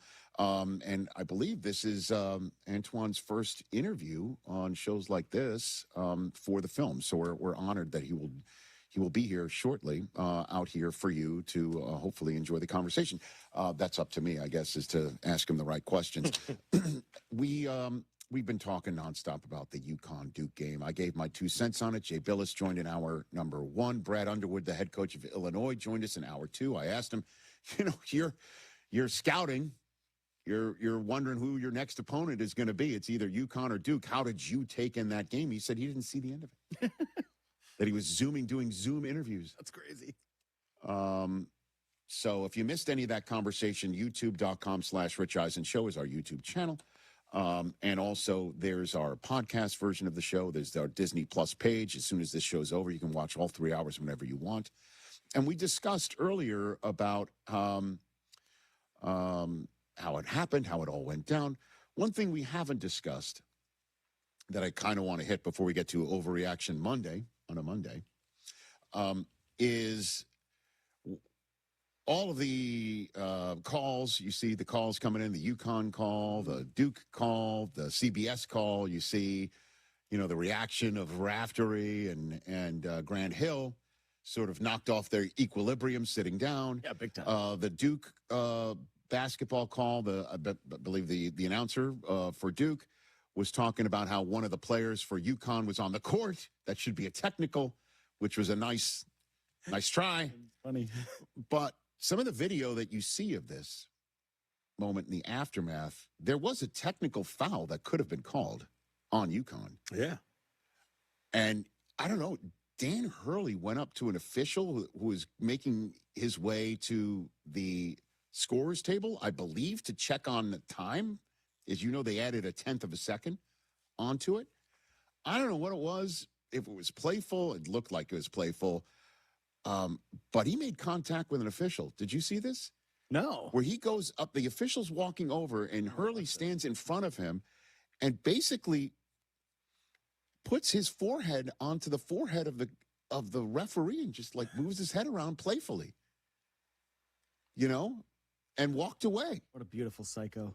And, if the official didn't take it playfully or what have you, they could have easily teed up Dan Hurley, and today's conversation would be about his inability to comport himself. Mm-hmm. As opposed to everything else that we are rightfully talking about, which is his incredible ability to recruit and coach up and dial things up and let things play out and have his guys situationally brilliant, all of that stuff. And being, by the way, I couldn't believe this, he's 125-27. That's his record since becoming coach of UConn. But do you see this moment that I'm talking about? Yeah, this is kind of weird. He's not like smiling. He's not really grinning. I think it's cheeky. That's the way I look at it. He just kind of is. And he might know the official for a long time, and and they go way back, and so this official knows that he's just having fun with an incredible moment that just happened. But he does make contact. Yeah, and he almost like cuts off the ref while he's walking to the scorer's booth and kind of like gives him one of these and then kind of walks off. It's really bizarre. It is bizarre. It's similar to, remember, didn't he push one of his players to get into a spot on in the middle of the game, right? Yeah. I think Sue sent all of us a reel from 60 Minutes talking about Hurley's interesting practice regimen that he has with his players. It's a little bit off the wall, but that's part of him. That's part of him, man. But could you imagine if they had teed him up for making contact? Could have, but no. I could have. You can't. I mean, you say that, but I thought the funniest thing was when he got ready to do his post-game interview. The first thing he says is, "Someone stole my pen. I collect all my pens." Like, he was so concerned. I guess he had a Final Four. I think it knocked off. And she was like, "Well, I think it was Tracy Wilson was like, Tracy Wilson's like, yeah." She was like, "We'll get you another pen." Well, I know you're superstitious. But he was he's an interesting cat, man. Yeah. But you know what he does? He cuts down nets. Google him. They're very successful, man. Google him. Say what you will. He cuts down nets. And he's got. That's why I'm saying this whole business, and it's going to be a narrative, and it's going to build, and then it'll rebound in the other direction. It will. And I don't know if you check on a Vegas line and that sort of thing too. But of this whole business of Arizona, the Michigan-Arizona winner is the winner of this tournament. I've literally not seen that. Oh, please. It's the first thing I'm hearing. Well, maybe you're on a different Twitter than me, but I haven't seen anyone. I'm not on Twitter at all, as you know. Different thread than I am. So, yeah, I mean, it's just like, hey, Michigan versus Arizona, the two wagons are playing each other, and whoever wins that one is just going to roll over whoever comes out of UConn, Illinois. Give me a break. Give me a break. Yeah, the odds are saying, kind of the winner of that game wins. Exactly. I'm sure the odds are saying that, and you're going to be hearing that. You're going to see the topic bars, all that sort of, it's nonsense. Listen, you could sit here and say Illinois is a 3 seed that doesn't belong, or couldn't expected them, or they're unexpected, all of that business. I was hearing from friends of mine, hey, how lucky are we that we got Iowa State knocked out? Tennessee's a 6 seed. I'm like, hey, you know who was a 6 seed in the 1989 tournament? Michigan. Michigan just dispatched Tennessee with the biggest regional final win since Michigan whipped Virginia by 37 in 1989. Yeah, you don't see a lot of 30-point games in the regional. You don't. I understand that. But I don't care about any more seeding or anything else. And certainly when you're talking about UConn and Dan Hurley and Caravan and the rest of these guys who are probably feeling quite invincible right now, and no doubt Hurley will utilize the nobody believes in us. He'll play that card. He'll play that 52 times in one deck. Yeah, tell Mr. Indiana basketball. Nice shot, kid. But here comes Michigan. Here comes Arizona. Get out of here with that. Come on now. I don't want to hear it, but I'll be hearing it for the next 5 days. I just don't know how anyone can poo-poo UConn when they've been now to 3 of the last 4 Final Fours. 4 Final Fours, and they got a team that has a lot of seniors and juniors in the mix. So how you all of a sudden, that's what I'm saying. That doesn't make sense to me. How Get would ready you for it. ever? You'll see it. Imagine if you'd taken the Lakers job. UConn wouldn't be in 3 of the last. I don't know. Probably not. Hit it. That was terrible. That was crap. That was garbage. This place sucks. Overreaction Monday. On a Monday. We're actually doing it on the day itself. Right? How about that? us. Look at us. We're not observing. How's it going? You guys good? Great. I mean, you know. Sorry, TJ. I know you're doing good. It's all right. We're going to do I'll be good. we'll do some football and a little hodgepodge. That's the way these are going these days. Sure. Thinking about this, guys, Tom said this on Friday, and I don't know if you guys really picked up on it. Tommy P? Kirk Cousins is still out there. Yes. The Steelers should break up with Rodgers, sign Kirk Cousins. Breaking up is hard to do. That's what they say. It's not you, it's me. It's not you, it's me. You know what I mean? Someone's going to pull that with Rodgers. It's not you, it's me. I think they probably should. Why? What's the big deal? Kirk's younger. His arm looked a little livelier last year. I don't know. Did it? The one thing I didn't think that Rodgers' arm. I didn't think it was Rodgers' arm. But It was an issue. There was nothing. Actually, Rodgers played very well. Yeah, last you're year. right. One guy is seemingly, though, ready to go. And No, I know. what's the one other guy you can doing? get now and Yeah. start moving. What's the other guy Well, doing? what you can't. Nobody's coming in yet. You can't. There's no rush.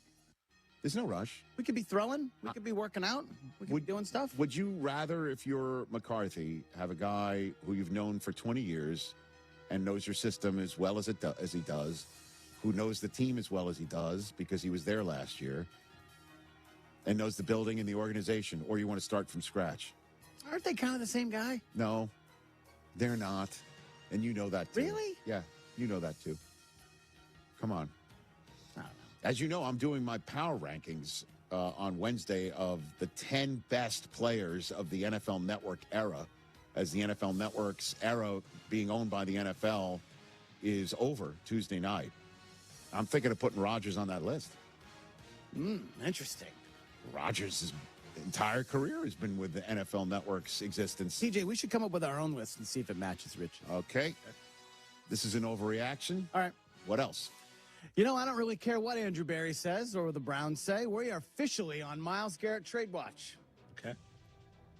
Oh, that's all. That's it? That's it? That's it. Yeah, that's it. I thought you were going somewhere. No. This is it.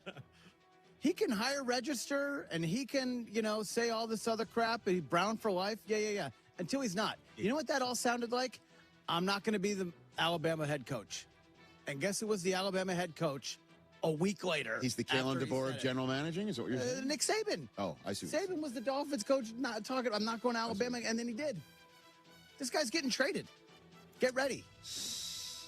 Well, he called him a career Brown, which is, again, one way of saying that I'm not trading him, but also of saying, well, I'm not lying. He's been with us his entire career. That's the truth. You know? Yeah. That's why I said it sounded like he flipped his football card. Definition of is. I don't think this is an overreaction either. We're on trade watch. I don't know if that means anything's going to happen. We're on trade watch.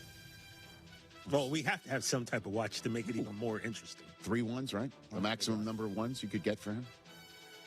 If not 3 ones, 2 in a second.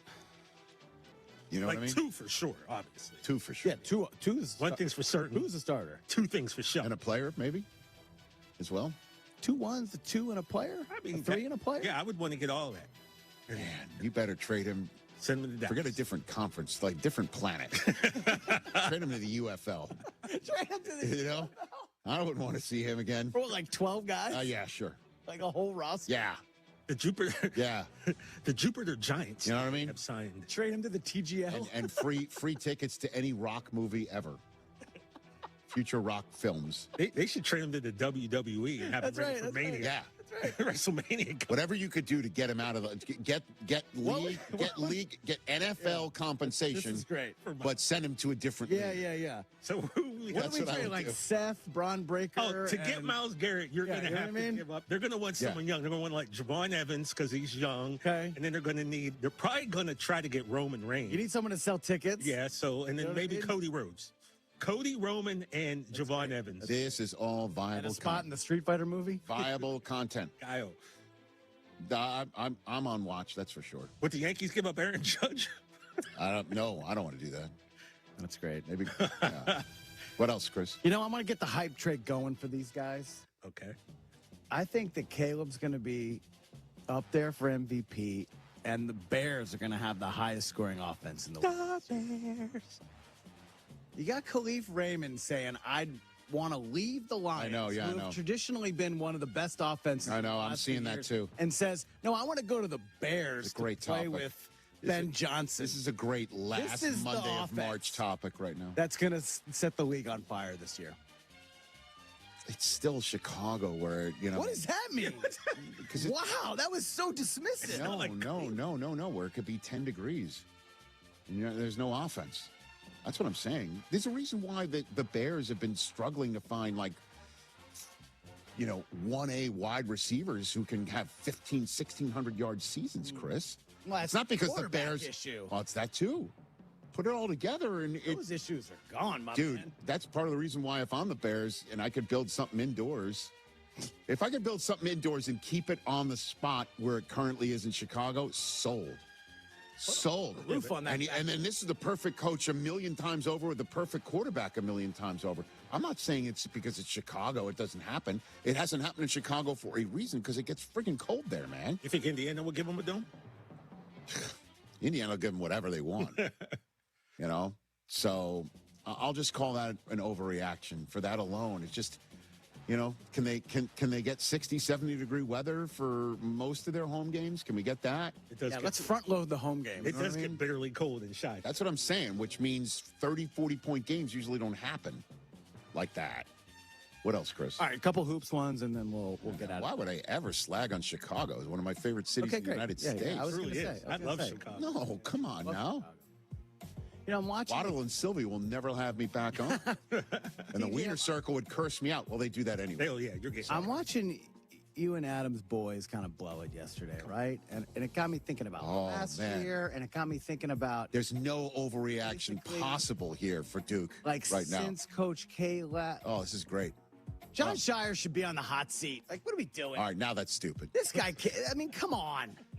Did you see the list of all the guys? I know everybody's making that. I know everybody's talking about the it. last title. Why is it his fault? He's won 3 Big Ten championships. ACC championships. Here's why it's his fault. Last year, they had the most talented team. They have the 1 and 2 in Rookie of the Year in the NBA this year. I know that, yes. Don't even make the title game, lose in the Final Four. Yeah, they lost to Houston. Completely new roster. Yeah.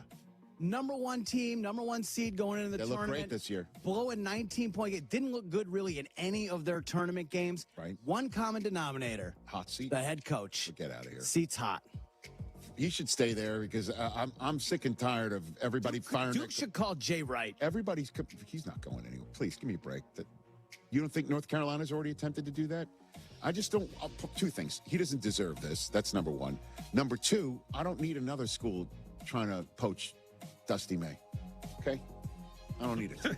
Better gig. Better gig, my ass. Yeah, I said that. Give me a break.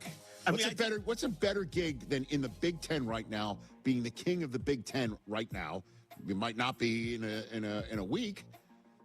And Michigan having 30 years of swag, and you get the right mix. You're going to be beating people off with a stick trying to get on this program. Going to North Carolina. Get out of here. Okay, whatever. It's not? Who played at North Carolina? I don't know, like I don't know. Walker. I know. There's a number 23 that I only know about who was in the building with the 23 you're referring to right now. All right, here you go, TJ. You cut down a net there yesterday. You're going to like this one, TJ. Yaxel board, baby. Let's go. What else? Michigan, Arizona is the de facto national championship game. Like, what are we talking about? Have you had this thing all queued up this entire show, or you just made this up? No, I had it written last night. I told you, TJ. I mean, it's absurd. Michigan, just look at the odds, right? Michigan and Arizona are both plus 150. So what? Then it jumps up to 500 Illinois, plus 650 Connecticut. Like, everyone's expecting the winner of this game to cut the nets down. You heard what Jay Billis said? 1993. What is he? Phi Slamma Jamma. What does he know? Takes care of Louisville in the de facto national championship game, and then suddenly Jim Valvano's looking for somebody to hug. That's true. Give me a break. I don't want to hear it. It's absurd, and I'm not one of these types of fans that's saying, "Oh, good luck, Arizona." I see they're a wagon. That's how we led the show the other day. I get it. Big Ten strong, but Arizona's a wagon. My team's looking like a wagon right now too. Come on now, that's nuts. Because Michigan and or Arizona could easily lose to Illinois and or UConn. One thing that Michigan has not had to do in this tournament, which is crazy, chock full of Big Ten teams, is face another Big Ten team. They have not done that yet. So, you got any more? Yeah. One more? So we can bring out our director? Yeah, 1 for 14, 8 strikeouts. Bo Bichette is the worst Mets free agent signing this century. I think that's accurate. You want to chime in on that? Already booed? Sorry, 3. He's already been booed? He's getting booed at home. And he said he's surprised it hasn't happened sooner. A whiff of Beltran. But Ooh, I like that cologne. Well, I hate that cologne. We know who Bo Bichette is. He's going to be all right. That's the thing I hate about baseball, right? What do you hate about baseball? 3 games into the season, I love baseball. I'm reading teams on Twitter and threads just all of a sudden ready to just torch everything. It's 3 games. Like, what are we talking about? Well, it's New York Met fans. Yeah, Met fans. It's Met fans. Go. They demand, they demand some standard of play for their whoopie pies. Whoopie. Yeah. By the way, I don't even know who would be the worst Mets signing this century. No, you just threw that out there. Just put it in there. Look at this. Mr. Met's so happy. We are 2-1. I know. You had a walk-off win. You could have easily been 1-2 against the Pirates this weekend. Could have been 0-3. Or we could have been 3-0. Like, it's all depends on how you want to look. The Yankees. We're like the Yankees only gave up 1 run against the Giants. Only one. One single run. They didn't get any hits. I got problems with our third base coach right now. Well, you'd have a problem with your third base man. Yeah. Whole point. Well, no, because the fact is we put Beatty at third, the guy who's Bichette actually at DH. there. That's what we got. I was playing third and talking about it's putting a lot of mental stress on him to learn how to play third. Thus, the whiffs. We've got a third baseman. Good one, Chris. Great finish. All right, let's take a break. Chris. A man who knows all about drama. Antoine Fuqua, the director of Michael in theaters near you, coming next month in a moment.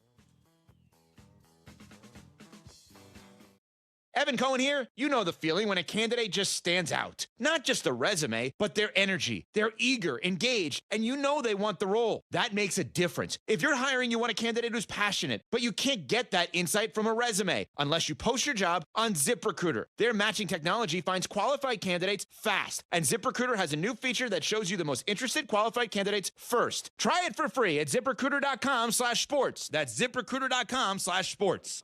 I'm Boomer Esiason. My mom died from cancer. She was only 37 years old. She didn't have life insurance, and that was devastating for my family. That's why having life insurance is so important to me. Ethos makes it fast and easy. Get a quote in seconds, apply in minutes, and get same-day coverage. You can get up to $3 million in coverage with no medical exam.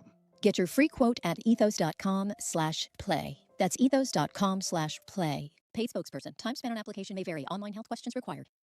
It's baseball season, Chicago, and whether you're a North Side or South Side fan, the CTA is the best way to get there. $5 will cover your trip to the ballpark and back, and it's more money in your pocket for peanuts and Cracker Jacks. There are many convenient bus and train routes that drop you off right at both stadiums. Find the best route for you at transitchicago.com/plan-a-trip. Save money, do more, ride CTA.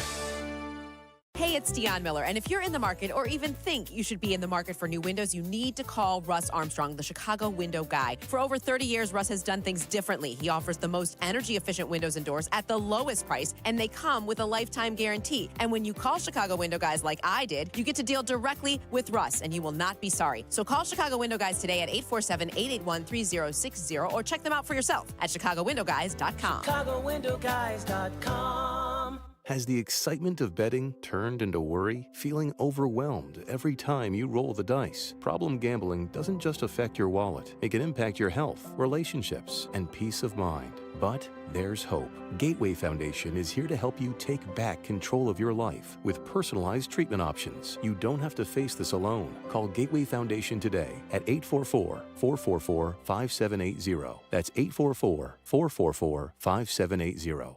We at the Verdoliak Law Group recognize the value of advancements in technology. Computers, cell phones, and the internet have all made obvious impacts on society. And now, artificial intelligence, or AI, is poised to make its impact. Many law firms are replacing paralegals, law clerks, and even attorneys with AI. But will AI work longer and harder to ensure you get every penny you deserve? At the Verdoliak Law Group, AI will be used as a tool to make us even more efficient, but it won't replace our human touch. All of our clients and cases are unique, and an algorithm or cookie-cutter approach cannot capture the human element of your injuries. There is no substitution for human experience when dealing with people. That's why, for over 60 years, our clients continue to refer their family, friends, and coworkers to us. Of course, the Verdoliak Law Group will embrace technology, but we will always keep that human touch, which has aided us in successfully helping over 40,000 clients. If you're injured, call the Verdoliak Law Group, Chicago's legal landmark since 1963. Call 844-4VLG-LAW, 844-4VLG-LAW.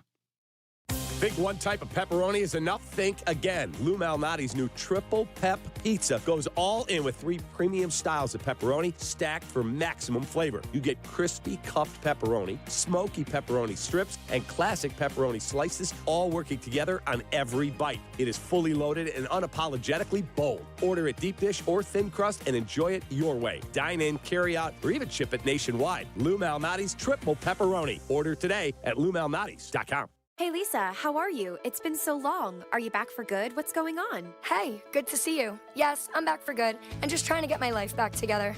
Well, I'm so happy that you're home. It looks like things are going well. I've been seeing those pics you post of you and your family at all those fun events. What gives? Oh, VetTix. VetTix gives. What's VetTix? VetTix is an amazing charity that gives free event tickets, like concerts, sporting events, and shows, to currently serving military vets and their families, and to the immediate families of troops killed in action. It's a really nice organization. That is so nice. These events have helped me feel like myself again, and all these new happy memories my family and I are making are priceless. We have extra tickets sometimes. Can I donate them? Yes, it's easy. Just go to vettix.org. You can give your extra tickets, and other vets like me can sign up to get them. Awesome. I love that idea. What a great way to give back. I'm so glad you told me about it, and it was amazing to see you. And listen, thank you for your service. Hey, it's Rich Eisen for Pella Windows and Doors. Sometimes teams take a timeout to regroup and call the right play. When it comes to your home, Pella Windows and Doors always has the winning game plan. They're not just window and door experts. They're experts at taking care of you and your home. At Pella, they find the products that meet your needs and their experts install them. They do it every day, and that's why your neighbors trust them. Discover why Pella is a trusted choice for homeowners everywhere. Visit Pella.com/Eisen today. That's Pella.com/Eisen. If you're a contractor, you know how important data is to your business. And the data is clear. Service Titan customers increase their revenue by an average of 15% every single year. That doesn't happen by accident. From call booking to dispatch to marketing, payroll, project tracking, and more, Service Titan takes every single play you run to the next level. If you want to scale efficiently, there's only one answer.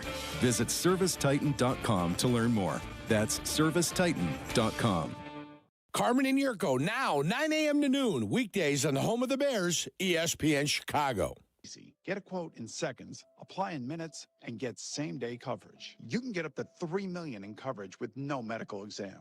Get your free quote at ethos.com/play. That's ethos.com/play. Paid spokesperson. Time spent on application may vary. Online health questions required.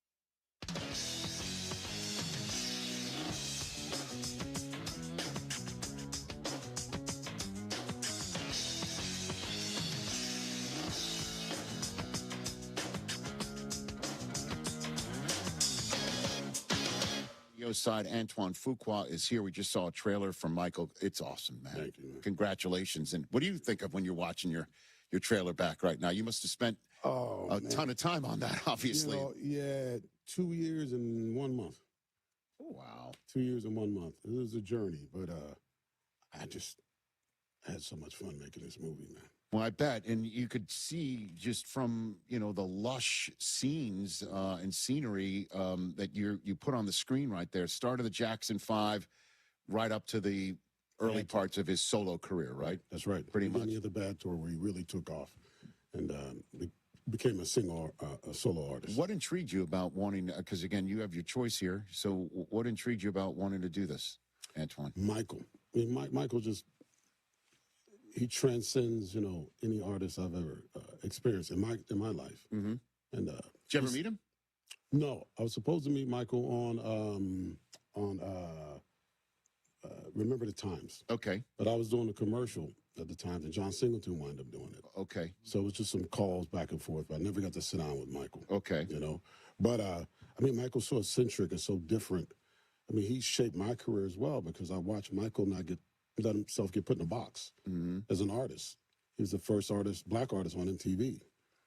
So for me, doing videos back in the day, I only got to do R&B and rap videos. I couldn't do, Aerosmith or something like that. So I watched Michael break out of the box and create music for everyone, and get on MTV and change the game. And so I remember thinking, I don't have to just do videos of just R&B and rap. I can transcend that and do other things as well, just as an artist. Sure. And now you couldn't do the video back then. Now you're kind of recreating it. That's how life works. It's what you're doing. Divine order, man. It wasn't meant for me. That was meant for John Singleton. God rest his soul. Sure. Yeah. Here we go. Right. Yeah. And so let's talk about the casting here because it's so crucial you get this right. I mean, like you want to recreate something, but you also have to feel like it's real. How did you cast Jafar Jackson as Michael here? Well, Jafar is an interesting journey. Jafar was rehearsing to be Michael for 2 years. About a year before I came on, Graham King, the producer, had found Jafar. And when he flew to Italy to see me, I was on Equalizer 3, he said, I want you to do this film about Michael Jackson. I said, well, who's going to play Michael? Bob Richardson, the great DP, showed me a video of him and Michael on the set together. But it was modern. I said, well, when did you shoot a video with Michael Jackson? He said, no, this is Jafar. And it blew my mind. You couldn't tell the difference? Could not tell the difference. And then when I met Jafar, I thought he was pretending. I thought he was acting, auditioning for me. We went and had breakfast. He was so Michael-like, just his way he spoke and his behavior and his gentleness. And I said, this guy, there's something interesting about him. Then we did a test screening. And Rich, when I tell you, man, he walked out the room and it was Michael Jackson. And we started recording him, just doing tests, makeup tests, all that. Right. Then I threw a question at him. Now, Jafar never acted before in his life. This is his first time ever. This is his first time ever. Never acted before in his life. Wow. Right? I threw a question at him just to see what he would do. Yeah. And he answered the question as if he was Michael. And he had the whole room with tears in their eyes. And I was like, he's the real deal. This kid is for real. First day of shooting, bad tour. So his first day in front of 500 extras, he had to come out and perform. Bad. Nice. Man, he blew everybody away. And Coleman Domingo is his father. Oh, my Coleman Domingo plays Joe. Yeah. Let me tell you a story about Coleman. I did a test with Coleman. I was filming something else. I hit a corner at the stage we're in, and I forgot we were doing a test with Coleman. So when I turned the corner, I saw a guy with his back to me, and the makeup people were doing hair and makeup on. I thought, this must be a test for a wig or something. Right. The guy turned around, it was Coleman. I shocked me. I can't tell you what I said. I don't say it on but it shocked me. And he started talking to me as if he was Joe. You know, a normal conversation about the day's work. It was so good, I went to Graham King, the producer. I said, Graham, we should film Coleman today. It was not planned.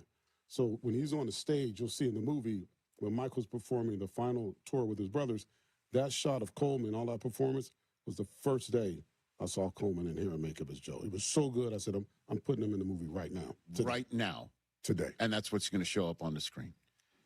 Wow. And he was prepared. Yeah. And so how did you decide which moments to recreate and make big? How did you decide that? Well, you know, working with John Logan, the writer, and Graham King, like we really shaped the movie to capture Michael's character over from his formative years to bad tour. Right. And so through that time, there's highlights, as we know, right? There's moments you hit Thriller, Moonwalk at the Berry Gordy show. Right. The beginning of Off the Wall album and all that stuff. So that kind of dictated certain things, you know. But the choices were hard because there's so many great songs. You forget how many great songs Michael has. It's unbelievable. It truly is unbelievable. And they're all hits. They're all great. Massive hits, not just all of them. Just massive hits. It's like a part of your life. When you hear it, you go back to that time. And you just remember that feeling. And that's what the movie does. It takes you all the way back there. Remember the time. Look at us. Look at us, Antoine. Rich is quick, man. It's early for me. You guys have been up early. I am. Yeah, we've been here for a couple hours. But so, yeah, what moments for you did you, sitting in your position, go, wow, this is amazing that I'm able to recreate this in such an artistic way? Which was that one for you? Wow, hard. I mean, day one was bad, man. I bet. So that was hard. What about the moonwalk? The moonwalk was incredible. Because I think I told you in the green room that we had Don Mischer, the producer of that O-Town show, telling us the story about the moonwalk, Michael doing it and getting ready for it and figuring out would he do it, would he not do it, and he did it. And he did it, and he kept it a secret from everybody, too. That was a special moment because the jacket he has on belongs to his mother. He got that from his mother, and he kept everything a secret. He let no one see his rehearsal. Berry Gordy didn't even know he was going to do that. So when he got up on stage and he performed, it just blew everybody's mind. That was like the dance heard around the world, man. That was incredible. But the moment for me to really, and then we shot it all at the real place, at the Pasadena Playhouse. Awesome. Everything we shot was pretty much in the real place. Everything. Wow. The night we shot Thriller was incredible. We shot it in the real place where they shot the video. It was a full moon. When I pulled up in my car, my crew was dancing around with wolf heads on, singing Thriller. I was like, oh, this is going to be a good night. But it gave me chills, man. And then I saw the zombies rehearsing. Yes. I was like, I'm so blessed to be here doing this. Man. So awesome. It was incredible. Well, I mean, since you have history and you're an aficionado, wouldn't you say that Thriller video was the pinnacle of his MTV? Yes. Thriller was, because it was a movie. Right. It was the first time we ever saw like a mini movie video. When we started off in the theater with the girl and he turned into a werewolf. I mean, that was scary when you were a kid, you know what I mean, at that time. But I think that was probably one of the most expensive as well. But that was incredible. But that's Michael. He was always pushing pushing the envelope. Antoine Fuqua here on the Rich Eisen Show. Every time you come on here, I want to go so deep into your history. We kind of have a new audience being here on Disney Plus and the ESPN app than from the last time you were here. Right. Did you know Training Day was a hit when you were making it? Did you know it? I had, humbly, I had 2 moments in that movie that I felt this was going to be successful. It was Denzel in the car, Chestnut Checkers, because he had just killed Roger. And I thought, if Denzel, which I knew he could, is a great actor, can seduce us back into this car, this movie's out of here. And he did. And then they put Ethan in the bathtub. And the King Kong moment. When he did that, gang members came up to me telling me that, oh, dude, this is a hit. This is a hit. Like those 2 moments for me stand out. The King Kong moment, did you know what he was going to say, word for word? No. Nothing, right? Well, I knew, obviously, script. There was a certain part. Right. But that's Denzel. He was just in the zone. I mean, that was one of those moments that people talk about AI. Those are the moments where you go, it's a great tool. It's going to be a great tool, I think, at some point. But the emotion in the moment that an actor can bring, you can't predict that.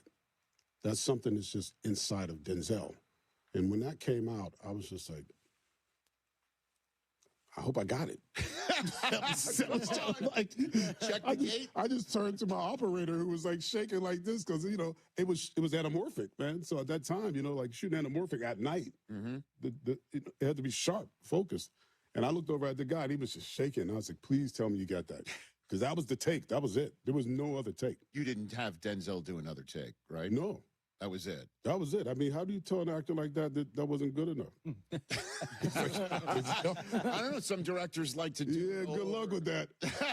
Not with Denzel. You can. Nah, he walked over to me, and he just had this look in his eyes. I was like, "You good?" He said, "You good?" I said, "Yeah."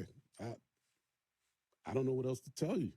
I don't know what other direction am I give you. Was the King Kong that was ad-libbed? That line? Yeah. Okay. That was Denzel. Putting cases all you on all you. Putting cases. Some of that was in the script, but he flipped it the way he did it. Like putting cases on all you. Yeah. He kind of added some things in there. And then he just went into a whole other zone with the whole King Kong thing. With Pelican Bay, that's Denzel started that. The Pelican Bay stuff was That's not on Denzel. the page, is what you're saying. That was Denzel. That was him, man. He just kind of lit up. And it says, I think I forgot to yell cut. Really? I was just watching it because everybody started walking away, and I'm just watching him, and then he lights a cigarette, right? And he's lighting a cigarette, and he's like, and he's talking, and I'm just watching him. And I think at some point he probably looked at me and like, you gonna cut? So I was like, oh, yeah. So he was finished acting and took a smoke break? He was still in it. Like, that's the thing with Denzel. He was so Alonzo. He was in it. And he just lit up that cigarette, and he was just like smoking. I'm just watching him for a while because I didn't know what else he was going to do. You know, it was just so magical. And then I think he looked up at me, and I was like, okay, cut. Yeah, we've had Terry Crews here. Oh, yeah? As well. Yeah, I love and Terry. He basically said you found him just milling about because he was knew a friend in security. Right, yeah. Said, hey, we're shooting a scene here. Do you want to watch Denzel work tonight? Yeah. And he's like, sure. And then you spotted him and said, do you want to be in the movie? Is that Yeah, I saw him. Yeah, I was with a bunch of gang members sitting around, and he was over there with some security guys. And I needed someone on the roof due to flipping pigeons. And I wanted them to look a certain way. Yeah. And I just saw Terry. And for some reason, I just said, who's that guy? And they said he's working with the security people or something. I said, yo, bring him over here. And he came over. I said, yo, man, you want to be in the movie? He was like, yeah. I said, we'll put you on the roof. You ever heard of flipping pigeons? He had heard of it before. I said, you're going to be on the roof doing this whole thing. And that. Next thing I know, Terry Crews.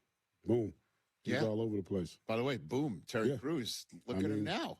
I mean, it's amazing. That movie, interesting people came in that. Eva Mendes. Yeah. Really, when I think back on it, just amazing. I mean, Ethan was already Ethan, but he was something special in that film. Yeah, he was just nominated for an Oscar. He's been here before talking about that movie. Yeah, man, that movie, it holds up. I can confirm that for you, by the way. I mean, I'm saying that people talk to me about it all the time. Man, right. Sue, we're going to your hometown for the draft, the NFL's draft. Yes, sir. I believe it's the Thursday before your movie comes out. Yeah, the Thursday, and it's going to go NFL draft in Pittsburgh. And then the Michael movie. And then the Michael movie on Friday night. Maybe it'll be my luck. It'll be all good. It's going to be all good. I mean, I can pretty much say this is going to be all good. Yeah, man, I'm excited. The draft, I'm nervous about. Well, why? Because of the Steelers you're talking about? Or yeah, what? man. Okay. Who's going to... Come on. Rich has tortured me on that one. No! Come on, man. No, it's okay. Who I mean, what do we do, right? Who do we get? Nobody. Idea. I have no idea. It's a totally new world. Tomlin's gone. Which is going to be weird for me. It's weird for me, too. I mean, I'm glad that it's a homeboy that's taking over, though. Yeah. He's coming in. He's from Pittsburgh. The toll taker. It's bittersweet, though. Yeah. Because they did beat us. Yeah. In the Super Bowl. I know. It's crazy that if I had told you that night, the coach of the Packers, who was a former toll taker and a guy whose family owns a bar in Pittsburgh, he's going to be the one to take over for Tomlin one day. You're like, get out of here. It's just like I'm not sure if it's a dream or a nightmare. Pretty much. But I think he's going to be a great job. It makes sense when you really think about it. Right. As far as the way the Steelers operate. He's a great coach. He's from Pittsburgh. He won with Rodgers. Mm-hmm. If Rodgers comes back, why not? What's your favorite sports movie? Wow, my favorite sports movie? There's some good ones, but I would say Brian's Song. Real, you went old school on me here. Brian's Song. Because that emotionally messed me up. When I was a kid, that was like, and it was about bringing race together and how sports bring people together. Yeah. And that's magic. That's magic. James Caan, Billy D, right? Brian's Song. Right, Brian's Song. Yeah. I thought you'd go Remember the Titans just to protect your friendship. I'm sure D liked Brian's Song. I'm sure he did too, for sure. If you could direct a sports movie. It would be about the Steelers, the legacy of the Steelers. It's legacy of the Steelers. Ooh, I like that. Legacy of the Steelers. Okay. Yeah, the Steelers to me that's America's team. I don't care what. I know the Dallas fans are yelling at me right now, but it's okay. TJ's from Pennsylvania. TJ. And is a diehard Cowboy fan. Come on, TJ. Grew up in Altoona, and oh man, I'll talk to you later. We could, cause I got some ideas. Come on, bro. I mean, you and McCarthy, what's happening right now? No, it would be the Steelers' legacy. It would be the Steelers' legacy. Yeah. Okay. I think the Rooneys are the classiest owners and loyal people, good people. That legacy is special. Who's the actor that's been on here that says he's been mistaken for Tomlin? Omar Epps. Omar Epps says he's been stopped. Yeah, they look alike. Okay, yeah, I can see that. So you could but we're casting it right now. See it. Let's go. We're casting it right now. Finding those big boys is going to be the thing. Who's going to be Mean Joe Green? Who's going to be Jack Lambert? Right? Hey, you're the one who picked Terry Crews out of a crowd, and he had some time in the NFL. It's true. That's right. He's just like, this NFL thing's for the birds. Let me go try and let me do some acting. Let me go flip some pitches. And then the rest is history. Now he's everywhere. Let me go do some acting and not get hit so hard. That's right. Yeah, he's everywhere. So you have an eye for guys who can act. Oh, for sure. I love sports too. You know what I mean? That's my love, man. It's great to see you. Thanks for coming here. Greatly appreciated. And I cannot wait for everybody to see Michael, available exclusively in theaters Friday, April 24th. You will be dancing in the seats and in the aisles and bopping around and seeing some great iconic moments come to life. Great to see you, sir. Great to see you, Ray. A lot of crying in that theater, too. I bet so. For sure. It's very emotional. I bet so. Antoine Fuqua here on the Rich Eisen Show. We'll be back to wrap it in a moment. Right? Thanks, fellas.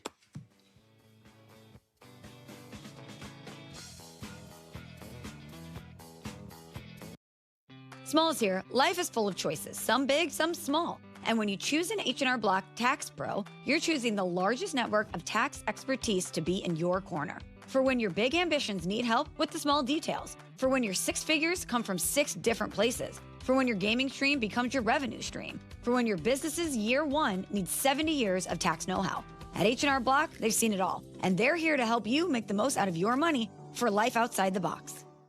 Harry Douglas here to tell you about Confetti Craze 5-Hour Energy. It tastes just like the best birthday cake ever. vanilla, buttery, frosting vibes. It's basically a party in a bottle. Confetti Craze makes it easy to turn any day into a party with its delicious birthday cake flavor and big birthday energy. And here's the best part. All cake, no sugar. I bring these tiny bottles everywhere to cakeify my day with tasty caffeine boosts. The Funfetti flavor is back on 5hourenergy.com or on Amazon. Crack open a Confetti Craze 5-Hour Energy shot today. One good shot can change the trajectory of your career. Seize your moment and train for a future with potential at ETI School of Skilled Trades. In as little as 7 months, you can get started in welding or HVAC with hands-on training in the skills employers are looking for. We offer day and evening classes to fit your schedule. Take your shot. Visit eticampus.edu or call 888-830-7678 to learn more. ETI, it's your future. Own it. Save big money on your spring project at Menards. Fresh green grass makes your yard look effortlessly elegant. And Menards offers a wide variety of grass seed options for every type of yard. A 3-pound bag of sunny or shady area grass seed will provide you a lush lawn this spring. On sale now through April 5th. Plus, visit Menards.com and check out all the great deals happening now. Save big money at Menards. Meet iPhone 17e. A whole lot for a lot less. With an almighty, all-powerful A19 chip. And Ceramic Shield 2, built to survive this. And this. And a 48-megapixel fusion camera with 2x optical quality zoom and next-gen portraits. And double the starting storage of iPhone 16e. And long-lasting battery life for hours of watching the studio. That's the dream! And it comes with Apple Intelligence. And you can charge it with USB-C. Or with MagSafe accessories. And a whole lot more. All for a lot less. Get the new iPhone 17e at T-Mobile today.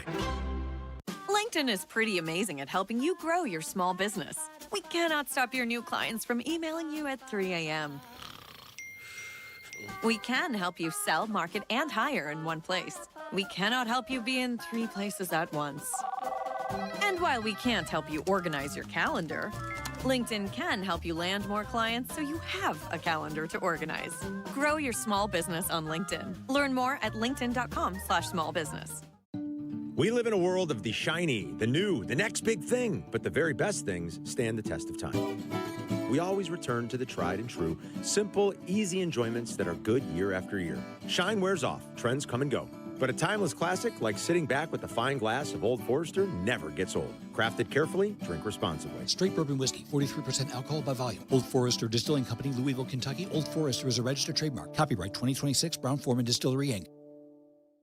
Hey, it's the good kid. When it comes to my ride, I don't mess around. That's why I drive an Advantage Chevy. 3 locations. Chicagoland's covered. Boom. You want a Chevy? They got every Chevy. You want savings? Oh, yeah. They've got that, too. And here's what matters most. Trust. When you walk into Advantage Chevrolet Bolingbrook, you're not getting the runaround. They respect your time. They respect your budget. They shoot you straight. Head to Advantage Chevrolet in Bolingbrook and see what I'm talking about. Advantage Chevrolet. Together, let's drive.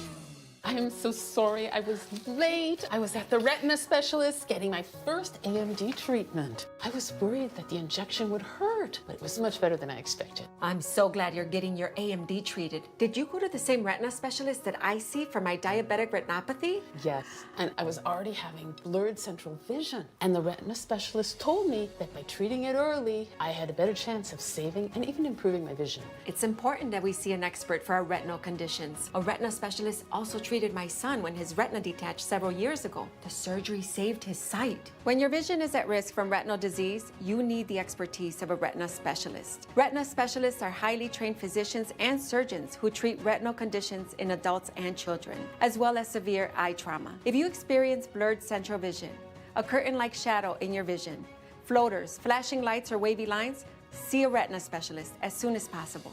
There's an app for that. Download. Listen live. Podcasts on demand. The ESPN Chicago app. We will deal with them. The Paul Feinbaum Show. Weekdays at 3 Eastern on the ESPN app and on the SEC network.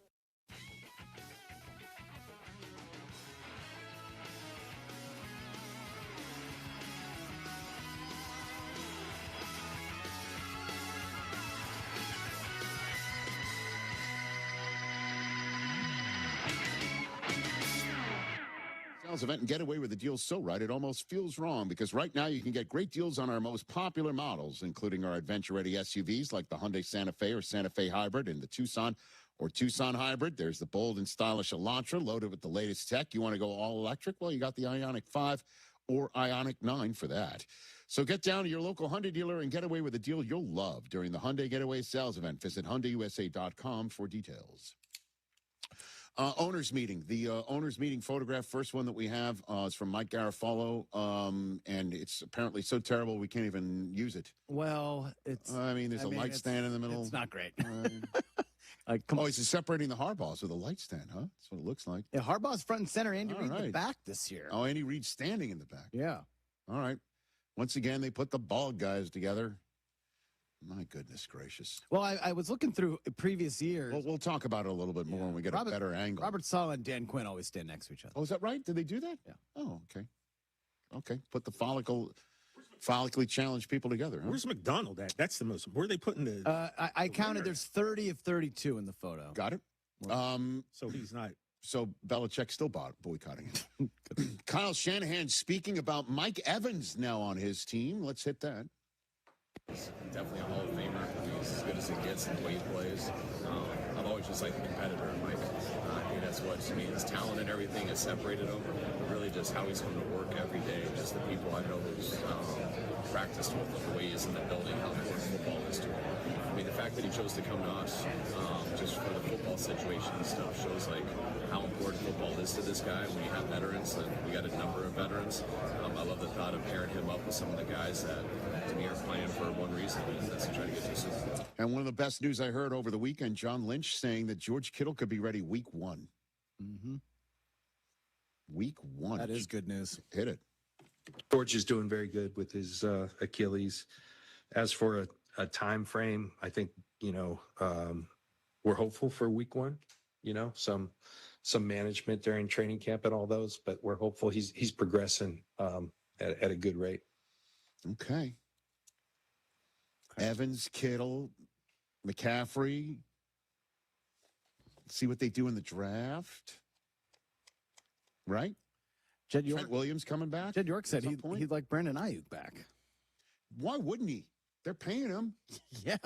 They're paying him, and it's just like, hey, Brandon, I don't know what gives or what happened there, but that's Evans, that's Kittle, that's McCaffrey, that's hopefully, again, Trent Williams, that's Purdy. Where are you going to get any better than that? Not sure. Makes sense if Jed York's just like, we're paying him. We paid him. Number one, he wanted the money. We gave it to him. Yeah. Then he blows his knee out, and then suddenly we did something so terrible, he won't play for us anymore. I mean, he's on our cap. He's on, let's go. That's what the money is for, right? Like, Jed York should go full Don Draper. Yeah. Because now you're talking. Pretty fun offense. Draft one more, and Ricky Pearsall stays healthy, and you're off and running, man. You win the Super Bowl. You were that close to being the 1 seed. Man. I'm angry for.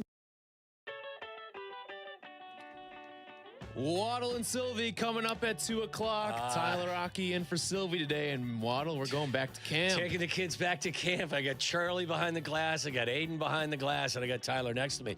But I'm told that it was your birthday this weekend. It was my birthday this weekend. Happy birthday, and we had a happy surprise appearance from someone at the station. You'll never believe who it was. That's good. Also, plenty of basketball to get to. John Scheyer and Duke fall down. Illinois moving on to the Final Four, their first since 2005, and we live in baseball sewer USA. And you're going tonight, aren't you? Yeah, we're taking gonna the kids, kids up to Wrigley for the game. So we'll be up at Wrigley later on. We'll talk some Cubs, some Sox with you, and we'll talk with you 312-332-3776. Waddle and Silvy up at 2.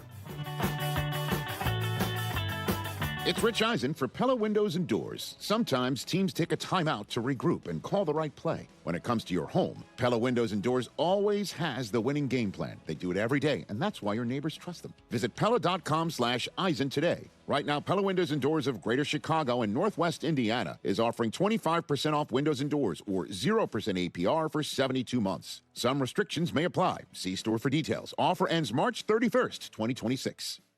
Evan Cohen here. In life, as in sports, the pros make it look easy. That's why pro golfers like Jason Day, Ben Griffin, and Patton Kazire trust the pros in lawn care. True Green. They have the experience and expertise to give you a lawn worthy of the PGA Tour. And since True Green does the work for you, you get more free time, or more tee times. So stop stressing over your lawn and start loving it. Sign up now at TrueGreen.com because nobody makes it easier to get a golf course quality lawn than True Green, the official lawn care treatment provider of the PGA Tour. I'm having a pleasant talk with our friend, Mayor Skip Saviano from Elmwood Park. How can you possibly think you've got the best job? I talk sports for a living. All I'm saying, Carmen, is that I get to work with our close-knit community. Great stuff. We're always planning new ways to bond and grow. Well, I'm connecting with the best fans in sports every day. But you're stuck in a studio. I'm out talking with local businesses, eating at world-class restaurants. What do you got there? A PB&J? Uncle, you win. Bam. Yeah! Mayor Skip Saviano. Elmwood Park, once you're here, you get it. I'm Courtney Cronin, here with lead attorneys at Costa Iavone, Julio, and Anthony. Hey, Courtney. How does being from Chicago help you in your job? Well, I think Chicagoans like directness. I try to always remember that in press conferences and ask straightforward questions, because that's who I am. We get that. It's the way we are with our clients. All they know is they need help, and they want a law firm to cut to the chase. You can do that when you're both local. It's about making a real connection, one Chicagoan to another. Costa Iavone, your trusted local personal injury lawyers. We get you. Call them at 708-4-million. This is your White Sox Minute. I'm Len Casper. The Sox offense busted out Sunday in a big way in Milwaukee. Mune Murakami hit his third homer in 3 games to open his career, and Colson Montgomery knocked in 5, 4 coming on a first-inning grand slam. Unfortunately, it wasn't enough as the Brewers came back late and won it on a Christian Yelich pinch hit homer in the 8th. The Sox now head to Miami to open a 3-game set tonight. Feel the momentum. Baseball is back at Rate Field for opening day this Thursday on April 2nd. Join us as we take on the Toronto Blue Jays at 3:10 p.m. New season, new energy. Don't miss out. For more information and to secure your tickets, visit whitesox.com/opening day. This has been your White Sox Minute. Turn your dream kitchen into a reality during the IKEA Dream Kitchen event. Now through April 21st, IKEA family members save 10% when they spend $3,000 or more on section kitchen cabinets and eligible appliances and countertops. That's modern style, smart storage, and everyday functionality designed your way. Plus, section cabinets come with a 25-year limited warranty. Not sure where to start? IKEA's expert kitchen planners are here to guide you. Your dream kitchen is closer than you think. So visit IKEA Schaumburg or IKEA Bolingbrook today. Hey, it's the good kid. When it comes to my ride, I don't mess around. That's why I drive an Advantage Chevy. 3 locations, Chicagoland's covered. Boom! You want a Chevy? They got every Chevy. You want savings? Oh, yeah. They've got that, too. And here's what matters most, trust. When you walk into Advantage Chevrolet Bridgeview, you're not getting a runaround. They respect your time. They respect your budget. They shoot you straight. Head to Advantage Chevrolet in Bridgeview and see what I'm talking about. Advantage Chevrolet. Together, let's drive. Whiskey lovers, I've got the weekend for you. Guys, it's Carmen. We Whiskey Fest is back in beautiful Lake Geneva, Wisconsin, April 17th through the 19th. I'm talking 50-plus distilleries, over 150 pours, and an entire weekend of whiskey festivities. And I'll be back for year 3. See you at the Grand Tasting on Saturday, April 18th. Now presented by the Grand Geneva Resort. We Whiskey Fest, one of the best in the Midwest. Get your tickets now at weewhiskeyfest.com and sip responsibly. Broadcasting live from the Chicago Board of Trade. This is the home for every Bears game. ESPN Chicago. And this is Waddle and Silvy. WMVP, WTBC, HD2, Chicago. A good Karma Brands radio station. Hello, everybody. How's it going? Sweet. Gets to go. Cut and run through the ball. Who better than this guy? Get it into Boozer. Back for Saar. Ahead. Boozer. That ball deflected and stolen by Mullins. Caravan, 2 seconds. Mullins tosses it up. Ah! It's good. We're pouring 3. UConn goes in front.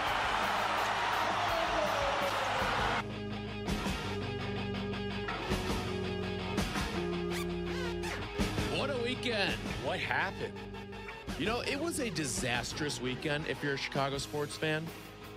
Between the Cubs and Sox doing what they did this past weekend. Yes. The Blackhawks gagged another one. on Sunday. If you say so, if you're still watching that. Yeah. And then John Scheyer, the pride of Northbrook. Yeah. Letting that one go yesterday. I think that's a good place to start because I mean, he's a wonderful young man. I like him as much as I like anyone in college sports. What happened to them has to stick to him, does it not? Oh, absolutely. I mean, not just this year, but last year against Houston. Mm-hmm. They stopped. Again, I am not the world's most educated college basketball fan, but you tell me, it seemed like they were trying to run the clock out. Like their offense became isolating Boozer, and that was it down the stretch because they stopped playing. It was almost like they were projecting their own demise in how they were approaching things.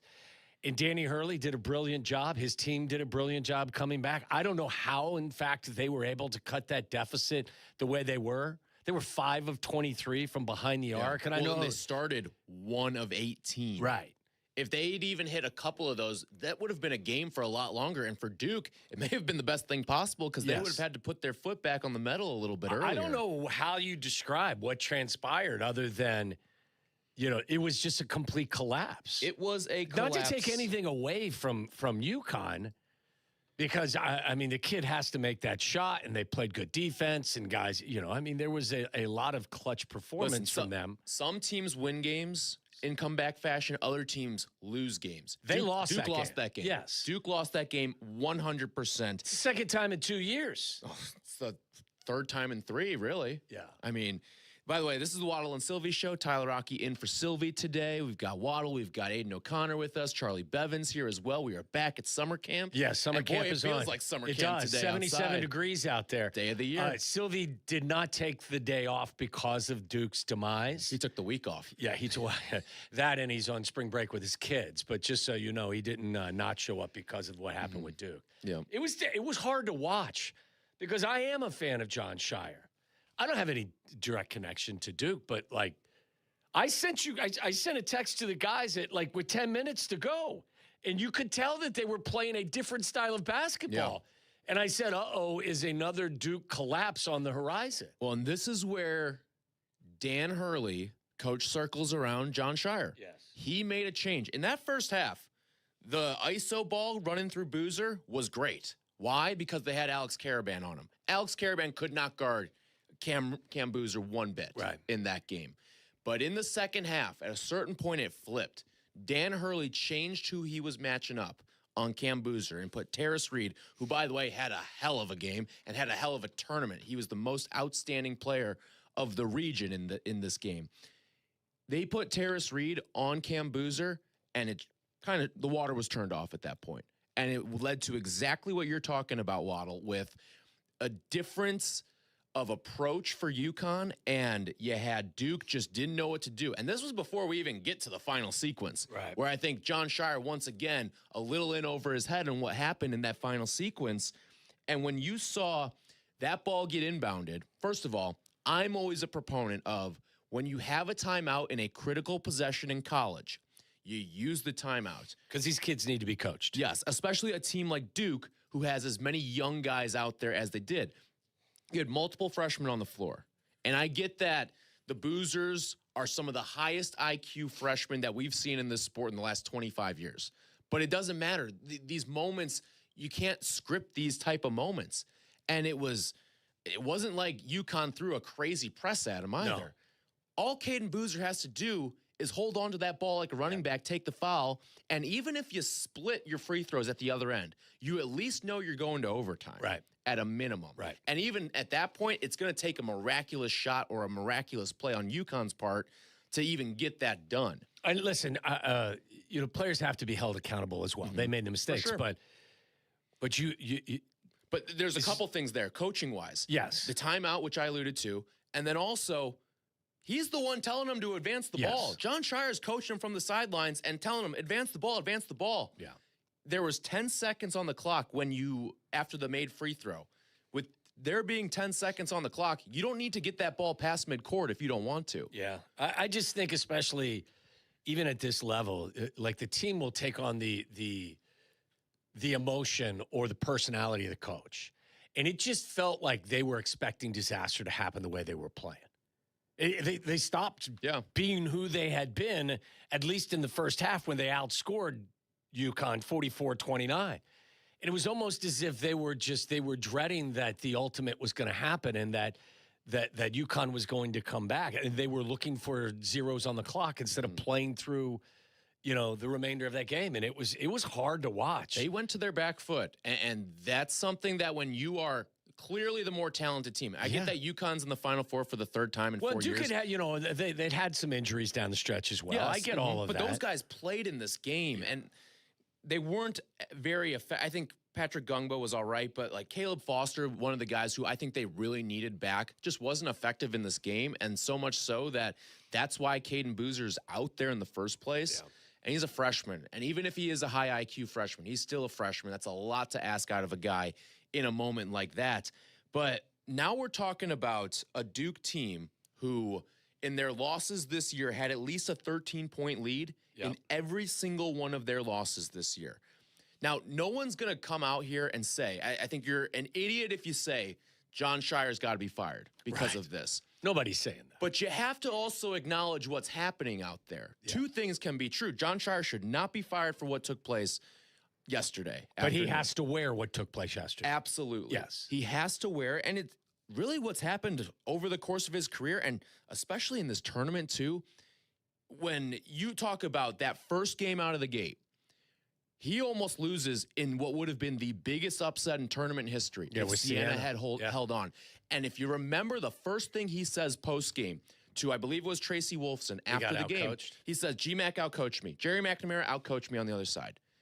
And if that's what we're saying in a 116, because it looked like an even coaching battle in round 2 against Jamie Dixon, I thought even though they lost the game against even though they won the game against St. John's in comeback fashion, he got outcoached by Pitino. The fact that Pitino even had a chance in that game, because you've got the most talented roster and you had the more talented team. St. John's team isn't very good talent-wise. They just have a really good coach. Yeah. And I think he gets the most out of them. And then yesterday, he clearly got outcoached by Dan Hurley. But a lot of guys do. I mean, Dan Hurley's as good as there is. I mean, his record in the tournament is. But no, you're. I think he's 17-1 in the tournament, 3 Final Fours. He's never lost past those Sweet 16. Yeah, he's undefeated. Incredible. Yeah. He gets to the Sweet 16, he wins titles. That's what he's done. Listen, they were a better coach team. They played harder. They were a tougher team mentally and physically. I just was shocked at how the Duke team wilted. They kind of lost. They lost their edge. They lost everything. Yep. They looked like they were a rudderless ship for the final. And it wasn't just the last few seconds. I mean, at the 10-minute mark, you could just tell like they were playing not to lose. Like it was like they'd just forgotten everything that they had accomplished over the course of the last 5 months. And that's the one thing I would say about John Scheyer and this Duke program. And it's to no fault really of Scheyer of what the brand and what the building up of Duke is, because that's Coach K. Coach K built this program up to be this elite basketball institution. Expectations. But nobody does less with more than John Scheyer in all of college basketball right now. He has gift-wrapped an elite roster. He has gift-wrapped a top 3 roster every single year, a top-tier recruiting class. You want someone in the portal, you got that guy in the portal if you really want him. You've got an endless pot of money to work with at Duke, and you keep having finishes like this. Yeah. And it's like, but you hope he learns from it, because I mean, listen, I know that there's a lot of people that joke about Duke, but I don't think you'll find a more likable guy in college basketball than John. Local guy, and does a fabulous job recruiting. You can say so many nice things about him, but the last 2 years, like this is a black mark on his young coaching record. Mm-hmm. And maybe he'll learn from this, and down the road he will have a couple of national titles on his resume. But right now, like you just can't run from this. This was a team that should never have gotten beaten by UConn based on how that thing fell apart. I have a problem with people who judge everything in college basketball based off of national titles. This is the toughest championship to win in sports, in my opinion, because it is so fluky. It's not a series. Like you said, the best team rarely wins this title. Now, you could point at those UConn teams in 23 and 24. Best team in the sport won those titles. But it's so fickle. It's so difficult. You have one off night, your season's over. I do judge it, however, on Final Fours. And John's got one of those. He has been to a Final Four. But if you look at it, he should be playing in his third Final Four right now. Yeah. We should be talking about it in that regard. And I don't think you could take anything away from him if he was in his third Final Four. We'd be talking about him being on one of the greatest coaching trajectories right out of the gate. But you look at 2023, round of 32 loss. You weren't a real high seed, first year on the job. It is what it is there. I thought the officiating in that game against Tennessee wasn't great. You lost by 13. But in 2024, you go to the Elite Eight. You face an 11th seeded NC State team who you had played earlier in the year, an NC State team that was 9-11 and only got in because they went on some fever dream run in the ACC tournament and made the NCAA tournament as a result of that. You were up in that game by 9 points and lost. You had last year against Houston, where you were up in that game by 14, and you were up by 6 with 33 seconds left, and you lost that game. With two of the best young NBA players. Mm-hmm. Cooper Flagg and Con Knipple, and there were plenty of other great players on that team too. And then you have this one, a 19-point lead that you lost. It's the 6th biggest blown lead in NCAA tournament history. And at a certain point, you just have to wear it.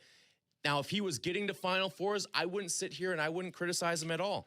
But the fact is, he should be playing in his third one right now, and he's not. And again, as you said, and I think it was the best way to describe it, there are certain games where a team goes out and wins. Mm-hmm. And there's other situations where a team will actually, they lose the game. Right. This is one of those situations. UConn was 5 of 23 from behind the arc. They didn't have a great night shooting. No. The big guy in the middle was Reed. Was excellent, but everyone else, even the kid who made the bomb at the end to give them the lead, did not have a great shooting night. No, that was the only 3 he made all game. Right. So this was not as if they just ran into a buzzsaw and UConn just played above the rim and played above them. This was a collapse. Yeah. Again, there's different ways to lose games. I take nothing away from UConn. Again, Danny Hurley's as good a coach as there is in the league right now, or in college basketball right now, and those kids play hard and they're tough and they do deliver in crunch time. But like you'll always come away from that game thinking that Duke lost it, not that Connecticut won it. Yep. 312-332-3776. How do you view John Scheyer after yesterday? Because he's done a lot of he's been to 3 Elite Eights. That's a great accomplishment. And when you've only coached in the sport for 4 years, but there's the flip side of it as he really choked that one away. He's choked a few of these away in recent years, but he is a young coach still. No one's out here telling you Duke needs to fire John Scheyer. But when you coach at Duke University, one of the most prestigious jobs, not just in college basketball, but in all of sports, you're talking about you find yourself under the microscope really quickly. And that's where John is. Like, let's call it what it is, too. He probably was underqualified to be even getting this job in the first place.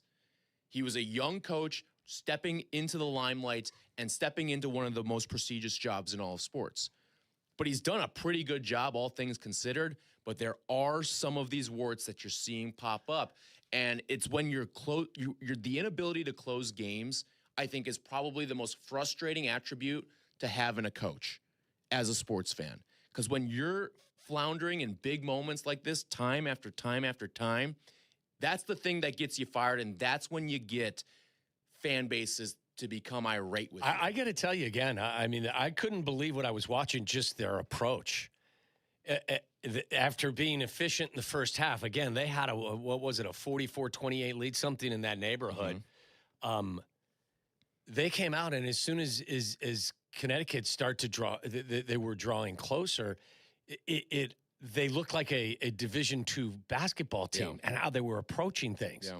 They looked like they were scared, like that they were afraid to do things. And I'm like, this is the number 1 overall seed. You playing like this? It's funny because they don't play with sometimes in difficult moments, they do not, or they haven't played with a swagger that is necessary to get to the very top of the mountain. No, it's funny, too, because I think about that Siena game where they were the 16 seed Siena, and it felt like, all right, you knew the luck was probably going to run out at a certain point, because at a certain point it becomes a battle of talent.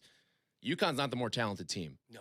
But it felt like there was a certain point where Duke looked at themselves and they almost felt like Siena did in that first game. And it was like, the more talented team's going to come away with this thing. No, like that's far from what the reality they look like was. They look like a team that was playing the role of the inferior team that had been red hot, that took a big lead that they should have never had against a better team, and then they just fell back to earth. That's how that game unfolded. And that's not how that game can unfold for the first number one overall seed. Mm-hmm. I mean, they were like a 9 or an 11 seed that had just, gotten off to a hot start, and Connecticut just kind of reeled them in. I mean, I'm telling you, it was hard watch. It really was. They looked like a deer in headlights at a certain point. And that's sometimes what you get when you have young rosters. But it wasn't like this was a crew of all freshmen out there. Listen, man, players deserve some blame for this too. But at the end of the day, when especially in college sports, when the cast on the team changes so much year after year after year at Duke, but the result is the same. And the assistant coaches have changed out, the players have changed out, but the same guy at the front of the bench has been the same the whole time. That's when I say the coach has to wear it because the trend is with you. Those players change out. You've had a number of assistants come and go. Different faces, same result. And but the one guy that's been at the constant is John Scheyer. So 312-332-3776. On the other side of this conversation was Illinois. They go into the Hornets' nest. They go into Houston and put it on Houston, and then they shut the lights out against Iowa. Yeah. You have to be thrilled with what you saw from the Illini. I was going to say, because the flip side of this now, this is the biggest gift the Illini could have gotten. After having one of the, I won't say more difficult paths, but it certainly wasn't easy, especially because of that Houston game and where it took place. And I just think now getting to face UConn instead of having to face Duke, not that it's going to be easy, but you got the easier path now to get to the national championship. And I think that's one of the best things that could have happened for this Illini team who won. Well, it's interesting. They get that. It's interesting you say that, though, because obviously everyone felt Duke was the better team. But would you rather face that Duke team or a UConn team that completely believes in itself, that's coached by Danny Hurley, and has done everything that they can to get past teams that were supposed to beat them?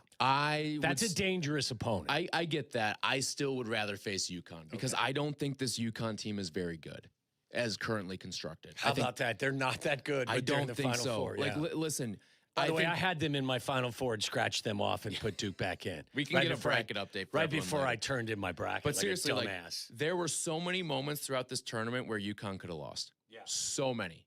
And sometimes that's the best way to live. I think you look at Florida last year. How many times were we watching Florida play last year and saying, all right, that team's going to lose. That team's going to lose. And then they pull it out of you know where at the very last moment. But 312-332-3776. You want to talk a little NCAA tournament with us. Howard's in Skokie. What's going on, Howard? Good afternoon, gentlemen. When you have freshmen, or mainly freshmen, you're going to have players turn the ball over, make mistakes. I don't blame the coach at all over here, and I don't care how many times this has happened. As long as you're playing with freshmen and you're recruiting freshmen and don't have 3- and 4-year starters, you're going to be mistakes. And there's going to be – you don't give the coach credit if they came back from 10 down in the last minute and a half. You say the players shot well. What does Scheyer do? He doesn't call a timeout? Okay, debatable. Did he turn the ball over the last 5 seconds? Well, he told his players to advance the ball. Well, yeah, but there's a difference in advancing the ball and holding on to it. That should have never been part of the conversation. It should have been you hold it and you squat on it, and then you take you're the foul. an 80% free throw shooter. Well, and also the refs are looking to call a foul there. Yeah. If you're being double teamed, I agree. If you're talking about kids who are going to the pros after freshman year, they're going to make mistakes. I'm not a Duke fan, so don't get me wrong. I'm happy they lost. But I think too much blame goes to the coach. Anytime you have freshmen playing, they are freshmen. Let's realize that these are 17-year-old, 18, 19-year-old kids who do not have the experience playing tight games. And you play in an easier conference than the Big Ten. Well, the Big Ten, you wouldn't expect it to happen with their players. It's happening in the ACC. I mean, that's just a fact of life. I mean, freshmen make mistakes, and guys in the pros make mistakes. Who remembers when Harper dribbled out the ball when the Lakers were in Dallas were tied, thinking they were up one? And that's a guy who was making at that time $4 or $5 million a year. Players are going to make mistakes, and freshmen for sure. That's all I'm saying. Well, I think shoot the coach. I think that you can develop an excuse for whatever you want. Like you can say that, like, hey, there's player culpability. Of course, I think we said that there is player culpability here. What got me was how the team actually looked, and they looked scared for the final 10 minutes. And I believe that that's the job of the coach. Yes. If you see your team not being aggressive or not doing things as sharp as they normally do, or they have doubt or fear in their eyes, that's when you call timeout and you get, guys, we're the number 1 overall seed. We've lost 2 games coming into this game. Like, get your heads out of your asses and play with some confidence and start doing the things. Again, I don't know exactly what the Duke offense is. All I saw the final 5 to 6 minutes was we've got to find a way to isolate Boozer and just let him go to work. Well, that's not really an offense, is it? Well, especially after he takes an elbow to the eye, too. Like, Did you see, like, the welt that he had under his eye? Well, that's exactly what UConn was looking for as well. They're trying to play physical with them, and you got a much more physical matchup in the second half. So I thought their approach and how they played was just baffling to me, and how they looked. They looked like they knew their destiny was sealed. And to me, that is a reflection of, what's coming from your bench as well. Yeah. To me, the biggest error from Scheyer, and I get, like, Caden Boozer, he's near midcourt. If that ball's 3 inches higher, we're not having this conversation at all. We're talking about Duke going to the Final Four. But when but I would have still said to you, man, what the hell? Sure, yeah. What was wrong with this team down the stretch? But UConn runs the basketball equivalent of a cover 0 press and just blitz Boozer at the midcourt line and put their hands up. They got a hand on it, and then the rest is history. Braden Mullins hits the shot, and UConn's going to Indy, and Duke's not. Yeah. So, but to me, the biggest gaffe in all of this from Scheyer is not calling a timeout, especially when you see how rattled your team is and had seen how rattled your team had been for about 10, 12 minutes at that point. That's knowing your team. Like, sometimes I heard Carm talking, and I agree with it. Sometimes you like kind of the controlled chaos because you don't want the other team to find a way to kind of gather themselves and come up with a meaningful plan. But the way your team is looking, and they're discombobulated, and they're not on the same page, that's when you have to have a good feel for your guys and then make the adjustments. So, look, again, I don't think anybody's telling you that there needs to be a coaching change. No. But, this when it starts to become a trend in crunch time, you can get away with this stuff against Holy Cross or Boston College. You can't get away with this stuff against a team that is coached as well as UConn is coached and plays as hard as they play. I think, I think the frustrating thing is, if you're a Duke fan, you got outcoached in 3 of your 4 tournament games. Simply outcoached in 3 of your 4 tournament games, and you're the Duke Blue Devils. If you have a roster that's even like a slight tier beneath what you have, this team loses in the first round. They would have lost to Siena with anything slightly worse. So 312-332-3776. How do you feel about Jon Scheyer? And Illini fans, how about you? You're going to the Final Four. You're going to Indy. Do you feel like you have a chance to win this thing now? Because you're facing UConn instead of Duke. Now, who you face on the other side is going to be a hell of a challenge either way, because Michigan and Arizona are both through to the Final Four. Defense was an issue for this Illini team most of the year, wasn't it? And it wasn't in Houston. It wasn't at all in Houston. I think this Illini defense has been incredible in this NCAA tournament. So 312-332-3776. How do you feel about Scheyer? And Illini fans, we want to hear from you as well as you're headed to the Final Four. It's Waddle and Silvy here on ESPN Chicago. You're listening to Waddle and Silvy on ESPN 1000, Chicago's home for sports. Hey guys, it's Silvy for my friends at Window Nation. Finally, spring is here in Chicago, but we know how it goes. One day it's warm and you try to open up those windows and they don't open the way they're supposed to. And certainly they don't shut. You have to pull them, you have to crank the lever, all that stuff, and it's no fun. So it could be time for new windows from Window Nation, just like I just did. Call them today at 866-90-NATION. Right now, the more you buy, the more you save, and it's up to 50% off. Plus, 0 down, and no interest. That's going to put money right back into your pocket. It's one of the best investments you can make in your home. A-plus rated by the Better Business Bureau and over 45,000 five-star reviews. Find out why I've been bragging about my new windows for a couple of years now. Go to windownation.com, schedule your free consultation. That's right, windownation.com, and schedule your consultation. Kap J Hood here with Howard Ankin. Howard, it's really nice to work with a law firm who's there for you and has your back when you're injured. That's right, Hoodie. With Howard, it's personal. Thanks, guys. And well, after all, Ankin Law is injury law made personal. Auto, truck, rideshare, work injuries, and medical mistakes. If you've been injured, call Howard. I'm here to help. Call 312-6-million. Injury law made personal is Howard Ankin, our attorney on the Kap J Hood Show, weekday mornings on ESPN Chicago. I'm having a pleasant talk with our friend, Mayor Skip Saviano from Elmwood Park. How can you possibly think you've got the best job? I talk sports for a living. All I'm saying, Carmen, is that I get to work with our close-knit community. Great stuff. We're always planning new ways to bond and grow. Well, I'm connecting with the best fans in sports every day. But you're stuck in a studio. I'm out talking with local businesses, eating at world-class restaurants. What do you got there? A PB&J? Uncle, you win. Bam. Yeah! Mayor Skip Saviano. Elmwood Park, once you're here, you get it. Empower. Ellie here is getting the sleeve she's always dreamed of. She worked with Empower and planned for her next move, so she got good at money. Now she can be a little bad. Oh, by the way, you spelled journey wrong. No worries. She can afford the cover-up, too. Ooh, check out my tat. It says, invest well, live a little. Start today at empower.com. It's Rich Eisen for Pella Windows and Doors. Sometimes teams take a timeout to regroup and call the right play. When it comes to your home, Pella Windows and Doors always has the winning game plan. They do it every day, and that's why your neighbors trust them. Visit Pella.com/Eisen today. Right now, Pella Windows and Doors of Greater Chicago and Northwest Indiana is offering 25% off windows and doors or 0% APR for 72 months. Some restrictions may apply. See store for details. Offer ends March 31st, 2026. This hour of Waddle and Silvy is brought to you by Steinhoffels with 7 Chicagoland locations, including their newest in Merrillville. Shop in-store today or online anytime at steinhoffels.com. Follow Chicago's Home for Sports on Twitch at ESPN 1000 Chicago. Waddle and Silvy are back on Chicago's Home for Sports, ESPN Chicago.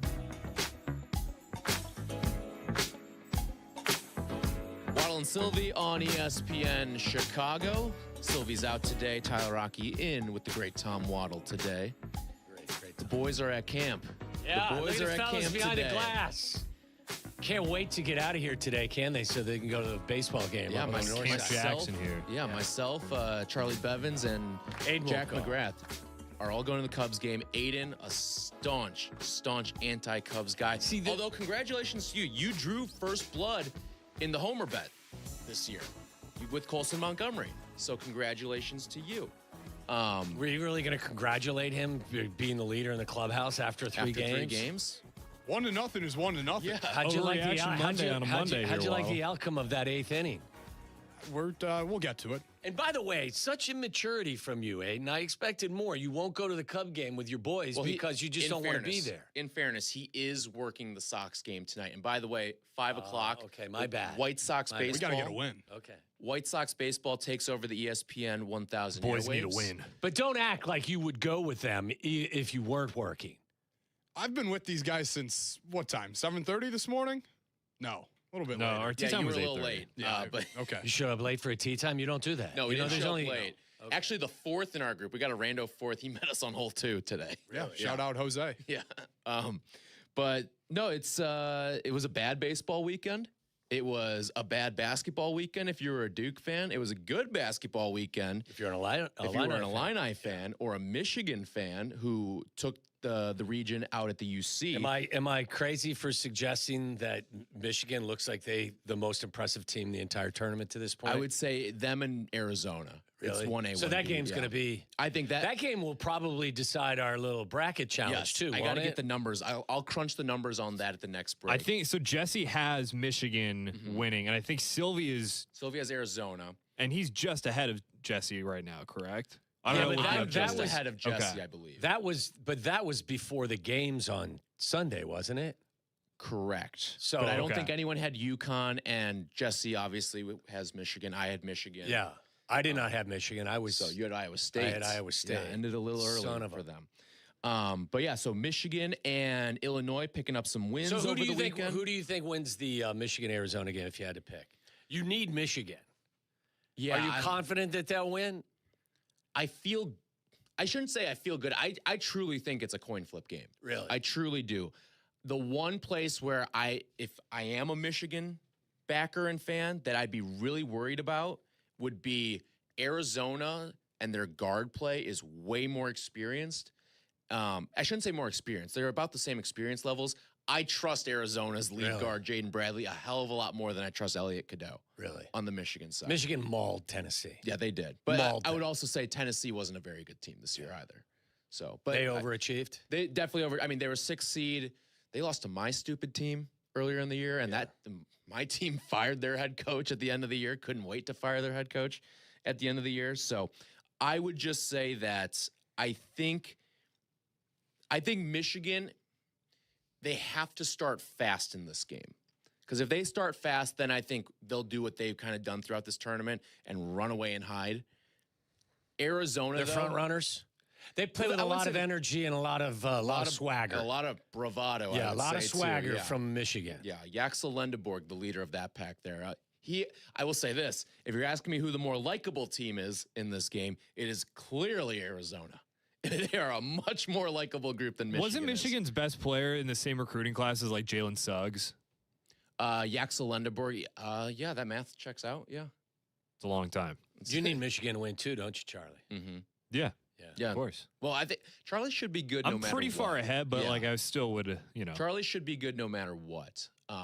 But yeah, so the Illini and Michigan both moving on, and they're picking up wins and wins with Wallner. Brought to you by Wallner Law. Wallner Law handles the toughest car accident cases in Chicago. Call 312-8-MILLION. Wallner Law. Win with Wallner. Looking at this Illinois team now, because they By the way, that Illinois team did what they did. I believe they didn't even shoot the ball well, did they? They haven't really shot the ball great outside of like the opening couple of rounds. I wrote down they shot 3 of 17 from the arc. Was that against Houston, I think? I I think they shot it better against Iowa, but I think against... They were 9 of 23 from 3 against Houston. So they were shooting so about maybe it was against 40%.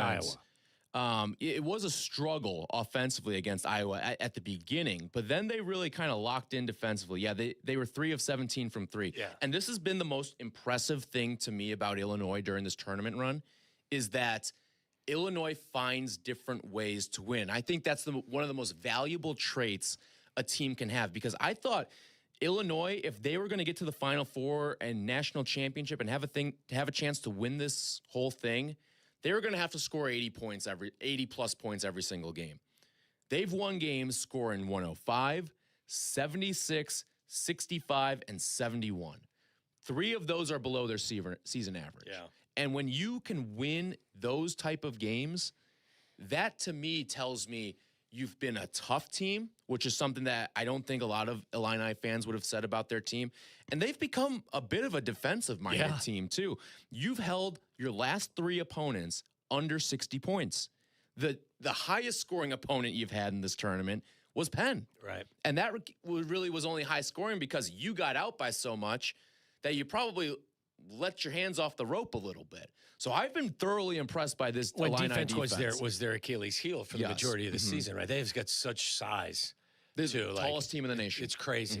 I believe they're taller than the Chicago Bulls. Like when you take the average height, I think they're better too. They might be better. Their young too. kid, their freshman Wagler was outstanding against Iowa. Was also very good. I mean, he didn't score a ton of points. I think he only had 13 or 14 against Houston. But to go into that building and basically silence them, no, I mean, pretty damn impressive. I've been thoroughly impressed by what Illinois has done in this tournament.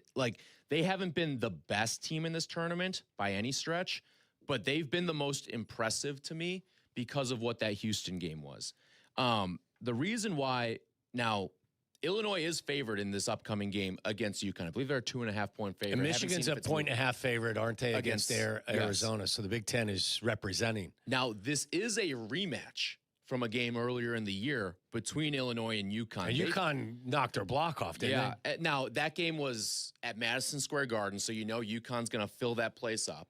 But still, it was a pretty convincing performance. Now, I would say this, Illinois has changed a lot of how they operate since that game. Andrei Stojakovic comes off the bench now. I just think that Keaton Wagler was not the Keaton Wagler that we know at that point. He kind of announced himself in that Purdue win a little bit later on in the season. But I think that this Illinois team, the way that they're playing now, they're favored against UConn, and I think they should be favored against UConn. That's how much I believe in what Illinois has done and really what they've done in the tournament, because if they play defense like that, if they play defense how they've played the last 3 games, they'll beat this UConn team, and they may even do it by double digits if they get the offense going. Yeah. So I'm excited to see it. I'm sure a lot of Illini fans. It's in Indianapolis, right? I think, boy, can you imagine if we had an Illinois versus Michigan final, the Big Ten guaranteed a title, right? And B, those two fan bases kind of meeting in the middle there. Yeah. I think it would be awesome for the sport, and I think there'll be plenty of Illini fans there and well represented in Indy. So I'm looking forward to this Final Four. I think it's going to be a really good one. I do think Illinois is a better team than UConn, and on the flip side, I think that Arizona game and Arizona-Michigan game kind of feels like the de facto championship. You know what it feels like to me? It feels like what Rams-Seahawks was in the NFC title game this year. That's my feeling on either team was going to beat the Patriots. Yes. Or either team was going to defeat whoever they see on the other side. Right. That's how highly I feel about the Michigan and Arizona sides. Well, as somebody who's a very casual college basketball fan throughout the course of the regular season, I've, as usual, thrilled with what I've seen from the tournament. And whatever ails college sports right now, whether it's the lack of guardrails with NIL or whatever the case may be, the product, whether it's on the football field or on the basketball court, remains high. I was just going to say, as much as things have changed in college sports, the championship product and the tournament product, I don't feel like has been impacted at all. I don't either. Because you look at on the college football playoff side, you've had some higher seeds get to the national championship. Now, you could say this, and I don't know how you feel exactly about this, but the upsets have been down a little bit. Now, you did... In college basketball? College basketball, yeah. Now, you did get Iowa. Well, because a lot of the mid-major guys, they leave, right? They leave after a year. And then they'll go to a high major. I would also say a part of that, too, though, is you go on a nice tournament run or you coach well at a mid-major school, you make the leap up, but you usually bring your kids with you, too. Right. Like, look at Iowa. Yeah. Ben McCollum brought all of his guys from Drake with him to Iowa. Not just from Drake to Iowa, but from D2 all the way to Iowa. So I think the type of upsets you get now... Suit and tie guy as well. That's true. Suit and tie guy. Big knock guy, too. Big knock guy, yeah. But I think that the upsets that you get now in the tournament, you're usually getting them from high major teams. Think about it, like Iowa, Texas, Tennessee were kind of the teams that went on extended runs out of nowhere this year. And that's probably going to be the trend that we're going to follow. Do you like that or no? I do. I don't need the tournament is not made or lost in terms of its appeal to me by a Cinderella team. It's cool if it happens, but if it doesn't, I just want to see good basketball. Yeah. It'll happen like every once in a while too. I just don't think it used to be every single year you'd get one of these big upsets and they'd go to the Sweet 16 or Elite 8. That's probably going to happen like once every 3 to 5 years now. If it happens, great. If it's not, I just want to see it as a quality product. And I think, listen, Michigan has been a thrill to watch. Arizona has been a thrill to watch. The Illini, again, going to Houston and playing Houston in their home city and then taking care of business against Iowa, they've been a joy to watch. I mean, I always love watching UConn play because Danny Hurley's a sideshow. Yeah. And you acknowledge he's a sideshow, but he's also arguably the best coach in college basketball right now. It's been a great watch. It really has. Yeah. And now I got baseball to come home to as well. Right. We'll have the Cubs play the Angels today up at Wrigley, and then you've got the White Sox heading down to Miami to start a 3-game series with the Marlins. So baseball back in full swing. And you will at some point tell everyone why this is a must-win series against the Angels. Oh yeah, it is. I was 3 games into the 2026 season. Dude, I was so pissed off on Sunday. Like Friday or Thursday when they open the season, all right. Like, and again, I remind you, it's better to be pissed off than pissed on. That's true. That's true. But yeah, 312-332-3776. You want to talk tournament with us? Illini fans, do you think your team can win this whole thing? Because I'll tell you this, if you play defense like you have the last couple of weeks, I think you have a really good chance. It's going to be really tough going up against Arizona or Michigan, and I wouldn't pick you to win the game. But again, it all comes down to one game. And it's part of why I told you early on, the best team doesn't win this tournament most years. Yeah, well, you take care of business with UConn first, because that team is not, despite there may be, as you think, a talent gap there, that UConn team is not going to go, into the night quietly. No, they will not. 312-332-3776. Lewis and Lyle. What's going on, Lewis? Hey, afternoon, guys. Hey, so quick question for y'all. We got in the open with Boozer. And I asked Aiden, and he said it might have been Weber, but do you think that this whole thing with Boozer, considering all he had to do was hold on to the ball, he didn't even have to pass it, is that worse? Are you talking into a sock, Lewis? Lewis, are you talking into a sock? No, I am not. Hold on. Sorry about that. Is that better? A little bit. Better, guys? Yeah, that's a little bit better. Yeah, so is this worse, this thing with Boozer? Is his blunder, given the fact that he didn't have to pass the ball, he could have held on to it, is that worse than Chris Webber calling time out without any timeouts left to lose the game? Not even close. And Lewis, I'll tell you why. The Webber crime is significantly more. It's significantly more because that's a mental mistake. And I am less forgiving on mental mistakes than I am physical mistakes. If Caden Boozer just pops that thing a little bit higher, we're not talking about Caden Boozer ending the Duke season. But I think we would still be talking about what the hell happened to Duke down the stretch. We'd be and they got lucky to get out of that game. We'd say antennas up, Duke's gettable, and that's the way we'd be talking about it if you're an Illini fan. Yeah. But I would also say this, for a physical mistake like that, it's not nearly going to be the penalty that I'm handing out for a mental mistake, like what Chris Webber was. You have to know. Just hold the ball. Just hold the ball and go to the line. 80% free throw shooter, right? Yep.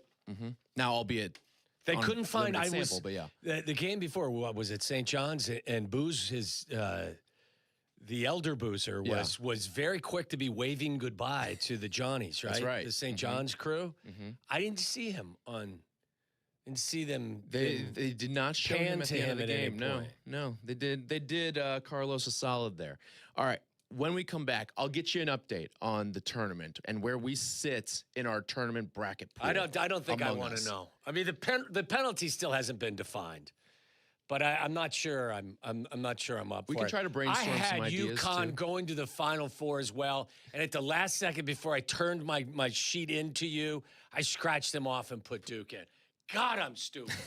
312-332-3776. You want to talk tournament with us? It's Waddle and Silvy. This is Waddle and Silvy. Waddle and Silvy on Chicago's Home for Sports, ESPN Chicago. If you're the unwitting victim in a calamitous mishap, anticipate compensatory damages, subrogation relief, or tort claims under. Guys, what are they even saying? Coast Ivoni ads don't sound like that. Lawyers like that are exactly why people call us. No legal mumbo jumbo, just real talk. We're from Chicago. We talk like you, we fight for you, and we have real conversations so we can help you. They get where you come from, they get what you need, and they get you. Coast Ivoni, your local accident lawyers, because they are Chicago. 708-4million. Hey, it's your friend Tom Waddle here. You know, life comes with a lot of things to remember, and Great Clips doesn't think your haircut should be one of them. And this is why they use Clip Notes. It saves your haircut details, so no matter which stylist you see or Great Clips salon you visit, it's easy to feel like the best version of you. So do yourself a favor. Say goodbye to guesswork and hello to a great haircut every time. Download the app today. Great Clips.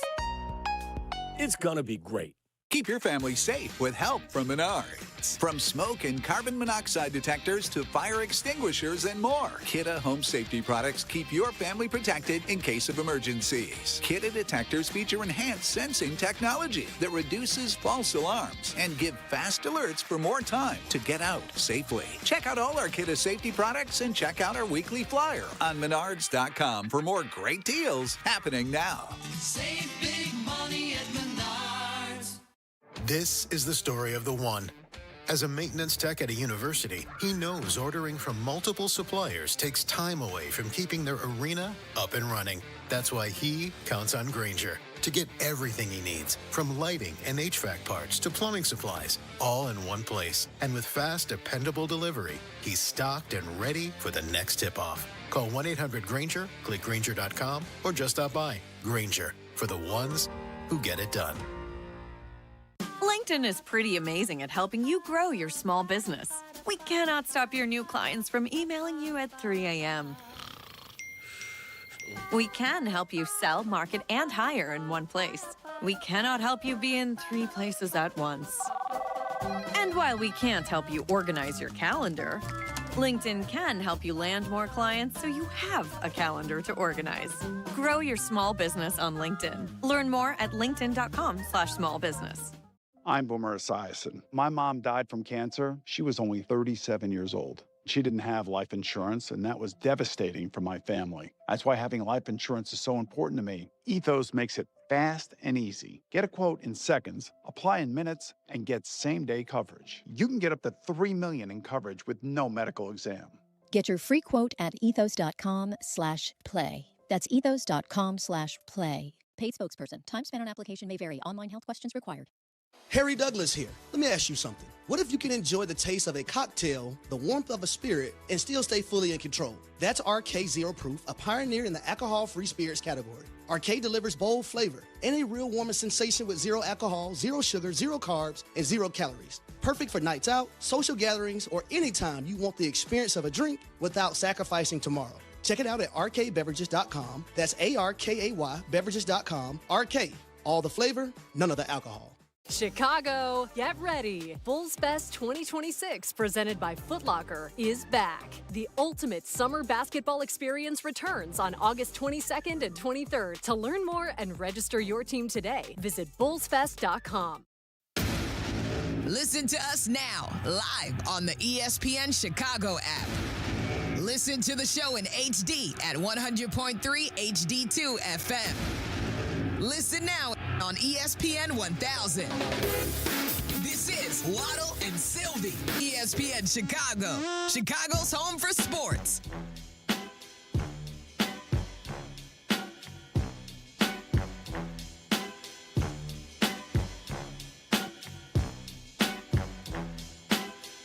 All right, we got our bracket pool update, the Waddle and Silvy bracket challenge featuring Waddle, Silvy, myself, Tyler Rocky, Charlie Bevins, and Jesse Rogers for some reason decided he wanted to participate. Thank God, because he's the only one that has given me a chance to not lose. So welcome, Jesse. Charlie, we were crunching some numbers over here, and we have discovered that you, Silvy, and myself cannot lose. All right. So we are out of the punishment chair. The only two remaining right now, a two-horse race there, are Waddle and Jesse. They are still up to be Silvy penalized. made it by a hair into the can't Waddle is lose like group. the biggest Arizona fan of all time. Yeah. Yes. So it worked out great for Bama. Go Cats. So Charlie's in the lead right now with 82. Waddle with 76. Or no, Silvy rather with 76. He's got Zona and Michigan still left, but it really doesn't matter for him on the Michigan side. He needs Arizona to win. If Arizona wins, then he's clean. Jesse, well, no, he's clean, no clean matter either what. way, yeah. If Arizona wins, Silvy wins the bracket pool, right? Which is meaningless because there's no prize for winning. To win. Correct. Waddle is 1 point behind Silvy. 1. That's the difference of a first-round game. You know what that was? That was Michigan winning, and I had Iowa State. I'm glad the first show pool thing we're doing that I did well in is the one that had no prize at the end. That's true. If Michigan wins the whole thing, Charlie would be way ahead of everybody Charlie, else. I'll sell you my spot for $200. Now, I'm in the We got to figure out the punishment first. I'm in the same spot as Silvy right now. I've got a 1-point lead over Jesse. But the thing is, we both have Michigan, and those are the only Final Four teams we have. I have nobody Arizona has. too. But, yeah, he doesn't have anyone else. So, as a result of that, he's in last place. So, if Arizona wins, Jesse loses. If Michigan wins, I lose. Correct. And so, yeah. You want to buy my spot, Charlie? I'll sell it to you. How much? I just need a little more info on It this. doesn't even matter. You could still win. You could still win.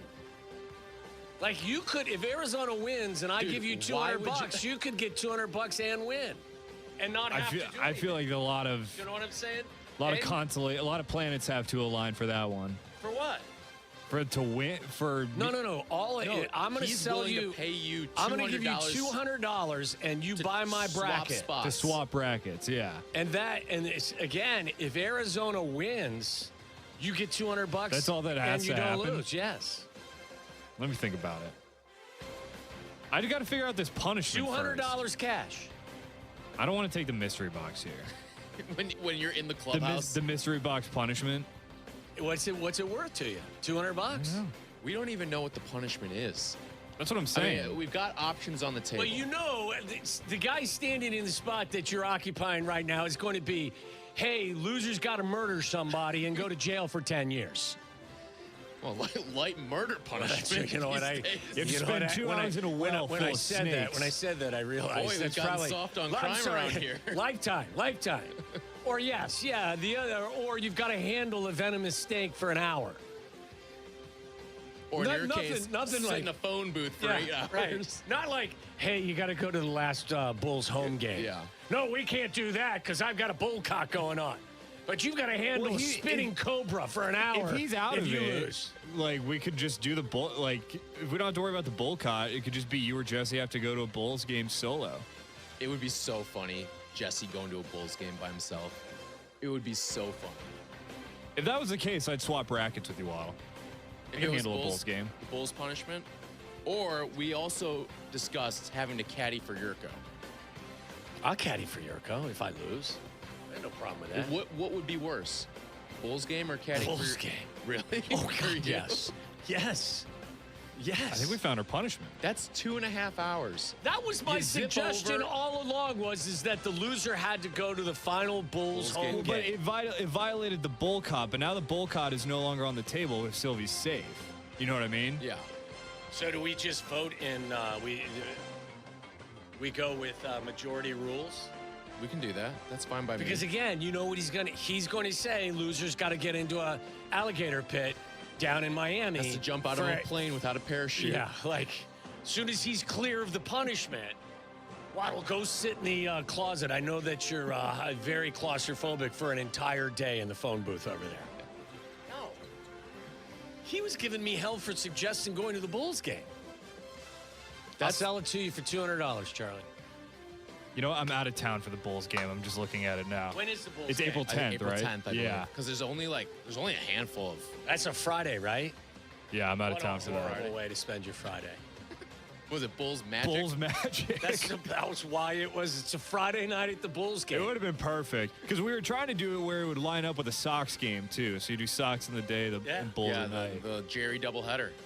That doesn't sound like punishment to you, AOC? Yeah, the Bulls part of it is big time punishment. The caddying for Jurko doesn't sound like punishment at all. I feel like that'd be a I'll great sign time. up for that. You know Jurk's going to put like a couple cinder blocks in his bag that day. That's fine. That's fine? Yeah. Okay. You make that bag heavy. I mean, cinder blocks is a little bit of a. That'd be a bit of a dick move, but like it's Jurk's round. He carries cinder blocks with I him. don't think he on would that do day. that for somebody who's going to caddy for You think him. if Sylvie's caddying for him, he's not doing that? That may be true. You He may be may right go about easy that. on you. Listen, Arizona wins. I don't got to worry about it, Charlie. We're so tournament coming to a close now. Okay. We got. Well, that's where we're at. You just want to call it? We could talk to Jesse too. See what he's up. Okay. All right. He may not be in town either. Don't you remember he'll that's be- what happened with Kap? Kap couldn't go either because he was emceeing an event that night. But we can find something else. What if it's like you have to go to a Bulls preseason game later this year? That's brutal. You got to be like into it too. When will that That'll be like September, September, right? October. Okay. Yeah. So Jesse's gonna have to pull double duty, work a Cubs day playoff game, and then zip on. Don't give me that look, Aiden.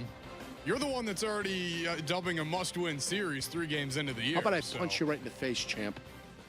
Aiden's rolling his eyes over there at me. We'll figure it out. Yeah, we'll figure it out. I've got faith in this. All right, speaking of baseball, What a disastrous weekend it was. You've got a proclamation I didn't expect coming from you. I'm annoyed right now. That's I'm an fine. annoyed I get Cubs that, fan. but I am an annoyed Cubs fan. And Sox fans, you didn't have it any better on the other side this weekend. So 312-332-3776. Your biggest baseball takeaway from this weekend is coming up next year on Waddle and Silvy. You're listening to Waddle and Silvy on ESPN 1000, Chicago's home for sports.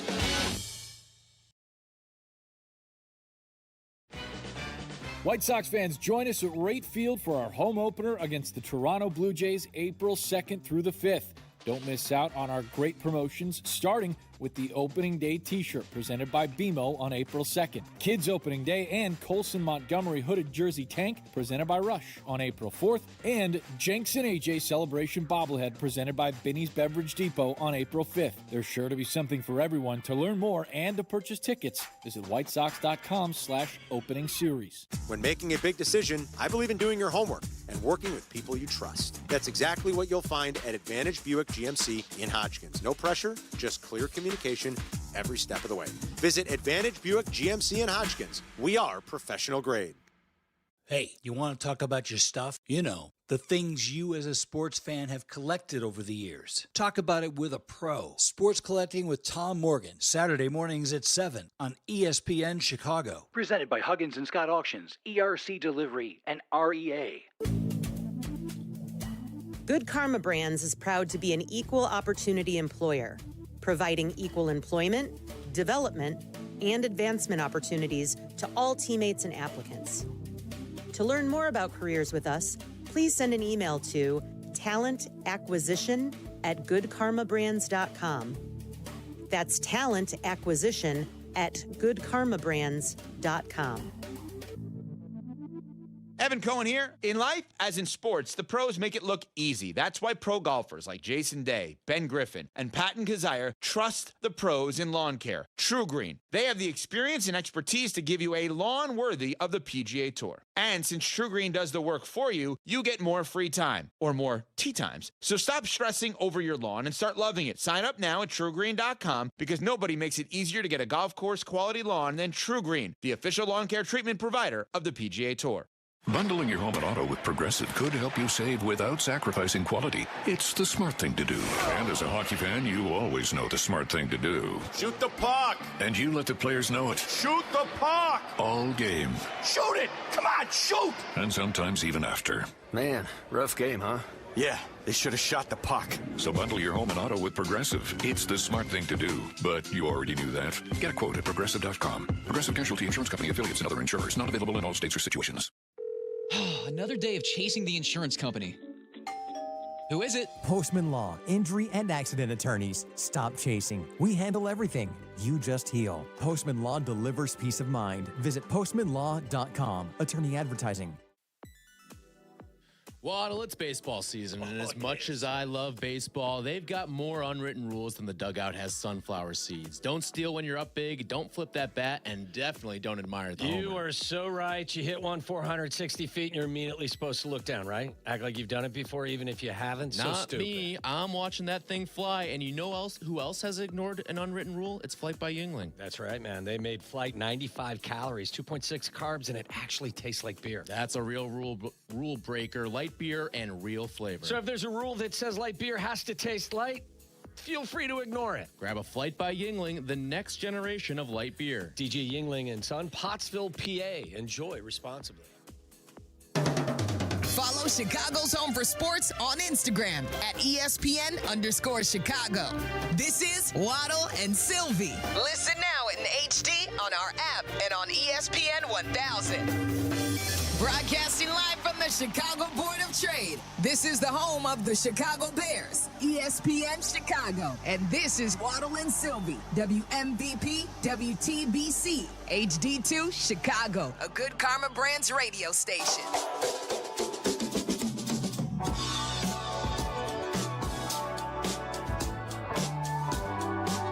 Baseball weekend to forget if you're a Cubs or Sox fan in this city.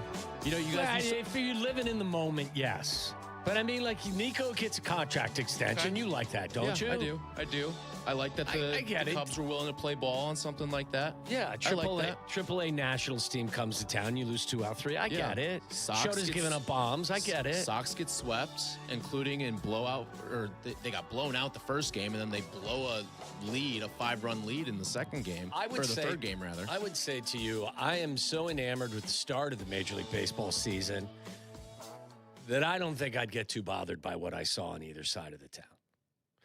Reds are 2-1 though, so like maybe I'm riding a little high. You're on your baseball cloud 9 over there. Yeah. I mean, like, I think the overwhelming story from the first 3 games of the season or the weekend. I don't know when I was out. I was Thursday. It was when the season started. Yeah. Well, no. I mean, like when Nico got his contract extension. I was out of town on Friday. Thursday. Okay. It was Thursday. It was like Thursday, right after the game. Yeah. Right. So, like, that to me is the biggest story of the opening week of the season on the north side was you got Nico in the fold for the next 6 years. That's probably, if you take the way emotion, to look at it as opposed to the way you're looking at it. If you're not listen. Part of it's the whole like meme going around. It's like, oh, baseball season. Cannot wait to hate my team for the next 5 months. That's what baseball is. You are that meme. I am that guy. Yeah. Who just gets pissed Aiden's off. Totally that guy.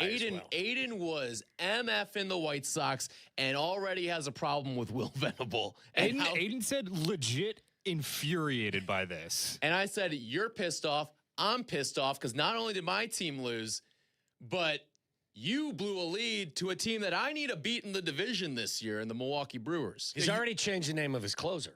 Yeah, he's Mr. Anthony. Yeah, he's no longer Sir Anthony. He's been unknighted. Yeah, until he figures it out. He's Mr. Anthony. He's Mr. Anthony. I love that. So the Cubs dropped 2 of 3 from the Nationals. Now, listen, I'll tell you this. Saturday was great. Cade Horton was fantastic. Yeah. PCA had himself a nice game. You had some power from guys like Ian Happ and stuff like that. Like, if in fact your team doesn't show the way we all think they're going to show, and it's very early, there's a really good chance it's going to be because of that starting pitching isn't as good as you think it's going to be. I heard Shea talking about this, and it's something I think he's talked about quite a bit leading into the start of the Major League Baseball season.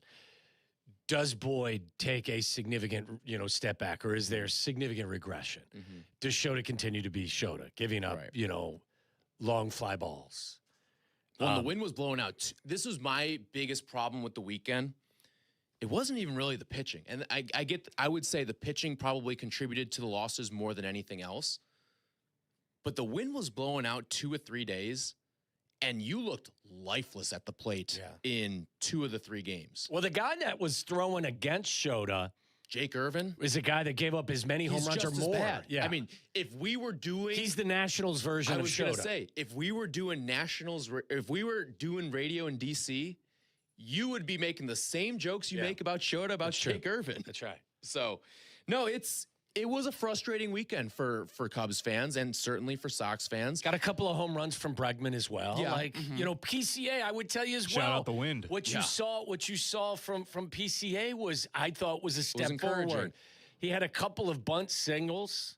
He's a couple of stolen bases. Yeah, he was getting on base. Got on base in every single game. Didn't he also, when you guys talked to him on Friday, you were telling me right here. So this was, in case you missed it on Friday, Jesse was in for you on Friday, and we had PCA on. He had his press conference announcing the new contract, and I asked him about the power and what is your power going to look like here in 2026. I think that Cubs fans would be more excited if my OBP was back up to where it should be, around the 330 to 340 range, and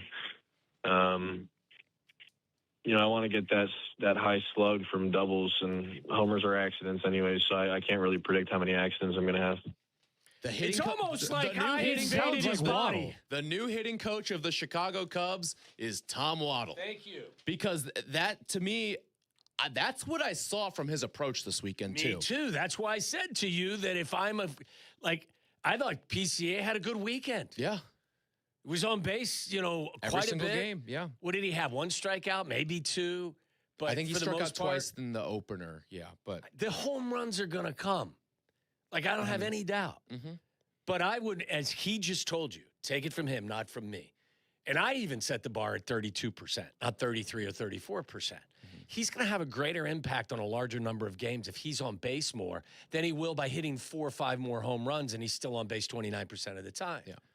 And you want to know the other thing? If he is on base about 33% of the time, too, 1 out of every 3 plate appearance, I'm willing to move him up in the lineup, too. I get he's hitting 4th right now, but, like, he could be a 3 hitter. Of course. He may even be your leadoff hitter.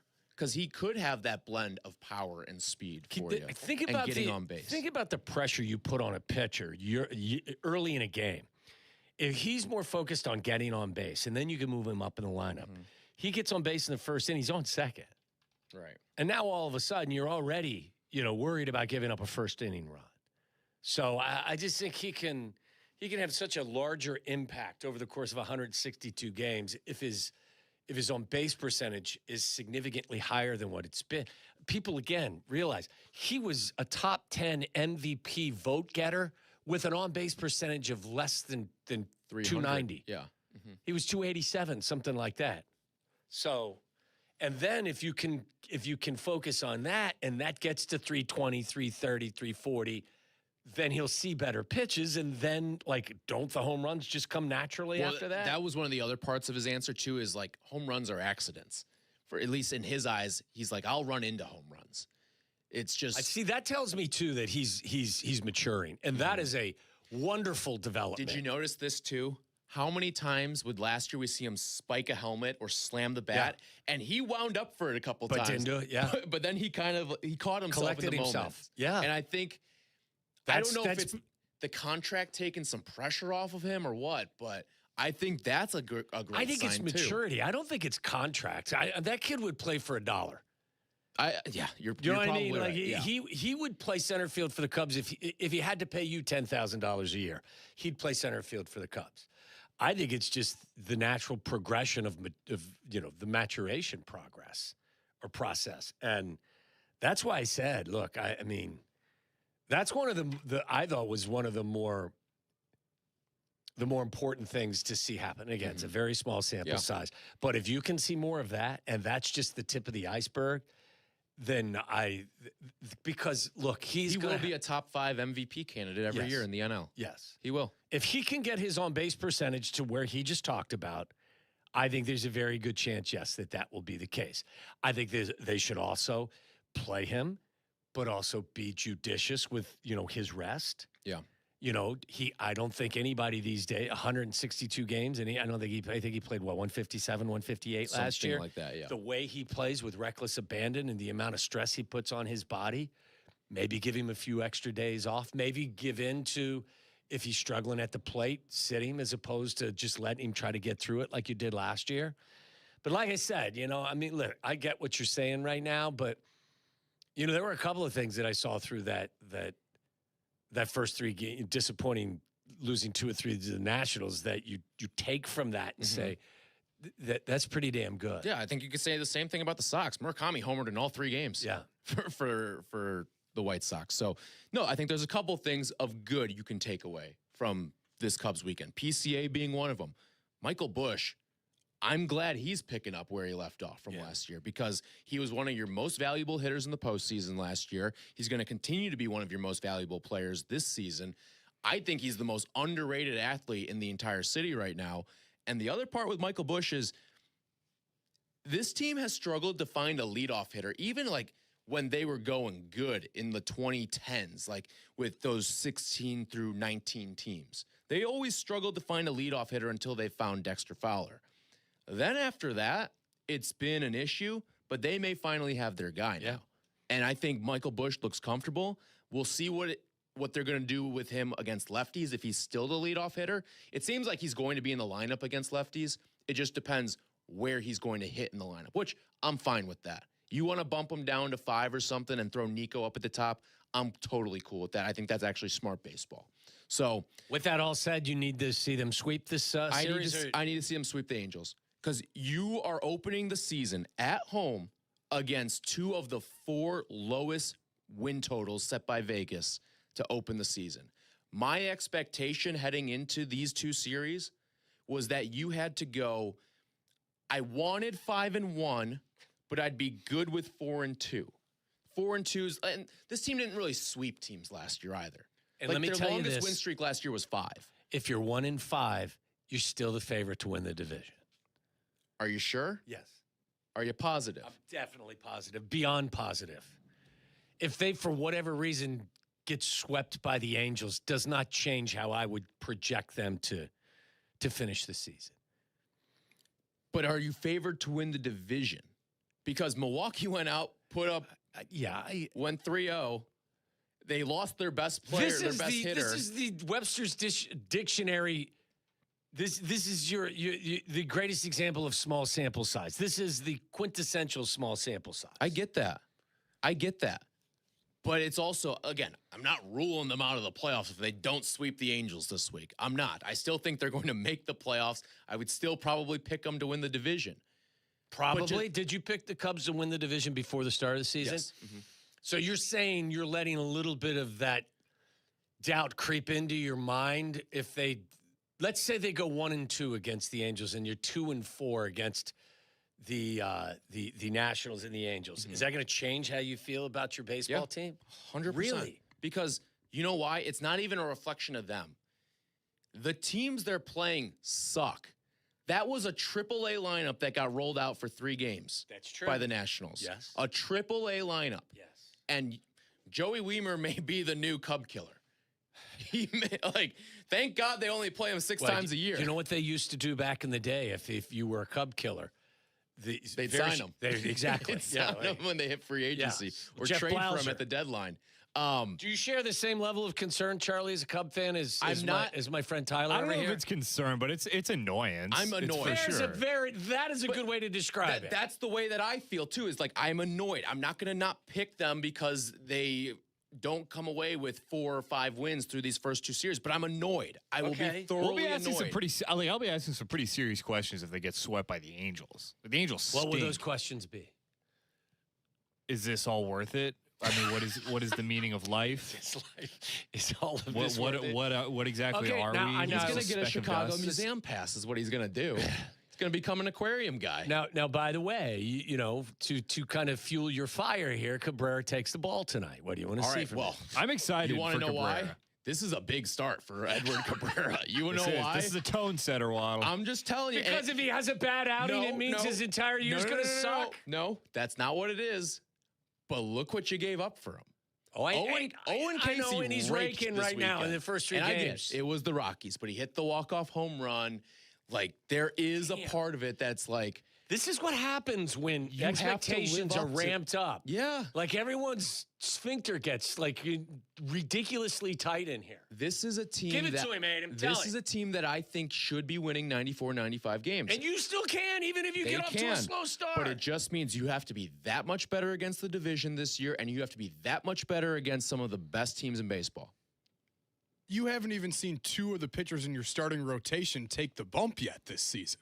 Is that a good thing or a bad thing? Jamison Tyone start's going to wildly change my opinion of wait this till team. the J-Mo Jacks start lining. Thank God the wind's going to be blowing in for his start. You haven't even seen Edward Cabrera yet. Now, I would say pitching this. tonight. Edward They Cabrera. go down 5-0 in the first 3 innings. I'm going to be freaking out. He's going to be tickled in there. Oh, I know he will. Oh, yeah. Again, I'm not a White Sox hater by any Cabrera stretch. gave up 3 bombs in his last He did. spring He also training looked start. very good for the bulk of it, though.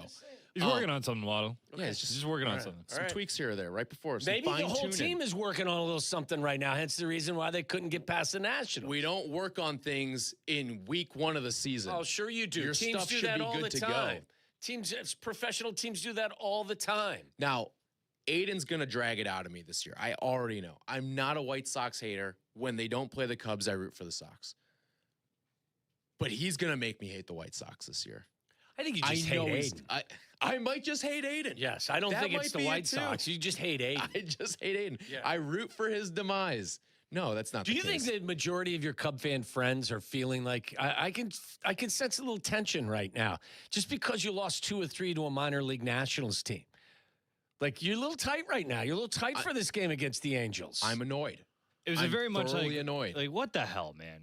We couldn't. You lost the series opener to the Nationals in kind of really stupid fashion. Okay, let me ask you a question. Is this more about you losing 2 of 3 to the Nationals, or the Brewers taking 3 from the White Sox. Which, by the way, Tyler does not get to be mad about because he was all in a pickle. Oh, the White Sox lost, and now it's my problem because they lost against the Brewers. No, it is my problem. I want the Brewers to go 0-162. And I've told you this. I hate the Brewers more than I hate any other rival of a Chicago team. Why is that? Even more so than the Packers? Yes. Why? Because I respect the Packer fans because they show up for their team. They are, for as much as we may not like the Packers as Bears fans, they are at least a good professional sports fan base. So this fan base up there doesn't show up even for a team that's won the division? Why do they call it Wrigley North? Well, I mean, Cubs fans travel everywhere. They do, but they still call it Wrigley North. Cub fans outdraw Reds fans in Cincinnati sometimes. I get that, but we don't call it Wrigley East. Okay. That is East, yeah. I had to double check myself after I said it, too. Wrigley Southeast. But we don't call it Wrigley East for there or for Pittsburgh. They have to do like special promotions to get Brewers fans there. They try to lock Cubs fans out of the park at times with like their geofencing of the stadium. So you hate them because they don't support their team? Because they don't show up. They're not real baseball fans. They don't show up for that team unless they're good. They're a front-running fan base. Whereas you guys show up, just you take whatever they'll shove down your throats, right? Have a couple of beers in the nice warm weather. What do they say? It's the largest beer garden in America, Wrigley Field, right? I sense some tension in here, Aiden. This team starts 1-2, and Tyler is like he's bent a little bit. The biggest problem for me was yesterday going up against a guy in Jake Irvin who, like you mentioned, gas can of an arm is going to let up some homers. Winds blowing out 12 to 15 miles per hour yesterday, and I get they hit 3 home runs, but you got to put up more than 3 runs, man. You have to Guys put up get more on than 3 runs. ahead of Bregman. Bregman had 2 bombs. Now, here's the other thing. All right, this was the other thing with Bregman. And Bregman, he did hit the 2 home runs yesterday. But this was part of what my concerns were with Alex Bregman coming here. There were also a couple of balls that he hit that were outs that would have been doubles at Fenway or Daikin Park down in Houston, that he's used to getting those. They would have been off the wall. Maybe they're not doubles because they're line drives, but it would have been a line drive off the wall and he's on base. And he's not going to get that at Wrigley. And that was one of my concerns with bringing Alex Bregman here. It's not that I don't think he's a good player. That's panic. It's just that there are certain types of hitting profiles that don't play well at Wrigley. And his may be one that suffers a little bit as a result of it. I'm not mad that Alex Bregman's here. I'm enjoying one of the things. I felt like one of my concerns was on display this weekend. So I'm enjoying. He should have had a couple more extra base hits this weekend. I'm enjoying this angst. I really am. I'm going to be honest with you. Listen, you got 159 more days of this, brother. You got 159 more days with this angst. I didn't even know Schode had given up a first inning home run until I got the text. And the crazy thing was, he was mowing through the first 2 guys in that order, and then he looked sick. He actually looked pretty good. And outside of that first, but again, as you define them, they're a minor league baseball team. Yes, but he did get through like the one actual legitimate good player. He got through James Wood. Still give up 6 hits in 3 or 4 innings, 5 innings. Yeah, I was just looking at it like I get that I get that they want to start Matthew Boyd because it's like a veteran and it's just 1 game out of 162 games. I feel like the most ideal outcome of this rotation, it looks very different from what it looks like right now. Like the most ideal way this thing ends in September is with Cade and with Cabrera leading your 1-2. Yeah. Who's your third? Who gets the ball third? I hope it's the Boyd. Big question. I would hope it's Boyd. Well, I would hope by the time you get to October, it's Steele. Justin Steele's back, and he's looking good. And he's ramped up and ready to go. So I would say, ideal world, Boyd is just a top shelf 4 for you later on. But again, a lot of things have to happen. There's no guarantees on Steele. First of all, we have to see Edward Cabrera throw a baseball in a Cubs uniform, which happens tonight. But you also have to see how many dongs lead the yard for the Angels tonight. Mike Trout going to send one? By the way, have you seen the wind tonight? Blowing out? Blowing out. Out. Well, I mean, this is a new trend, right? All last year, the majority of the time it was blowing in. So it's supposed to get cold tomorrow, and then the rain, and it's going to start blowing in again. And it was blowing in on opening day on Thursday too. So far there have been more wind blowing out days than not. Can you imagine, Aiden, if they lose tonight? Listen, and Cabrera doesn't pitch well, and then tomorrow is rained out, and he's got to live with that for another day before they get back out to try to reverse their fortune. If they just lose a slugfest tonight because the wind's blowing out, all right, is what it is for me. But if they lose a game tonight, like 6-2 or 5-2, I'm going to be genuinely pissed off. I will. And you're going to hear it from me tomorrow because we're working together again tomorrow. First week of the season. It's going to be a long summer. I'm telling you. Tyler might not leave Wrigley if they lose tonight. He's going to stay there until they figure it out. Are you a booer? Aiden's going to tell him to get on. Yeah, Tyler's going to tell him to get on the foul line. Are you going to run gas? Running poles. Running poles.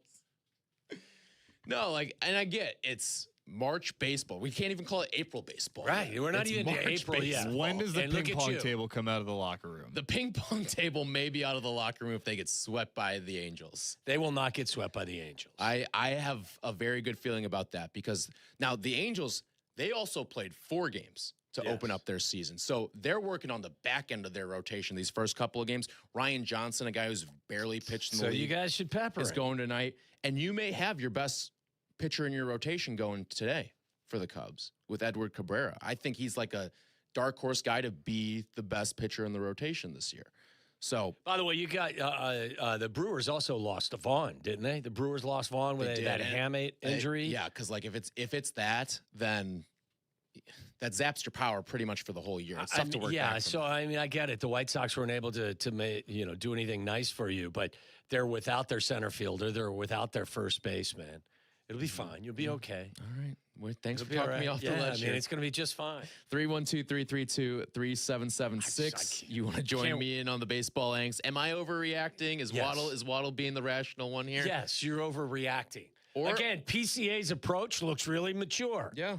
Cade Horton looked fantastic. Cade Horton was really good. Bregman I was hit 2 happy with home runs. I get it. You know, the ballpark configuration's a little different than where he's playing. But maybe he figures it out.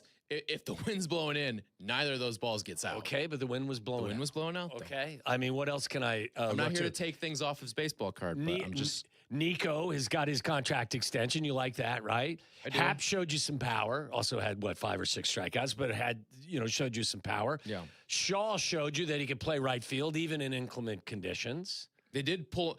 Okay. Here's the guy that's going to piss me off this year more than any other Cub. I already know it. I already know it. Michael Conforto should not be playing right field for this team. Yeah. Well, he hasn't been good for a while. You brought in Dylan Carlson, who had himself a nice spring. I'd rather see Dylan Carlson out there. Switch hitting guy, I'd rather see something like that.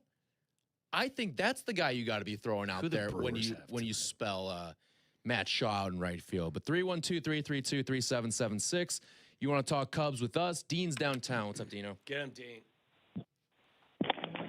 Hey, how you doing? Fabulous. Oh, and considering what happened to the Cubs being 1-2, you can consider what happened to them last year, being eliminated by Milwaukee. Do you see a different Cubs team this year?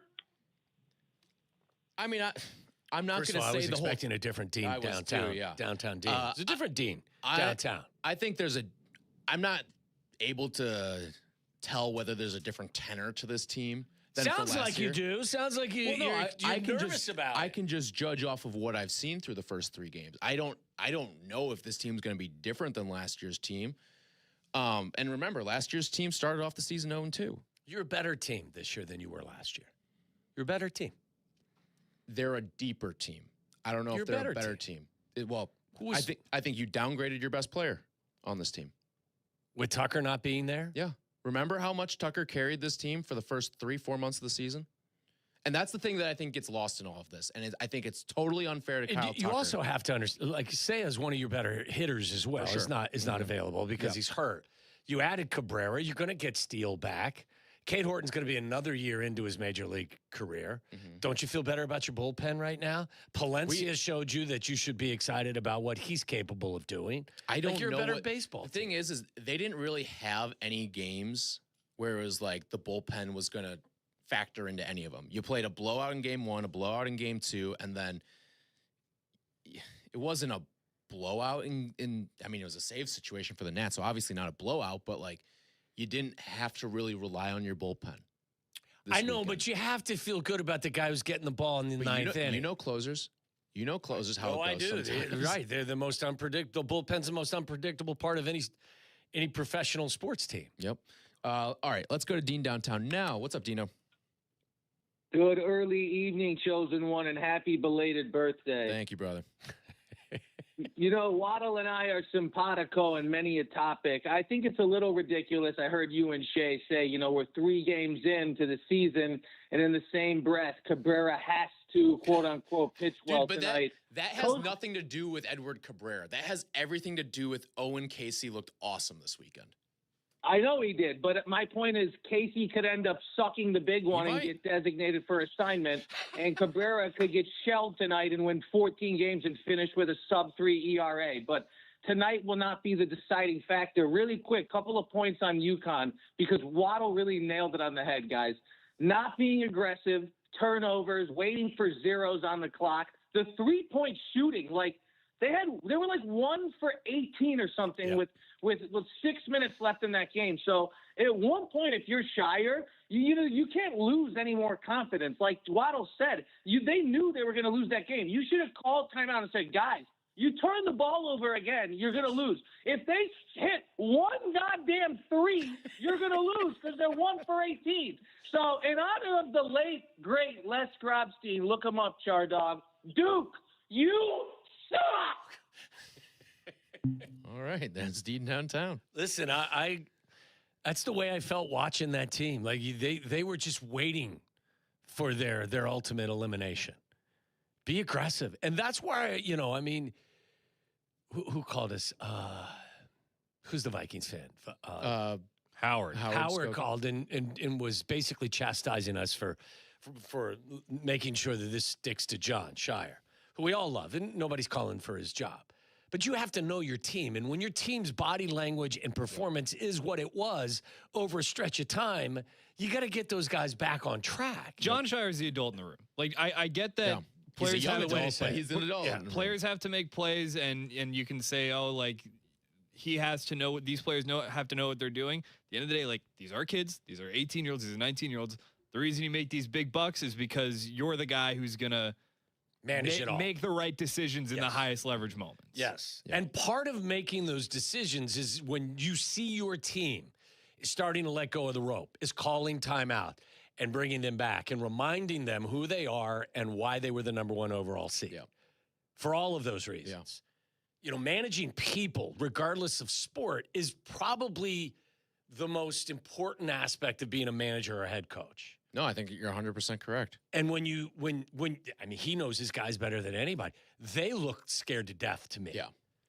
And on the other text chain we were on, I was like, this team looks like they're terrified, and all they're doing now, when you get tired and you get tight and you get really conscientious and concerned, what are you going to do? Throw it to Boozer and let Boozer make a great play. Mm-hmm. That's not basketball.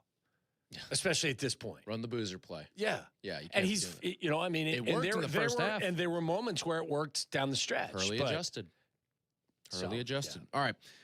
We've got Ben Johnson's sound that we got to get to. We'll play that for you at 4. He met with reporters at the owners' meetings that are taking place right now. And we got to dissect the picture as well, the coach's picture. Yes, How close? I had that question. How close was Ben Johnson sitting to Matt LaFleur? Also, we've got Waddle's World coming up next. You're in the middle of the Waddle and Silvy Show, ESPN Chicago. Baseball season's underway. Great. But the Southside home opener is still in front of us. And ESPN Chicago is back at Cork and Kerry at the Park. Light by Yingling presents the opening day live broadcast. Carmen Jurko start us up at 9 a.m. Then Tyler Rocky and Jack McGrath come out of the bullpen, take over at noon. So come by, raise a flight by Yingling for the tradition of opening day the Southside way. See you Thursday for opening day. It's presented by Flight by Yingling and brought to you by the Advantage Dealer Group. And please enjoy responsibly. Hey, it's the good kid. When it comes to my ride, I don't mess around. That's why I drive an Advantage Chevy. 3 locations. Chicagoland's covered. Boom. You want a Chevy? They got every Chevy. You want savings? Oh, yeah. They've got that, too. And here's what matters most. Trust. When you walk into Advantage Chevrolet Bolingbrook, you're not getting the runaround. They respect your time. They respect your budget. They shoot you straight. Head to Advantage Chevrolet in Bolingbrook and see what I'm talking about. Advantage Chevrolet. Together, let's drive.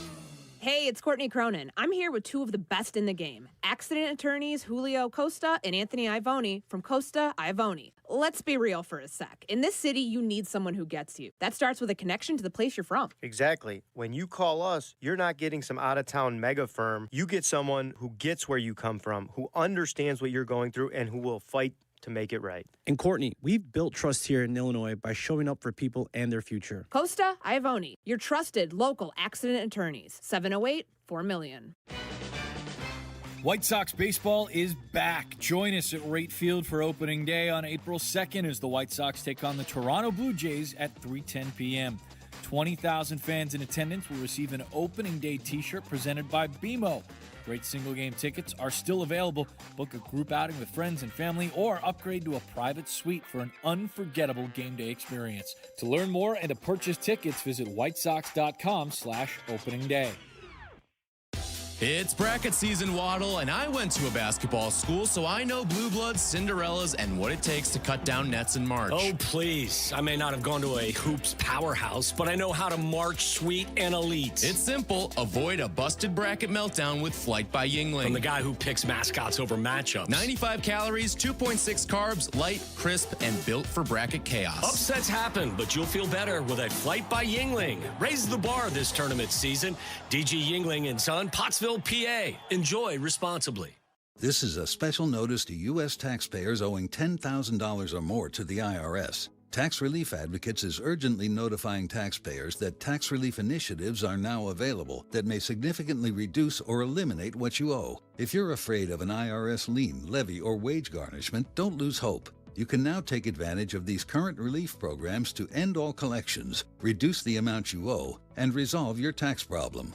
Even if you have years of unfiled tax returns or are already in a payment plan, you may still qualify for significant relief. Struggling taxpayers can now get relief they need during these hard economic times. A hotline has been established by Tax Relief Advocates for you to call and see what you qualify for. They are A+ rated with the BBB and have over 1,000 5-star reviews. Don't wait. Call 800-575-9087, 800-575-9087. That's 800-575-9087, or simply visit tra.com.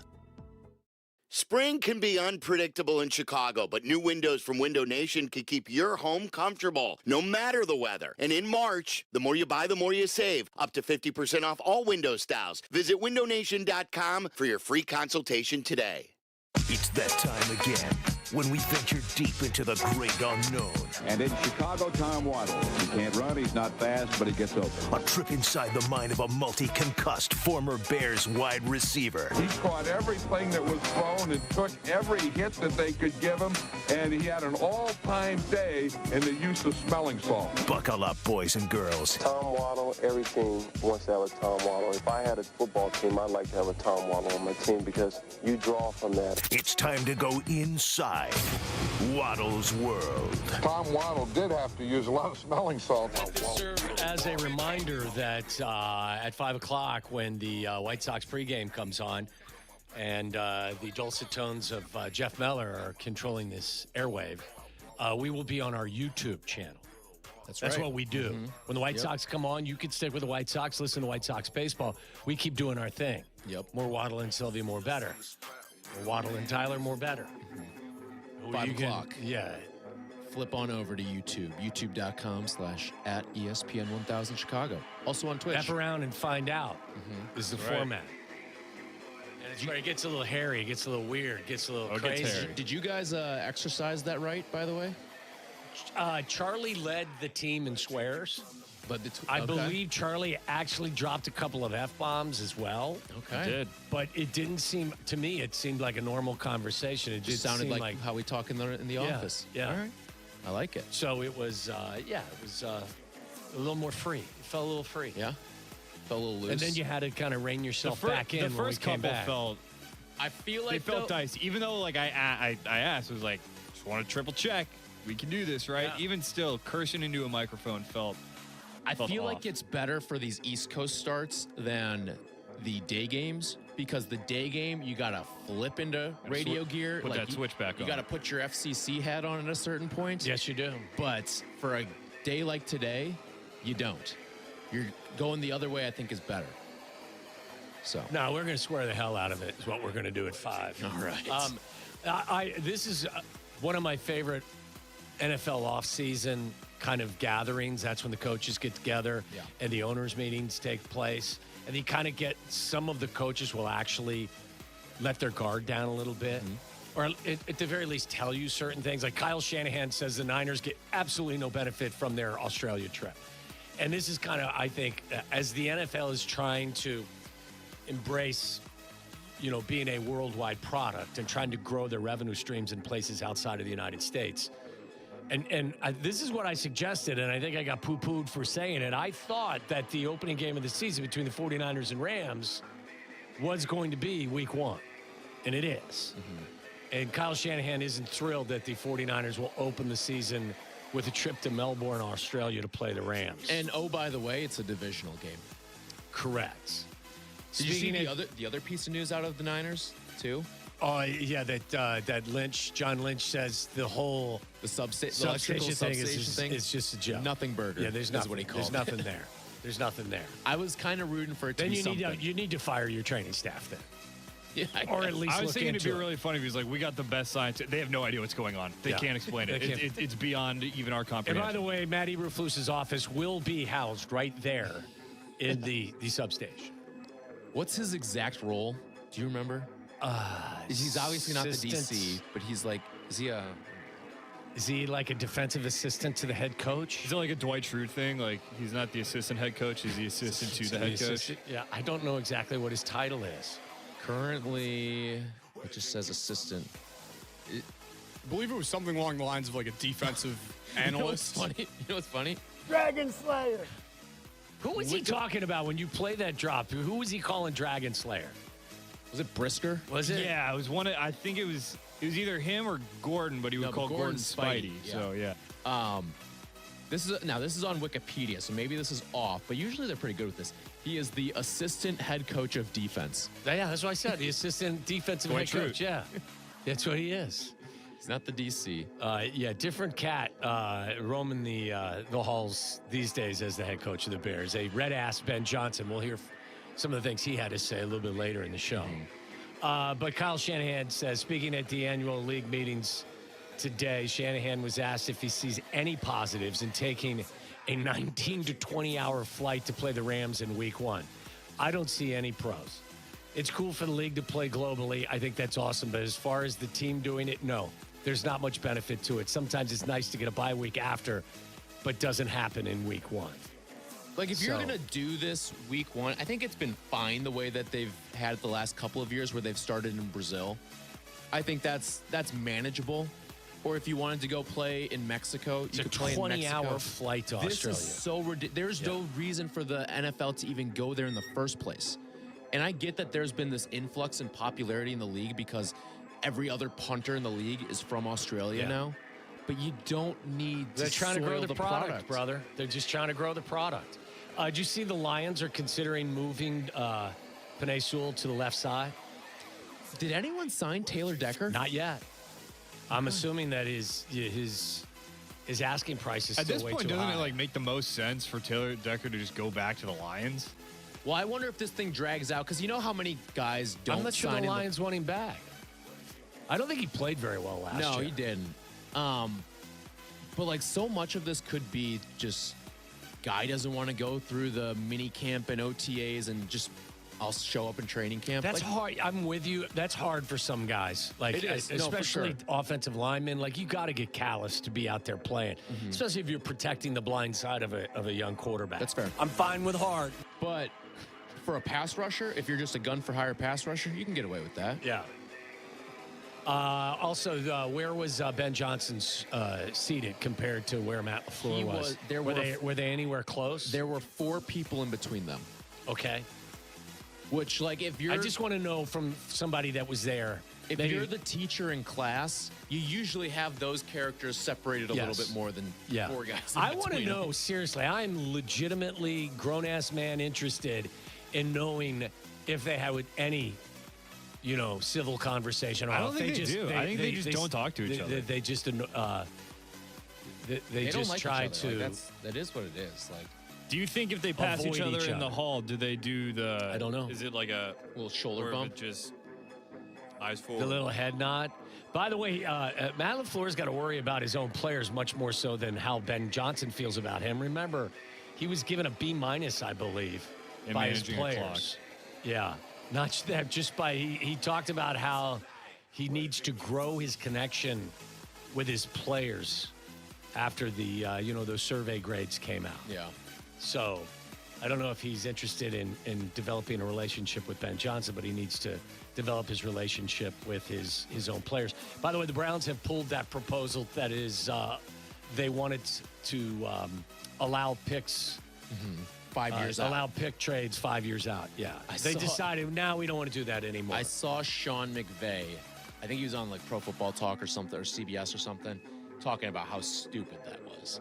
And that it would never, he's like, you can't bet on this stuff, but if you needed a lock for something that's never going to pass, that's it. Yeah. Look, I mean, it happens in other sports, but doesn't the NBA have, like, you have to take in every other year? You cannot trade consecutive year first-round picks without possessing another one. Yeah. And by the way, the Browns are also suggesting that restructuring Myles Garrett's contract has nothing to do with potentially making him tradable. Did we talk about that, or you weren't here? I was not here. You weren't here on Thursday. No. That contract in 2029 and 2030 is $59 million a year. Yeah. I assume it'll get reworked at that point again, too. How do you do that, though?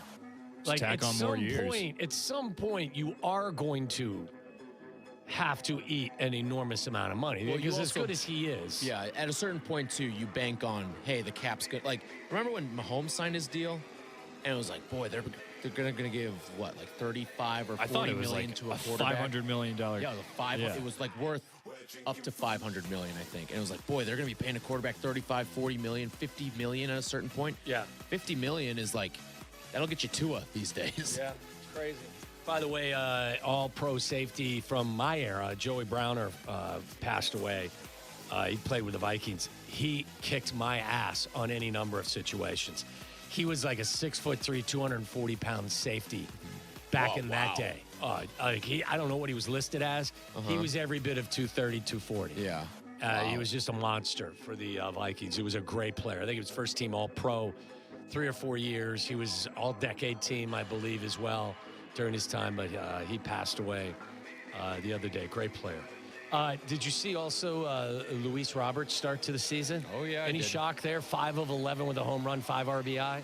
I always felt he just needed to be paroled. Yes. Oh, he's out of baseball prison right now. Yes. I always felt like he was, of all the guys, all the reclamation projects that were going to take place with these former White Sox, I always thought it would go Robert 1 and then Vaughn 2, because they had the best tools out of all those guys. I also thought Eloy was going to be pretty good, but there was always the injury question. But quick same question with Robert, though. Injuries? Yeah, but like not as much as with Eloy. No, but you look at Eloy and you're like, that guy's a walking 15-day IL stint. You look at Robert and you're like, that's an athlete. It's true. Hey, by the way, I had this story on Thursday. You weren't here Thursday. Aiden was not here. Maybe Charlie was.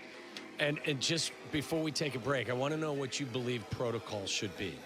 This was a story that I think we disagreed upon. Okay. Dead body left in a hot plane for hours. No, I was here for this. Were you I was here for this too. Yeah. Oh, you were? This was Wednesday. I think it was this Wednesday, side against that side. Okay. Yeah. How did I not remember that? It was a long You're just weekend mixing up in your Tennessee days. for me. Yeah. You're So looking. my protocol was my face. You got looked some like sun this week. Yeah. Well, it was so cold that I was wearing a ski hat and not a baseball hat, so there was no visor. Okay. Do you have like the oven mitts on the golf bag? I had my dad's. My dad had. I had to use some of his gear. I had gear? I had just like gloves that I wore in between shots until it got golf shots, not shots of booze. You should have brought the QB muff. Yeah, the old hand warmer. You know what? I can't find it. I cannot find the muff at the house. I can't. I've find been the looking muff for drop it for a long time. I can't find it. Yeah. I think what happened is I had it with my too, huh? I had it with my golf bag last year, the year before, and I think the strap broke. The strap on the muff broke, so I think I had to toss it. So I tossed the muff in the garbage. We'll get you a new one. We'll get you a new All right, one. when we come back, I do have some nonsense, including dress code at a steakhouse, squirrels are vaping, and also a California man who's he's got to stop doing what he was doing. All right, That's sounds all I'll fun. tell you. That's next. This is Waddle and Silvy on ESPN Chicago, Chicago's home for sports. Keep that hand warm in that muff. Pull it out late and just drop a dot. White Sox and Marlins. Join us today at 5 on ESPN Chicago. And get ready for the home opener, Thursday, 2:30. You're listening to ESPN Chicago, home of your Chicago White Sox. Life comes with a lot of things to remember, and Great Clips doesn't think your haircut should be one of them.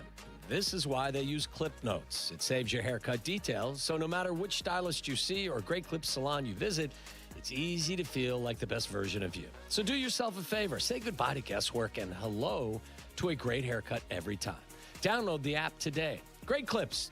It's going to be great. Howard, my head is on a swivel at crosswalks these days. Oh, yeah, cars everywhere. I had a buddy on a bike get clipped by a Jeep who took off. What do you do? Well, it's important to seek immediate medical attention, take pictures, and gather witness names and numbers. Aiken Law can also help obtain video footage, police reports, and work with insurance companies or anything else necessary. And that's why I have 3126 million saved in my phone. Howard is our lawyer on the Kap and J Hood Show, weekday mornings on ESPN Chicago. Hey guys, are you craving that legendary Chicago pizzeria taste without the wait or the price tag? Meet Connie's Frozen Pizza. Premium pizzeria-inspired pies from your freezer to your table. Oh, yeah. Born in Connie's restaurants, now in your freezer. Connie's brings that unmistakable flavor that says, I could have gone out, but why? Hosting, dodging cooking, or are you just hungry? The solution is Connie's. Find Connie's Frozen Pizza in your local freezer aisle. Connie's Frozen Pizza. Authentic Chicago taste without the pizzeria prices. Save big on everything for your next project when you shop at Menards. Get a premium finish with less odor and fumes for your painting project with Rust-Oleum's low-odor spray paint. It provides a long-lasting, durable finish, making it perfect for indoor or outdoor projects. Save big on Rust-Oleum spray paints now at Menards. Plus, check out our weekly flyer on Menards.com for more great deals happening this week. Save big money at Menards. Smalls here. What if you could enjoy the flavor of a cocktail without the alcohol? Meet RK Zero Proof, a pioneer in the alcohol-free spirits category that delivers bold taste and a warming sensation, but with zero alcohol, zero sugar, zero carbs, and zero calories. So you can celebrate with friends, unwind after a long day, and wake up tomorrow feeling great. It's all the ritual of a drink without the regret. Discover RK at rkbeverages.com. That's ARKAY beverages.com. RK, the spirit without the alcohol. I'm Boomer Esiason. My mom died from cancer. She was only 37 years old. She didn't have life insurance, and that was devastating for my family. That's why having life insurance is so important to me. Ethos makes it fast and easy. Get a quote in seconds, apply in minutes, and get same-day coverage. You can get up to $3 million in coverage with no medical exam. Get your free quote at ethos.com/play. That's ethos.com/play. Paid spokesperson. Time spent on application may vary. Online health questions required. Smalls here. Did you know there are many ways to do your taxes with H&R Block? You can go to a local office and get expert help in person, or you can choose virtual tax prep and get expert help without leaving home. Or you can even do them yourself online with live human help standing by. Whatever you choose, you can file with confidence, having H&R Block's 70-plus years of tax expertise in your corner. Switch today and file your way at hrblock.com. Clinton Yates here. Game day brings the excitement. Your stay should feel just as memorable. With Marriott Bonvoy, official hotel partner of the NCAA and U.S. Soccer, you're connected to a portfolio of brands designed for how you travel. Some offer complimentary breakfast. Others give you room to spread out, space to stay productive, or extended stay comforts. So whether you're a traveling fan or part of the team, Marriott Bonvoy celebrates the moments that live on before and after the game. Marriott Bonvoy, where game day checks in.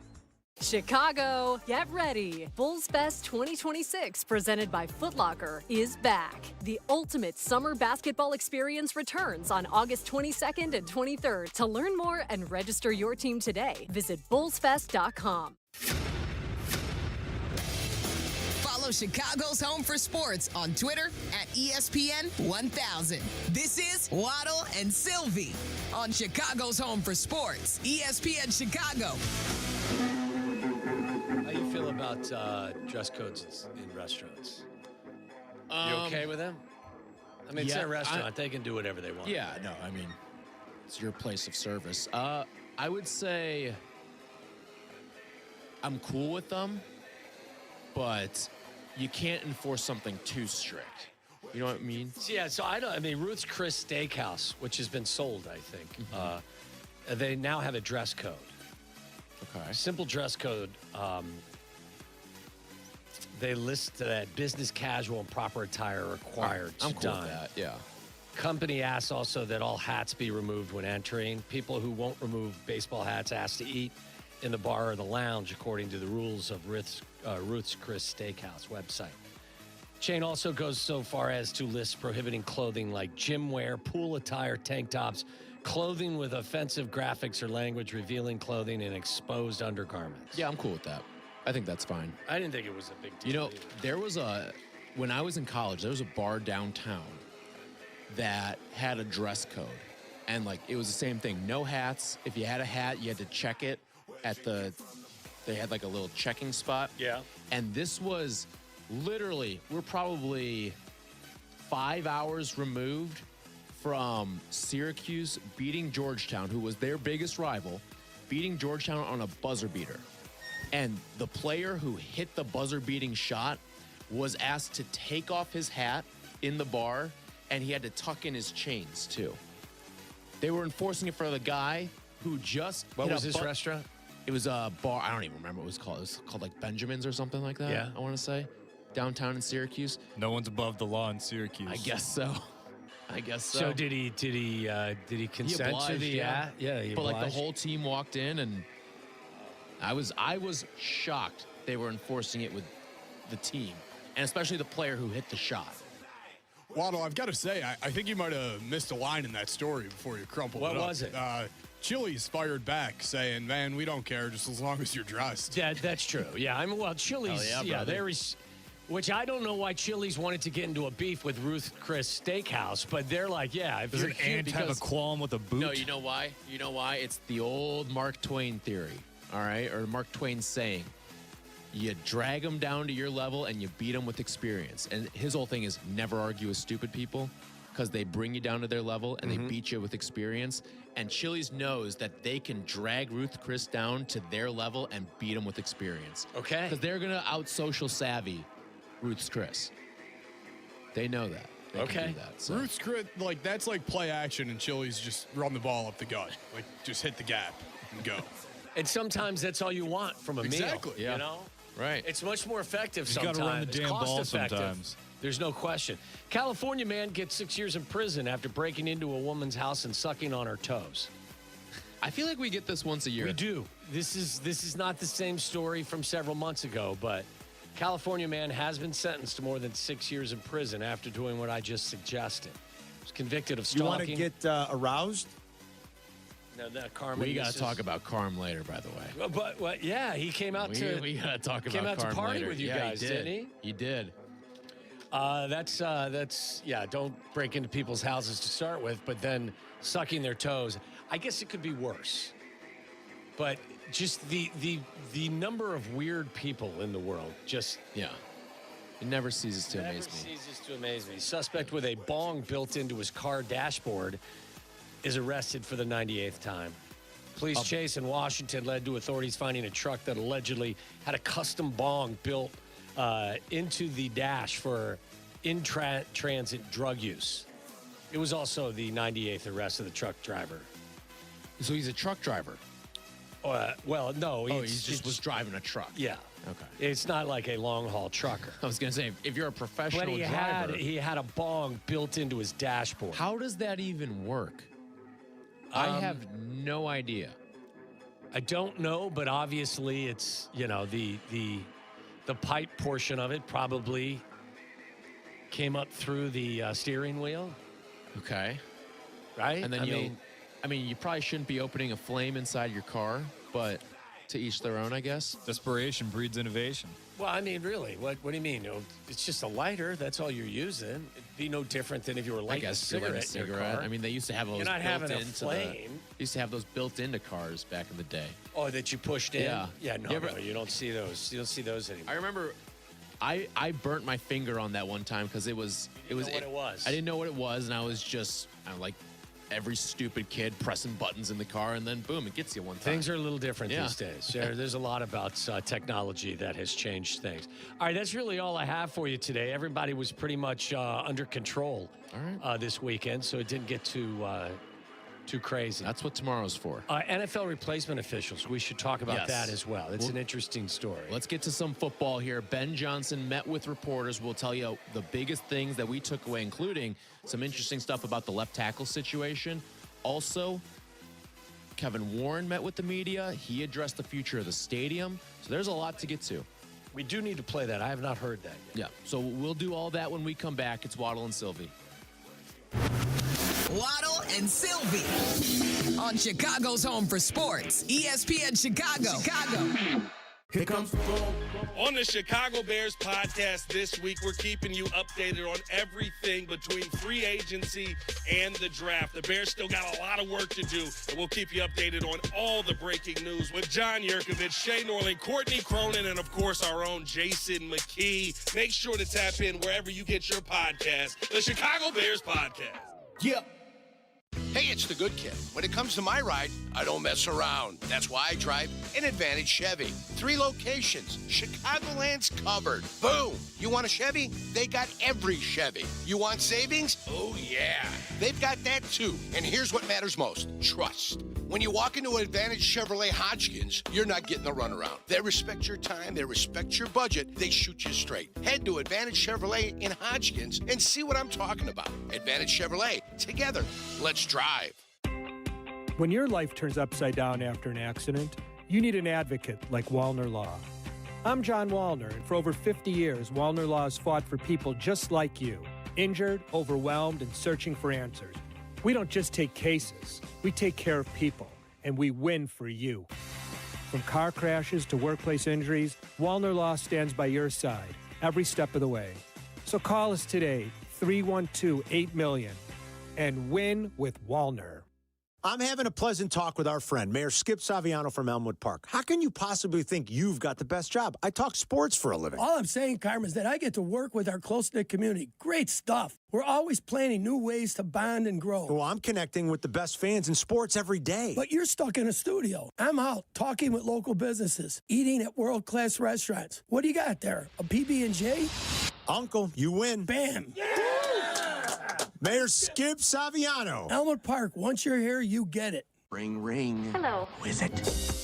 Guests on ESPN Chicago join us on the Yingling Hotline. Chicago office is calling. I've been expecting your call. The Yingling Hotline, brought to you by Yingling, the oldest brewery in America.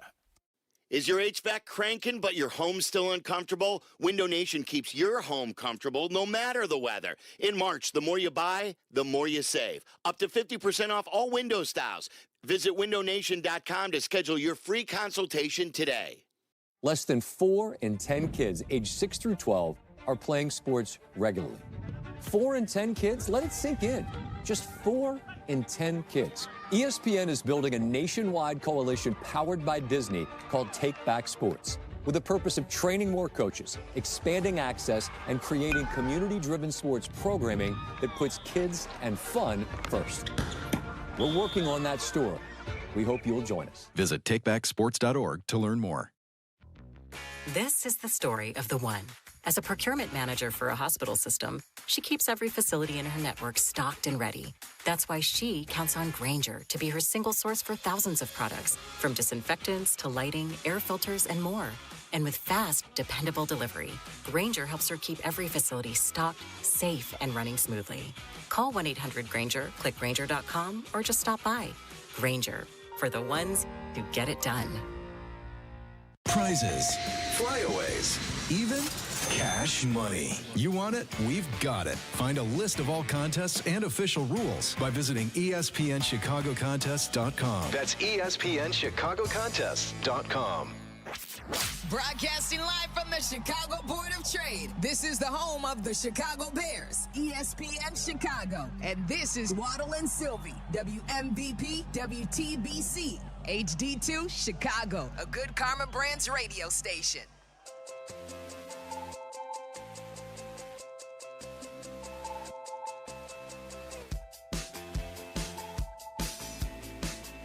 Waddle and Silvy here on ESPN Chicago.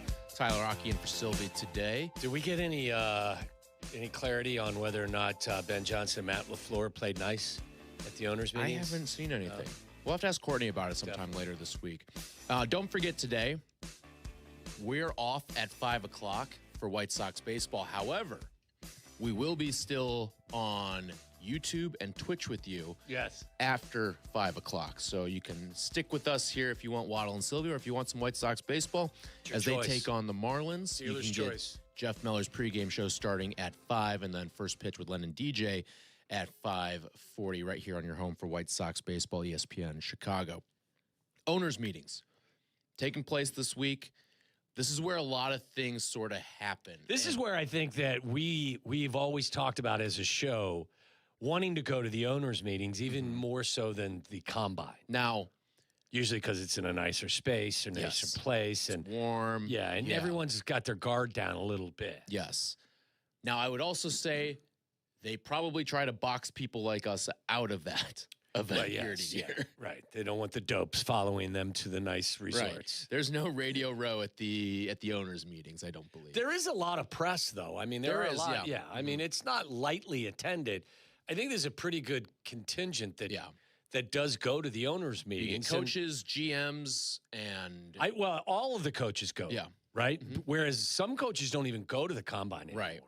And they talk about rule changes potentially. It doesn't seem like we're going to get any like major rule changes for this upcoming year. It seems like the tush push is going to be back around for another spin. So not a lot on the rule change front here. Ben Johnson did meet with the media today, and we'll also play some Kevin Warren for you in just a moment too with a stadium update. But Ben Johnson was asked a bunch of stuff today. I think he met with the media for like 30 minutes today.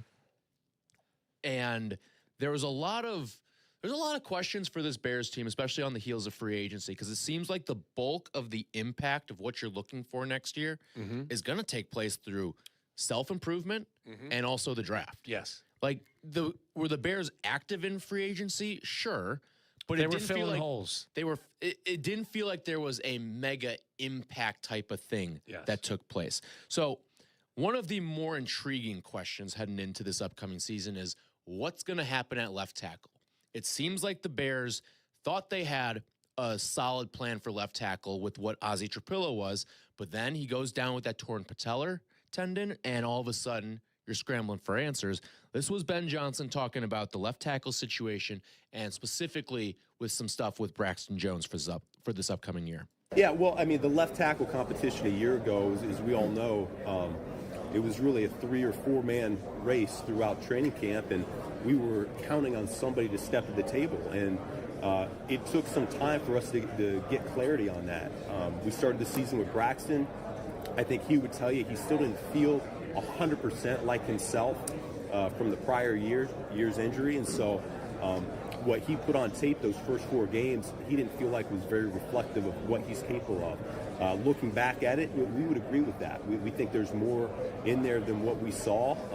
He ended up getting injured in practice during the season, and so we lost him for a stretch as well. We only got him back there right at the very end, and we didn't feel like it was fair to force him into action in the playoffs right off the bench just like that. And so I'm excited about where he's at right now. He came in when he signed the contract, and he looked like a brand new man as far as I'm concerned. This guy was beefed up. He's probably 310 pounds, and he looked yoked up, and I know he's very determined to get his career trajectory back to where it was before. Ben, how do you view that position, big picture, left tackle? Do you see it as you guys need somebody until Ozzy's back, or do you need to look for more of a longer-term solution and just see how things play out with the uncertainty with Ozzy? Yeah, I think that's something that Ryan and I always talk about. There's a lot of ways that could unfold. Obviously, you would love to have your long-term starter for the next 10 years locked up. There's a lot of uncertainty right now, though. We don't know. Ozzy's coming off a pretty serious injury. Not sure if we'll have him next year or at what point he'll come back. And so we're going to have an opportunity right now for a lot of competition. I feel good about Braxton being in that fold, Theo being in that fold. We signed Jedrick Wills, who I think's got a lot of talent himself, and he's hungry to prove that he's capable of being where he was drafted. And so we're going to see what we can end up doing there. And shoot, you can't rule out the draft either. And so I think we put ourselves in a really good situation to where, much like last year, we can go into this draft and stay true to our board and not force any pick. And so if there's a tackle or a defensive tackle or a DA, I think we can go any direction we need to and stay true to that and feel pretty good about it. But to give you clarity, it's hard to say right now what that left tackle spot's going to look like this year or 5 years from now. I will say this. I'm comforted by the fact that he did mention tackle, defensive tackle, or edge. Yeah. Do you know what I'm saying? Like, because I understand this concept, and Ryan Poles has talked about it, best player available. If the best player available is a tight end, I personally don't want them to draft a tight end at 25.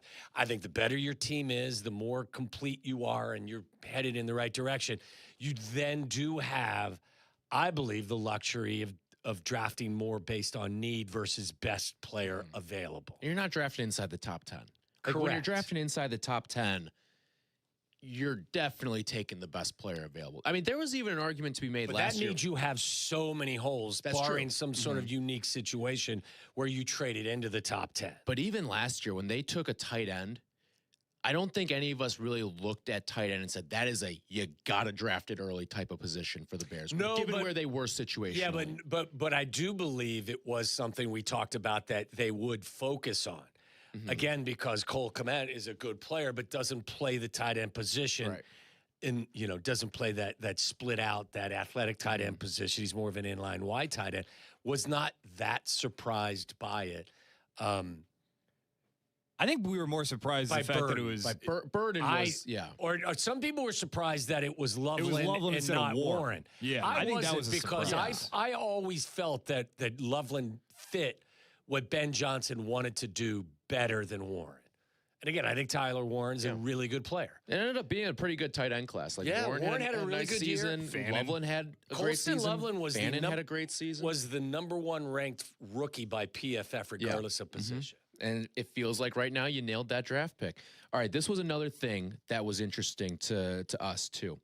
This was Ben Johnson talking about the need to work on fundamentals for this upcoming season. Because remember, a lot of case of the drops last year. There was a lot of just things that simply just looked like they needed to be cleaned up. This was Ben Johnson talking about the need to work on fundamentals. Yeah, I think, I don't want to necessarily pin this down yet, but as we're going through it, and we still haven't made it through all the self-scout, not offensively yet, but,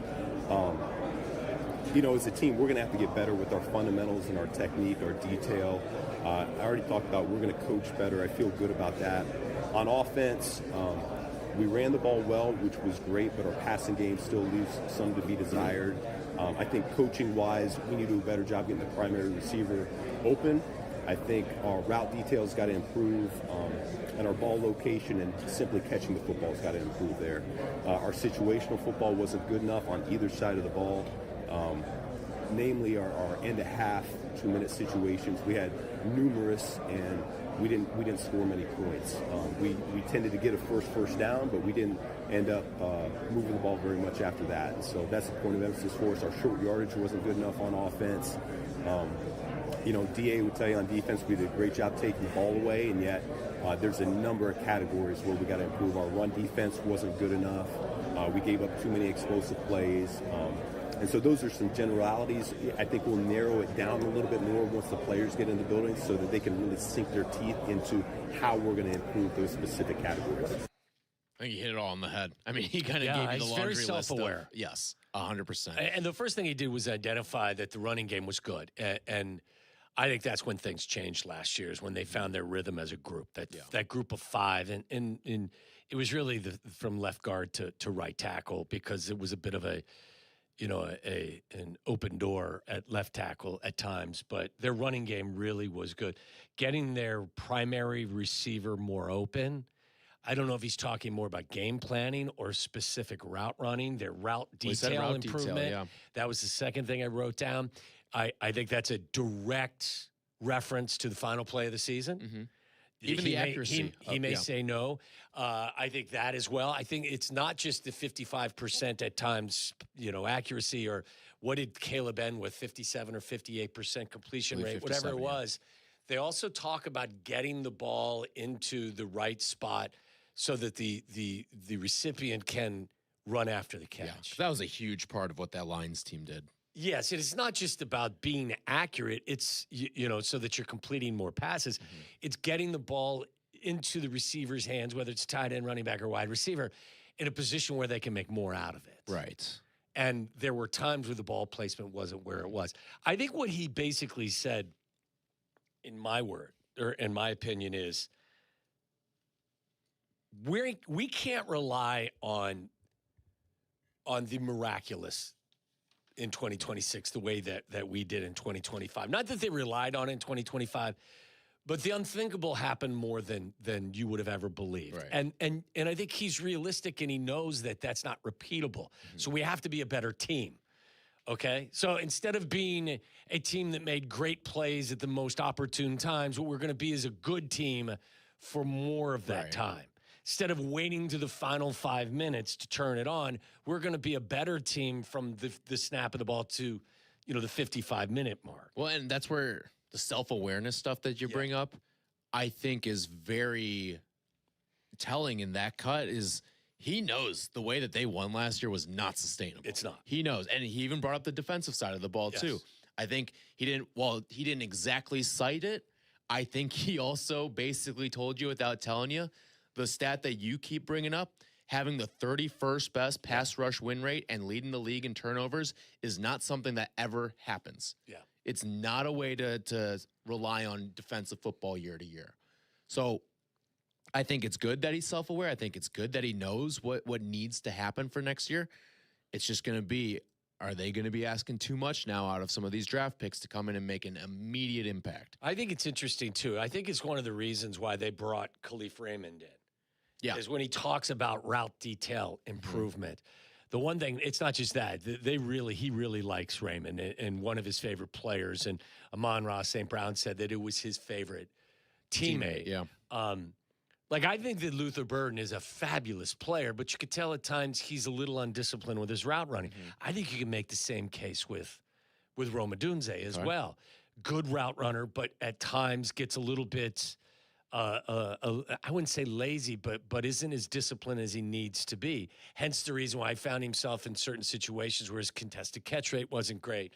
I think that you bring Raymond in and as kind of to set the example, not that he's going to be a 40 catch guy and be an enormous part of the offense, but he's there to provide a little bit of guidance, I think, in some ways. Plus, he's also a Pro Bowl returner as well. Mm-hmm. But I think what he sees a lot of young, talented players who need to be more disciplined in what they're doing if, in fact, they want to repeat the success they had last year. Yeah, and discipline was an issue for them early on. Remember, for as great as things were for the first, half to 2/3 of the season, they were one of the most penalized teams, and a lot of it was pre-snap type of stuff, too. So that's the stuff that I think also needs to be cleaned up. I'm just glad, too, you go back to him talking about the draft, that you can stay true to your board, but he did reference the 3 positions I think that are most likely that they're going to address. He didn't mention safety. Maybe that will be part of it as well. But he was we don't have the audio here, but he was very complimentary of Kobe Bryant. Yeah. He is a huge because Kobe Bryant fan. he knows that there's a lot of leadership that needs to be replaced with the exit of Kevin Byard. Well, yeah, and I think that's the one thing. No one was really doubting, okay, what's the production going to look like year to year from going from Kevin Byard to Kobe Bryant? Yeah. A lot of people were talking about what's it going to look like inside the locker room. And basically what Ben Johnson told you earlier today was that there's not going to be a drop-off there either. No, and I think... And that's the guy who won a Super Bowl a year ago, too. Yeah. Like, he's got skins on the wall that garner respect. I think that the discipline and the leadership's coming from the coaching staff as much as anything, too. Like, I think you need veteran leadership at all times, but veteran leadership is important when that leadership isn't being provided the way it should be by the coaching staff. That's not a problem with this group. Yep. You know, with Matt Eberflus, it was much more important that Kevin Byard was in the building to keep everybody, you know, glued together and pointed in the right direction. When you've got Ben and now Dennis Allen as a defensive and Al Harris as your secondary coach, I don't think you have to really worry about it as much. You still want leaders out there, but I think a lot of that leadership is being provided by the coaching staff. Yep. Speaking of that, Ben Johnson does not want to hear anything about 2025 anymore. Yeah, I mean, I think that's something that happens organically. I think you got to gauge the pulse of the guys when we get back in the building. But I know us as coaches, we're going to be hyper alert for any signs of that. That is part of the thing when you lose so many guys to free agency and you bring in a new crew that does help with the entitlement and complacency. I do know this, though. I mean, it's been a long off season in terms of you go downtown or you go somewhere and everyone's patting you on the back and telling you what a great job you did. And it's you don't want to hear it. You don't want to hear it anymore. All right, it was great for the first week, but now our sights are turned, and you know we got a monumental task at hand because this division only got better so far this offseason, and we still have the draft to come. So our guys, we got to go back to work just like we did a year ago. It doesn't get any easier. It's going to continue to get harder. They're going to feel that pressure from the coaching staff so that when we get to these games in the fall, that we're going to be ready for it. Coach, that's a great message. I love hearing what he's saying. Yeah. Look, there are things and there is stuff you can build on from 2025. His message is spot on, but there are things that you're going to look at and say we need to do this even better this year. But there are certainly things to build on from the 2025 season. But not resting on your laurels is a fantastic message. And if they come out and they're not, you know, not the team you want them to be, it's not going to be because they're resting on their laurels, because that will be erased in minicamp, much less getting into training. Well, I think, too, for as great as you were last season, the season ended in a rip-your-heart-out type of fashion, too. It left a sour taste in your mouth, and even though you can't look at the season from last year and say it was anything but a great success, it did end in a really devastating fashion because you had that game effectively won. Yes. It felt like. You got the stop in overtime, you had the ball, and it was just, I mean, you were just a little bit away. You didn't have to get very far down the field to potentially be in field goal range and moving on to the NFC title game. Now, what happens from there on out, who knows? But this team was knocking on the doorstep of being in the NFC title game, and frankly should have been. Listen, this is the part of him being a red ass that I appreciate, that, you know, he may go over the top a little bit to get his point made in mini camp and then in training camp, but his point will be, you know, will be received well, I think. I think he's aware that, look, despite the record and how far they got, they were not good in terms of stopping the run. He mentioned that. Too many explosive plays allowed. The pass rush wasn't good enough. The passing game wasn't consistent enough. They did not get off to good starts at times. They did not go into the halftime on a high note at times. Oh, they were awful. Like final 2 minutes, both offense and defense. Yes. Final 2 minutes of the first half.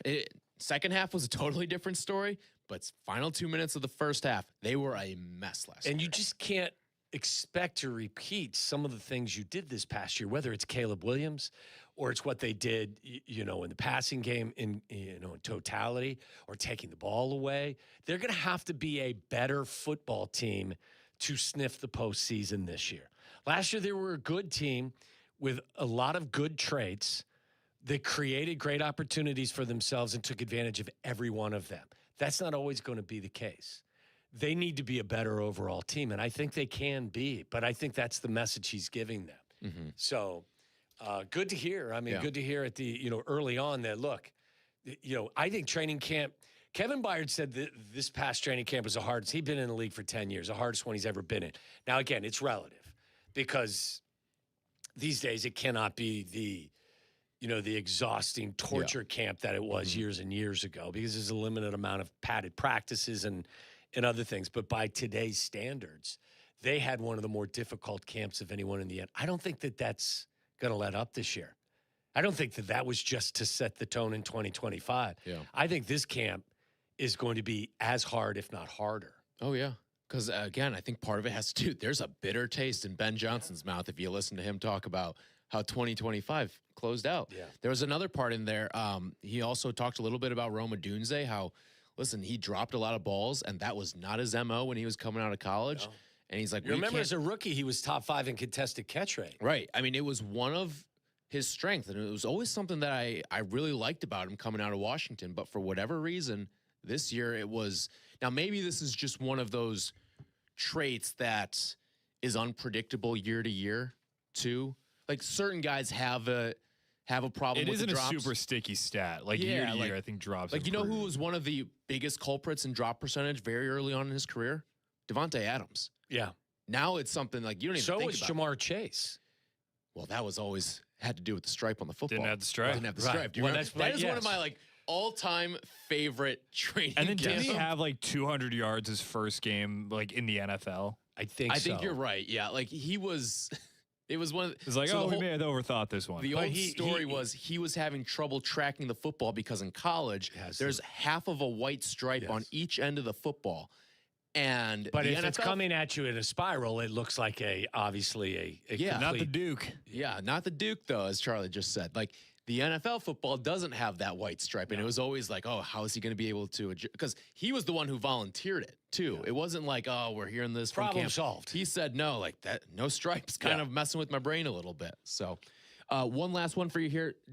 Ben Johnson was asked about Drew Dahlman's surprising retirement and picking up Garrett Bradbury as the next center of the Chicago Bears. Yeah, I think it was around mid-February that he reached out, just where he was at and what he wanted to do, and so I know Ryan and I are very appreciative for him letting us know as early as he did just where he was leaning, and at that point it felt like he'd given this a lot of thought, and there was no really turning this thing around, and so very respectful for that and just the process that he took and to come to his conclusion. I don't want to speak for him, but he's got a lot of reasons why he decided to do what he did, but I couldn't be more grateful than to have my first year as a head coach with him, because I really value that position highly. We put a lot on his plate, mentally, physically, and he answered that bell. He's a big reason why we were able to get the plane off the ground last year, and so we'll forever be grateful for him. And then with Bradbury, I imagine his experience on a lot of different levels, working with different quarterbacks and just his skill set. Why was he so appealing to you guys? Yeah, well, we went through a whole process. Ryan and his crew, and then of course Dan Rochar and Kyle DeVan had a heavy say in it as well, just in terms of evaluating what the replacements were going to look like. And so we came to consensus that Garrett was going to fit us like a glove. Obviously he had a lot of success last year, made it to the Super Bowl. Very cerebral player. Joe Tooney knows him really well, so there's some natural chemistry that I think we're going to have on the inside. He's going to fit what we like to do in the run game with our wide zone, running off the football. And when we watched it, we felt really good about what he did in pass pro as well. And so I think he's going to be really what the doctor ordered for us in terms of, it's hard to replace a guy like Drew. He had a Pro Bowl season and played really, really well. And I think he comes at the right price. Yeah. I mean, the trade was not costly, and his salary's not costly. And it's a one-year deal that's left. Yes. His contract's got 1 year left on it. My guess is I would not be shocked in the slightest if they drafted a center at some point. I would be more shocked than not shocked if they didn't draft a center. I think that is something that they will look to. And who knows if you like what you see and there isn't a center, maybe this is a relationship that lasts a little longer than the final year of his contract here. But that's, for the time being, you've got a veteran who, as Ben said, knows the guy next to him. Yep. They were college roommates. Yep. So, I think it's a drop off. I think Drew Dolman's a little bit better player. And, I've said that I thought Drew tailed off himself at the end of last year and into the postseason. But I think he's a better player than Bradbury overall. But, you could definitely do worse. Yeah. I think for what the Bears needed and the constraints that they were given, and especially when you see what the Linderbaum number was. Yeah. Because that was really the name out there that was like, oh, there's some smoke surrounding the Bears and Linderbaum, and they were sniffing around on Linderbaum. I think they did their homework. They knew that number was going to be too high. Mm-hmm. They knew the kid from Buffalo was going to get too much money. Mm-hmm. So, this was their best route to trying to fill that gap. It fit what they were trying to do, financially and otherwise. So, I think it was a very good move by Ryan Poles and Ben Johnson and his staff because they struck fast. Yep. All right. When we come back, it is the good, the bad, the dirty, our recap of everything from the weekend. That's next here on Waddle and Silvy. The afternoon drive is easier with Waddle and Silvy. Chill out. They're coming right back. ESPN Chicago. Baseball season's underway. Great. But the Southside home opener is still in front of us. And ESPN Chicago is back at Cork and Kerry at the Park. Light by Yingling presents the opening day live broadcast. Carmen and Jurko start us up at 9 a.m. Then Tyler Rocky and Jack McGrath come out of the bullpen, take over at noon. So come by, raise a Flight by Yingling for the tradition of opening day, the Southside way. See you Thursday for opening day. It's presented by Flight by Yingling and brought to you by the Advantage Dealer Group. And please enjoy responsibly. Hey guys, are you craving that legendary Chicago pizzeria flavor without the weight or the price tag? Meet Connie's Frozen Pizza. It's premium pizzeria-inspired pies. From your freezer to your table, you hear us talk about it all the time. It's the official frozen pizza, the Waddle and Silvy Show. We even have it here in the office. Born in Connie's restaurant, now available in your freezer. Connie's brings that delicious cornmeal-dusted thin crust, premium toppings. I love the pepperoni, an unmistakable flavor that says, sure, I could have gone out, but why? Maybe you're hosting, maybe you're dodging dinner duty, or you're just hungry. The solution is always Connie's. Find Connie's Frozen Pizza in your local freezer aisle. Connie's Frozen Pizza, authentic Chicago flavor without the pizzeria prices.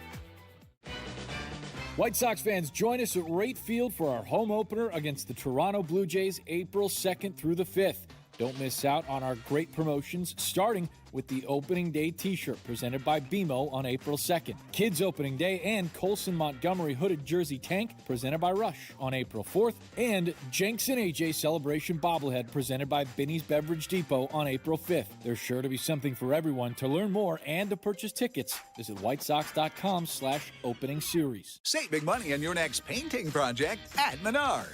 Pristine interior paint and primer in one is Dutch Boy's best hiding and most durable paint. It delivers a smooth, elegant finish while providing maximum scuff, stain, and mark resistance. Save big money on Dutch Boy paints and get your painting project started today. Plus, check out our weekly flyer on Menards.com for more great deals happening this week.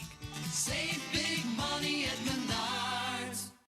It's about time delivery worked on your schedule. Same day, next day, or scheduled in advance. However you plan it, the Home Depot delivers the whole job. From drywall to doors, plumbing to paint, we'll get it there when you need it. Because on the job site, timing is everything. You order, we deliver. It's that easy. The Home Depot Pro. It's about time. I'm Boomer Esiason. My mom died from cancer. She was only 37 years old. She didn't have life insurance, and that was devastating for my family. That's why having life insurance is so important to me. Ethos makes it fast and easy. Get a quote in seconds, apply in minutes, and get same-day coverage. You can get up to $3 million in coverage with no medical exam. Get your free quote at ethos.com/play. That's ethos.com/play. Paid spokesperson. Time spent on application may vary. Online health questions required. There's a difference when you drive a Cadillac, refined, confident, unmistakably well-crafted. And at Advantage Cadillac and Hodgkins, the experience reflects the brand. Professional, transparent, respectful of your time. If you're considering a Cadillac, visit Advantage Cadillac and Hodgkins. It's bracket season, Waddle, and I went to a basketball school, so I know blue bloods, Cinderellas, and what it takes to cut down nets in March. Oh, please. I may not have gone to a hoops powerhouse, but I know how to march sweet and elite. It's simple. Avoid a busted bracket meltdown with Flight by Yingling. From the guy who picks mascots over matchups. 95 calories, 2.6 carbs, light, crisp, and built for bracket chaos. Upsets happen, but you'll feel better with a Flight by Yingling. Raise the bar this tournament season. DG Yingling and Son, Pottsville, PA. Enjoy responsibly. Hey guys, it's Silvy for Window Nation. Spring in Chicago. Does it get any more unpredictable? One day I'm turning the heat on. The next day we've got the windows open. That's when you realize the right windows make all the difference. And with Window Nation, my home stays comfortable no matter the weather. Their windows are energy efficient, customizable, and installed in as little as one day. And backed by a lifetime warranty. In March, save up to 50%. The more you buy, the more you save. Schedule your free consultation at windownation.com. The good. It's gone! Oh, my God! The bad. That is so bad, that is absolutely brutal. And the dirty. I'm talking about nasty. Wow, so many stories are running through my head right now. Waddle and Silvy on ESPN Chicago. The good, the bad, the dirty is brought to you by Window Nation, because the only thing better than a free window is 2 free windows. So buy 2 and get 2 free plus 0 down and no payments and no interest for 2 years. And also brought to you by Flight by Yingling. Yeah. Before we get into good, bad, dirty. Were you crushing some Flight by Yingling this weekend for your... We sold out Cody's Public House. You gave him the Nashville treatment? Yeah. When Bears fans went down to Nashville and they ran out of beer? Yeah. That's what we did to Charlie help out with that? Oh, yeah. Charlie was a Aiden contributor. help out with that? Aiden was a contributor. Yeah. Mm-hmm. Aiden's got his Flight by Yingling hat on right now. Yeah. Looking good. Real quick, before we get into good, bad, dirty, just a little Bulls note here. Some breaking news. The Bulls are waiving Jaden Ivey after his comments made this weekend. If you are so interested, you can look them up. Did they think that they were getting a piece for the future, or was this?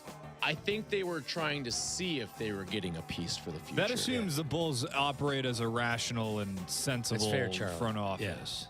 I thought it was worth the flyer at the time, but yeah, it was. Got to do. Did you not know what you were getting in terms of the whole package with him? Were there no? I don't know. I didn't know this was like part of who he was. I wasn't familiar with this game. I was not familiar with this part. Okay. Not that can dictate whether or not you're a good basketball player out there, but do you think if he was a better player that they wouldn't have waived him because of this? Probably. If they genuinely thought he was a piece that they were going to win with, they'd live with I kind of think those things go hand in hand, though. Yeah. What's that? Like when you lose your way on the basketball court, then more the opposite. If I had to guess, maybe. Like, I don't know. I feel like you maybe going through some stuff. I'm just asking, like, do you believe the Bulls would be more willing to move forward with him if he was a better basketball player? Yeah, I think there would be a higher level of tolerance. Like if he was an all-star, I think he's still a Chicago. Yeah. But he's not. So, all right, here you go. I think we are going to share the good. That's just because what I wrote down for my good was Gary Woodland. Was that on your list as well? It was on my list. I've got some backup options, but yes, that was near the top of my list. He won the Houston Open yesterday in a very emotional way. 2.5 years after brain surgery. Not only did he win the Houston Open, he won it by 5 shots. And a tournament record 21 under. his last win on tour was the 2019 U.S. Open. Like, it's such a great story, what he's had to deal with to come back. Yep. He dealt with PTSD as well from the brain. Yeah. Like, dude, you the couldn't, brain surgery. If he wasn't looking and you tapped him on the shoulder, it would, like, trigger something. Yes. So it's just such, and from what I understand, I've never met the man. For the entirety of his time on the PGA Tour, he's been one of everybody's favorite because he's just a great guy. So, and a very talented player, and now he's back in the winner's circle, which is fantastic. So that's my good. Yep. All right, my good is Carmen DeFalco. Because Carm Good teammate. Shocked the nation on Saturday night. What did he give me a little text message? So, did he know that you got? How did he know you guys were all out? So he texted Shay and myself at 10:10 on Saturday night and goes, in the city, West Loop, get your asses down here. I'm buying shots for Tyler's birthday. Shay and I see this text and we're at the bar. We're like, oh my God, it's happening. It's like the Office. Game on. Oh my God, it's happening, right? What's the procedure? And I go, Carm, come to Cody's. It'll be worth your while. Carm shows up, and not only does he show up, we're ripping shots with Carm. We're having a great time. Teleported. Is he wearing a pimp hat and a fur jacket when he walked in? He wasn't doing that. He wasn't none of that. But not only did Carm show up, he stayed out. How late did he stay? Carm outlasted Charlie. Wow. He outlasted Aiden. He outlasted Shay. He outlasted pretty much everyone that was there. It was just you and Carm? It was just Carm and I that were How did you get home? Do you remember how you got home? I live very close. So you walked? I walked home, yeah. Yeah. Yeah, but no, Carm stayed out. And not only did this was nowhere near on my radar of things that could possibly happen. How hammered was he? He was feeling good, I would say. I would say he was feeling good, yeah. All right. Yeah. No, but good work, Carm. Every time we go out with Carm, it is a sight to behold. Yeah, that was a legacy game. I'm for not Carm. gonna lie. That yes, 100% legacy game, legacy drive from Carm, but also that may make my year. That may make my year just on a whim, hearing that Carm was gonna go join the fellas. That's a good teammate, right That's there. a great teammate right there.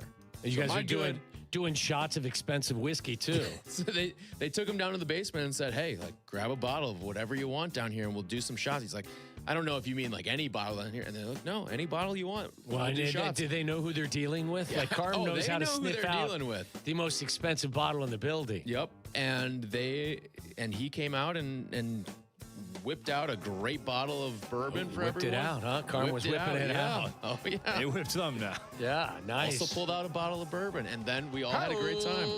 So Carm, you are my good from the weekend, my friend. My good is going to be Chase DeLauder of the Cleveland Guardians. A little bit of a step down, I would say, from Carr making it out on Saturday night. But Chase DeLauder is our rookie right now for Cleveland. We got 4 home runs already on the season. Dude, there's a plethora tearing of them apart. really good rookies in Major League Baseball, isn't there? Mm-hmm. Well, I'm like, I don't even know where the Guardians keep finding these guys, because they also have Trevor Bazzana, who was the #1 overall pick a few years ago, who's probably going to make his debut at some point this year. So, like, I'm not going to say the rich keep getting richer, because it is the Guardians at the end of the day, and they move on from a lot of their best players. But, like, yeah, they found another one, apparently, which I'm sure is frustrating for Aiden over here. 4 home runs, 6 strikeouts so far. You're expecting, or you're hoping that strikeout total will go up, right, Aiden? Yeah, we can only hope, especially when he's playing the Sox. Yeah. My good for the weekend is in the same path as Charlie's good, and it's Munetaka Murakami of the Chicago White Sox, 4th player in MLB history with a home run in his first 3 games, joining Chase DeLauder, and then Kyle Lewis and Trevor Story from 2016 and 2019. And not only the home runs, like, you know, caveman attitude, ooh, ball go far. It's also, he's taking walks. He did have a couple strikeouts yesterday in Sunday's game. Didn't he walk twice in the opener? He did. He did, yeah. Walked twice in the opener. He walked once on Saturday and then once again yesterday. So the at-bats are looking better. So you we'll want to see. know, and there's no debate. Well, the most impressive part of Murakami's weekend was the 3 home runs. But I thought Thursday, if you told me the White Sox were striking out 20 times, Major league record for opening day, right? And I know Mizorowski set the Brewers record for most strikeouts in a season opener, and Mizorowski was going to get 11. I would have said, boy, welcome to the show, Munetaka Murakami. He's striking out 3 or 4 times. Struck out 0 times in that opener. So I thought it was a great weekend for a guy that I think there were question marks surrounding. Well done. Heading into the season. All right, what is your bad? My bad is the Tiger Woods story. I don't take it to the extent that Kap does, but and Tiger has always been one of the top 2 or 3 my favorite athletes of all time. Yeah. And watching him dominate the PGA Tour over that stretch was spectacular. This story again is, I mean, before he hurts somebody else or himself again, just life change. Let's do something. Let's do something. Do it differently. Have somebody drive you around. Find an answer to the question that exists as to why does this keep happening. But just a horrible story. Yeah. Again.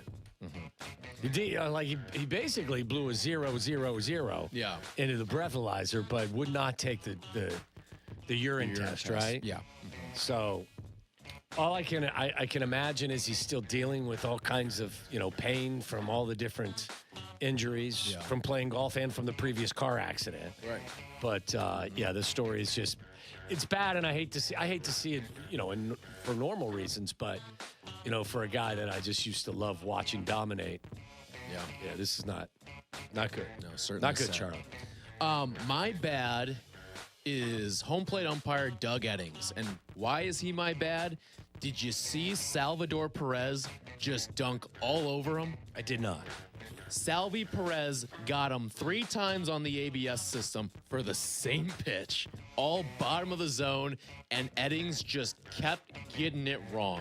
Salvi patting the head for an ABS challenge and got all of them right. Just owned Doug Eddings. It was a bad look for him, I think Doug Eddings is usually a solid umpire. I'm not going to put him in like some great class. Same thing happened, didn't it, for CB Buckner, right? Isn't that his name? With Suarez. Suarez tapped his head in consecutive pitches. I think they got 6 challenges overturned. Yeah. I will say this, supplementary good. The ABS system is incredible. Yes. Incredible ad, and it's funny too. Creating a lot of excitement for fans as well. And I think it creates a lot of strategy too, because in yesterday's Cubs game, Washington burned through their challenges by like the 6th inning, and they had a couple of moments taken away from them down the stretch where they wanted to challenge and probably would have won some challenges that you could clearly see they wanted to challenge. And that's a horse poop baseball team. It really is. Like, whatever the scores were of those games, they ran themselves out of innings that would have made their leads even bigger in games 1 and 3. Yeah. Like, they are fundamentally It's like they were learning how to throw to first. Exactly. Like, they are a Little League baseball team in so many ways. Yeah. But no, I thought ABS was great. Doug Eddings, you were bad. Charlie? Yeah, my bad is going to go to the Bulls trade deadline. We're going to go back a little bit after this in light of the Jaden Ivey news. The fact that, like, we knew at the time, like, wow, this is a disaster. And then it just got worse. One of the guys you traded for didn't even stick around on your team through the rest of the season. You look at what these other guys are doing. Iowa's looking great for Minnesota. You got a second-round pick back for him. And you got Rob Dillingham from the Pistons. How's that going? I'm going to retroactively use the Bulls trade deadline once again because the Bulls didn't do their homework on this Jaden Ivey situation and clearly did, just swung and missed once again. Yeah. All right, what do you got, AOC? All right, I'm unfortunately sticking with the Chicago White Sox for my bad for this weekend. And all Sox all the time. Maybe not for the dirty. I might switch it up. But that's specifically Cubs related, right? Maybe. Specifically, and like we said, like this is definitely an overreaction, but the bullpen usage in yesterday's game where you throw out 2 of your, quote, A relievers in the 5th and 6th, and I get it. Will Venable's trying to get their first win. They're 0-2 to start the year. 2 bad wins. But then you throw out a guy, Chris Murphy, who I don't think is going to be with this team for a lot longer in the 8th. He gets 1 out, 1 walk, and gives up 3 hits and forces your closer that you spent the money on in the offseason to come in for a 5-out save in game 3. It's just, you got to figure out something. And I don't know what the answer is right now, and Will Venable knows a heck of a lot more about it than I do. But it's, frustrating, especially with the lead and everything good that happened in the game yesterday. No, that's fair. They got out to a big lead, 7-2, and they squandered it. All right, dirty for you, Waddle. My dirty is Danny Hurley's tournament record. I believe it's 17-1 with 3 trips to the Final Four, 2 titles. Just 17-1 in the tournament. It's just crazy. It's dirty. He's now catching some heat, isn't he, about the headbutt, the slight headbutt to the official? I didn't see that happen in real time.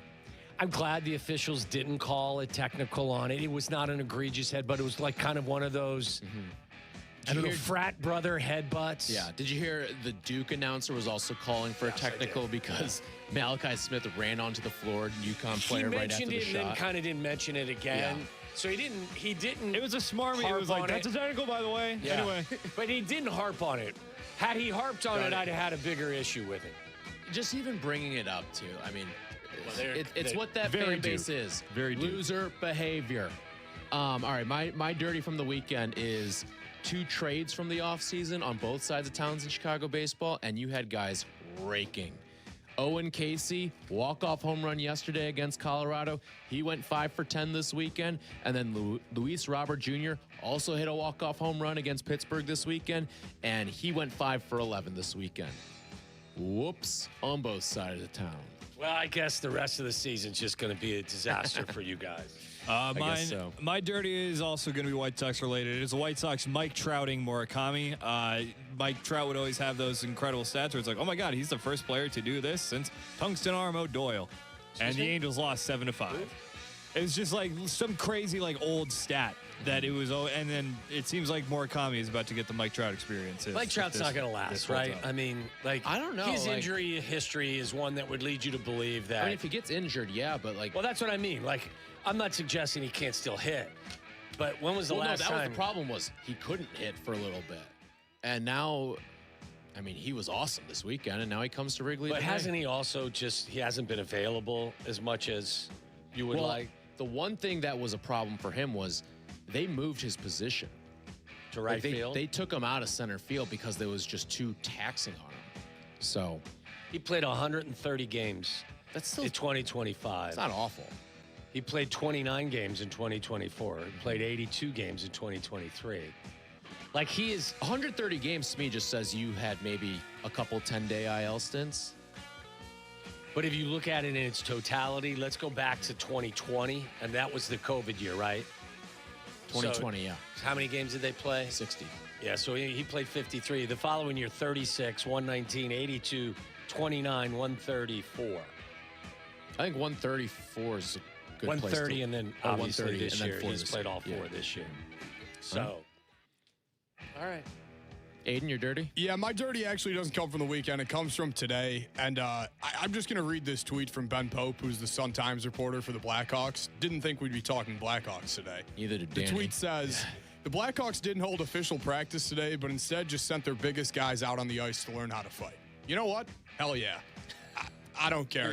It's not a good team.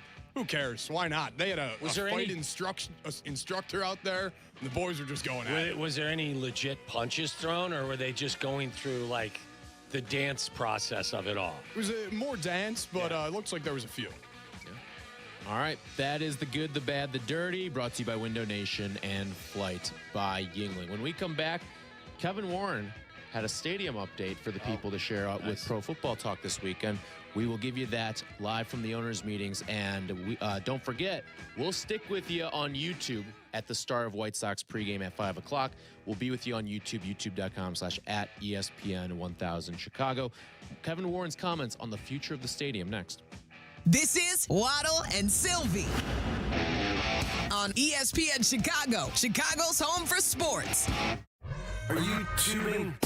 Take a stop at the ESPN Chicago page on YouTube. We got shorts to scroll, pressers to parse, interviews to intake. Subscribe and see it all at the ESPN Chicago page on YouTube. It's bracket season, Waddle, and I went to a basketball school, so I know blue bloods, Cinderellas, and what it takes to cut down nets in March. Oh, please. I may not have gone to a hoops powerhouse, but I know how to march sweet and elite. It's simple. Avoid a busted bracket meltdown with Flight by Yingling. From the guy who picks mascots over matchups. 95 calories, 2.6 carbs, light, crisp, and built for bracket chaos. Upsets happen, but you'll feel better with a Flight by Yingling. Raise the bar this tournament season. DG Yingling & Son, Pottsville, PA. Enjoy responsibly. Hey guys, it's Silvy for Window Nation. Spring in Chicago. Does it get any more unpredictable? One day I'm turning the heat on. The next day we've got the windows open.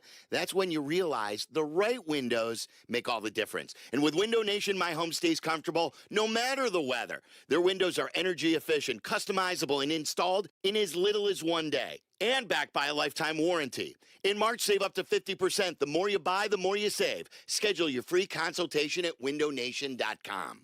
It's baseball season, Chicago. And whether you're a North Side or South Side fan, the CTA is the best way to get there.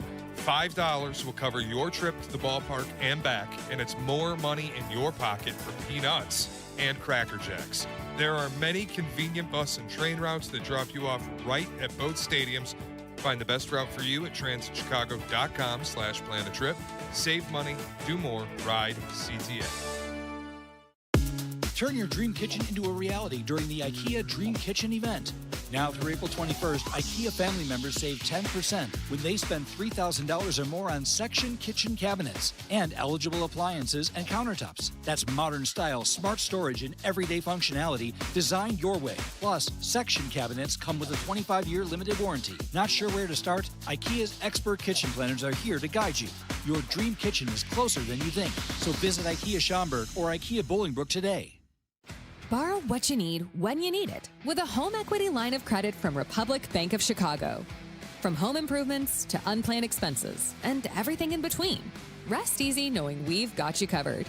Visit ourbankchicago.com or one of 20 locations to get started with your Republic Bank home equity line today. Subject to credit approval. Property insurance required. Contact us for current rates. Equal housing lender. Republic Bank of Chicago. Banking beyond expectations. Running a business means wearing multiple hats. So if you're like me, you probably started out using your personal phone, taking client calls and texts nonstop. As my business grew, I needed something smarter. That's when I switched to Quo, the #1 business phone system. Quo works right on your phone or computer. No carrying 2 phones, no clunky landline, just one easy app you can try for free. Your team can share one number and handle calls and texts together like a shared inbox. Any teammate can jump into the conversation, so customers get faster responses. And Quo's AI assistant summarizes your calls and responds to customers 24/7, so you never miss a lead or opportunity. All this starts at just $15 a month. That's basically 2 coffees. You can even keep your current business phone number. Find out why 90,000 businesses trust Quo. No missed calls, no missed customers. Try Quo for free at quo.com/sports. That's quo.com/sports to try Quo free. QUO.com/SPORTS. Chicago, get ready. Bulls Fest 2026, presented by Foot Locker, is back. The ultimate summer basketball experience returns on August 22nd and 23rd. To learn more and register your team today, visit bullsfest.com. Another medical bill from the accident. Another bill, a letter from the insurance company saying they need more documentation. Did you call them? I've been on hold 3 times this week. Nobody's telling me anything. Who is it? Postman Law, injury and accident attorneys. We'll deal with the insurance company. We'll connect you with the right doctors for your injuries. We'll be your one call for everything. Everything? Everything. Postman Law. Injury attorneys who deliver peace of mind. Call 844-POSTMAN or visit postmanlaw.com. Attorney advertising. ESPN 1000, Chicago's home for sports. You're listening to Waddle and Silvy. Watch us and join the chat. Follow ESPN 1000 Chicago on twitch.tv or the Twitch app.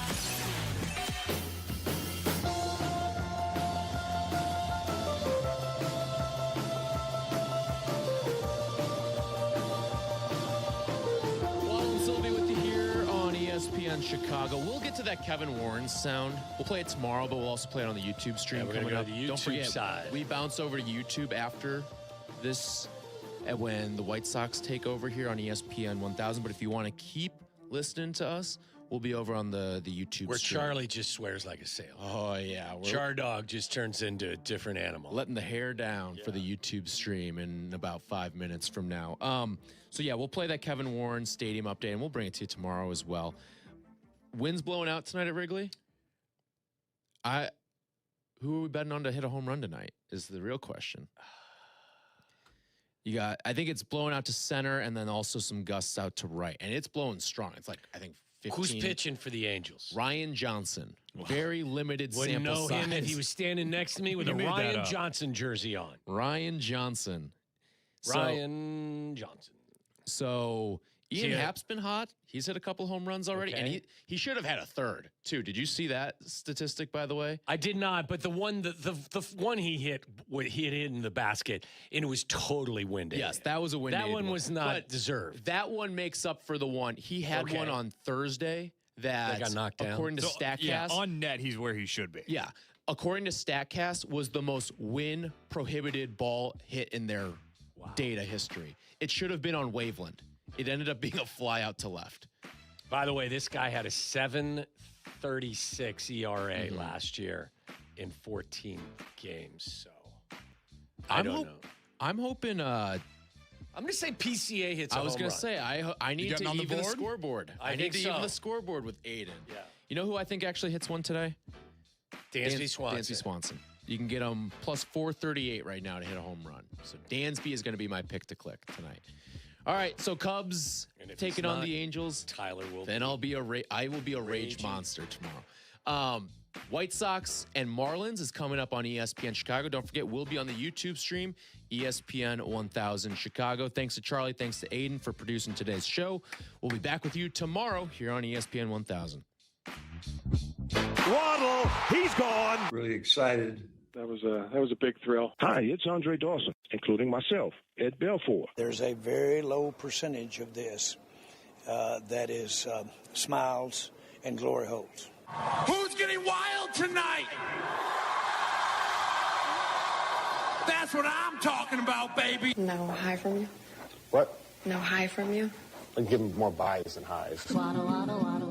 Then he waddled away, waddle, waddle, till the very next day. Bum, bum, bum, bum, bum, bum. And thank you to all, and to all a good night. I just want to say thank you all, and as always, everybody else. I love y'all. When you're injured due to the negligence of another, the goal is to get top dollar in the shortest amount of time. It sounds simple, but few law firms can pull this off. And that's because a law firm has to be known for taking cases to trial and winning over a long period of time. Unless the insurance company believes that the law firm will risk their own money to take the case to trial, they have no reason to offer what's fair. Recently, the Verdoliak Law Group took 6 jury trials to verdict in 10 days. And how did we do? Well, on the last 3, we recovered 7 times the settlement offer, 20 times the settlement offer, and a verdict of $4.1 million. And here's the best part. The Verdoliak Law Group's history of fighting and winning at trial means more of our cases settle early and for every penny you deserve. In fact, over 60% of our personal injury cases have settled without ever filing a lawsuit.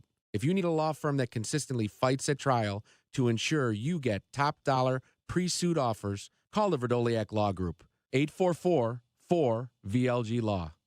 Hey, it's Kap, and whether it's your home or your business, comfort isn't optional. When your heating or cooling system isn't working the way it should, you need a team you can trust, and that's why I recommend Automatic. They've been serving Chicagoland for decades, handling everything from routine maintenance to full system installs. Professional, responsive, and they get the job done right the first time. Don't wait for a breakdown to take action. Call Automatic or visit automatic.com and make sure your HVAC system is running exactly the way it should. Good Karma Brands is proud to be an equal opportunity employer, providing equal employment, development, and advancement opportunities to all teammates and applicants. To learn more about careers with us, please send an email to talentacquisition@goodkarmabrands.com. That's talentacquisition@goodkarmabrands.com. I'm Boomer Esiason. My mom died from cancer. She was only 37 years old. She didn't have life insurance, and that was devastating for my family. That's why having life insurance is so important to me. Ethos makes it fast and easy. Get a quote in seconds, apply in minutes, and get same-day coverage. You can get up to $3 million in coverage with no medical exam. Get your free quote at ethos.com/play. That's ethos.com/play. Paid spokesperson. Time spent on application may vary. Online health questions required. Harry Douglas here to tell you about Confetti Craze 5-Hour Energy. It tastes just like the best birthday cake ever. Vanilla, buttery, frosting vibes. It's basically a party in a bottle. And here's the best part. All cake, no sugar. And you know I love my cake. So I get that big birthday energy without any sugar guilt. The bottle's small, easy to toss in my bag, and perfect when I need a quick, tasty caffeine boost to cakeify my day. The Funfetti flavor is back on 5hourenergy.com or Amazon. Crack open a Confetti Craze 5-Hour Energy shot today. Don't miss Wee Whiskey Fest in Lake Geneva, April 17th through the 19th. I'm talking 50-plus distilleries, over 150 pours, and an entire weekend of whiskey festivities. See you at the Grand Tasting on Saturday, April 18th. Get tickets at weewhiskeyfest.com and sip responsibly. This is ESPN Chicago, WNVP, WTBC, HD2 Chicago, a good Karma Brands radio station. Hello, everybody. How's it going? Sweet. Waddle. That was everything there. That was a heck of a throw by Harbaugh, a heck of a catch by Waddle. I had a hot dog at the Sox game when I went and saw them play the Mariners. Smothered in in onions. Is locked, cocked, ready to rock. Silvy. He is the guy that we've always wanted to crown, who is young, who we've always wanted to become that next great guy, but has just always fallen short. Bring gas. And hello, Andrew. This is I want to talk about the Bears, baby. Waddle and Silvy. Love these guys.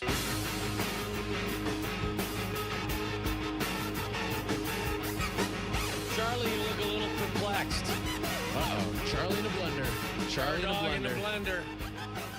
Waddle and Silvy continues here on the YouTube stream on ESPN 1000 Chicago, also on Twitch. Don't forget, when the White Sox play, Waddle and Silvy will still be here with you. I think we're just going to rip uninterrupted Yeah, here. we are. We're going to go.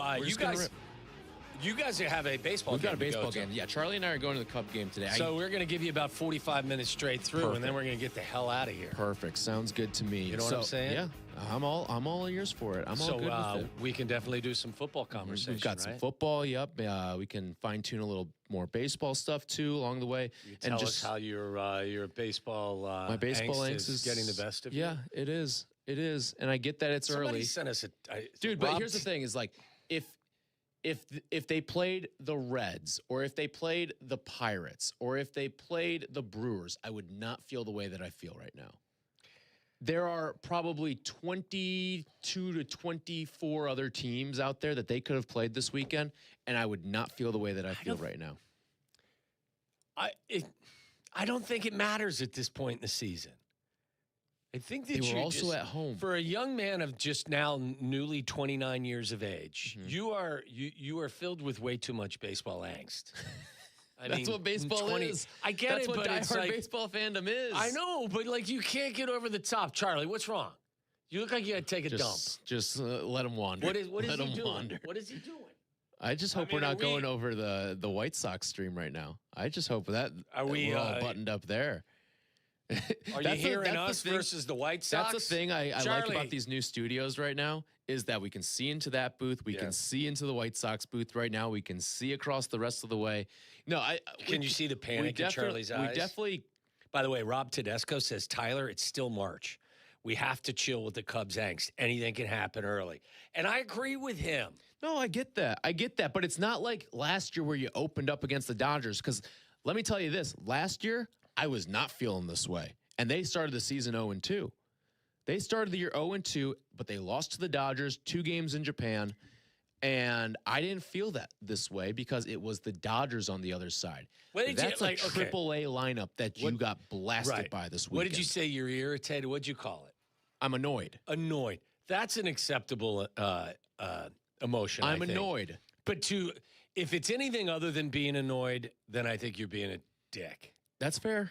You can believe that. That's fine. I you get being that. a baseball penis, and that's fine. You can say it. You can say whatever you're really feeling. Well, I'm still straddling because Listen.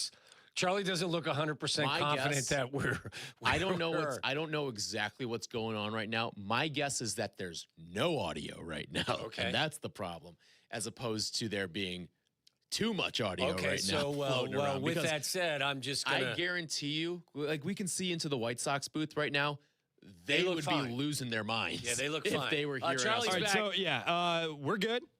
Everything's rolling. I had the speakers in here were programmed to that studio, so I was only hearing the White Sox stuff. Oh, okay. That's So why I this was a is- little confused. This is no problem at all. Correct. Yeah, Everything you guys are fine.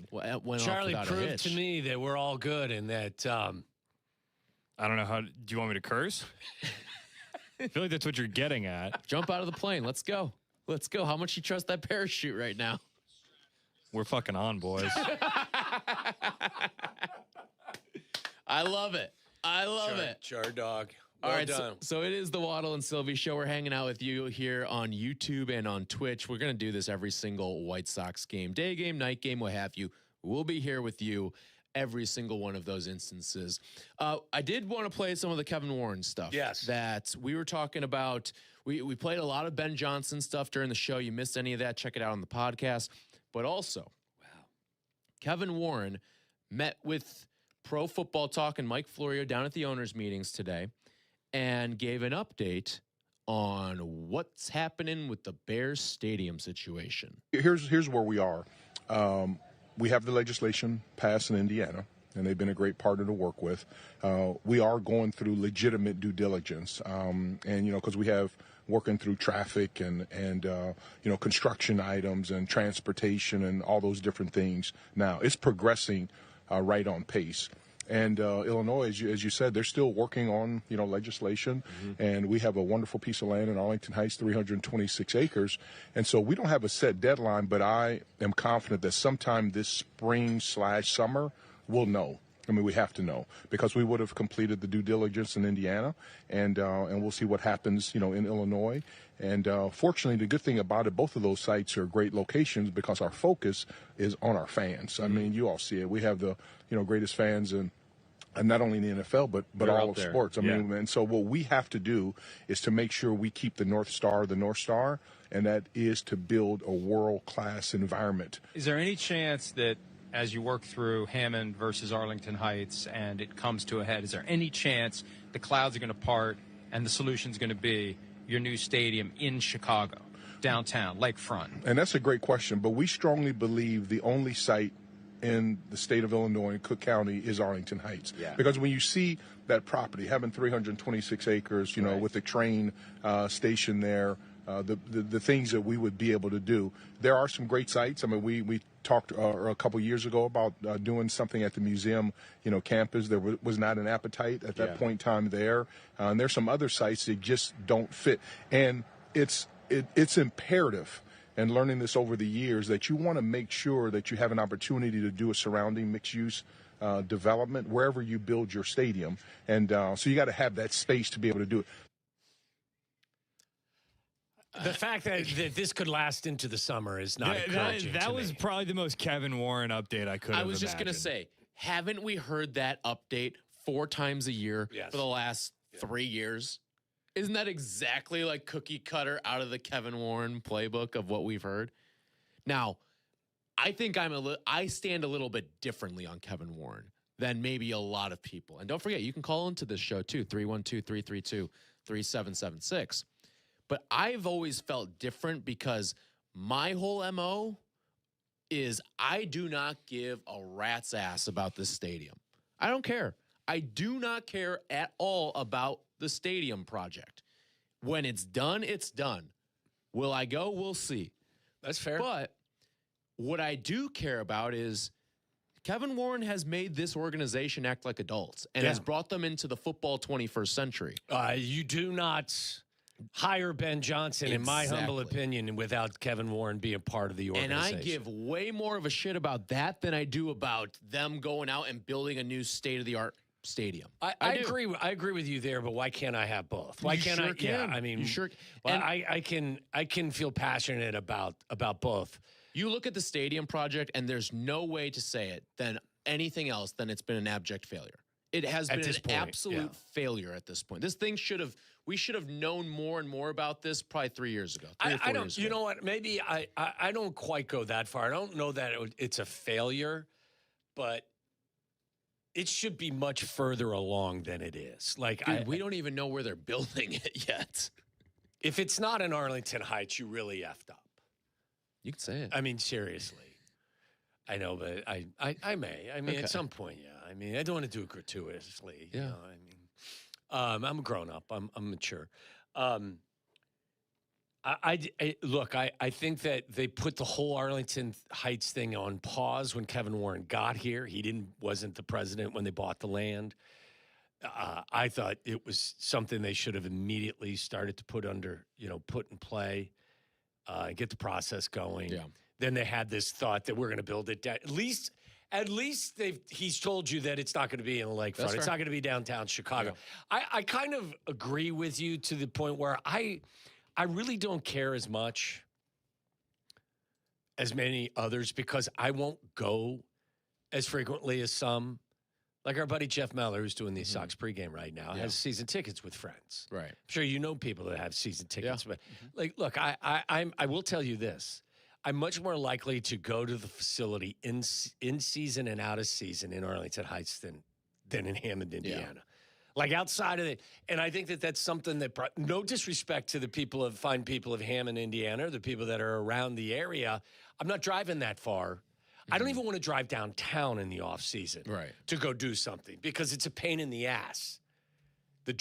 Because of where I live, and the traffic. And I'm down here 5 days a week. Like my wife says all the time, "Oh, I'm going to be downtown. Why don't we stay for dinner?" I'm like, "Can we just eat up north?" Because when I'm done here, I want to go. It's a great town. It's great everything, but it's just, I am much more prone to being willing to go to a non-football season event in Arlington Heights than Hammond, Indiana. So, like, if you're talking about an entertainment district that is going to serve everybody, not just during the football season, I would think that there's greater financial upside in Arlington Heights than there is in Hammond.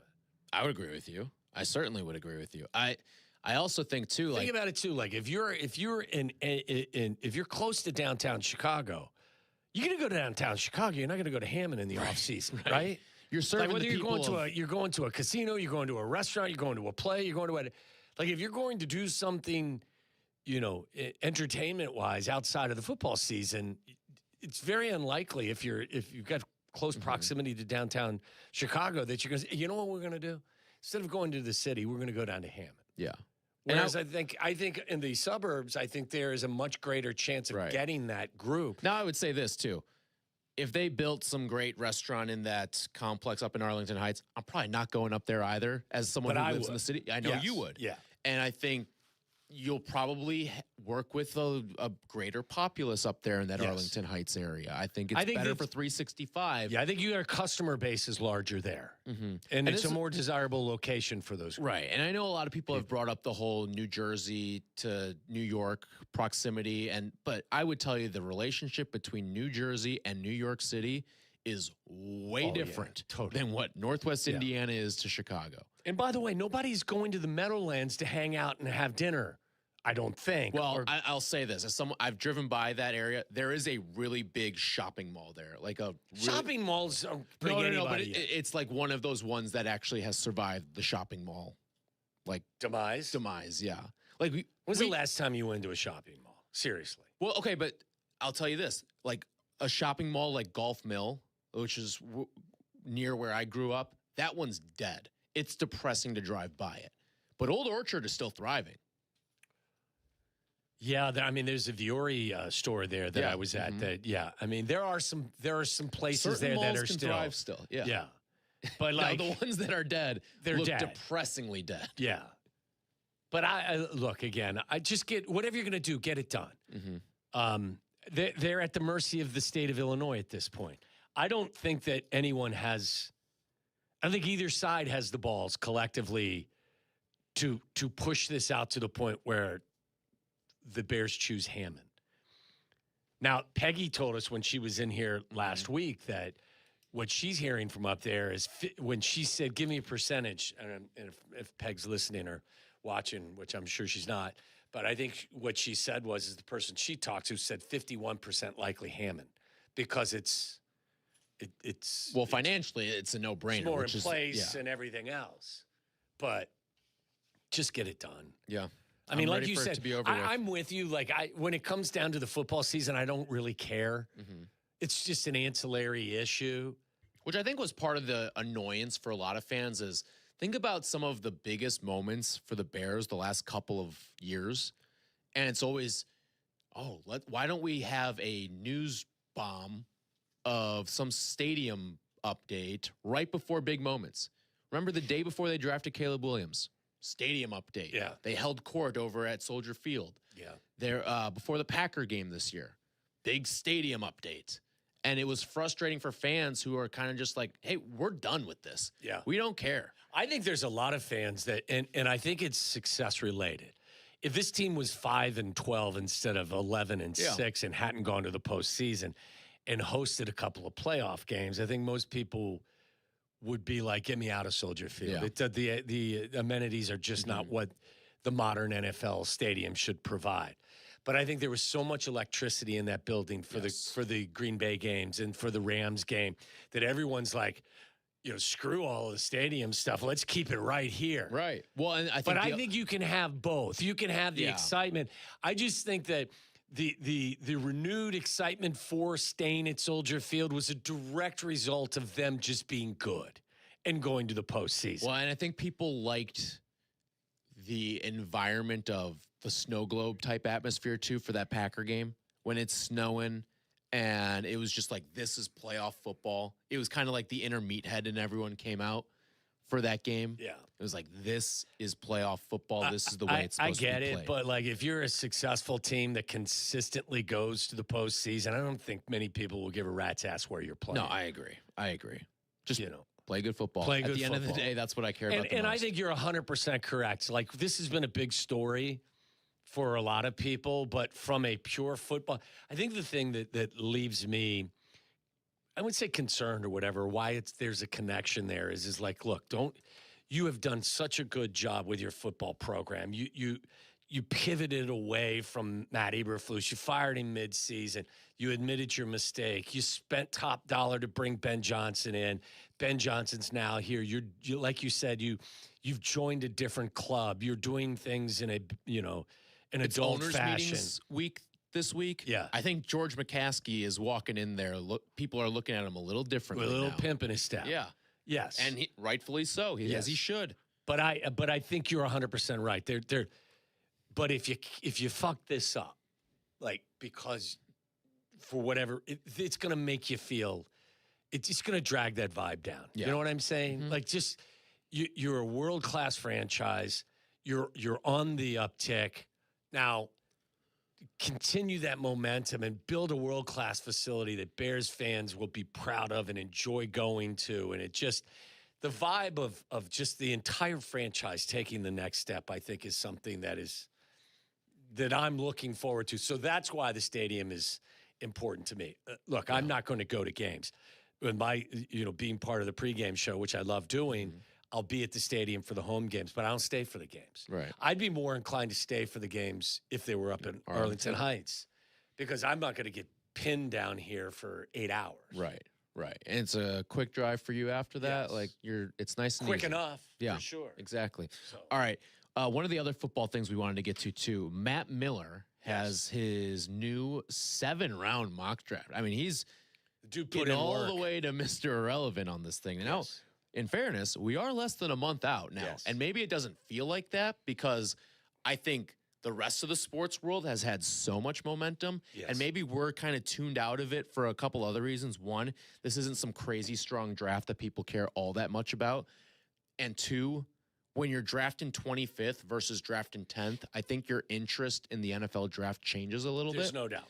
So that's where the I only think we're reason at why Bears I've fans. watched film from guys is because Charlie and I have a little two-man text chain about looking at different players. Which, by the but way, you're 100% correct. Like, my vibe for this draft is so much less than it was when they were picking 10. Maybe that's one of the reasons why as well. I was looking for them to make a kind of at least one big play in free agency. Yeah. By the way, tomorrow is the return of Char's Dogs. Char's Dogs returns tomorrow for its latest installment. So one of the very first guys that Charlie told me to look at is a guy that Matt Miller has them taking 25th overall, Peter Woods. He's a defensive tackle from Clemson. Yep. And I said to Charlie, I was just like, well, when you read, if you have it there, what Matt Miller's description is, and it doesn't sound too flattering for a first-round pick, does it? No. But he starts it off Matt by Miller, saying, when with you guys at the Combine, said Peter Woods is going to blow up the Combine, but like, don't let that distract you, basically, from the fact that he had no production. Yeah, I think he mentioned Peter Woods specifically to you guys. So he says, this isn't a great interior defensive line class, but the Bears could check off their biggest roster need while picking a defender in round 1 for the first time since 2018. That was Roquan Smith, by the way.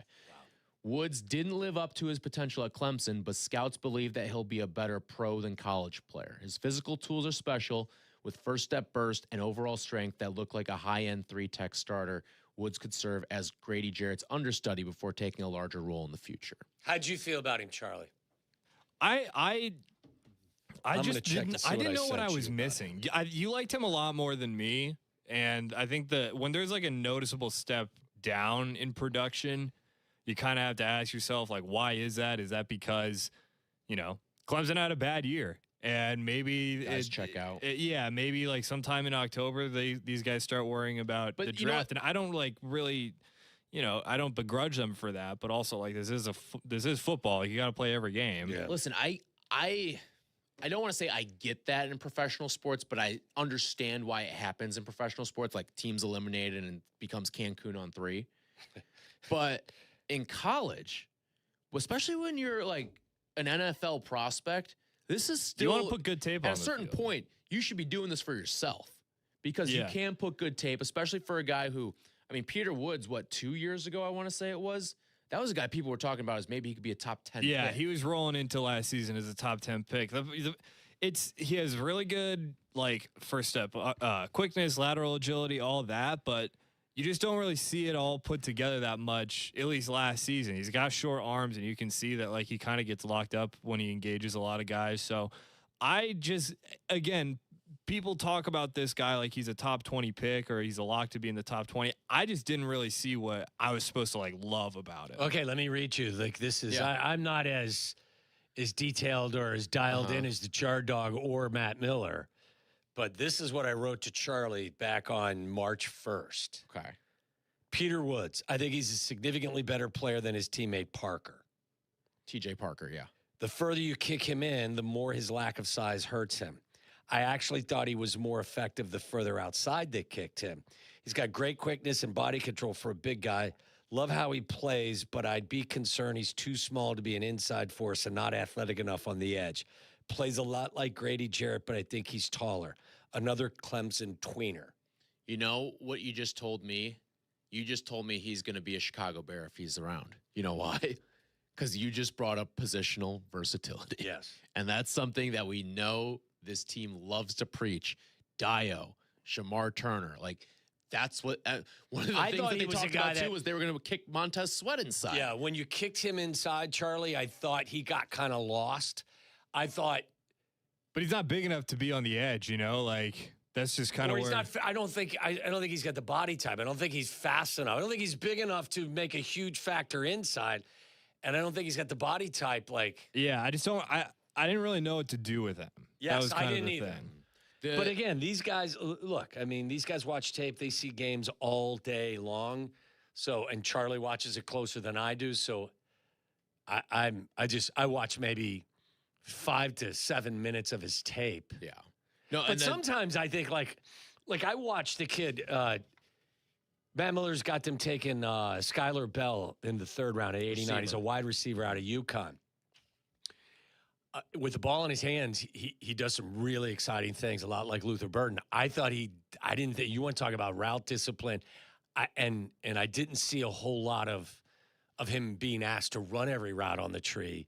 I'd have a hard time taking one of these picks on a receiver. And like I am like the BPA guy, but at a certain point it's like, yeah, day 1 or 2 I would be pretty out on a receiver. Yeah, I mean you have these are picks. Oh, I'm with you. These are picks you make so that they have guys should be pretty starters. instant impact. Yeah. Yeah, listen, you've got 4 picks inside 89.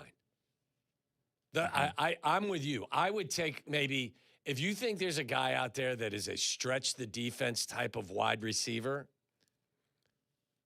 Yeah. You know, in the 4th round, then I'm cool with that. But the first, 4 picks inside 89, I wouldn't want them to. I would prefer them not to draft a receiver. Now I'll trust the coach. Like everything on offense, he's earned the trust. Whether it's Kyle Monangai, it's Colston Loveland, or it's Luther Burden III. Like they've earned, like you want to draft her, I'm going to ride with you. Defensively, you haven't earned that, so I can't ride with you yet. Right, but I still think focus in terms of like what we're focusing on, what is the glaring hole on this team is the defensive line. No question. And to be honest, if they went out and spent 3 of their first 4 picks on defensive linemen, I wouldn't just understand it. I would applaud it. Yeah. I really would, because that's what this team needs right now. I would say this, though. I think they spent a lot of time addressing defensive tackle. Now, you can argue that they didn't address it in a life-changing way. But, I mean, look, you get Neville the Devil. What's his last name? I always forget. So I always call him Neville the Devil. I saw a tweet that was like great. He was a lot of it wasn't even that. It was like, great, all these teams are making big splash. Like the Ravens just signed Trey Hendrickson, and my team's out here signing a fucking Harry Potter character. But it's true. Like, they went out and found depth in Neville Gallimore, James Lynch, Kentavious Street. You got Shamar Turner coming back, and Javon Dexter's basically playing for his Bears career this year. You've got Grady Jarrett still there. So that's why I think that I can't see them. I think it's less likely they take a defensive tackle at 25. Again, this is something that has come up a lot as we've kind of seen these mock drafts. I just look at the other guys that were available. Off the top of my head, I need to pull it up so I have a better idea of it. But you're talking about from Matt Miller's mock draft? Like Cade McDonald or whatever his name is? I like Cade McDonald. I know what Cade McDonald is. Right. And maybe Cade McDonald projected 38th. And he's the one that broke his foot at the combine, right? No, that's Caleb Banks. Caleb Banks is he's one of my favorite 31. Guys. Yeah, he's 31 of the Patriots. If it weren't for the injury, he'd be probably my favorite player of like the guys that are 25, but the injury kind of pushes him back in my mind a little bit. But like Caden McDonald to me, and I normally hate the thing of like we need to, we should draft this guy because we like the floor. Right. I think that is foolish because I think the guys that are chalked up as high floor players have the same bust rate and potential as guys who are high floor players. But with Caden McDonald, I think like there is a ceiling as a truly elite run defender. So you'd rather have him than Peter Woods? Yeah, I would. Now, and you're not going to get much of a pass rush out of him, but like Lord knows this team needs some help against the run too. We talked about this on Wednesday, I believe. Did you guys make anything out of them not being at Ohio State's Pro Day, both Ryan Poles and Jeff King? I mean, I thought it was a little odd that both weren't. Do you think Pro Days are more for the kind of end of day 2 / start of day 3 guys? Because I think I would assume that those top 50 picks, these big names that are at the Pro Days, like obviously like they are there to talk to those guys and scout them a little bit, but I would think they have most of the information on those guys by the time these Pro Days roll around. I don't know what to make of. Again, I've told you, I've said this to you guys on a number of occasions. I am not yet comfortable trying to tell you I think I know the tendencies of Ben Johnson and his crew. Mm-hmm. Like this is the same way why I can't sit here and tell you, I definitely know they're going to draft defense. They may draft wide receiver. I have no idea. They may draft cornerback. They may draft whatever. I don't have a firm grasp yet as to what I think their tendencies are. So I don't know. I'm not sure. I'm trying to see if the Raiders were at Mendoza's Pro Day. But I wouldn't make too much of it. I think the natural reflex is to say, well, if you didn't go to the pro day, then you're probably not really interested in some of the guys that are available at the positions you need. Or if it's because I remember they were at Caleb Williams' pro day. DJ Moore was at. Yeah, exactly. Like that. I kind of feel like they were so upfront about it that they were kind of playing into it. With 25, it's a little bit of a different story. I just don't know. I don't know. But I would also say this: does Ohio State not have other great players? Like right, exactly. Now. There's not as many per se this year as there have been in years past. No, but you may find a guy there where you like, and Ryan Poles has done a nice job at finding guys that may not be at the top of other people's lists. I think it's also like, you're there, and obviously he's going to be a very popular person, but, you can pull Ryan Day aside. You can, talk to the strength trainer. Like, I would guess that the conversations you have around the program when you do these pro days are just as important as the ones you have like at the combine. Ryan Day may have been at Boston College when Ryan Poles was there. Ryan Day got his coaching start. I thought he was New Hampshire. Well, he was a wide receivers coach, I believe, at Boston College. What's up, Trevor? What's up, Trevor? 2003, 2004, he was a GA at Boston College. So I think he may have gotten like Poles' freshman year. And then in 2013, he was there. He was there forever. 2007 to 2011, he was at BC as the wide receivers coach. Then they would have, yeah. He's an East Coast guy, so it makes sense. Did you see who Boston College made their basketball coach? It's Bill Murray's son. Bill Murray's son. Luke Murray, yeah. Right off of the UConn bench. I like it. So you'll have Bill Murray there in a Cubs City Connect hat at all the BC games. I will not be at the BC games.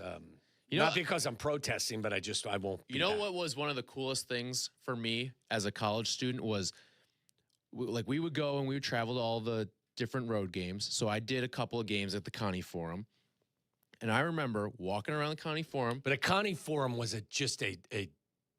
Is this they cleaned the new it up? one? It's pretty nice. Yeah. Okay. So this is the new one. New one. Okay. So this was in 2019, 2018. Okay. Yeah. Because it doubles as a hockey rink, which is spectacular. You probably the bigger deal there, right? Oh yeah, much bigger deal.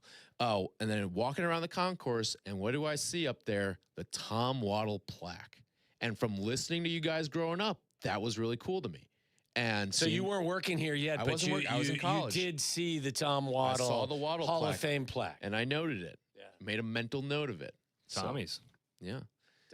Speaking of which, we've got something to sell you. Yeah, we got investors, possibly you. Is that from? That's from Step Brothers. Step Brothers, yeah. We were batting around the idea of starting a bar with all the producers here. Starting a bar, and who's going to work at you? All you guys work. Dude, that's fine, people. We're numbers guys. Not everyone here is full time though. Ideas guys and numbers. What kind of bar are you looking at? I definitely could be part of it. Investor, possibly you. Sure, yeah. All right. Did you talk to Carm about this? Not yet. It kind of. I did a little bit. Oh, you did? Yeah. What did he say? He just said, "That's awesome." Of course he did. What did he? Did he give you a commitment? Oh no, I wasn't trying to pitch him. No, I was just telling him. Where's it going to be? I was Where are you trying to figure that out? Where do you want it to be? Find a location. We don't know yet. We're still. I mean, what is the essence of it? Well, you know what it's called. We've already have a name for it. It's called Tommy's. We named it after you. We did. We're gonna have there's gonna be like a back kind of like VIP room that has like really nice scotch, and we're gonna call it the 87 room. Okay. Yeah. The 87 Club. Now you just need me to cough up a couple of $1 million to finance it, right? I don't know if we need a couple million, but we do need help. Yeah, you do need help? your help. We are looking. You're kind of the anchor for this. Look, I'm open to all ideas for sure. We may need you to do a couple events there. Okay, done. But yeah. All right, so you're in. But what is kind of the theme of the place? Dude, the theme is Tom Waddle. Is it? That's not gonna be successful. No, I mean it'll be like. Are you guys just looking for a hangout, or are you looking at some place to make money? Place to drink. Both. Yeah. Both. This is a money-making opportunity. Okay, I'm in. Listen. This is the opportunity of a lifetime. I'm open to a game plan. Yeah. Yeah. What kind of experience the two of you have in bar running? Honestly, we're talking way more details than we've planned out. Do you know what happens a lot? The idea stopped at the 87 Club. Yeah. You got to have people you can trust because whether it's a restaurant or it's a bar. Oh, yeah. There's a lot of thievery that goes on. Oh, yeah. Oh, I've heard of a lot of this stuff. Yes. Yeah. I mean, you get Carmen involved in, Crack some a lot of, skulls. some of the stuff will be Know some stopped. people. You imagine Carm coming in, the till's a little short. That short fuse. We said Mario is going to work door. He's going to be the bouncer. No doubt. Yes. Mario is an integral part of this Kills you with experience. kindness, but could strangle you. By the way, did you hear why he's not coming to the Cubs game with us today? He's lifting. He's got to work out. Yeah, I can see that. But that's not Sorry, the reason guys, why. I can't. I got to lift. Got to get a lift in, a little quick pump. No, he's got a date with the same girl. The Valentine's Day girl. Mm-hmm. The Hail Mary, as he calls it. That's fantastic. So, yeah. We played a big role in that. If you guys could rotate and pull shifts and be the overseeing manager of Charlie's Tommy's. bartended before. Yeah. Charlie. I mean, what do we have? We have karaoke in there. We can have karaoke. Is it just going to be in there. TVs Oh, yeah. everywhere? You know who the karaoke czar is? You know who? No, Jack. Not Aiden. Jack's the karaoke czar. But does that bring people in, or does that give people? Yeah, jugs machine. We better have our insurance paid up. I did see it sounds like a great, just on the surface idea, but I don't Very hear a lot of conceptual detail. right You have a feeling this one's not leaving the group chat, right? This isn't No, getting off the ground. No, I want floor. I want I to know see you you're guys do a rooting little for it, groundwork. but Where's I it know- going to be located? Dude, this is way Well, more you come than up we with are. some answers. Think we got blueprints? A location doesn't mean it needs blueprints. What's the most popular place for young, cool people? Dude, right now? honestly, where we were this weekend, Cody's, it's slammed every weekend. Yeah. Every weekend. They're making money hand over fist? Yeah.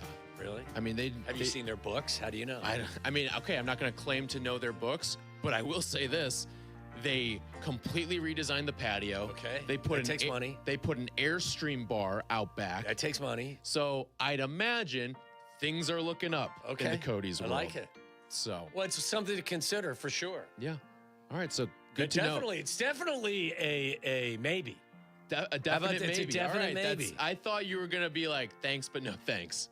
No, To the initial listen, I idea. got to have something to retire to. All right. So instead of being a golf course starter, you can be That's be a the bouncer. other thing. Listen, Yeah. if this thing kind of crashes and burns, then I'm going to go back to being a golf course starter. All right.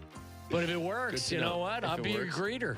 Hell hey, yeah. welcome into Tommy's. Hell yeah. Don't shit on the floor. That's the only rule we have. The signature That's it. cocktail, Oh, okay. it's going to be called the Lola. The Lola. Yeah, I like that. I was going to say, that's another thing we got to consider here. Are we going to be a dog bar? I think dog bars, I think it's cool that you but some people don't want to be bothered by You know other what? people's dogs. You want to know the other thing? So Cody's is a dog bar. AOC said he was flaring up all day because he's allergic to dogs. really? Yeah, so I he don't was think you flaring up a can. little bit. So yeah, I think Maybe that's summertime, it's okay if you bring them by. patio only. Yeah. Patio only. Patio only. Mhm. Are we serving food, Charlie? Or just like Chef Chuck. Yeah, we could serve food. Why not? Well, because if you're serving food, What's then that? you have to have a We gotta- kitchen. That yeah. makes it even more expensive. All right. I see you guys haven't thought this through very. Dude, no, we haven't. Waddle, We this just- was you thought guys of. were just hammered. And This you're was- like, yeah, man, it'd be this was- great if we had our own bar. This was 3 Yingling flights in at a Illinois watch party. Okay. How was that, by the way? Good? It was great. Yeah. A lot of fun. Great times, good people out there. Good stuff. Who's the most likely to find trouble when you guys are out like that? Does Shay duck out early because he's married? No. Shay was out for a while. Does booze calm him down or amp him up? Or not? I feel like there's not a Neither. lot of variance. With Yeah, Shay. no, like I get that people get to know like Shay on the radio. Shay is a very relaxed human He being. is, okay. He is a very, very He's not on edge when he's in No. public? Now, Okay. if Sparty's on the TV, yeah, he's gonna get a little fired up. He's gonna get a little amped up, both for the positive and the negative. Okay. But in terms of like is he gonna motherfuck every person he sees in the bar? No, he's I not. wouldn't think he'd do that. No. But I feel like people are like, yeah, I feel like there's this impression that like Shay's like this. Ah, Was he a pirate? I don't know. But like, he's very stoic. Is he a pirate? At a bar. Is he very pirate-like? Maybe he's a closet pirate. He's very. But like when he watches, like if we had the Indiana-Oregon game on, he's very stoic when he watches. Really? He's one of these guys that wants to watch. He'll say his observations, but it's not. When it's time to watch a game, it's time to watch a game. Right, and he'll root for his bets and stuff like that. But he's a very relaxed, calm I wasn't guy. necessarily thinking he wasn't. No. What would you ask? Who's most likely to get in trouble? Yeah. I don't even necessarily mean trouble, but maybe cause... Dude, honestly, it's Aiden. Yeah? It is Aiden. I was also thinking, you're staring right at him. Yeah. Everyone just kind of look at him right now. Young gun. Yeah. That's him. Jack. Yeah. Not Jack. No, Aiden's Jackson. right there. Aiden's with his headset on, looking like he wants to start a fight. Yeah, I think. Yeah, he's the one. Yeah, he's definitely the one. I can't. He be part of Tommy's bar. What's going on? He asked Matt from Cody's. All these tournament games were on. Oh yeah. And he asked him if he could put the White Sox game on one of the TVs. Is he the biggest fan of his team of anybody? Like, you're a big Cubs fan. Yeah. Sylvia's a huge Cubs fan. Like, I would say this. Is Aiden's relationship with the White Sox the strongest and most likely to cause emotional harm? He came in here with venable bullpen management thoughts. Yeah. I would. If the Cubs were as bad as the Sox have been the last 3 years, I would not be nearly as dialed in on them as Aiden is right now. You'd be Aiden out. You'd be out. I wouldn't be out on the team, but I would not be dialed in nearly as much as Aiden is with his team right now. That's youth. That's his youth. That's I youth. think. Yes. He's 23. Youth and lack of responsibilities right now. By the way, the lack of youth. Did you see Patino signed on for a couple more years at St. John's? Mm-hmm. Good for him. 73? Is he 73? Izzo's that sounds 71. Right, yeah, I mean, he can still do it. They're great at it, but both of those guys don't look like they're enjoying what they're doing. No, if I look that effing miserable doing something at 73, I don't know. Push me off. Izzo, I agree with you. I don't think that's true with Patino. I think Patino genuinely loves I kind of think this gave Patino a shot of life. I was going to say, this feels like a second win type of moment for Patino because he was like literally He's out of the loop. He was booted out. He had to coach in Greece. Yeah. Right. So he was, he so was. he wants to cling to this for as long as he can. Yeah. And then he went to Iona, and now he's at St. John's, and he obviously knows at the top of the what the profession. hell he's doing. He's definitely at the top of the profession. So, all right, what else you guys got? We're going to get out of here in a little bit so that you guys can get up to Wrigley. Yeah. What else is on your brain? I mean, I'm just trying to think through who's hitting Bears related. I'm trying to think through who's hitting homers tonight for the Cubs because Charlie, I don't know if you feel how I feel. What's a number on tonight's game, or what's the total? Total 10. I need like an 8-1 game at some point here. The next couple days. I don't know if I need a sweep, but I need one like decided just. Well, I would say Saturday was just a. It was 10-4, wasn't ass it? kicking, yeah. And you didn't get a boner from that? Well, I liked the performance. I was happy with it, but it's like I expected them to do that. Wind was blowing out and Kate Horton was pitching. Wind's blowing out tonight? Wind's blowing out tonight again. I'm excited for over, right? What if they win 9-0? Well, at that point, then, like the emotional hedge is fine. You just beat somebody 9-0, and you're okay if you lost your $10 or $15 bet because you feel better about your baseball team, right? That's fair. That's fair. Would you pay $10? What would you pay for the Cubs to win tonight, 9-0? What would I pay for them to win 9-0? Or whatever it is, whatever the. I'm probably not paying for them to win 9-0. But my point is what amount of money would you risk for the over? And the Cubs the game doesn't go over, but the Cubs win 9-0. But then what if they lose 7-2? If they lose 7-2, that's a different story. Livid. That's a different story. I'm livid. I'm talking about them winning in a fashion that makes you feel better. You're guaranteeing me that they win like 9-0 or 8-1, but the total goes under. Yes. What's it worth to you at this point when you seem to be a bit baseball fragile? I wouldn't, but the thing is, like, I wouldn't be mad with a 3-0 win, but I would be underwhelmed with a 3-0 win. Okay. Maybe not 3-0. So you're not spending $20 for 3-0. No. Would you spend $20 for 9-0? Yeah, I probably would. Okay. So there you go. You got a price. You got a price for your Cubs feelings. We playing 50-50 tonight? Dude, I'm not a 50-50 guy. I like 50-50. And that's So fine. will you like, play? that's How to much- each their how own. much Like, were and you- obviously, how Big much you Cat's putting Mr. into it? 50-50, but How much, Charlie, you put I usually do the $25 one. That's how many still tickets a did lot. that get you? I can't remember off the top of my head. Yeah, it's probably I fewer remember than it you was gave last me- year. I'll you tell you gave that. me money to put down for a 50-50 last Did I? last We got year. it. Yeah. We Yeah. got Did you win? smoked. Obviously Shut up. not. No. Obviously not. Dude, be cool. No. You know, or Charlie won. No, and no, doesn't- totally. It didn't. Yeah. But just put it towards Tommy's Bar and Grill. There you go. There you go. All right. All right. Anything else? That's You it. got That's all I got for you. You guys need to get out of here and go up on the north side. And, Yep. Can't wait. All get right. your baseball on. see you at Best Tommy's of luck. Pub. Best of luck to your Cubs tonight. Thank you very much. All right. That's going to do it for us here on the YouTube stream. We'll be back with you tomorrow, 2 o'clock, and we'll be on the YouTube stream after as well. Same time. Same bat time tomorrow, same bat fellas. channel. All right. That's going to do it for us. For Waddle, I'm Tyler. For Charlie, we'll talk to you tomorrow. You're listening to Waddle and Silvy on ESPN 1000, Chicago's home for sports.